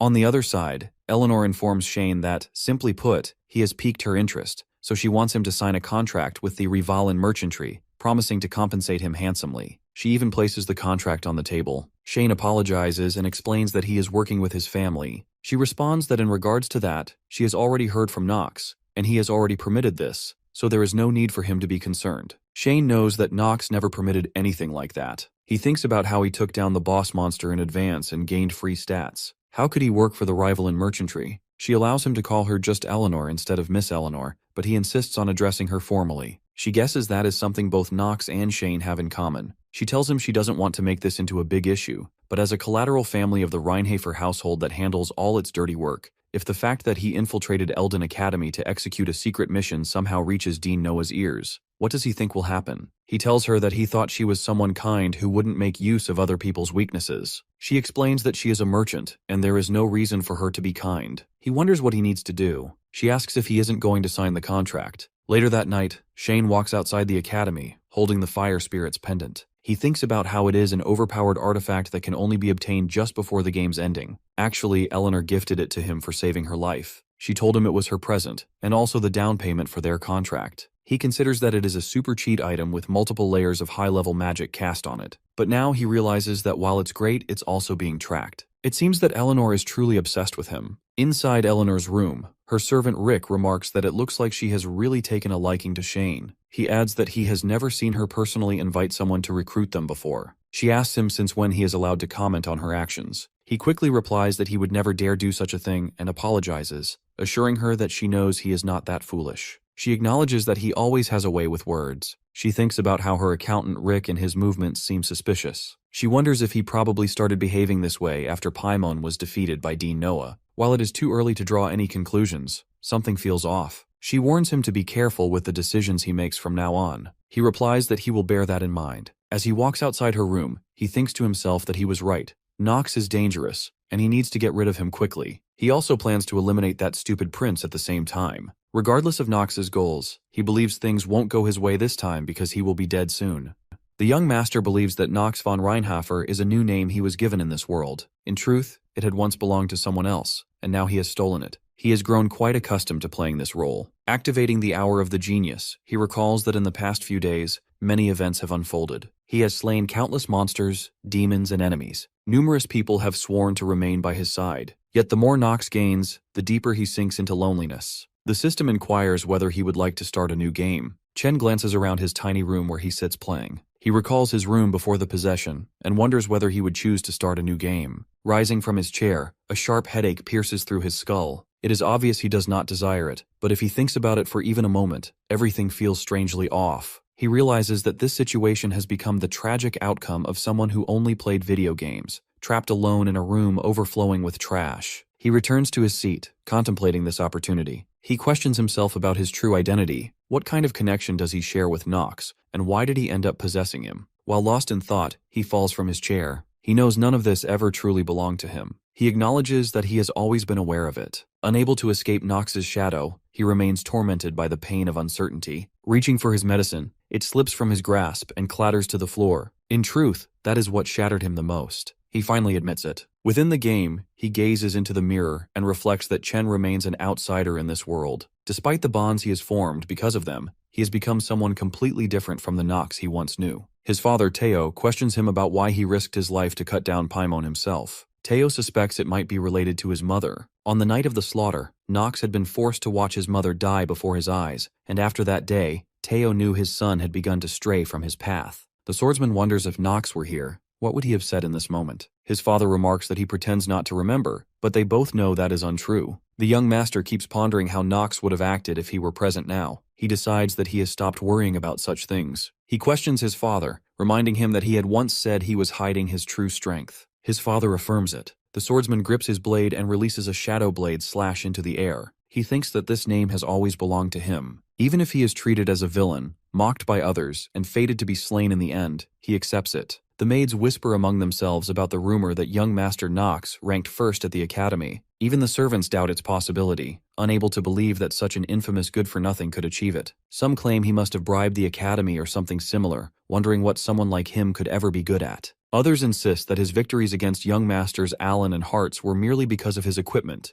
recalling how he barely escaped death when his father counterattacked. Teo instructs him that this is how the Shadow Blade slash should be used. Although he lives on borrowed time, he resolves to continue progressing the story. After evading his father's strike, he swiftly activates his genius trait and counterattacks. He realizes that is why he understands his own desperation so deeply. If there is one thing he must overcome, it is the event that will soon come to visit him, death itself. The system urgently requests that he restore his lifespan immediately. A few days later, everyone gathers in the lunatic world. Luna informs them that they are currently in the northeastern region of Chasers. She questions the swordsman about whether he still intends to keep moving forward like this. He confirms it without hesitation. One of their team members warns him that it is dangerous. More than the monsters, the real threat is the Tajulan Kingdom, sworn enemies of House Reinhafer. He explains to his team that this is precisely why they are doing it. He confirms that from here, he will head towards the Tajulan Kingdom. He instructs Luna to send a letter informing them that the son of House Reinhafer is coming. He actually wants them to prepare for his arrival. His system warns him that he has only 27 days left to live. Nox feels displeased and wonders how things ended up like this. Even after offering his lifespan to Stormbringer to eliminate Paimon, this is what remains. Now, with only a short time left to live, he is approached by Eleanor, who attempts to recruit the awakened succubus, Ayana, and his clone Shane into her guild. He knows that if he doesn't replenish his lifespan immediately, things will get dangerous. He also questions why situations like this keep occurring. His system provides him with complete information about the pendant Eleanor gives to Shane. It shows him its special effects and also warns him that Eleanor will constantly be able to track the user's location once it is equipped. He thinks it's still a relief that the tracking effect only activates after the artifact is worn. Actually, when his mana exceeds 15, a high-rank spirit can be summoned, and once his mana reaches 20 and his stamina exceeds 15, he can form a contract with the Spirit King, Salamander. It is a ridiculously overpowered item, but the problem is that it's a bound item, so his clone Shane cannot equip it. And if he wears it himself, it will reveal that Shane and Nox are the same person. He knows Eleanor possesses a genius acting talent that surpasses his own normal acting ability, making it impossible to fool her with a half-baked lie. He hears that the Academy will take at least 2 weeks to settle the situation over there. First, he needs to return and start planning. He packs his bag and leaves his room. As he thinks about it, it occurs to him that it has been a while since he last visited the Reinhafer estate. He recalls Rona, May, and Alina, and thinks it has also been some time since he reunited with his unit. Actually, he worries about Teo's barrage of questions regarding this incident. He leaves the academy and sits in the carriage to return home. But what troubles him the most is that he has only 27 days left to live. He decides he must do something about it. On the other side, Iana sleeps on her bed. She sees her mother in a dream and hears her shouting that she cannot believe Iana still cannot drain magic from a man's body, and yet she calls herself a bearer of House Sadar's blood. Her mother also says it would have been better if one of her half-sisters had inherited the demon's blood instead. She calls Iana disgusting and orders her to get out of her sight. Iana suddenly wakes up from her sleep, worried about what she has done with Nox. She remembers asking him for a quick kiss and offering him a hug. That thought irritates her, and she cannot sleep. She feels angry because she was unable to seduce Nox. While thinking about it, she falls down from her bed. She gets up and sits in front of her dressing table. Looking at her reflection in the mirror, she sees a very sexually seductive girl in a short dress. Her reflection tells her that she has finally realized it. On the other side, Nox and Lavilia reach their palace. Rodwell welcomes them, saying it has been a while and asking if he has been well. He responds affirmatively and informs Rodwell that he would like to meet with the Patriarch, asking where he is. Rodwell informs him that Teo is in his chambers and offers to escort him. While they walk towards the chamber, he overhears maids talking about the rumor that the young master ranked first at the academy. Another maid says it's impossible because he is good for nothing. One servant mentions to another that maybe he bribed them or something, wondering what a good for nothing could possibly excel at. Another says he defeated young masters Alan and Hartz all because of his equipment. When he enters Teo's office, he finds him waiting. He thinks that Teo truly is a monster, so much so that he cannot believe he ever dared to stand before him in the past. His father calls his name and remarks that he seems to have grown considerably. For him to remain calm even after sensing his presence, it seems the reports were not wrong. He tells his father that even if he hadn't remained calm, Teo would have seen through everything eventually. And besides, he has already told him he no longer intends to do anything that would harm the family. Teo asks if it is true that he has become a candidate to marry the princess, and that he even took down Paimon. His system warns him that his trait of normal acting talent is wavering. His father questions him, saying he is hiding many things. He informs his father that he only landed the final blow and was just lucky. Teo wonders if he is trying to deceive him right now and tells him that even the family retainers agree he deserves to be punished. He tells his father that if he wishes to hold him responsible, he will accept it humbly. His father then asks if he knows this. The way to suppress and justify all these deceptions and betrayals is to become strong, so strong that no one dares even to look him in the eyes. Teo asks him if he truly has no interest in becoming the Patriarch. Nox answers affirmatively. The young master notices his father smiling. Teo tells him that he wants to show him what the position he rejected truly means. He orders Nox to come out and takes him to the training hall, instructing him to draw his sword. The swordsman obeys his father. Teo tells him to begin and orders him to block his attacks. Nox is shocked and tells his father that he doesn't have the skill to do that. Suddenly, Teo strikes at him with his sword. The young master blocks it with his own blade. Teo tells him that he will hold back. Nox jumps away from his father. Teo tells him that this is the Reinhafer family's second sword technique, the Shadowblade Chain Slash. He also asks what he thinks of it and if he is intrigued. Nox smiles and tells him that it's his turn now. The young master fearlessly charges at his father. Both father and son become locked in a fierce sword fight. Teo finds himself clearly impressed by his son's swordsmanship. After a few swift exchanges, Teo throws him to the ground and questions whether this is truly his limit. Suddenly, Rodwell informs Teo that he is pushing things a bit too far, even if it is against young Master Nox. He adds that even young Master Garen would have struggled to endure sword techniques of such intensity. Teo acknowledges his words and realizes he unintentionally put too much strength into his blade. He finds Nox impressive nonetheless. Teo suggests ending their sparring here for today. However, Nox demands to know where his father thinks he is going as he rises to his feet. He He declares to his father that he has not learned a single thing yet. Teo, who was about to leave, turns back in surprise. Nox attacks him with his full power. Teo easily stops his son's sword. Teo wonders if Nox is asking for further instruction and finds it amusing. Nox responds that he will take this as permission to continue learning from him. Once again, Teo sends his son crashing to the ground. He then asks him one thing. Why did he risk his life to cut down Paimon himself, and was it related to his mother? Teo questions this because on the night of the slaughter, Nox had to watch his mother die with his own eyes. Teo explains that after that day, he knew his son had started to go astray. He pretended not to remember, but he knew deep down that it was not true. Nox asks his father about his claim that he was hiding his strength. He strikes him again with a Shadow Blade slash. Teo blocks his attack and counters with a true Shadow Blade slash, telling him that this is how it is meant to be used. Teo's attack is so powerful that the young master cannot hold his ground and is knocked back. The swordsman drops to his knees and quickly activates his genius trait. In that moment, he acquires the second technique of the tyrannical blade of darkness, the Shadow Blade chain slash. The system informs him that his understanding of the tyrannical blade of darkness has greatly increased from sparring with such a powerful opponent. This time, he truly surprises his father. Teo is astonished that he picked up the second technique simply by witnessing it. However, Teo attacks with such force that Nox loses his sword and is thrown to the ground once more. Teo tells him that, as his father and as the patriarch of House Reinhafer,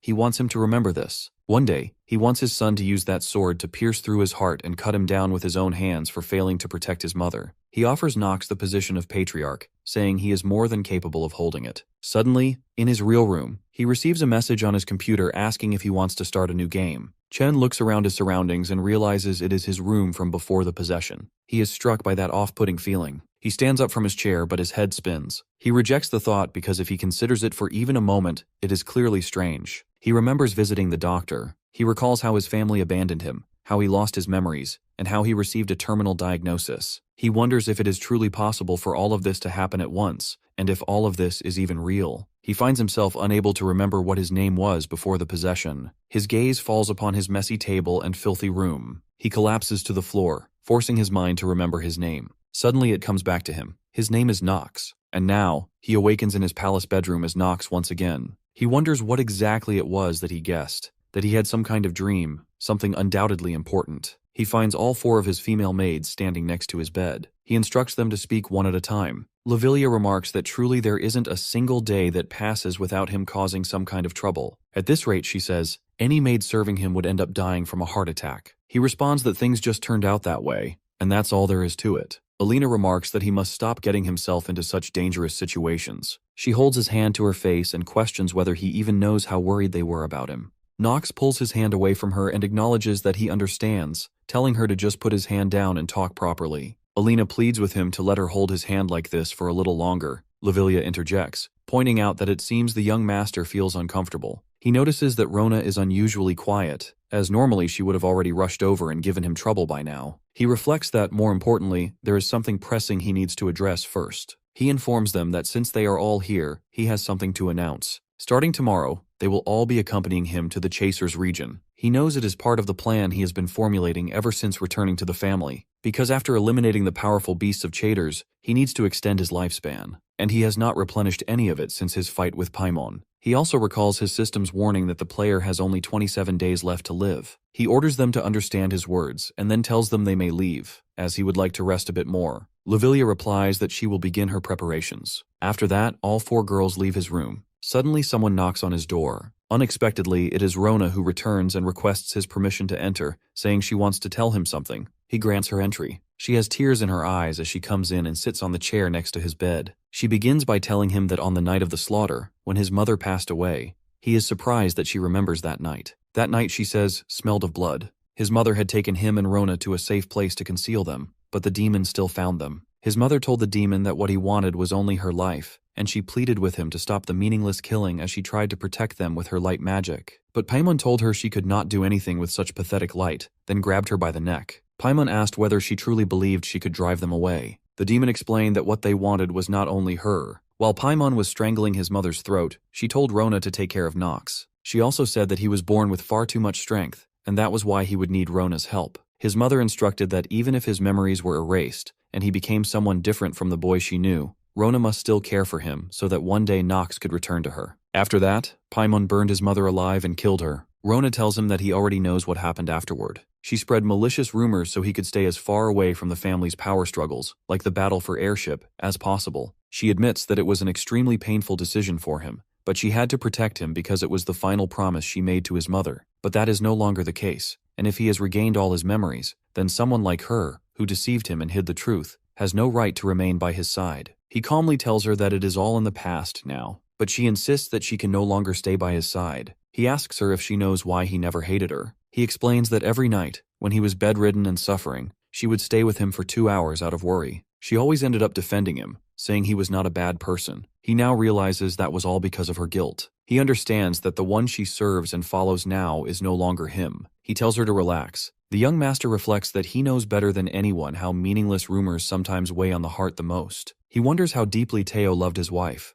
how much Nox loved his mother, and what kind of feelings Rona holds towards him. He really wants to ask those questions. He stays silent as Rona starts crying. He looks at himself in the mirror and wonders why he has to become the villain. Later that day, Teo summons him to the office and formally grants him certain powers. After receiving these official powers, the young master makes an announcement in the block and posts notices across the cities. He declares that, in the name of Reinhofer, as a member of the Honorable House Reinhofer, he has obtained permission from the Patriarch to recruit private soldiers and establish an anti-demon battalion. He states that anyone wishing to follow him should gather at the octagonal training ground 1 week from now in the afternoon to undergo a trial. He further proclaims that if they manage to defeat him, or if he acknowledges their skills, the Empire will reward them with a monthly payment in gold coins. In cities and towns, people read his proclamation. Some remark that it seems their troublemaking youngest lord must be bored again and is seeking an adventure. One man even comments that surely no one would actually sign up for this and calls it absurd. However, many others decide to join, motivated by the promise of gold payments, and consider it worth a shot. People laugh among themselves, wondering if there is anyone who cannot defeat young Master Nox. Some say even a 4-year-old girl could give it a try. Suddenly, a man enters and questions whether everyone is enjoying their laugh. He offers to place a bet with them, tossing a bag full of coins onto the ground as he declares that he wagers hardly anyone will pass Nox's trial. A young man rises and remarks that judging by his appearance, Nox seems like a pampered child from a wealthy household. He asks if the man hasn't heard the rumors about the youngest son of the Reinhofer family.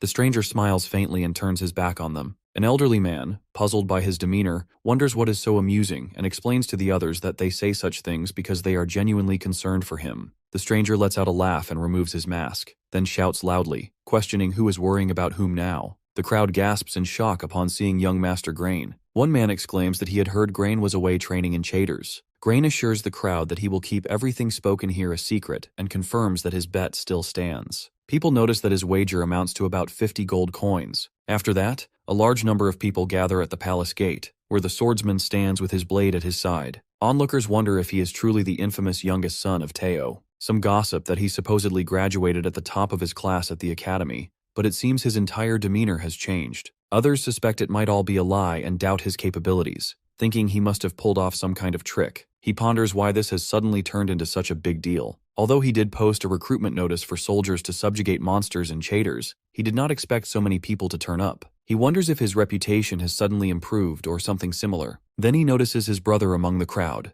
and realizes that it is his brother who has stirred things up and is taking actions he was never asked to. He turns to his servant and inquires if everyone has arrived. The servant informs him that a total of 1,192 men and 126 women have registered. He thinks to himself that perhaps this is not all bad. With so many people, there are bound to be some capable ones among them. Suddenly, a very strong-looking man in the crowd raises his hand and questions what kind of trial they will undergo exactly. The young master smiles as he gazes at him, pleased by his arrogance and perfectly built physique. He also senses a vast amount of mana radiating from the man's body and realizes that someone like him would not come simply to enlist as an ordinary private soldier. He wonders if this man is from Garen's faction. Nox feels pleased that his brother has begun to keep tabs on him, though he knows it is not a good sign, because someone with only that much power is no match for him. Finally, he addresses the crowd, stating that the rules are simple. They may use any method they wish to attack him as if they are trying to kill him, and even if they succeed in killing him, they will not be held responsible.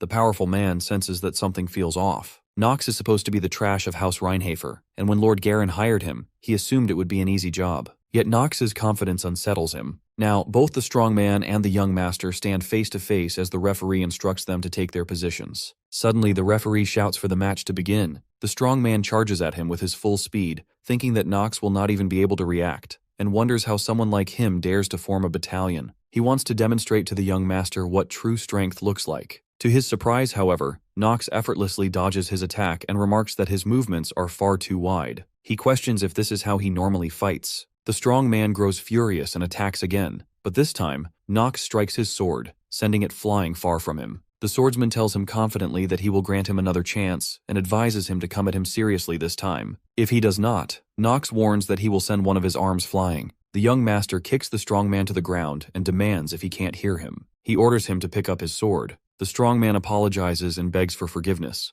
but Nox drives a powerful punch into his face, knocking him out cold. The swordsman gazes at the crowd and declares that cowards lacking even this basic level of courage are of no use to him. He challenges them, asking who dares to step forward next. No one musters the courage to move. Garen feels a flicker of surprise seeing how much his brother has grown, realizing there is nothing more left for him to teach the younger Reinhafer. Last night, when he placed that bet with the village people, he thought it would probably earn him a nice profit. But at this moment, that isn't what matters to him. Garen understands Nox is the only rope he has within the Reinhafer family. He recognizes that his brother has begun revealing his true strength, and from here on, things will be smooth sailing for him. As Nox's reputation rises, Garen knows his own will naturally rise alongside it. People apologize, admitting they were arrogant to think they could become soldiers, and decide they will just return to farming. Suddenly, Nox orders them to stop right there. He questions who told them they could leave and informs them they have already applied to become his soldiers. The young master warns that if they give up and try to return now, he will ensure their lives become worse than hell itself. He swears upon the name of Nox von Reinhafer. The crowd trembles in fear. Without warning, he charges into them and starts striking them one by one. When he stops before a young man, he informs him that he has passed. The young man looks up at the swordsman and asks if he didn't just get flung away in a completely embarrassing manner moments ago. Nox replies that it's his call and warns him not to be too happy about passing, because from now on, he will push them all to the brink of death. Another man mutters that he thinks coming here was a terrible mistake. The next morning,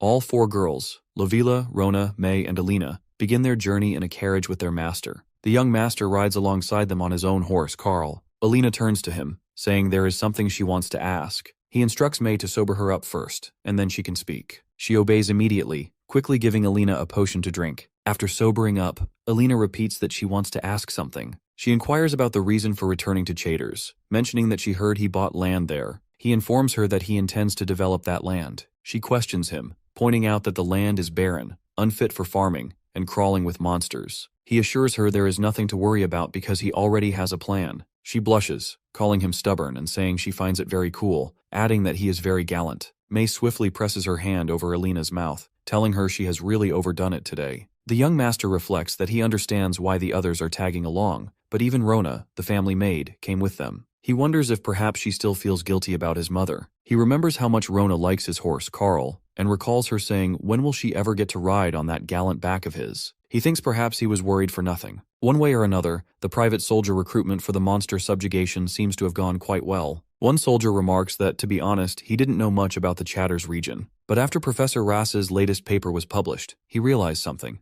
Young Master Nox truly resembles the Patriarch and possesses the same sharp insight. He calls his master an amazing leader. Nox tells them not to all speak at once. By the way, that young soldier's name is Christopher. Christopher is a knight over 2 meters tall and apparently highly skilled, but he is annoyingly talkative. When they finally reach Chaders, May notes that the area has developed quite a bit and is different from last time. Alina agrees with her observation. However, Christopher doesn't seem pleased with the progress. He remarks that he was expecting more but guesses it can't be helped, since development only really started recently. Now that it has become the land of a dark family, it will be hard to attract people here. The young master agrees with him, explaining that this is why he brought soldiers here. Christopher finally understands the reason behind recruiting new troops. Nox confirms it and says there is something that must be done before they can revitalize Chaders. Christopher wonders what that might be. The swordsman explains that it's the monsters in this region. They need to reduce their numbers first. In truth, Nox knows this is only a convincing excuse. To be honest, it is not the real reason. He isn't particularly interested in the development of Chaders. Suddenly, the system warns him that he has only 10 days left to live and suggests he restore his lifespan immediately. Right now, his only priority is saving himself first.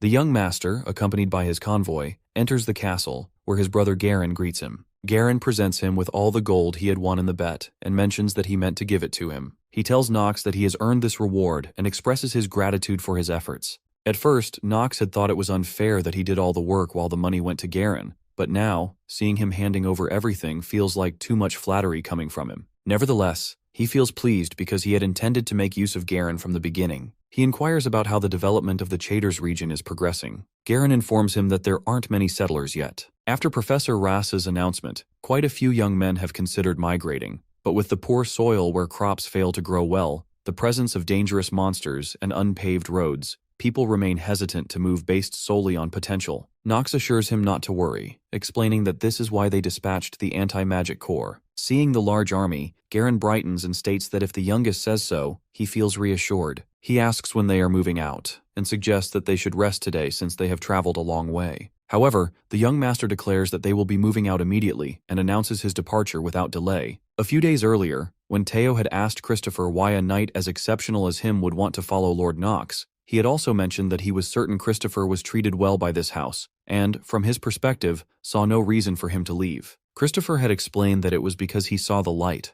the overwhelming talent that Lord Nox displayed. He had seen the clue that could help him perfect his swordsmanship, and that was why he now wished to refine Lord Nox's swordsmanship. He had also admitted that it wasn't for anyone else, but for himself. Teo had pondered if he meant the northern sword technique, and Christopher had confirmed that he was right. Finally, Teo had agreed and granted him permission. Christopher intends to mold Lord Nox into the greatest knight, but finds himself surprised to see him using magic. He asks Lavilia if she knows anything about it. She explains that recently Nox has shown interest in magic, but to see him grow this much is a surprise for her as well. By using magic, he attracts a large number of monsters near the castle gate and strikes them with a powerful ray of light. May feels shocked to witness the young master becoming even stronger within just a few months. Elena begins praying for her master's safety. His system notifies him that he has defeated a Null, and his lifespan has increased by 2 hours. Each time he kills another Null, his system gives him the same message. He feels worried that he is gaining only 2 hours with each kill, knowing that a Null is a fairly strong mid-tier monster.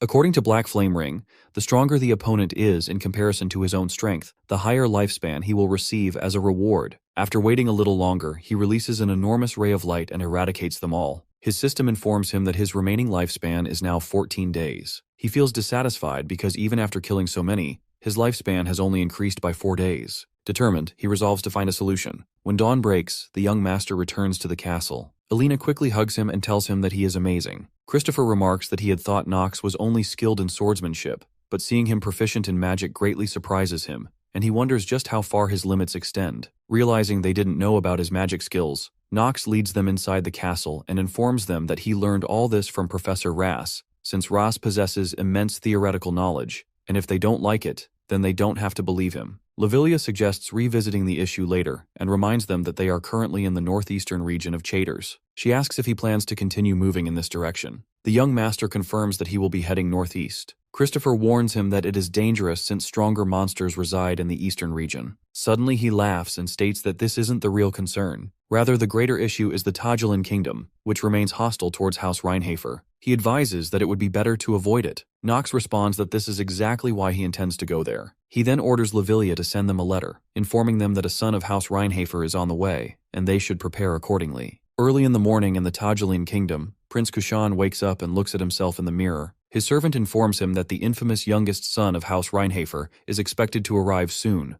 remarking that his arrogance must know no bounds. The servant speculates whether he believes his father's influence extends all the way to Tagelin. Prince Kushan questions his servant, asking if he knows that Teo killed his own father and brothers on that day. Kushan still recalls every person who stood by his side and protected him. He tells his servant, Kramser, that although people criticize him for being a mere regent, he knows the truth, that Kramser bore some of the prince's duties when he was overwhelmed with grief after losing his family, all for the sake of lessening the burdens of his responsibilities, even if only slightly. The prince confirms with him if his name was Nox. He states that once he kills him, Teo will finally understand how much he suffered and how he managed to endure that hell. The servant bows to his master and replies that he understands and will prepare accordingly. Kramser adds that now this heavy decision has been made, he must rest easy. At the palace of the Tagelin kingdom, a guard orders a group of strangers to state their identity. It is Nox, and he questions the guards if such a formality is truly necessary. The guards quickly apologize to him. The young master remarks that standing in this heat for too long has made his blood boil to the point where he feels like killing someone.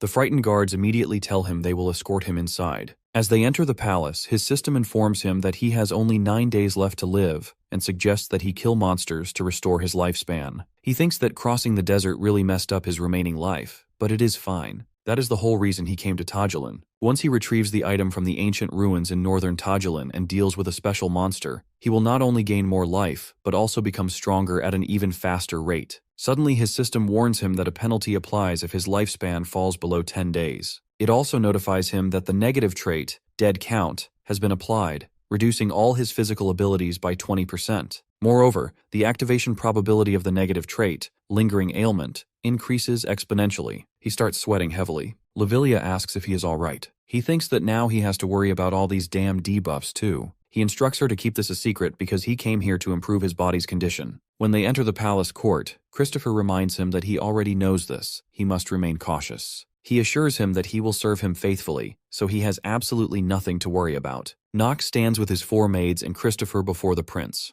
The prince states that they have received his letter. The swordsman draws his sword and, with a single strike, breaks the floor. He tells the prince that he is merely a prince and not even the ruler of a vassal state. Knox threatens him, asking if he wants his nation erased from the map. He orders the prince to kneel here and now, warning him that otherwise, he will erase him first. Meanwhile, at the Rheinhafer estate, Rodwell asks Teo why he did not stop the young master from heading to Tajulan. Teo wonders what he means by that. Rodwell questions him, reminding him that he chose Knox as his heir, and states that if Knox goes to Tajulan, he could end up in grave danger. Teo replies that he believed Knox could handle that much. He also acknowledges that Rodwell's insight is unmatched. To think he would read his thoughts so clearly. Teo admits that he is right and reveals that he has decided to name Knox as his heir and place him in that seat. That is why attracting too much attention before he is ready is dangerous. Teo explains that until he reaches a certain level, he will not be able to protect himself. Rodwell agrees with his master, realizing that is why he assigned the Black Sword Knights to guard him this time. Teo states that he has always preferred certainty in situations like these, and if any threat were to arise, those elite knights will act immediately. Rodwell concurs with his master. That day, when Teo and Knox practice swordsmanship together, Teo tells him that as his father, and as the patriarch of House Rheinhafer, he wants Knox to use that sword to pierce through his heart and cut him down with his own hands for failing to protect his mother, and to take the position of patriarch for himself because he is capable of it. Teo informs Rodwell that he must also know this, that his end, the end of Teo van Rheinhafer, draws near. Rodwell responds to his master that he will always stand with him. Meanwhile, our boy is busy drawing his past life game knowledge, contemplating that there are 2 key tips to figure out a guy's personality in a game. The first is when equipment enhancement fails and explodes. The system even issues a prior warning stating that enhancement has failed, and this does not require much explanation. The second tip arises in situations exactly like his current one, when a mediocre character, unaware of his own limits, acts out. He truly despises situations like this. Now Knox stands before the prince and commands him to kneel. He is aware that the prince is a character who lost all his family except his younger sister to Teo. He also understands that the prince may harbor resentment towards House Rheinhafer, but even so, a mere prince of a vassal state dares to express his emotions like this. Since he has decided to obtain the hidden piece in Tajulan, he needs to bring this prince over to his side. However, before that, Knox must break his spirit slightly to make him more manageable. The young master yells at the prince, demanding if he intends to make him repeat himself. The prince leaves his seat and positions himself directly before Knox, remarking that it seems he was displeased with him sitting in the presence of a guest of honor. He then kneels before him. The swordsman quickly checks all his details on his system, reviewing his traits, stats, and skills. The system warns him that Kushan's hatred towards House Rheinhafer is currently at its peak. Afterwards, Knox smiles and grants him permission to take a seat. Sitting right in front of him, he reflects on the prince's main flaws, that he is overly self-critical and emotionally immature. He recalls that in his 27th lunatic playthrough, the prince was completely deceived by Karmzer, who was not only his regent, but also secretly a demonic human. He never discovered the truth, leading to his ultimate ruin and self-destruction. He knows he can prevent all those tragedies, and that is precisely why he came to Tajulan. The prince, in a very respectful tone, inquires why he has come to the Tajulan kingdom. The young master responds that he is here for tourism and exploration of ancient ruins, and that is all he needs to know. He warns the prince that until he leaves, he must behave properly. Knox asks if he understands what that implies. The prince confirms his understanding. Kushan orders Karmzer to make arrangements for Lord Knox to tour the kingdom and instructs that if he requests anything else, he should be treated with the utmost hospitality. Knox interrupts and tells him to change the guide for the tour. He points at the young princess, stating that she will personally attend to him and show him around the kingdom. Kushan attempts to stop him, but Knox locks eyes with him and questions if there is a problem. The prince replies that there is no issue and orders his sister Arya to do her best to assist Lord Knox. She obediently accepts her brother's command. Rona grows worried and remarks to Lavilia that it seems the young master has taken an interest in a woman. Lavilia wonders what she means and replies that she does not have a manual for handling this kind of situation. Alina insists that they cannot allow the young master to get close to another woman. Absolutely not. The young master feels concerned that the situation is descending into chaos. He honestly thinks that even he would misunderstand this, but that is not what truly matters here. He can sense that the princess has already been affected and is extremely dangerous. He orders the princess to come along immediately and instructs the others to go and rest. Calling Alina's name, he feels happy when she quickly asks what he wants. Knox tells her that she is coming with him, along with Christopher.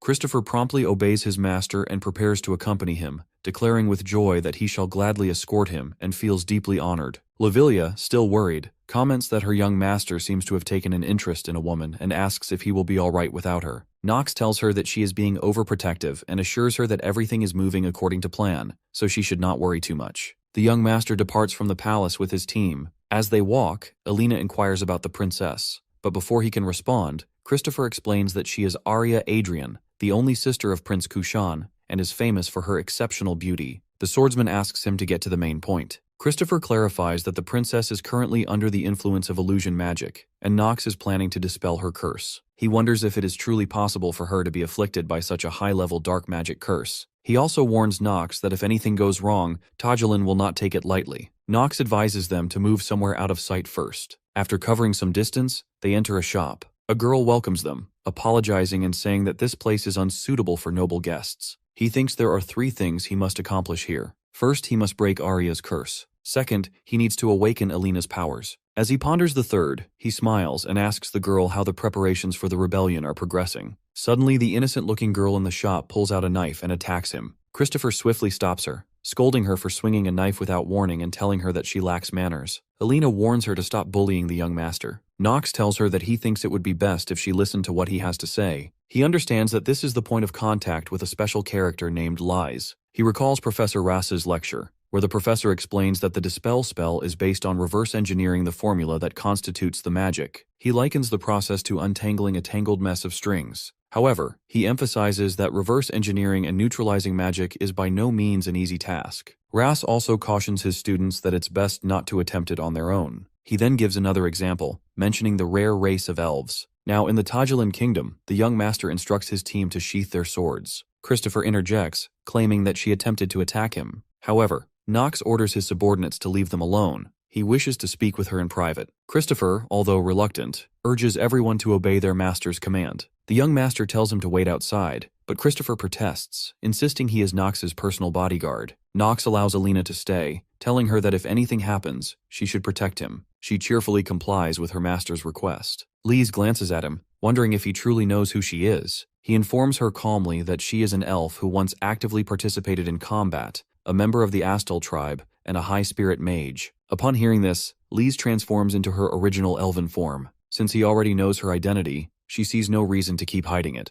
The swordsman praises her wise decision. She remarks on his hair and eyes, noting that he must be the youngest member of House Reinhafer, Knox. He confirms her assumption. He then tells her he's aware that she has been organizing a resistance and that the headquarters is located beneath the inn. Lise stares at him, puzzled, and asks why he has come here. He points to Arya and tells her that he wants her to lift the curse on the child. Lise reacts with disbelief, stating that she is someone preparing to rebel against the kingdom, yet he wants her to save the kingdom's princess. The young master replies that if a rebellion is launched, Tajolin will be completely destroyed. Regardless of whether it succeeds or fails, the nation will ultimately fall into the hands of the empire. Lise repeats her question, pressing him on what he truly wants. He tells her that this is an ending that both she and he would eventually arrive at. She questions him further. Why would House Reinhafer, the very family responsible for Tajolin's collapse, want to break the princess's curse? The young nobleman understands her curiosity, but since he cannot reveal his true objective, he decides to steer the conversation elsewhere. Just then, his system notifies him that his trait, normal acting talent, has been activated. He tells her that he understands what Tajolin means to her. She looks confused and asks what he means by that. He observes that although she is pretending to remain calm, she is visibly shaken. He knows exactly why.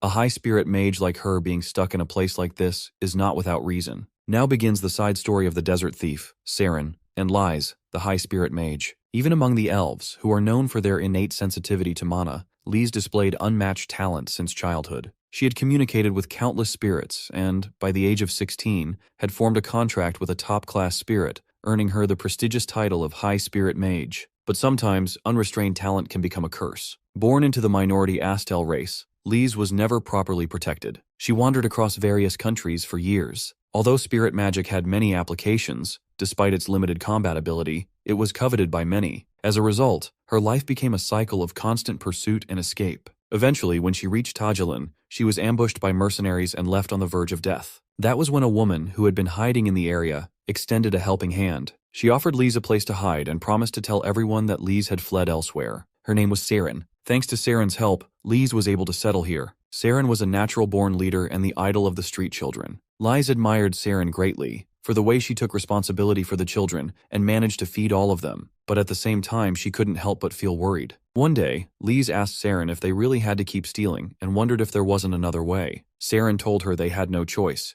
If they didn't do this, the children in the slums wouldn't survive. Lise knew that stealing was both dangerous and a crime, but she chose to follow that path for the sake of the children. She then started searching for a way to support Saren through other means. She began using magic to develop the slums. Though it was a modest endeavor, her goal was to create a small inn, but that dream never came to life. Saren was executed, hanged at the gallows. Nox speaks solemnly, telling her that this country is rotten to the core. However, if she tries to overturn it through rebellion, the Empire of Arkheim will consume it entirely. Lise asks him why he thinks Tajilan has become so full of orphans forced to live in slums. She then explains the real reason. It's because no one has taken the throne of Tajilan. Ever since the throne became vacant, the nobles have only looked after their own interests. If they had seized the opportunity to restore order, things would never have deteriorated like this. For the first time in the conversation, Lise becomes emotional and shouts at him. She says she misses Saren. Saren died because of those nobles. The swordsman quietly agrees with her. Lise snaps at him, demanding to know what he means by that, and what he's implying by agreeing. He calmly advises her not to let herself be consumed by vengeance and risk ruining everything. He urges her to think carefully about how to truly protect everyone,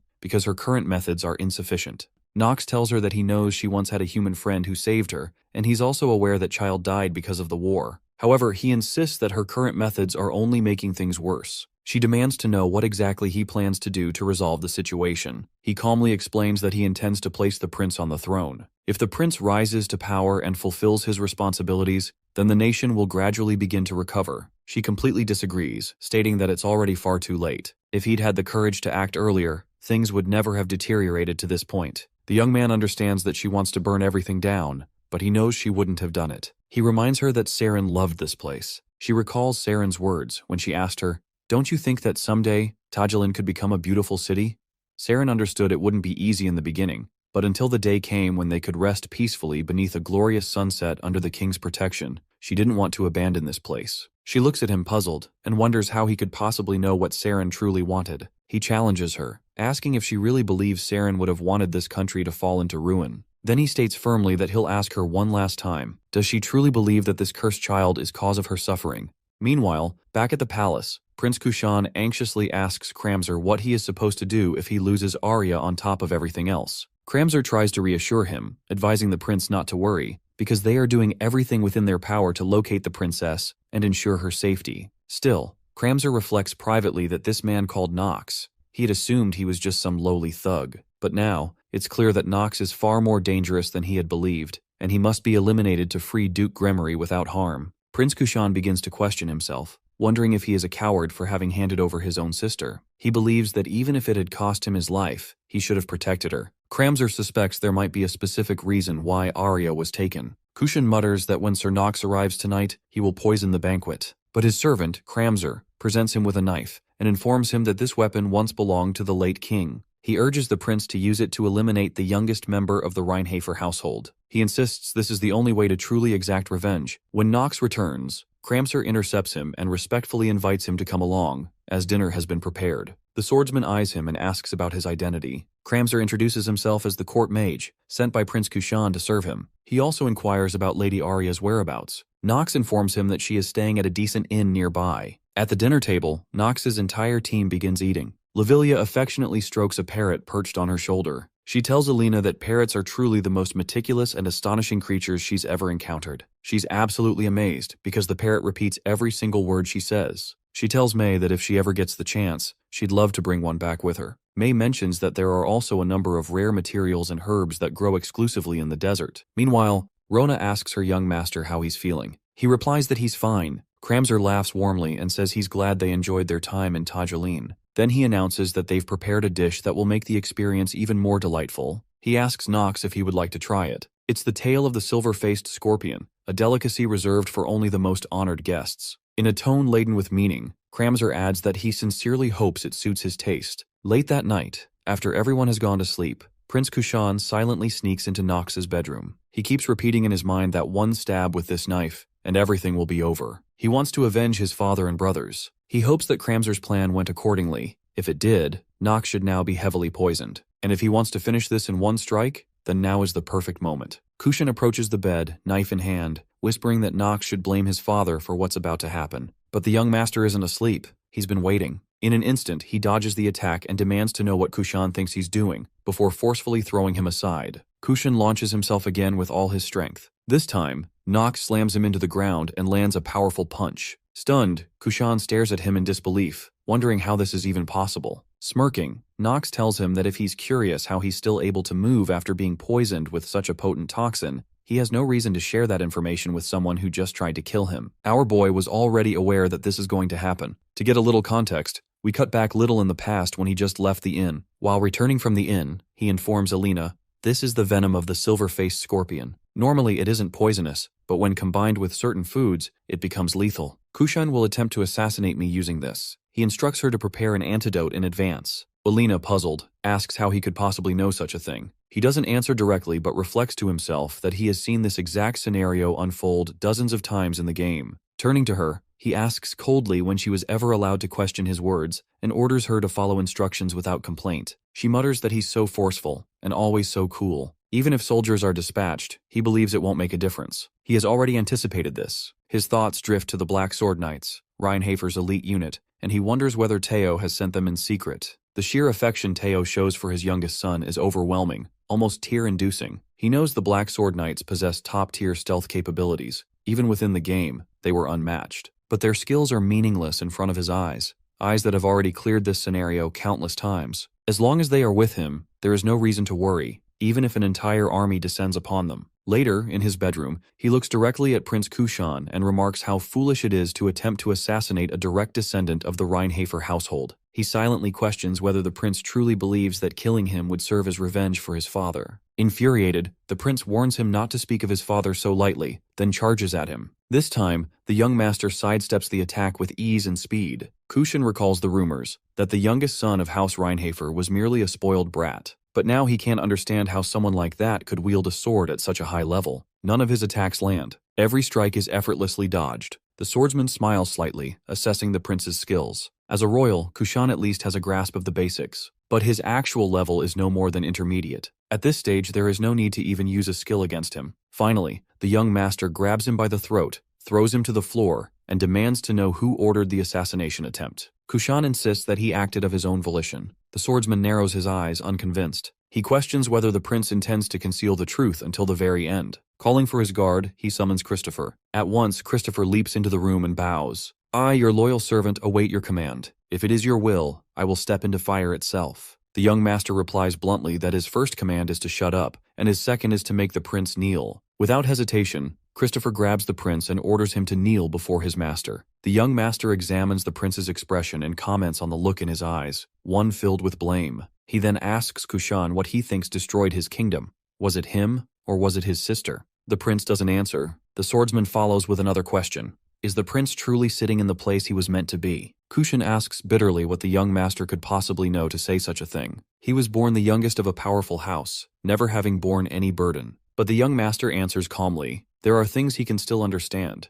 even without having been burdened before. He then asks if Kushan knows why he hasn't been killed yet. He tells him that the throne he holds, though faded, still has value. Kushan scoffs at the idea and calls the throne worthless. He claims he never wanted it. The swordsman replies that even if Kushan doesn't want it, he was born holding it, and if he refuses to carry its weight, then who else can? Who could possibly replace him? He offers the prince a chance, become the vessel for Tajulan, and in return, the truth will be revealed. But before that, the young master chooses to unveil one truth of his own. He did absolutely nothing to Kushan's sister. The prince is visibly shaken by this revelation. Meanwhile, elsewhere in the city, a group of men enjoys the sight of dancing girls in the bustling market. One of them turns to an older man and asks why Nox has come to Tajulin. The older man responds that he has no idea. Despite all their networks, they couldn't uncover anything, not even a single leak. Even if Nox belongs to a great family, showing up with private troops is an insult to Tajulin. Another older man, wiser and more composed, joins in. He asks what can be done. This is House Reinhafer, and Teo himself is involved. For now, he says, they can do nothing but watch. The others agree silently. At that moment, Kramzer walks into the gathering and declares that this might be an opportunity for all of them. One of the elders looks at him and asks what he means. Kramzer elaborates that now might be the perfect time to deal with the prince. This may be the right moment. Some of the men exchange puzzled glances, unsure of his meaning. Another man suggests it could still be too early. Kramzer challenges them by asking whether they all didn't witness the prince's humiliation. A prince of a kingdom kneeling before a noble, it was disgraceful. Now that the people's dissatisfaction has reached its peak, he suggests they take this opportunity to eliminate both the prince and Nox's faction. One man expresses concern, pointing out that they are talking about the youngest son of House Reinhafer. Kramzer calmly reveals that he has already poisoned Nox's meal, and that the prince himself has vowed to take Nox's life. An old man chuckles darkly, stating that they will blame Nox's death on the prince, then plunge the region into war amid the resulting chaos. He praises Kramzer, calling him the only one capable of devising such a plan. Unbeknownst to them, Nox and Prince Kushan are hiding behind a curtain, having listened to the entire conversation. Nox turns to the prince and quietly asks what he thinks,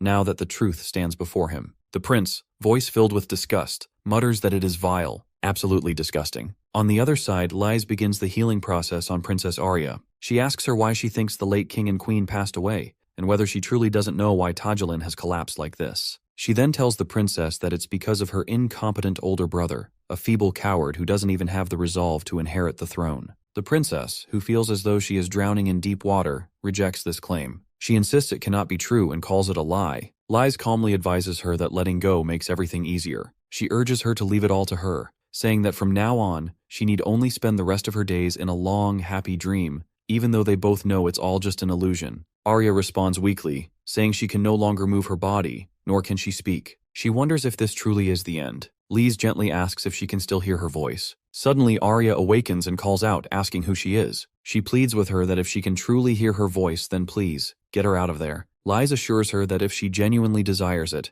then she will do exactly that. In fact, she was planning to do it regardless. All at once, Arya feels strength slowly returning to her limbs. She wonders what is happening to her as she opens her eyes and looks around. Meanwhile, on the other side, the prince speaks to the young swordsman, saying he believes everything Kramzer told him about Tajulin's politics, ethics, and even the state of its people's lives. Nox responds, blaming the prince's own weakness, pointing out how he has always left judgment to others. The prince now understands. This is why it all hurts so much, and he wonders aloud how he's supposed to fix any of it. The swordsman gestures toward Arya and Lies, telling him to ask those two instead of him. Arya calls out to her brother, who rushes to her side. They hold each other's hands tightly. He asks if she's really all right and demands to know what on earth happened to her. Nox answers, informing him that she had been under Kramzer's brainwashing. The prince is stunned to hear this. He wonders if Kramzer could truly be a demonic human. The swordsman confirms his suspicion and explains that Kramzer is indeed a demonic human who worships demons. The prince struggles to accept it. Nox tells him that he himself was also partially under Kramzer's control, and now that he's aware of the truth, the spell is breaking.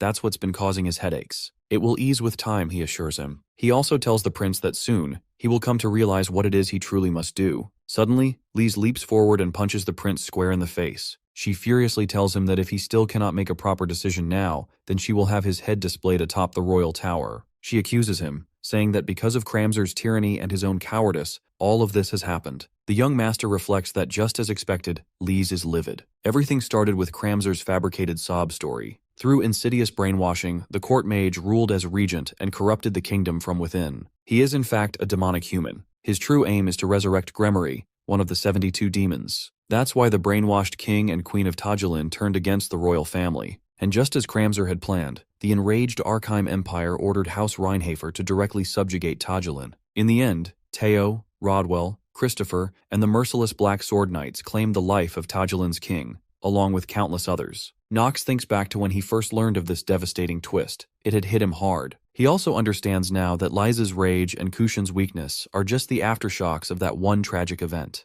He tells the others that both Lise and Kushan suffered from the same root cause. There are no winners or losers in war. No one is purely innocent, and no one can be completely condemned. The swordsman tells them that, at the very least, they must not misplace their resentment. Lise shouts that it's already too late. She urges Nox to look at the prince, who still cannot gather his resolve. If he had even a sliver of courage to sit on the throne, she says, Saren and the children of the slums might still be alive. The young warrior gently advises her that, even if it's too late, if they don't revisit the past, humanity will never grow. Even if the reality before her is tragic and repulsive, she must find the strength to move forward. Looking at Nox's face, Lise sees Saren's shadow. She realizes something. She always knew, deep down, that he is just like her. Tears stream down her face as she thinks to herself that he understands. The helplessness of losing everyone he loves, the crushing weight of duty, and the desperate desire to run away, to hide, to disappear from the world. Arya turns to her brother and tells him that this time, she will move forward with him, because there are still things in this world worth protecting.